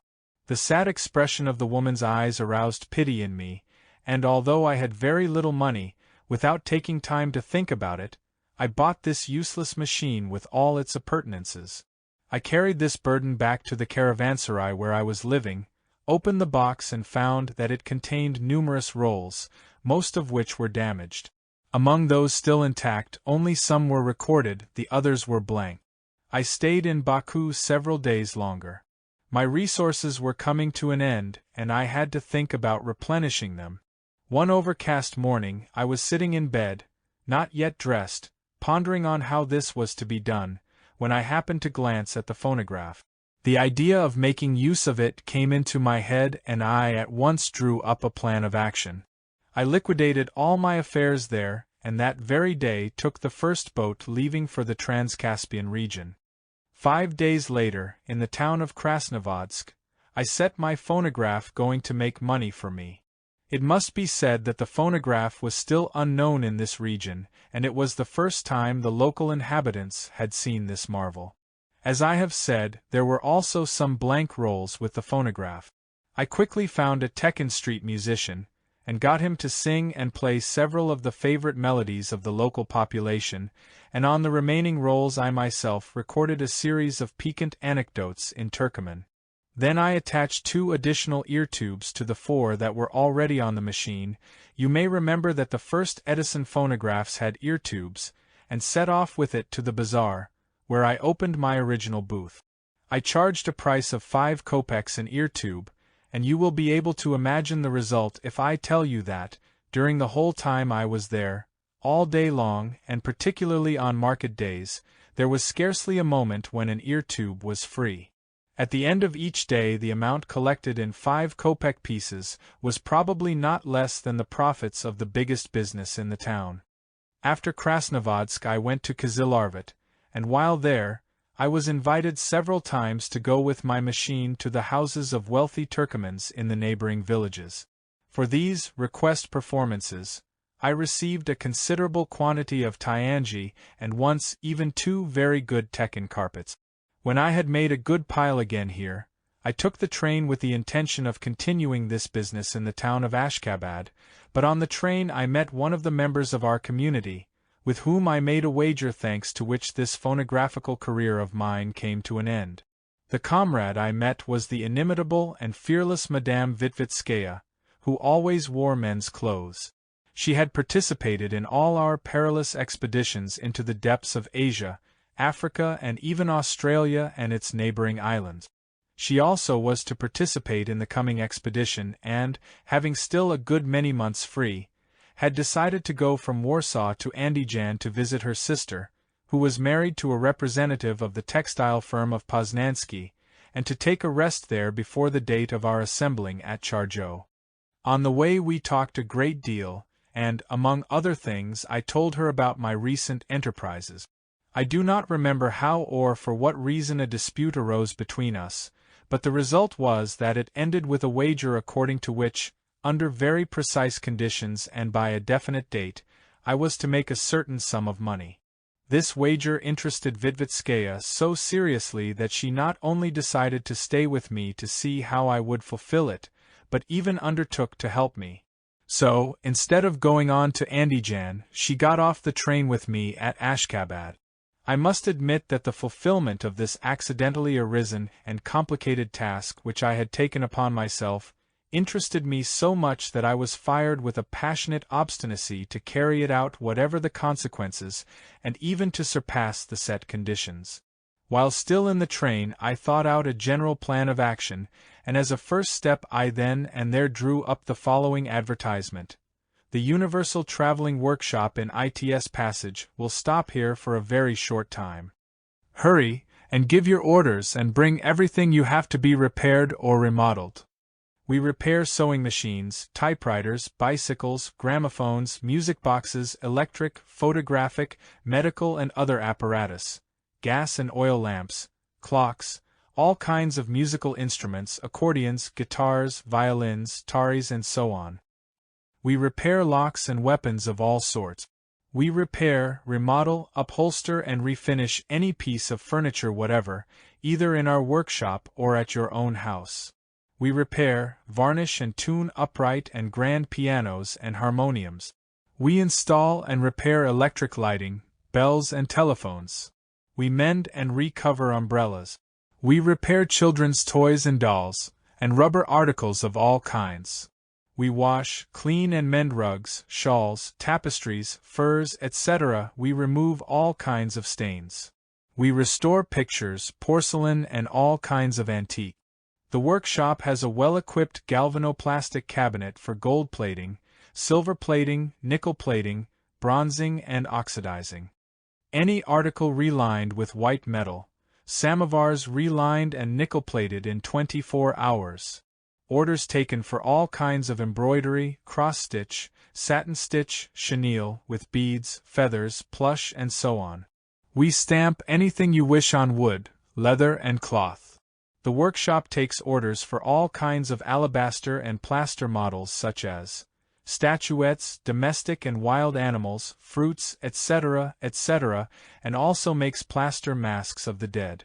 We execute orders for artificial flowers in bread, wax, velvet, and colored paper, for wreaths, bouquets, ladies' hats, and ushers' buttonholes. We write by hand, print, and decorate visiting cards, greeting and anniversary cards, and invitations. We take orders for corsets and trusses, and also make old ones into new. We make ladies' hats from the latest Paris models, etc., etc. As soon as we arrived in Ashgabat, I found lodgings and obtained permission from the police to print and distribute the advertisement. The next day I rented, in the center of the town, premises for the workshop, consisting of a large room opening on to the street for the shop, and 2 small rooms at the back. In addition, there was a small yard and a kind of shed. Having bought the most necessary tools and hastily set up a homemade Bunsen battery and adapted some old wash basins as vats for galvanoplastic work, I hung over the entrance a large sign with red letters on a white cloth, which said, "American Traveling Workshop, here for a very short time makes, alters and repairs everything." The next day, when the advertisements were ready, I pasted a great many of them on walls with the help of a street urchin and distributed the rest by hand. And then the fun began. From the very first day, a whole procession of Ashgabadians brought their things to be repaired. Lord! What on earth did they not bring? Much of what they brought I not only had never seen before but had never even heard of. Indeed, there were the most unlikely things, such as an apparatus for plucking out gray hairs, a machine for stoning cherries for jam, a grinder for grinding copper sulfate to sprinkle on the sweat zones of the body, a special iron for ironing wigs, and so forth. In order to have a better picture of what went on there, you must be told, if only a little, about the local conditions.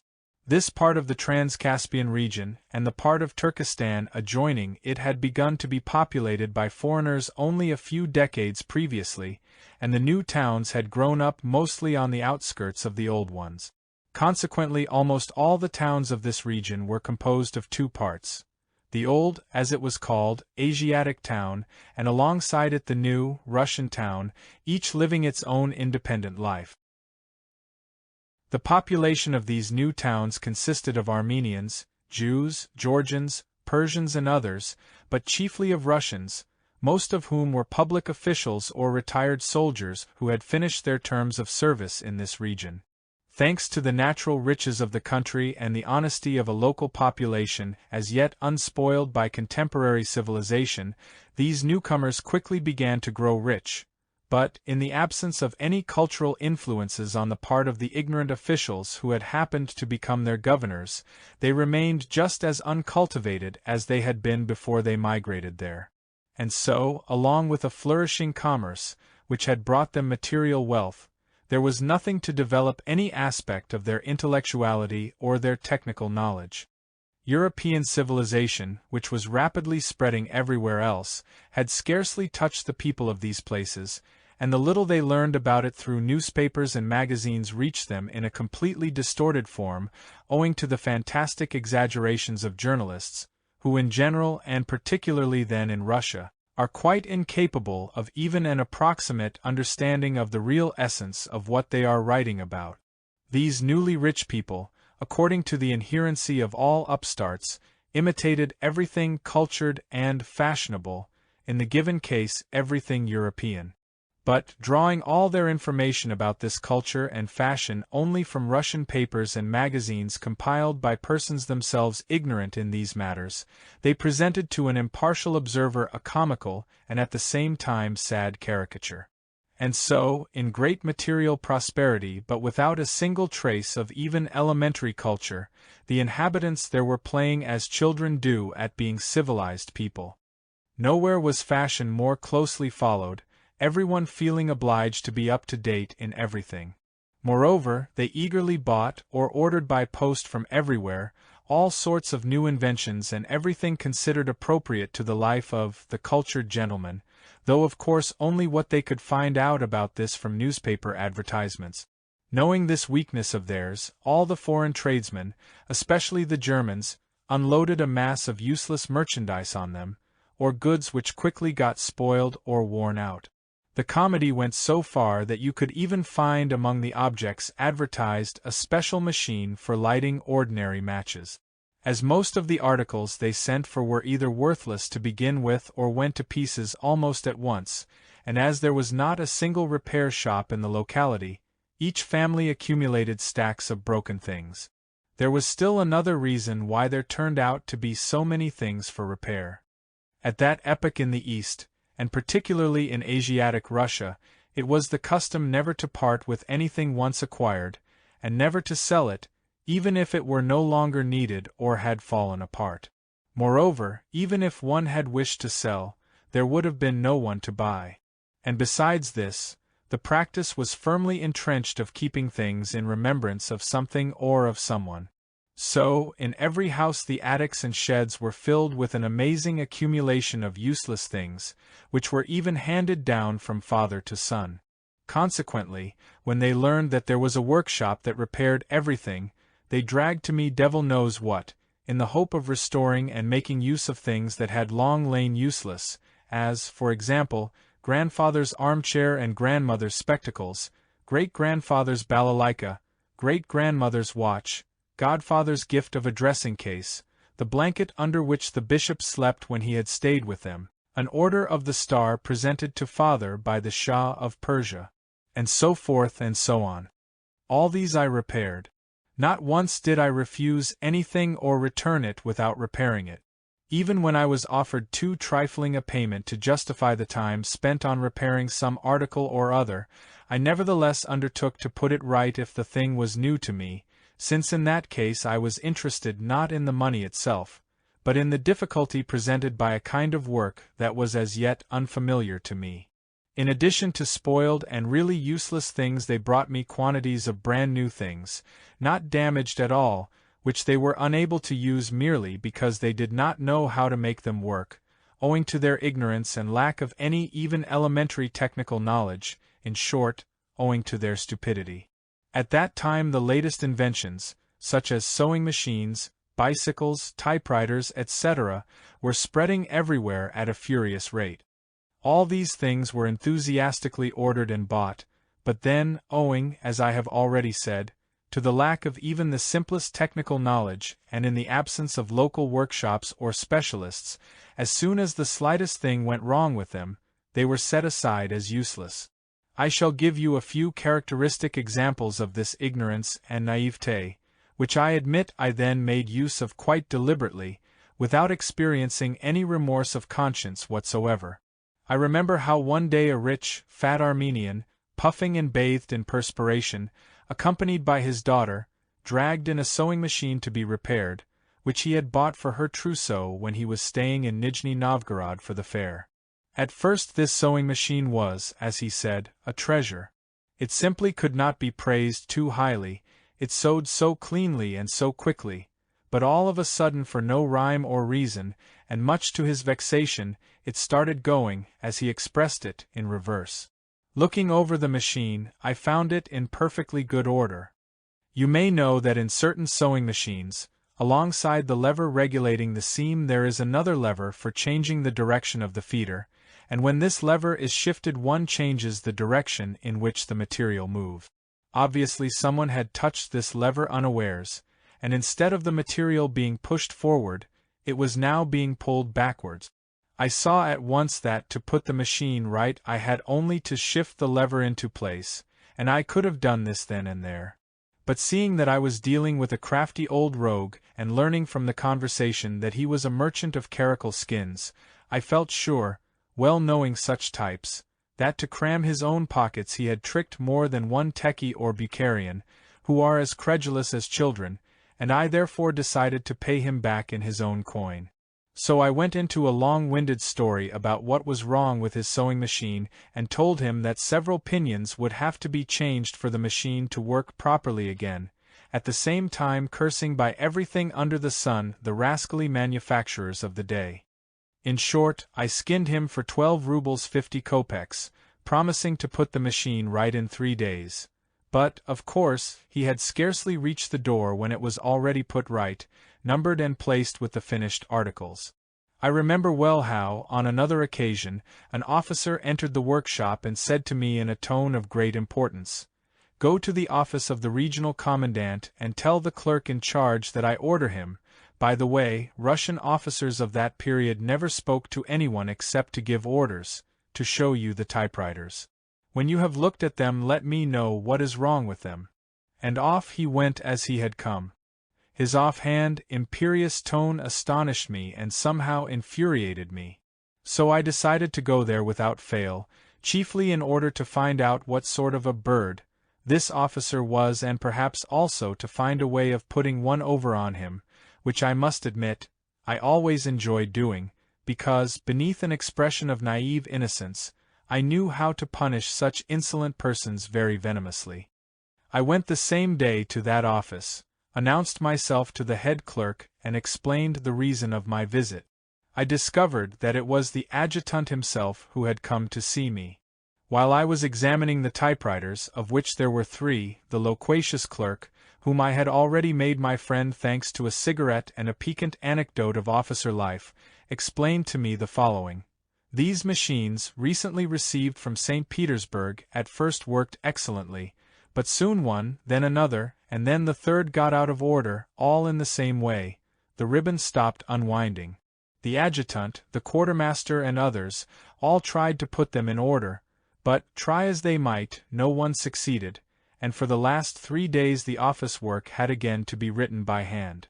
While the clerk was telling me all this, I had examined the typewriters and already knew what the trouble was. Some of you doubtless remember that, formerly, in certain makes of typewriters, the ribbon spools were unwound by the pressure of a spring placed in a special box in the lower part of the back of the machine, and were wound up by turning the box itself. As the ribbon moved slowly, the spring, being of considerable length, took Kitty a long time to run down, but from time to time it had to be wound up again. It was obvious that when the machines were delivered their springs had been fully wound up, and that, having run down in the course of time, they had only to be wound up again. But as there was no key or handle, it was difficult for people who had been given no instructions and lacked even the simplest technical notions, to discover how to rewind the spools. Of course, I did not say anything of this to the clerks, but accepted their invitation to dine with them, and, having eaten some good government cabbage soup and kasha, I went straight home on my antediluvian bicycle and what remained of its tires. That evening the adjutant came back to my workshop and in the same lofty tone asked, "Well, how about it? Have you found out yet why these brand new typewriters won't work?" Long before this, I had already become an old hand in the art of playing a role. So, assuming the expression called by real actors, respectful timidity and bashful deference, and employing special and pompous terms borrowed from various Russian technical works, I began to extol the perfections of this make of typewriter in every respect but one, in which unfortunately a change, though complicated and difficult to bring about, was absolutely necessary. As for the work to be done, I estimated that the charge would be almost a quarter of the cost of the machines themselves. The next day these perfectly good machines were solemnly brought to my workshop by almost a whole detachment of soldiers, headed by the adjutant. I accepted them immediately, then announced in a very serious manner that in no case could the machines be ready in less than 10 days. The vexed adjutant begged me to finish them sooner if possible, as the work in the office was almost at a standstill. Finally, after much bargaining, I agreed to work at night and to deliver one machine in 2 days, but in return I begged him to be good enough to order his soldiers to bring the leavings of food from the mess for my 3 suckling pigs, which I had just bought and was keeping in my little yard. 2 days later one of these quite faultless machines was ready, and I promised the others for the end of the week. Besides the thanks and the 18 rubles I received for repairing each machine, the soldiers brought food daily to my suckling pigs and took care of them themselves for the 3 months that I remained in Ashkabad, during which time my suckling pigs turned into full-grown porkers. Of course I explained to the clerks what had to be done when the springs ran down, but what my repairing had consisted of, they apparently never understood. The same kind of thing was repeated many times in the town of Merv, where I transferred my workshop and went on with the same sort of work for 2 more months. One day, the inspector of the local preparatory school there, I do not remember the name of the school, came to ask me to repair an electric machine for making experiments in physics. This was an ordinary electrostatic machine which, on the turning of discs, emits sparks, and which, for some reason or other, every school then, and it seems also even now, considered it its duty to possess. With this machine, in their famous so-called physics lessons, the teachers would pompously and as though performing a sacred ritual make instructive experiments, which consisted merely in turning the discs of the machine and compelling the children, one by one, to touch the little metal knobs of the Leyden jars. The grimaces of pain appearing on the faces of the children on touching these knobs always provoked uproarious laughter, which these pedagogues considered as greatly assisting the digestion of food, and this was the usual finale of such a physics lesson. This inspector had ordered one of these machines, and had received it unassembled from the German firm of Siemens and Halsk in St. Petersburg. Although he and the other teachers, his colleagues, had assembled it according to the instructions, yet, try as they might, they could not obtain any sparks from it, and finally the inspector was compelled to apply to my workshop. I at once saw that everything was in good order except that the 2 discs composing the principal part of the machine were not quite correctly placed in relation to each other. It was simply necessary to loosen the nut on the axle and slightly shift one of the discs, and this I could have done in a minute. But I obliged this esteemed pedagogue, who taught others what he himself did not know, to come back to the workshop 4 times while I was, as it were, repairing his machine, and to pay me 10 rubles 75 kopecks for supposedly charging the Leyden jars which needed no charging. Such cases were of almost daily occurrence throughout the existence of this workshop of mine. Always meeting the poor halfway, I did not consider it a sin to profit by the stupidity of those who undeservedly, only by virtue of positions acquired by chance, had become the local intelligentsia, but who on the scale of real intelligence actually stood much lower than the general population under their authority.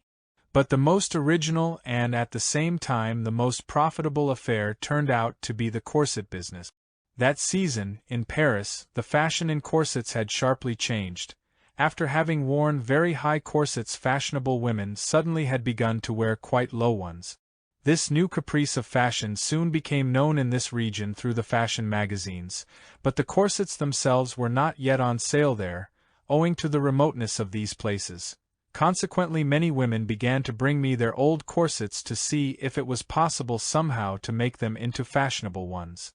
And on account of this corset business, I found myself on Easy Street. This happened in the following way.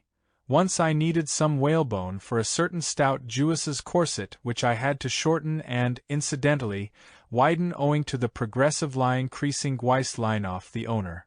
After long and fruitless search, the assistant in a shop which, like so many others, did not have whalebone in stock, advised me to buy a whole out-of-date corset, since doubtless the proprietor would sell it at almost the price of the whalebone. I then went directly to the proprietor. But while I was bargaining with him, another plan ripened in my mind, and I bought from him not one corset, as I had intended, but all that he had in his shop, 65 old-fashioned corsets, at 20 kopecks apiece, instead of the usual price of 4 or 5 rubles. After which I hurried off to buy up corsets in all the other shops of Ashkabad, paying even lower prices because everyone was glad to get rid of their stock of these quite useless articles.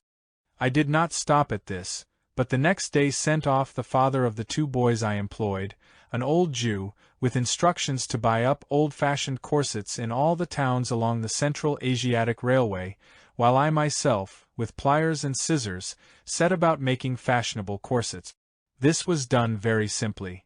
The line where the corset had to be cut was traced in pencil, more having to be cut from the top and only a little from the lower part. Then along this line the ends of the whalebone were broken off with pliers and the material cut off with scissors. Then the girls who worked with me under the direction of Wittwitskaya ripped off the tapes binding the borders, cut them and sewed them on again around the shortened corset. All that remained to be done was to thread through half of the old laces, and a mignon corset of the latest Paris fashion was ready for sale, and as many as 100 were made in a day. The most comical result was that the shop owners, having learned of the metamorphosis of their old corsets, were obliged, in view of the great demand for them, to buy them back from me, with, as is said, gnashing of teeth, but now not for 10 or 20 kopecks, but at the price of 3.5 rubles a corset. In order to give you an idea of the outcome of all this, I need only say that I bought up and sold in the towns of Krasnovodsk, Kizlarvat, Ashkabad, Merv, Charjo, Bokhara, Samarkand and Tashkent more than 6,000 corsets. A material profit out of all proportion to the scale of the enterprise was achieved not merely owing to the ignorance and naivete of the local, so to say, variegated inhabitants, or even to my well-developed astuteness and resourceful adaptability to all kinds of situations, but chiefly owing to my merciless attitude towards those weaknesses, present in me as in everyone, which, through repetition, form in man what is called laziness. It is interesting to note that, during that period, a change in the functioning of my common presence took place, inexplicable from the standpoint of ordinary science, and repeated more than once in the course of my life. This was a change in the regulation of the tempo of the incoming and outgoing of energy which enabled me to sleep scarcely at all for several weeks, and even for months, yet at the same time to manifest an activity which, far from being reduced, was on the contrary even more intense than usual. The last time this state reappeared I was so interested in this phenomenon that it became for me, that is, for my self-cognizing parts, a question of equal significance to that of certain other questions which had arisen in me long before and the solution of which had, from then on, been the aim and sense of my life. I even intend, after arranging matters connected with the fundamental program of the Institute, and when I shall again have the possibility of devoting half my time to my subjective interests, to give first place to the elucidation of this question. This as yet incomprehensible particularity of the general functioning of my organism may be seen very clearly in the situation which existed during the period I am describing. All day long an almost constant stream of customers, outdoing one another in loquacity, brought me their broken things for repair or came to pick up those already repaired, so that the greater part of my day was spent in receiving and returning orders.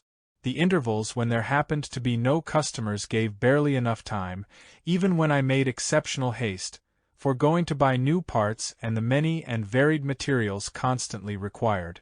Thus the work itself had to be done at night. During the entire period of existence of the workshop, I had to divide my time in this way, the day for customers and the whole night for working. I must say that I was greatly helped in all this work by Wittwitskaya, who very soon became almost an expert at covering umbrellas, at remodeling corsets and ladies' hats, and especially at making artificial flowers. I was also helped by the 2 boys I had taken on at the very beginning, the sons of the old Jew. The elder cleaned and prepared the metal things for galvanizing and polished them afterwards, and the younger ran errands and kindled the fire in the forge and kept the bellows going. Towards the end I was also helped, and by no means badly, by 6 young girls from local patriarchal families, whose parents, desiring them to have a complete education, sent them to my universal workshop to perfect themselves in fine needlework. Even at the beginning, when there were only 4 of us, the quantity of work done was indeed such that it gave the impression that behind the door leading to the back rooms, on which of course there was a notice entrance strictly forbidden to the public, at least several dozen expert craftsmen were working. The workshop was open in Ashkabad 3.5 months, and during that time I had made 50,000 rubles. Do you know what such a sum then meant? For comparison, one must remember that at that time the salary of the average Russian public official was 33 rubles 33 kopecks a month, and that with this sum not only a single man, but one who had a family and even a crowd of children, contrived to live. The salary of a high-ranking officer, from 45 to 50 rubles, was considered a great deal of money, and the dream of every young man was to earn this much. Meat then cost 6 kopecks a pound, bread 2 or 3 kopecks, good grapes 2 kopecks, and there were 100 kopecks in a ruble. 50,000 rubles, that was considered a real fortune. During the existence of the workshop there were frequent opportunities for making greater profits by going into enterprises on the side. But one of the conditions of the wager was that the money was to be earned only by manual skills and by such small commercial transactions as would necessarily be connected with them, so I did not once yield to this temptation. The wager had long been won while still in Ashkabad, and the agreed amount earned 4 times over. Nevertheless, as I have said, I decided to go on with the same sort of work in another town. Almost everything had been liquidated. Vitvitskaya had gone to her sister's, and I was getting ready to leave 3 days later for Merv. What I have already told you is, I think, sufficient for you to have some idea of what I wish to make clear by this story. Namely, that specific feature of the common psyche of man which is an ideal for you Americans and which you call the commercial fiber, may also exist, and be even more highly developed, along with other fibers which you Americans do not have, among people living on other continents. Nevertheless, to illustrate this further and to give a fuller picture of my activities in those days, I will tell you about one more commercial trick which I played just before I left Ashkabad. I must tell you that just after I opened my workshop, I announced that I would buy all sorts of things. I did so for 2 reasons. Firstly, I counted on finding parts needed for my repairs, as I had soon bought up in the shops and bazaars everything that could be of use to me for this purpose. And secondly, I hoped that among the old things brought in or offered for inspection at home I might, as often happened, chance upon something rare and valuable. In a word, I was also an antique dealer. A few days before my departure, I met at the bazaar a Georgian whom I had known before near Tiflis, where he had run the buffet at one of the stations of the Transcaucasian Railway. He was now a contractor for army provisions, and he offered to sell me several old iron beds, of which he had a surplus. I went to his house that same evening, and we went down into the cellar to look at the beds, but there was such an intolerable stench that it was almost impossible to stay there. Hastily examining the beds, I fled as quickly as possible, and began negotiations only after we reached the street. I learned then that the stench in the cellar came from herrings that were stored there, 20 barrels of them, which he had bought at Astrakhan for the local officers' mess. When the first 2 barrels were delivered and opened, the herrings were found to have gone bad and were rejected. The Georgian, fearing to lose his reputation, did not wish to offer them anywhere else, so he took them back and placed them temporarily in his cellar and then almost forgot about them. It was only now, after 3 months, when his whole house reeked of them, that he had made up his mind to get rid of them as soon as possible.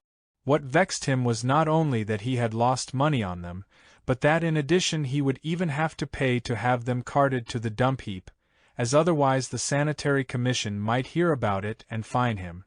While he was telling me all this, my thoughts began to work, according to the habit formed in me during this period, and I asked myself whether it might not be possible, by some combination or other, to derive profit even from this affair. I began to calculate. He has 20 barrels of rotten herrings which must be thrown away. But the barrels themselves are worth at least a ruble apiece. If only I could get them emptied for nothing. Otherwise, carting them away would cost almost as much as they are worth. Then suddenly it dawned on me that surely herrings, especially rotten ones, would make good manure. And I thought that a gardener, in order to get such good manure for nothing, would surely agree in return to fetch the barrels, empty them, rinse them out, and bring them to me at the workshop. After smoking them I would be able to sell them at once, as barrels were in great demand, and in this way in half an hour I should make 20 rubles. And nobody would lose anything, but on the contrary everybody would gain by this, even the Georgian who had lost on the merchandise, but would now at least save the expense of carting. Having thus thought things out, I said to the Georgian, "If you will take a little more off the beds, I will arrange for these barrels to be carted away without any cost to you." He agreed, and I promised to rid him of this source of infection the next morning. I paid for the beds, loaded them on my cart, and also took along one of the unopened barrels of herrings to show to a gardener. Back at the workshop we unloaded and put everything into the shed. Just at that time the old Jew, the father of the boys who were working for me, came in, as he usually did in the evenings, to have a chat with his sons, and sometimes even to help them with their work. I sat down in my little yard to smoke, and the thought suddenly entered my head to try the herrings on my pigs. Perhaps they might eat them. Without explaining anything to the old man, I asked him to help me open the barrel. When the lid was raised, the old Jew bent over to inhale the odor, and immediately his face lit up and he exclaimed, "Now that's what I call herrings. Herrings like these I have not seen for a long time, indeed not since I got into this damned country." I was puzzled. Having lived mostly in Asia where they do not eat herrings, I could never tell good from bad, even if I did happen to eat them. They all had the same nasty smell for me. So I was bound to give some credence to this emphatic announcement of the old Jew, the more so since formerly, when he lived in Russia in the town of Rostov, he had had a butcher shop where he also used to sell fish. However, I was still not entirely convinced and asked him whether he might not be mistaken, but he, offended to the core, replied, "What's that you're saying? These are genuine, preserved, such and such herrings." I do not remember what he called them. Still having some doubts, I told him that I had by chance bought up a whole consignment of these herrings, and that, among us, it was a good omen when any goods were opened if some were sold at once. It was a sign that the entire sale would be successful. So now we should at once, without waiting till morning, sell at least a few herrings. And I asked him to try to do this immediately. In this way I wanted to make sure that what the old man had said was true, and to act accordingly. Near my workshop lived many Jews, most of them tradespeople. As it was evening, most of the shops were closed. But just opposite the workshop lived a watchmaker, a certain freedman. He was called on first and he instantly bought a whole dozen, paying, without any bargaining, 15 kopecks a pair. The next buyer was the proprietor of the pharmacy on the corner, who at once bought 50. From the delighted tone of these buyers I knew that the old man was right. The next morning, at daybreak, I hired carts and brought over to my place all the barrels except the 2 already opened, which were really quite spoiled and from which had come that terrible stench. These I immediately sent off to the town dump. The remaining 18 barrels of herrings turned out to be not only good, but of the very best quality. Evidently, neither the buyer for the officers' mess nor the Georgian merchant, a native of Tiflis, where they do not eat herrings, knew any more about them than I did, that is, nothing at all. And from their peculiar smell they had considered them spoiled, and the Georgian had resigned himself to his loss. In 3 days, with the help of the old Jew, to whom I paid half a kopeck per herring, which made him extremely happy, all the herrings were sold, wholesale and retail. By this time I had liquidated all my affairs, and on the eve of my departure I invited that Georgian, with my many other acquaintances, to a farewell supper. At table I related how well this affair had turned out for me, and, pulling the money out of my pocket, I offered to share my profits with him. But the Georgian, holding to a commercial principle firmly established among the old inhabitants of Transcaucasia and the Trans-Caspian region, refused to accept the money. He said that, when he had let me have the goods, he was certain they were quite worthless, and, if it had proved otherwise, it was a stroke of good luck for me and of bad luck for him, and therefore he considered it unfair to take advantage of my kindness.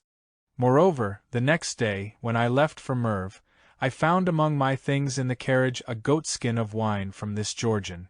After the episode of this peculiar workshop of mine, several years passed, in which, while working unceasingly to prepare all the conditions necessary for the accomplishment of the fundamental aim of my life, I had to occupy myself quite often with all kinds of money-making affairs.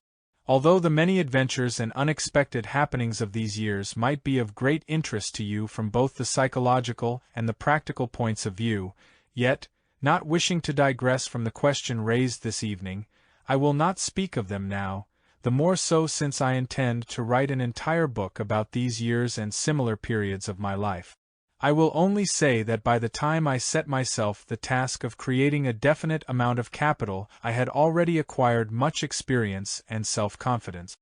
And therefore, when I directed all my faculties towards making money for this purpose, then, even though this aspect of human striving in itself had never been of interest to me, I carried it out in such a way that the results might have aroused the envy of even your best American dollar business experts.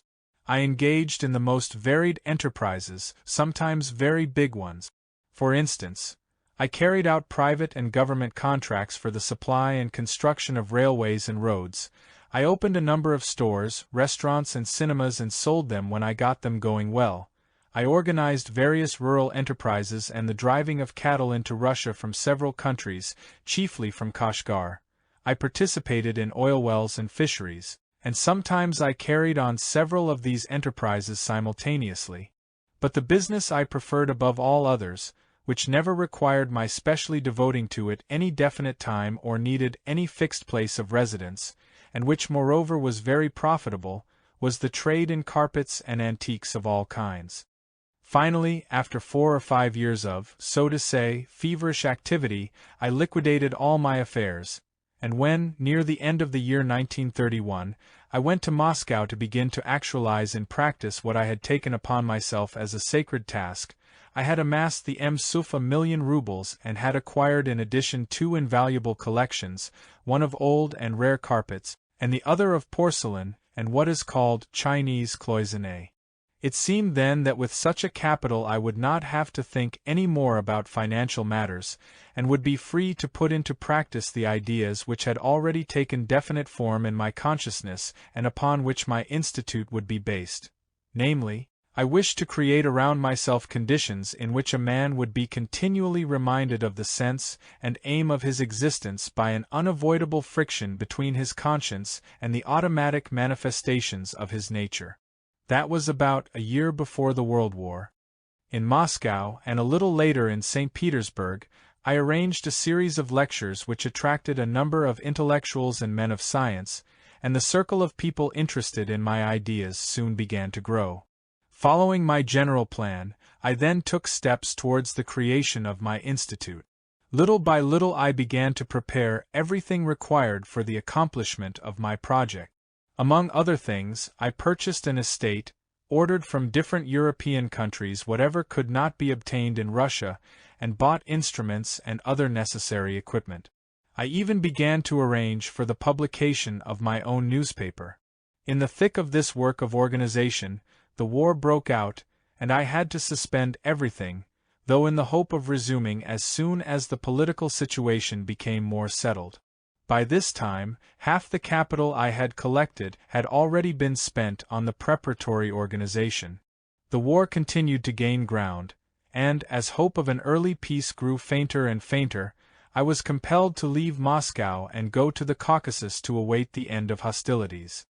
In spite of the fact that political events filled everyone's mind, interest in my work continued to grow in certain circles of society.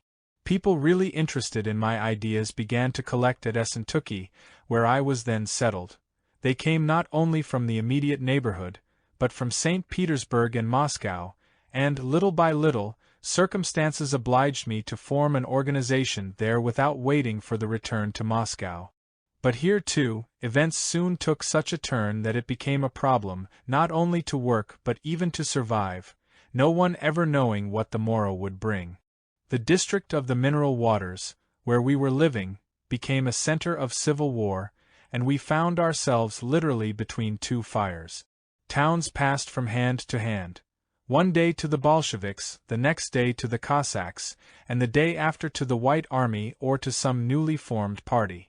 Sometimes on getting up in the morning we would not know under which government we were that day, and only on going out into the street would discover what politics had to be professed. For me personally, of all that I went through in Russia, this was the period of most intense nervous strain. All the time I not only had to think and worry about obtaining the most immediate necessities of life, which had become almost unprocurable, but I was also constantly concerned about the lives of the 100 or so people who were in my care. What made me most anxious was the situation of about 20 of my pupils, as they began to call themselves, who were of military age. Young and even middle-aged men were being conscripted every day, one day by the Bolsheviks, the next day by the Whites, the day after by some other faction. This constant tension could not be endured any longer. Cost what it might, some way out had to be found. One night, when there was more shooting than usual, and echoes of the anxious conversations of my companions reached me from the adjoining rooms, I began to reflect very seriously. While I was considering ways out of the impasse, I remembered by association one of the sayings of the wise Mullah Nasser Eddin, which long before this had become for me a sort of fixed idea, namely, in every circumstance of life always strive to combine the useful with the agreeable. I should mention here that for many years I had been interested in an archaeological question, and in order to clarify certain details, I needed to find out as much as possible about the situation and pattern of arrangement of those monuments called dolmens, which have survived from very ancient times and can be found in our day in certain specific locations on almost every continent. I had definite information that such dolmens were to be found in many places in the Caucasus, and even knew the approximate location of some of them as indicated by official science. Although I had never had enough time for a systematic exploration of these places, nevertheless, during my frequent trips through the mountains of the Caucasus and Transcaucasia, I had never missed an opportunity for going to see them, choosing for this the times least detrimental to the pursuit of my fundamental aim. As a result of what I had already discovered myself, it had become quite clear to me that in the regions between the eastern shores of the Black Sea and the chain of the Caucasus Mountains, especially in the neighborhood of certain passes I had not as yet been over, dolmens were to be found, standing singly and also in little groups, of a particular type which would be of great interest to me. So, as I found myself cut off from the world, with my activities brought to a standstill by the situation which had arisen, I decided to use the time at my disposal for a special expedition to those regions of the Caucasus, in order to search for and examine these dolmens, and at the same time bring both myself and the people in my care into safety. The next morning I marshaled all my resources and, with the help of several persons who were more or less half-consciously or unconsciously devoted to me, and who had some kind of relationship with the various power possessors of that moment, I set about trying to procure official permission for organizing a scientific expedition into the Caucasus Mountains. Having succeeded in getting this permission, I obtained by all sorts of devices everything necessary for a journey of this kind. I then chose a number of my pupils, chiefly those for whom it was most dangerous to stay in the district of the mineral waters. After I had provided for the others remaining behind, we set off in 2 parties, which were to meet at an agreed place. The first party of this scientific expedition, which started from the town of Pyatigorsk, consisted of 12 persons, and the second from the town of Essentuki, of 21 of whom I was one. Officially, these 2 groups were considered quite independent of each other and as having nothing in common. Without really knowing the conditions then prevailing in this country, one must have a particularly fertile imagination to form even a rough idea of what it meant to organize a scientific expedition, moreover an official one, at such a time. From Essentuki I intended to go first through inhabited districts to Mount Indur, situated not far from Tuapse, and from there to begin searching in a southeasterly direction, along a line from 25 to 60 miles distant from the shores of the Black Sea. For the first part of the journey I managed, after great difficulties, to procure from the Bolshevik government which was then in power, 2 railway wagons, and this I did at a time when, owing to the constant movement of troops, it was almost unthinkable even for one man without luggage to travel by rail. Having squeezed into these wagons all 21 persons, 2 horses, 2 mules and 3 two-wheeled carts, not to mention the great quantity of equipment bought for the expedition, such as tents, provisions, and various instruments and weapons, we started off. We traveled this way as far as Makeup. But since almost the whole roadbed of the railway beyond this town had been destroyed the previous day by a newly formed group of rebels who called themselves by some such title as the Greens, our expedition was compelled to continue further on foot and by cart, and not in the direction of Tuaps, as I had originally intended, but towards what is known as the White River Pass. In order to reach uninhabited territory, we had to pass through populated districts and to cross the Bolshevik and White Army lines no fewer than 5 times. Whenever I recall all those almost indescribable difficulties, even now that it is all over and only a memory of the past, there arises in me a feeling of real satisfaction that I succeeded in surmounting them. It was indeed as if, during that whole period, miracles were being performed for us. The epidemic of fanaticism and mutual hatred, which had seized all the people around us, did not touch us at all. One might have said that I and my companions moved under supernatural protection. Just as our attitude towards each side was impartial, as if we were not of this world, so their attitude towards us was the same. They considered us completely neutral, as in truth we were. Surrounded by infuriated beasts of people, ready to tear one another apart for the slightest booty, I moved amid this chaos quite openly and fearlessly, without concealing anything or resorting to any subterfuge. And in spite of the fact that requisitionary pillaging was in full swing, nothing was taken from us, not even the 2 casks of alcohol which, on account of great scarcity, were the envy of all.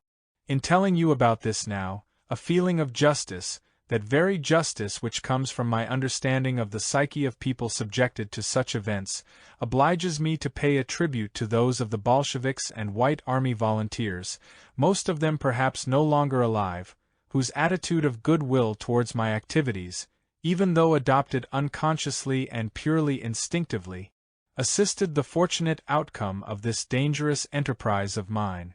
Indeed, if I did manage to get safely out of that hell, in the full sense of the word, it was not due entirely to my well-developed ability to discern and play upon the slightest changes in the weaknesses of the psyche of people in a psychosis of this kind. In the conditions in which these events were taking place I would not have been able, even by maintaining the most active vigilance day and night, to foresee all the unexpected things that happened and to take corresponding measures. In my opinion, we got out safely because in the common presences of these people, although in the grip of a psychic state in which the last grain of reasonableness vanishes, the instinct inherent in all human beings for distinguishing good from evil in the objective sense was not completely lacking. And therefore, instinctively sensing in my activities the living germ of that sacred impulse which alone is capable of bringing genuine happiness to humanity, they furthered in whatever way they could the process of accomplishment of that which I had undertaken long before this war. In all our dealings with them there was never once a situation, either with the Bolsheviks or the White Army volunteers, from which I could not find some way out.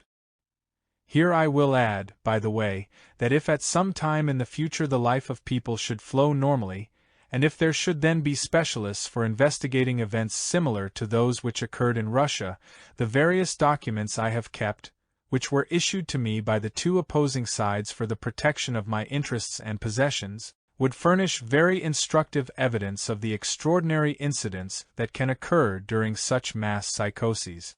For example, among these numerous documents, there is one paper on one side of which is written, "The bearer, Citizen Gurdjieff, has the right to carry everywhere a revolver, caliber No. certified by signature and seal affixed." On the back of this paper is written, "A certain Gurdjieff is authorized to carry a revolver numbered as indicated on the reverse side. Certified by signature and seal affixed." After tremendous efforts, surmounting numerous unexpected obstacles, we went through devastated Cossack villages, and finally got to Kamichki, the last inhabited place before the wilderness of the Caucasus Mountains. Beyond this point there were no passable road. In Kamichki we made haste to procure whatever provisions were still obtainable, abandoned our carts to their fate, loaded most of our things on the horses and mules, and carrying the rest ourselves, began to climb up the everlasting mountains. Only after crossing the first pass did we at last breathe freely, feeling that the greatest dangers were behind us, but it was just here that the real difficulties of the journey began. About this part of the expedition from Kamichki over the White River Pass to Sochi, across the wilds of the Caucasian Range, a journey which lasted about 2 months, filled with strange and even extraordinary adventures, I will not say anything. And this is because, according to information which has reached me, a description of this escape of ours from the center of hell to its edge, through the almost impassable wilds of these mountains, as well as of our successful investigation of dolmens and of all the visible and hidden riches of this region, has already been written and will doubtless soon be published by certain members of this singular scientific expedition, who subsequently returned to Russia and are now cut off from the rest of the world. The group of people round me on this journey happened quite unexpectedly to be of such diverse types and education as could not have been more suitable for the aims of our expedition, and they very effectively helped me to resolve the problem of the dolmens. Among them were very good technicians and specialists in various branches of science, mining and other engineers, as well as specialists in archaeology, astronomy, zoology, medicine, and other fields of knowledge. I will only add that, of all my impressions during this journey, the most outstanding is of the beauty of the regions between Kamichki and Sochi, especially of those from the pass down to the sea, which indeed deserve the high-sounding name of terrestrial paradise, often attributed to other parts of the Caucasus by the so-called intelligentsia. Although these regions would be quite suitable for agriculture as well as for watering places, and are not very far from populated centers, yet, in spite of the growing need for land of this sort, they remain, for some reason or other, uninhabited and undeveloped. They were formerly populated by Cherkesses, who migrated to Turkey 40 or 50 years ago. Since then they have been abandoned and no man's foot has trod them. On our way we sometimes came across formerly well-cultivated lands and excellent orchards, which, though overgrown and wild, were still yielding enough fruit to feed thousands. Well then, only at the end of about 2 months, worn out with fatigue and with our provisions almost gone, did we succeed in reaching the town of Sochi on the shores of the Black Sea. Here, because certain members of the expedition, during what might be called our Way of Golgotha, were not equal to the situation, but manifested properties not corresponding at all to the high aim we had in view, I decided to part with them and went on with the others. We traveled now by ordinary roads to the town of Tiflis, where there was still, for that tumultuous time, a relative degree of order under the rule of the Menshevik Democrats of Georgian nationality. 4 years had passed from the beginning of the organization of the Institute in Moscow up to the time of our arrival in Tiflis. Together with time had gone money, and all the more rapidly because, towards the end of this period, money had had to be spent not only for the work of the Institute itself, but on much else besides which had not been foreseen in the original calculations. The trouble was that the catastrophic events in Russia, the colossal upheavals, the war and civil war, had shaken people out of their usual grooves, and everything was so mixed up and turned upside down that the wealthy and secure of yesterday found themselves the totally destitute of today. This was the situation of many of those who had left everything to follow my ideas, and who during this period, through their sincerity and corresponding manifestations, had become like next of kin to me, and so I had now to provide a means of livelihood for nearly 200 people. My difficulty in this respect was complicated by the fact that many of my relatives were in a still worse position than the others, and I had not only to support them financially, but to provide shelter for them and all their families, since most of them had been living in places in Transcaucasia which had been completely devastated and pillaged in the Civil War and by the Turks. In order that you may picture to yourselves the generally prevailing horror, I will describe one of the many scenes I witnessed. This was at the time when I was in Essentuki, and life there was still relatively calm. I was maintaining 2 community houses, for my relatives and the followers of my ideas, one for 85 people in Essentuki, and the other for 60 people in Piatigorsk. The already high cost of living was rising daily. It was becoming more and more difficult, even with large sums of money, to obtain food for the 2 houses, and I barely succeeded in making both ends meet. One rainy morning, while sitting at the window looking out at the street and thinking how to obtain this, that, and the other, I saw 2 odd-looking conveyances pull up at my door, from which a number of shadowy forms slowly emerged. At first it was even difficult for me to make out what they were, but, as my agitated thoughts grew a little calmer, I gradually began to realize that these were people, or more exactly skeletons of people, with only their burning eyes alive, clad in rags and tatters, their bare feet covered with wounds and sores. There were 28 in all, among them 11 children between the ages of 1 and 9. These people turned out to be relatives of mine, among them my own sister with her 6 little children. They had been living in Alexandropol, which, among other places, had been attacked by the Turks 2 months before. As neither the post nor the telegraph service were working and the towns were cut off from each other, the inhabitants of Alexandropol only learned of the approaching attack when the Turks were about 3 miles from the city. This news gave rise to an indescribable panic. Just picture to yourselves how people must feel when, worn out and strained to the extreme limit, they realize that the enemy, stronger and better armed than their own troops, will inevitably enter the city and will mercilessly and indiscriminately massacre not only the men, but the women, the aged and the children, as was the order of things there.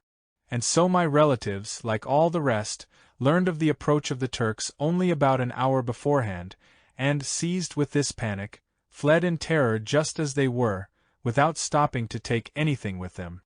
Quite bewildered and dashing off at random, they first even ran in the wrong direction. It was only when they were too exhausted to go further that they came to themselves a little, realized their mistake, and took the direction of Tiflis. After 20 long, painful days of walking over the mountains through almost impassable places, sometimes even crawling on hands and knees, hungry and cold, they finally arrived in Tiflis barely alive. Having learned there that I was living in Essentuki and that communications with that town were then open, they managed with the help of friends to hire 2 covered carts, and, barely moving along what was called the Georgian military road, they finally landed at my door, as I have just said, in such a state that they were not even recognizable. Imagine the situation of a man who sees such a picture and who, in spite of the extreme difficulties of the moment, considers himself to be, and in fact is, the only one able to shelter them, clothe them, care for them and, in short, set them on their feet. All these unforeseen expenses, as well as the cost of the expedition and the money left to provide for those who stayed behind in the mineral water towns, had used up all my reserves by the time I arrived, with a whole following, in Tiflis. Not only was my ready money gone, but also those valuables which my wife and I, during our constant moving about, had been able to carry with us. As for the other valuable things I had collected for many years, although a few had been disposed of, at the very beginning of the chaotic events in Russia, by some of my pupils from the 2 capitals who afterwards came with their families to be near me in Essentuki, all the rest, including the 2 unique collections I have mentioned, remained partly in Petrograd and partly in Moscow, and I had no idea what had become of them. By the 2nd day after my arrival in Tiflis, matters had come to such a pass that I found myself without a single cent in my pocket. I had to beg the wife of one of my people to lend, or simply give me, her last ring, containing a small diamond of approximately 1¼ carats, which I immediately sold so that everyone might eat that evening. Things were made still more difficult by the illness I had contracted while crossing the Caucasus Mountains, where one is subjected to enormous differences of temperature between the day and night. My condition became worse, since I could not lie in bed, but, with a temperature as high as 104 degrees, was compelled to run about the city in order to find at any cost some way out of this desperate situation. I acquainted myself with all the prospects of the local business world and, having seen that, in spite of the general depression throughout Transcaucasia, the trade in both new and old Oriental carpets was still flourishing, I at once decided to occupy myself with this business. I chose several qualified persons from those who had come there with me, and also from those of my relatives who had lived there a long time, and, having taught them how to assist me, I very quickly organized a serious business in carpets. Some of my assistants went round in Tiflis and the neighboring towns and searched for and bought up all sorts of carpets. A second group washed and cleaned them, while a third repaired them. The carpets were then sorted out and some of them were sold retail, and the others wholesale, either for the local trade or for export to Constantinople. By the third week this carpet business had begun to bring in such an income that there was not only sufficient money for all to live on, but a great deal left over. In view of these profits and the obviously still greater prospects of this business, the desire arose in me to establish my institute on a temporary basis there, without waiting for peace and my return to Moscow, the more so as I had always intended to open a branch of the institute in Tiflis. While continuing the carpet business I therefore set about organizing the institute, but it soon became clear, in view of the great housing crisis in Tiflis at the time, that it would be impossible for me to find quarters suitable for my purpose unaided, and I applied to the Georgian government for assistance. The Georgian government met me halfway, and directed the mayor of Tiflis to assist me in every way to find a building worthy of such an important establishment of general public significance, and to place it entirely at my disposal. The mayor himself, and several members of the municipal council who were interested in my work, were indeed very assiduous in searching for the necessary building. But in spite of all their good will they could not find anything suitable, and offered me temporary quarters, promising to change them shortly for something permanent and more adequate. Thus, for the third time, I began the organization of the institute, and first of all set about the same inevitable business of acquiring the necessary furnishings and equipment. Here, among the inhabitants of Tiflis, many people had been deeply affected by the change in their conditions of life and felt the need to turn towards other values. As a consequence, within a week after the opening of my institute, all the special classes which had been started in these temporary premises were filled up, and there were also waiting lists of 2 or 3 times as many people for the classes I expected to start as soon as we had a larger building. In these temporary premises, which were unsuitable in every respect and under exceedingly trying conditions, work on oneself began to come to life. Studies were carried on for several months by dividing the pupils into separate groups and by arranging working hours in the morning, afternoon and evening, and even late at night. But the government kept putting off the question of the promised building week after week, and it became more and more impossible to continue the work in our inadequate premises. And when, owing to the Bolsheviks' advance into Georgia, all the harassing difficulties of daily living increased and the Georgian government itself was shaken, I finally gave up wasting my time and energy in the struggle with the conditions round me. I decided not only to liquidate everything in Tiflis, but even to break with everything that up till then had tied me to Russia, and to emigrate beyond its borders and found my institute in some other country. I sold for a mere song everything acquired for the institute in Tiflis and, providing as well as possible for those of us who remained behind, I left under great difficulties for Constantinople, taking with me 30 people. At the time of my departure from Tiflis, the sale of carpets had brought me a considerable sum of money. I calculated that, even after providing for the people remaining behind and allowing for the expenses of the journey, there would still be enough on arriving in Constantinople to last for a fairly long period. Alas, we had counted without the Georgians. Thanks to them we were not able to make use of this money which had been earned, literally, by the sweat of our brows. This happened because the local currency at that time had no value outside the country and could not be exchanged anywhere, so those who went abroad took with them, instead of currency, diamonds or rugs. I likewise decided to take, instead of money, several precious stones and 20 rare carpets, and, having fulfilled all the official requirements for their export, I distributed them among my companions. Yet on leaving Batum, although we had the documents certifying that we had paid all the duties and taxes, the so-called Special Georgian Detachment, quibbling about something or other, confiscated quite illegally, supposedly only temporarily, almost all the carpets I had distributed among the people accompanying me. Later, at Constantinople, when we took steps to recover them, Batum had been occupied by the Bolsheviks. The scoundrelly detachment with its chiefs had dispersed, and, of course, there was no trace of the rugs. Of the 20, only 2 were saved, having come via the diplomatic bag entrusted by the Finnish consul to a Finnish member of the Institute. And so I found myself in Constantinople in almost the same situation as on arriving in Tiflis.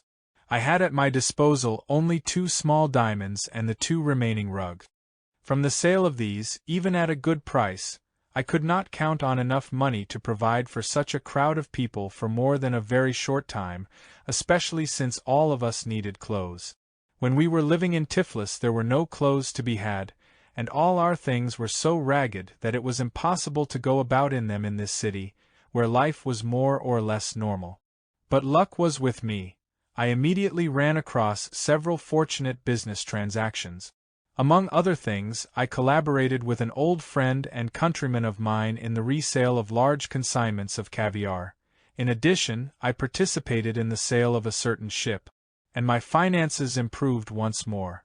While still in Tiflis I had renounced once and for all the idea of making Russia the permanent center of the activities of my institute, but I did not then know the conditions of life in Europe well enough to have any definite plan as to where to settle.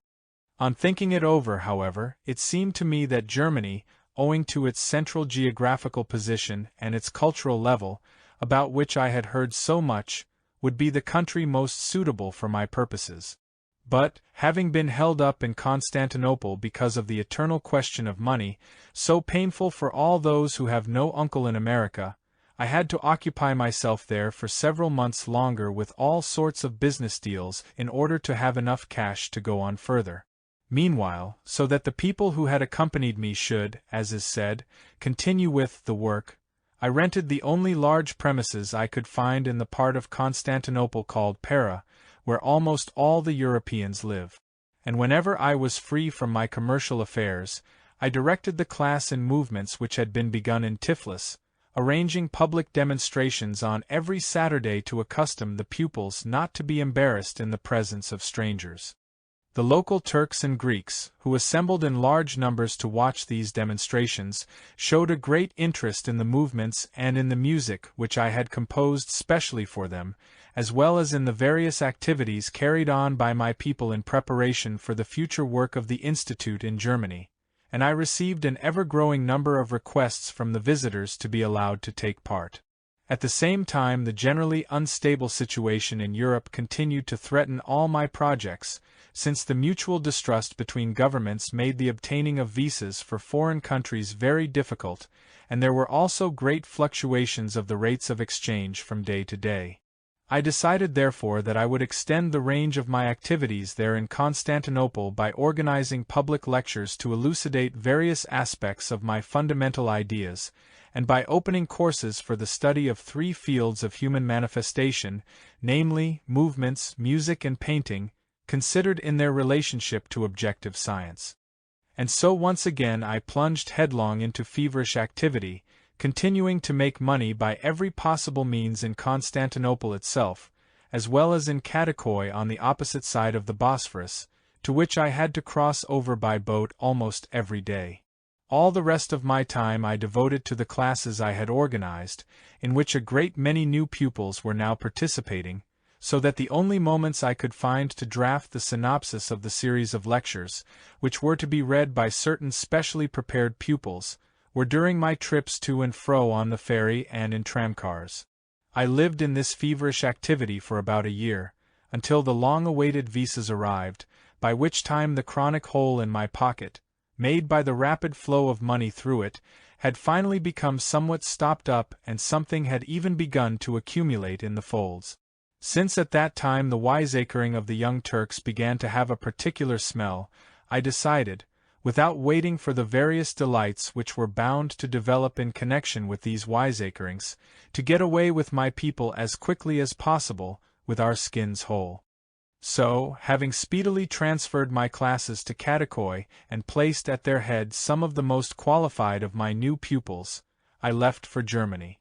Arriving in Berlin, I obtained lodging in various hotels for all the people who had traveled with me and rented, in a part of Berlin called Schmargendorf, a large hall for continuing the interrupted work. And then I immediately began to travel about Germany, going to different places where various acquaintances had found possible buildings for the Institute. After seeing a certain number of them, I finally chose, in Hellerau near the city of Dresden, a house which had been specially designed and equipped on a rather grand scale for a new cultural movement, recently much talked about, called the Dalcroze system. Finding this house and its installations more or less suitable for the founding and further development of the headquarters of the Institute, I resolved to acquire the complete establishment. But while carrying on negotiations with the owner, a proposition was made to me, by a group of English people who had become interested in my ideas, to open the main institute in London. And they offered to undertake all the expenses and problems of organization. In view of the precarious financial situation brought about by the continuing crisis in every country, affecting both myself and those with whom I had dealings, I was tempted by this offer, and went to London to see for myself the state of affairs there, on the spot.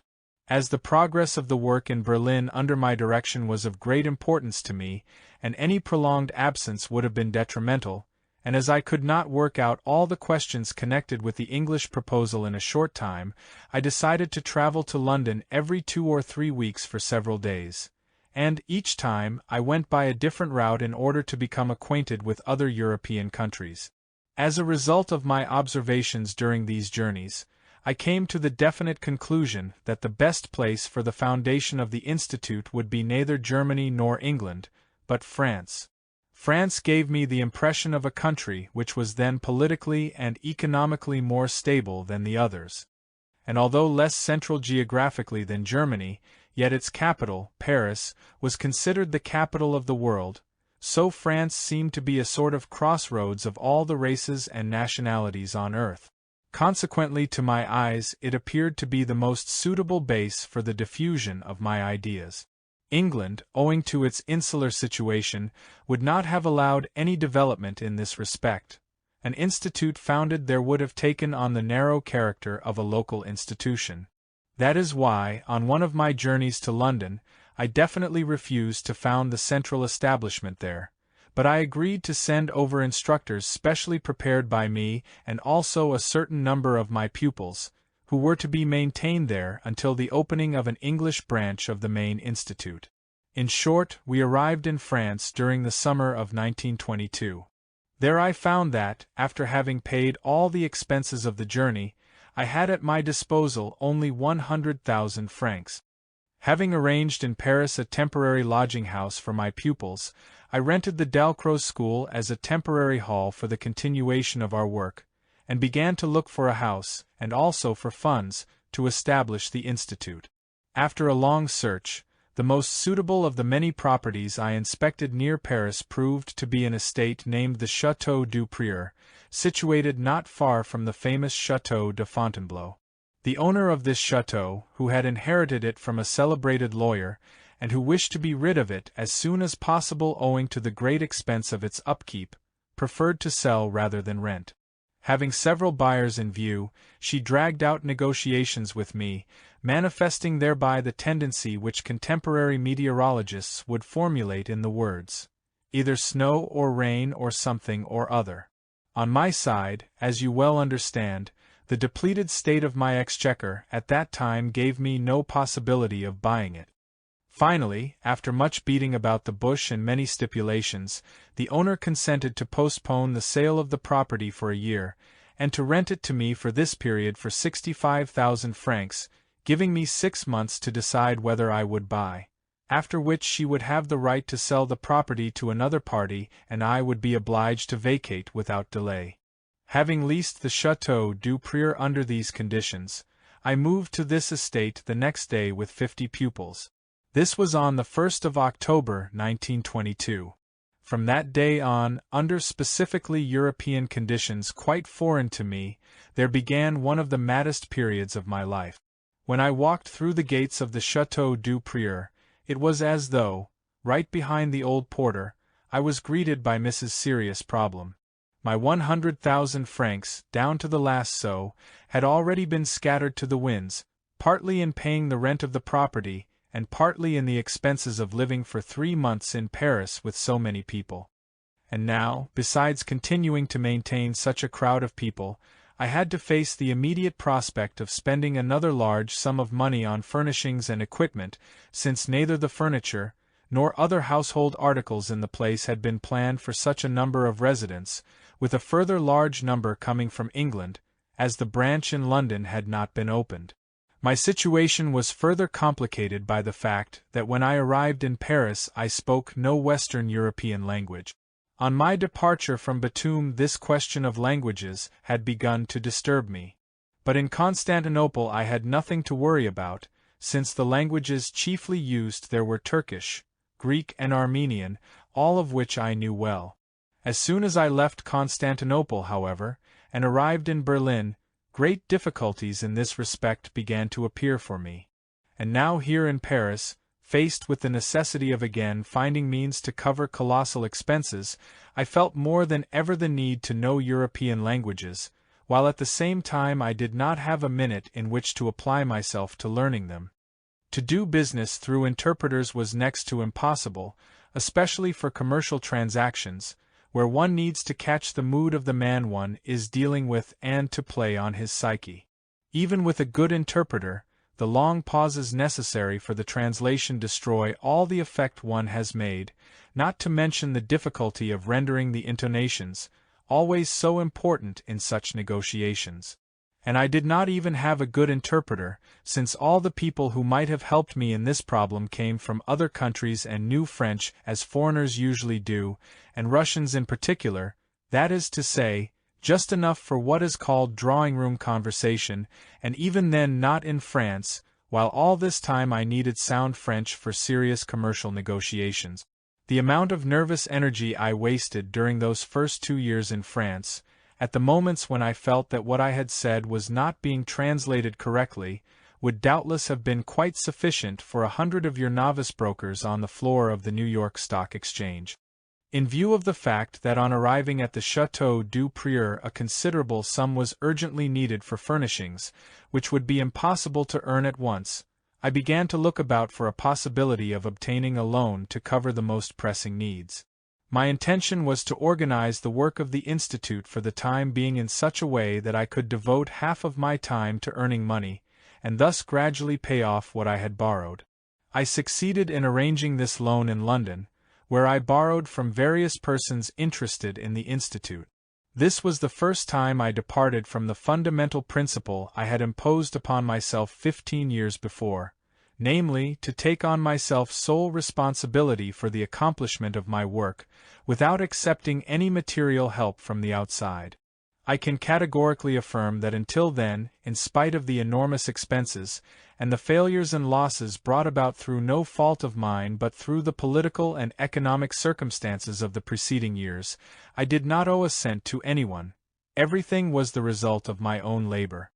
Friends, and people who had interest in or sympathy for my ideas, had many times offered me money, but I had always refused, even at difficult moments, preferring to surmount the obstacles by my own efforts rather than betray my principles. Having alleviated the immediate difficulty at the Prieur by this loan, I set myself red-hot to work. My task at this period was, one can indeed say, superhuman. Sometimes I had to work literally 24 hours a day, all night long at Fontainebleau and the whole day in Paris, or vice versa. Even the time of traveling back and forth by train was taken up with correspondence or negotiations. The work went well, but the excessive pressure of these months, immediately following 8 years of uninterrupted labors, fatigued me to such a point that my health was severely shaken, and despite all my desire and effort I could no longer maintain the same intensity.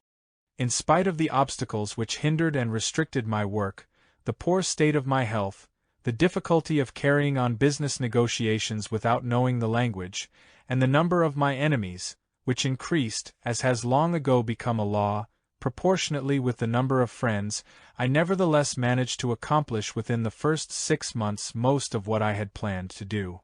Since for most of you Americans, particularly in modern times, the only effective stimulus for the flow of thoughts is the familiar image of a balance sheet, I wish at least to enumerate for you, quite simply, the expenses that I succeeded in meeting from the time of my entering the Château du Prieur up to my departure for your America. The following is approximately what was paid: half the cost of a large property plus a substantial sum towards the purchase of a small adjacent property. The entire cost of the initial outfitting and installation of the Institute including repairs, alterations, and putting of the property into shape. Purchase of miscellaneous materials, tools and agricultural machinery, instruments and apparatus for the medical section, etc. Purchase of livestock, horses, cows, sheep, pigs, poultry, etc.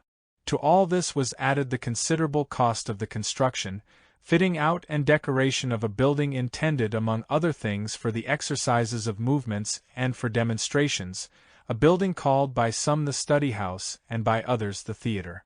Finally, I succeeded during this period, even while providing for the needs of guests and pupils of the Institute, in paying back part of the loan I had contracted. One of the best sources of income during these months was the psychological treatment of certain difficult cases of alcoholism and drug addiction. I was widely considered one of the best specialists in this field, and the families of these unfortunates sometimes offered me very substantial sums for giving up my time to them. I remember especially a rich American couple who entrusted me with their son, judged to be incurable, and who spontaneously doubled the agreed fee in their joy at his cure. In addition, I went into partnership with some businessmen, and undertook with them a number of financial ventures. I made a considerable profit, for instance, from the resale, at an unexpectedly good price, of a whole block of oil shares. I made 2 profitable business deals with a partner by opening, one after the other, 2 restaurants in Montmartre, which I organized in a few weeks and sold as soon as they were well launched. It even seems strange to me how easily I can now enumerate the results of my efforts during that period, when I remember how they were always accompanied by inner experiences disturbing the whole of me and demanding an incredible tension of my forces. During these months I had to be at work at 8 in the morning and only finished at 10 or 11 in the evening.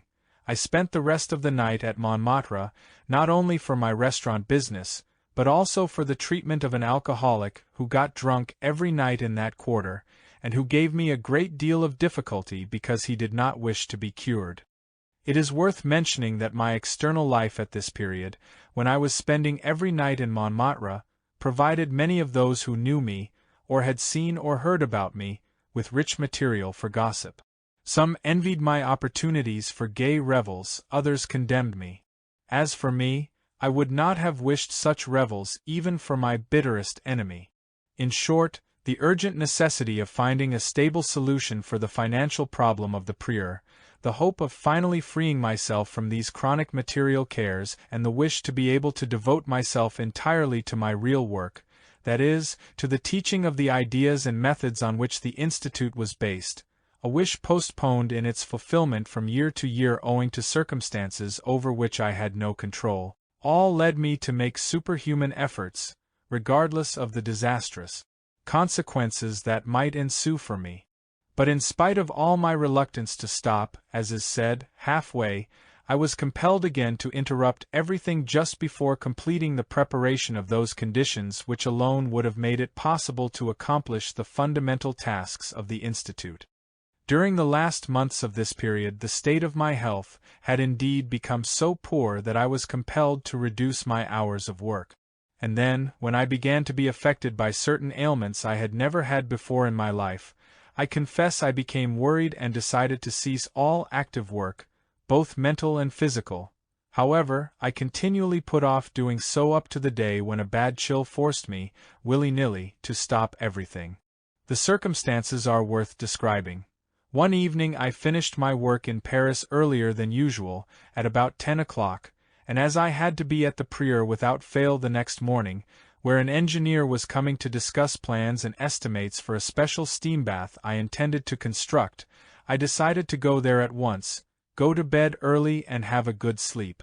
So, without stopping anywhere, not even at my apartment in town, I started off for Fontainebleau. The weather was damp. I closed the windows of my car. And during the trip I was feeling so well that I even began to make plans in my mind for a pottery kiln which I intended to construct before long, at the Institute, in the ancient Persian style. On approaching the Fontainebleau forest, I was thinking to myself that I would soon be coming to a place where in damp weather there was often fog late at night. I looked at my watch, it was 11:15.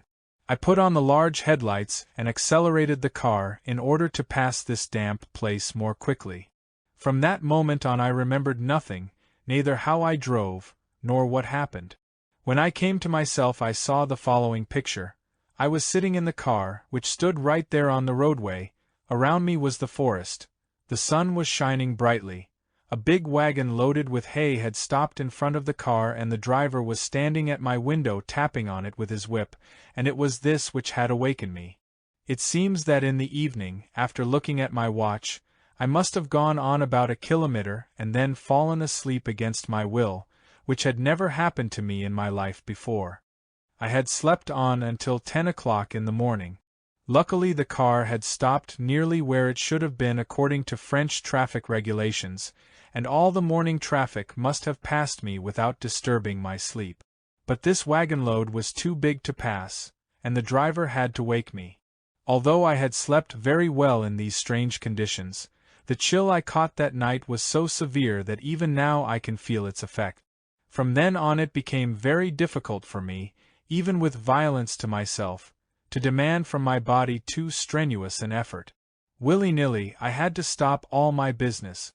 The situation of the Institute therefore became critical in the extreme. Not only was it impossible to complete indispensable tasks, but everything already accomplished was threatened with ruin because bills were coming due and no one was equal to taking care of them in my place. I would have to contrive something. One day, when I was sitting on the terrace of the Grand Café, famous among foreigners, thinking about my current affairs and how they were affected by my state of health, I reflected as follows. As in my present condition I cannot, and at least for a certain time must not, work with the intensity which is required for such a great task, but must on the contrary allow myself a complete rest, even if only temporarily, why should I not immediately carry out the plan I have made to go to America, without waiting to complete the preparations for the trip?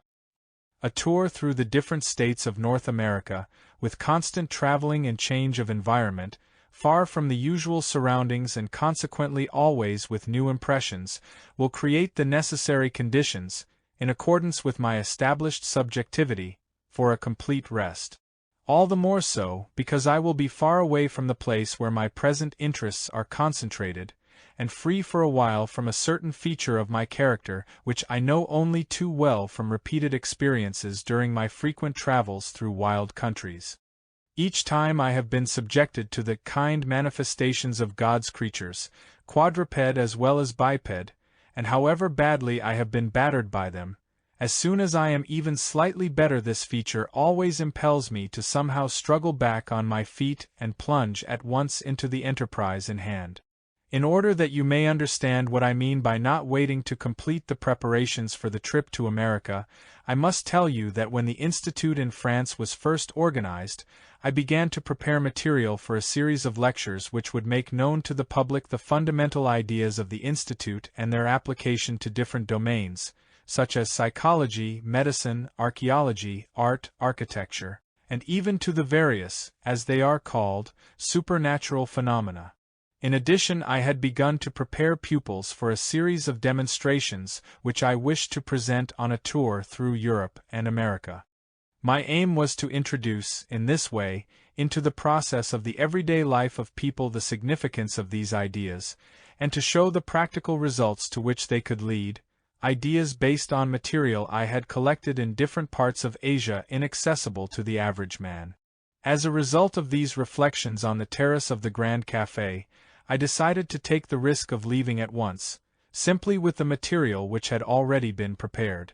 I even gave myself my word not to work on anything serious whatsoever, from the moment of leaving France until returning there, but to eat well, sleep a great deal and read only books whose contents and style were in keeping with the spirit and character of the stories of Mullah Nasser Eddin.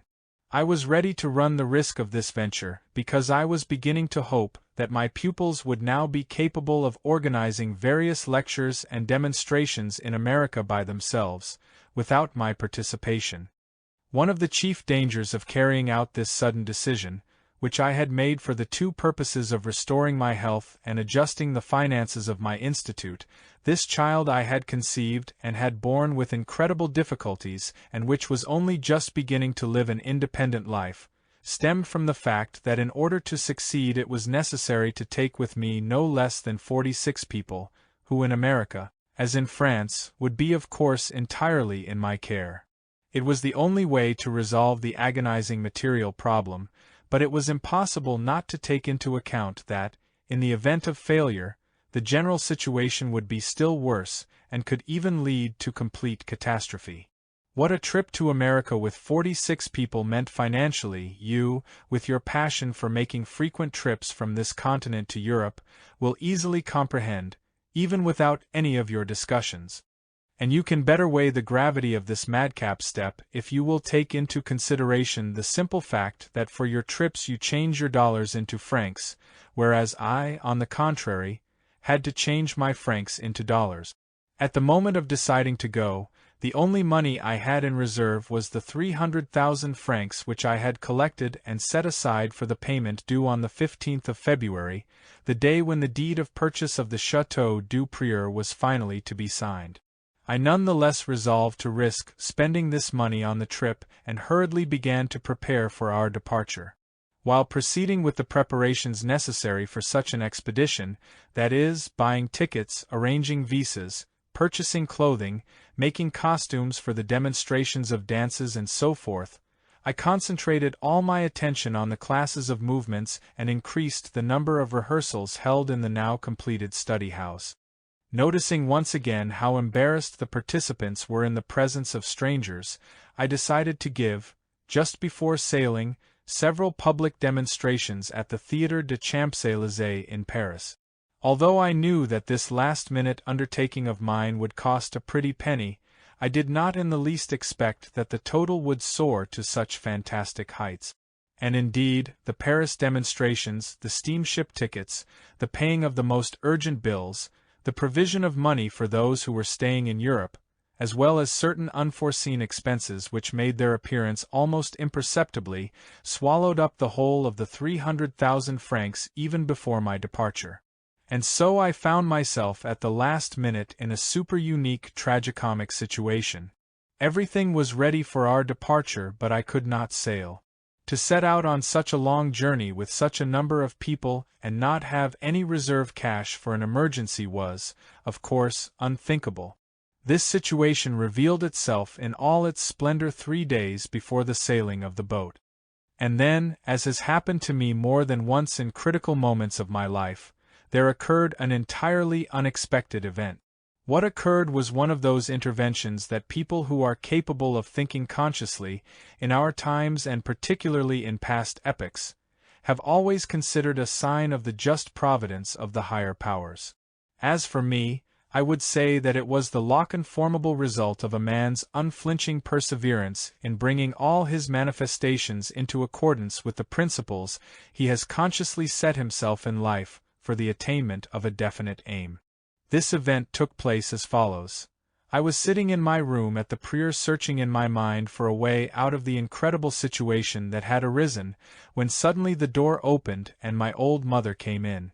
She had arrived only a few days before with several members of my family who had stayed on in the Caucasus after my departure from Russia, and it was only recently that I had succeeded, after great deal of trouble, in getting them to France. My mother came over to me and handed me a small packet, saying, "Please, relieve me of this thing, I am so tired of always carrying it around." At first I did not understand what she was talking about and automatically untied the packet. But when I saw what was in it, I almost jumped up and danced for joy. To explain to you what this thing was, which at this desperate moment could arouse in me such a feeling of gladness, I must first tell you that, when I went to live in Essentuki, the agitation of minds which had spread everywhere in Russia evoked in the consciousness of every more or less sensible person a foreboding of ominous events to come, and I therefore sent for my old mother, then at Alexandropol, to come and live with me. And later, when I went off on the scientific expedition I have mentioned, I entrusted her to those who remained behind in Essentuki. Then, I must tell you that in that year, 1918, in the Caucasus as in all of Russia, the value of the ruble was declining daily, and everyone who had money bought objects of universal use and more stable value, such as precious stones, precious metals, rare antiques and so on. I also converted all my capital into valuables which I always carried on my person. But at the time of the departure of the expedition from Essentuki, since pillaging raged everywhere under the guise of search and requisition, I would have incurred a great risk in carrying all these valuables myself. So I distributed part of them among my companions in the hope that, even if we did not escape the pillaging, there would nevertheless be a chance for some of us to save something, and the rest I divided among those who remained in Essentuki and Piatigorsk, among whom was my mother. One of the dungs I gave my mother was a brooch which I had bought shortly before in Essentuki from a certain Grand Duchess who was in great need of money, and, on giving it to my mother, I told her that she should take particular care of it as it was very valuable. I was sure that, constrained by necessity, my family must have sold this brooch soon after my departure, or, if not, that it had been stolen during their constant moving from place to place, because each town at that time was at the mercy of a band of pillagers without respect for anyone or anything, or finally, that it had been lost on the journey 20 times over. In short, I had completely forgotten about this brooch, and the thought of bringing it into my calculations could never have arisen in any comber of my brain. But it seems that when I entrusted the brooch to my mother, and asked her to take particular care of it, she thought that it must be very valuable to me personally as a remembrance, and had to be returned to me. All these years she had guarded it as the apple of her eye, had avoided showing it to any of her family, and had always carried it about with her like a talisman, sewn up in a little bag. And now she was glad to be able to return it to me at last, and to be rid of something that had been a constant worry to her. Can you imagine my relief when I recognized this brooch and realized at once how I could make use of it? On the following day, with this brooch in my pocket, I was in a position to borrow $2,000 from a friend, but I took this valuable to America with me, since in Paris I was offered only 125,000 francs for it, whereas in my opinion it was worth much more, and I found I was not mistaken when I sold it here in New York. At this point in his narrative Mr. Gurdjieff paused, and, with his particular smile, began to smoke a cigarette. In the silence reigning in the room, Mr. H. rose from his place, went over to Mr. Gurdjieff, and said, "Mr. Gurdjieff, I really do not know, after all the joking remarks you have seen fit to make about the material question, whether it is due to the particular order in which you have told your story today, or to my naivete or suggestibility, but, beyond all doubt, at this moment I am ready with my whole being to do anything to lighten the enormous burden you have voluntarily taken upon yourself. and I shall perhaps be even nearer the truth if I tell you that this impulse has arisen in me owing to the distinct impression I received throughout your narrative, that in taking upon yourself this high task, a task beyond the limits of strength of an ordinary man, you have always up till now been absolutely alone. Allow me to put into your hands this check, which represents all that I have at my disposal at this moment. At the same time, in the presence of all those here, I pledge myself to deliver the same sum to you every year for the rest of my life, wherever you may be and whatever may be your circumstances." When Mr. H. had finished speaking and, visibly moved, was wiping his forehead with his handkerchief, Mr. Gurdjieff stood up and, placing a hand on his shoulder, looked at him with that penetrating, kind and grateful look of his, which I personally can never forget, and said simply, "Thank you, my from today God-given brother." But the strongest proof of the great impression produced by the narrative of Mr. Gurdjieff was the declaration of a certain Lady L., who was visiting in New York, and was present that evening as the guest of Mr. R. She suddenly said, with great sincerity, "Mr. Gurdjieff, it is somewhat by chance that I am present at this meeting in honor of the opening of a branch of your institute in New York, and that I have been able to hear your story, which has intensely interested me. But before this, I have more than once had the opportunity to hear something of your activities and of the beneficent ideas to which your institute has given life, and I have even had the good fortune to be admitted to one of the demonstrations which you organized every week in the study house in the Park of the Prieur, and to see with my own eyes certain other striking examples of your achievements. It will not surprise you, therefore, if I tell you that I have thought of your work many times and have always felt a desire to be useful to you in some way. And now, after having heard the story of your indefatigable efforts, and felt with a woman's intuition the truth of what you are bringing to humanity, I understand how greatly your activities are paralyzed by the lack of that which has become today the motive power in the life of people, I mean money, and so I also wish to bring my contribution to your great work. In comparison with most people, my resources are certainly not small and should permit me to offer you a rather large sum. In reality, they just suffice to meet the established requirements of life according to my social position. I have been thinking all evening what I could do for you, and I have thought of the money which little by little I have laid aside and deposited in a bank for a rainy day. Until I can do better, I have decided to put half of this temporarily at your disposal, without interest, until such time as, God forbid, some serious occurrence might require me to make use of these savings, as one never knows what the future may hold." During Lady L's heartfelt speech, Mr. Gurdjieff listened to her attentively with a kindly and serious expression. Then he replied, "Thank you, esteemed Lady L.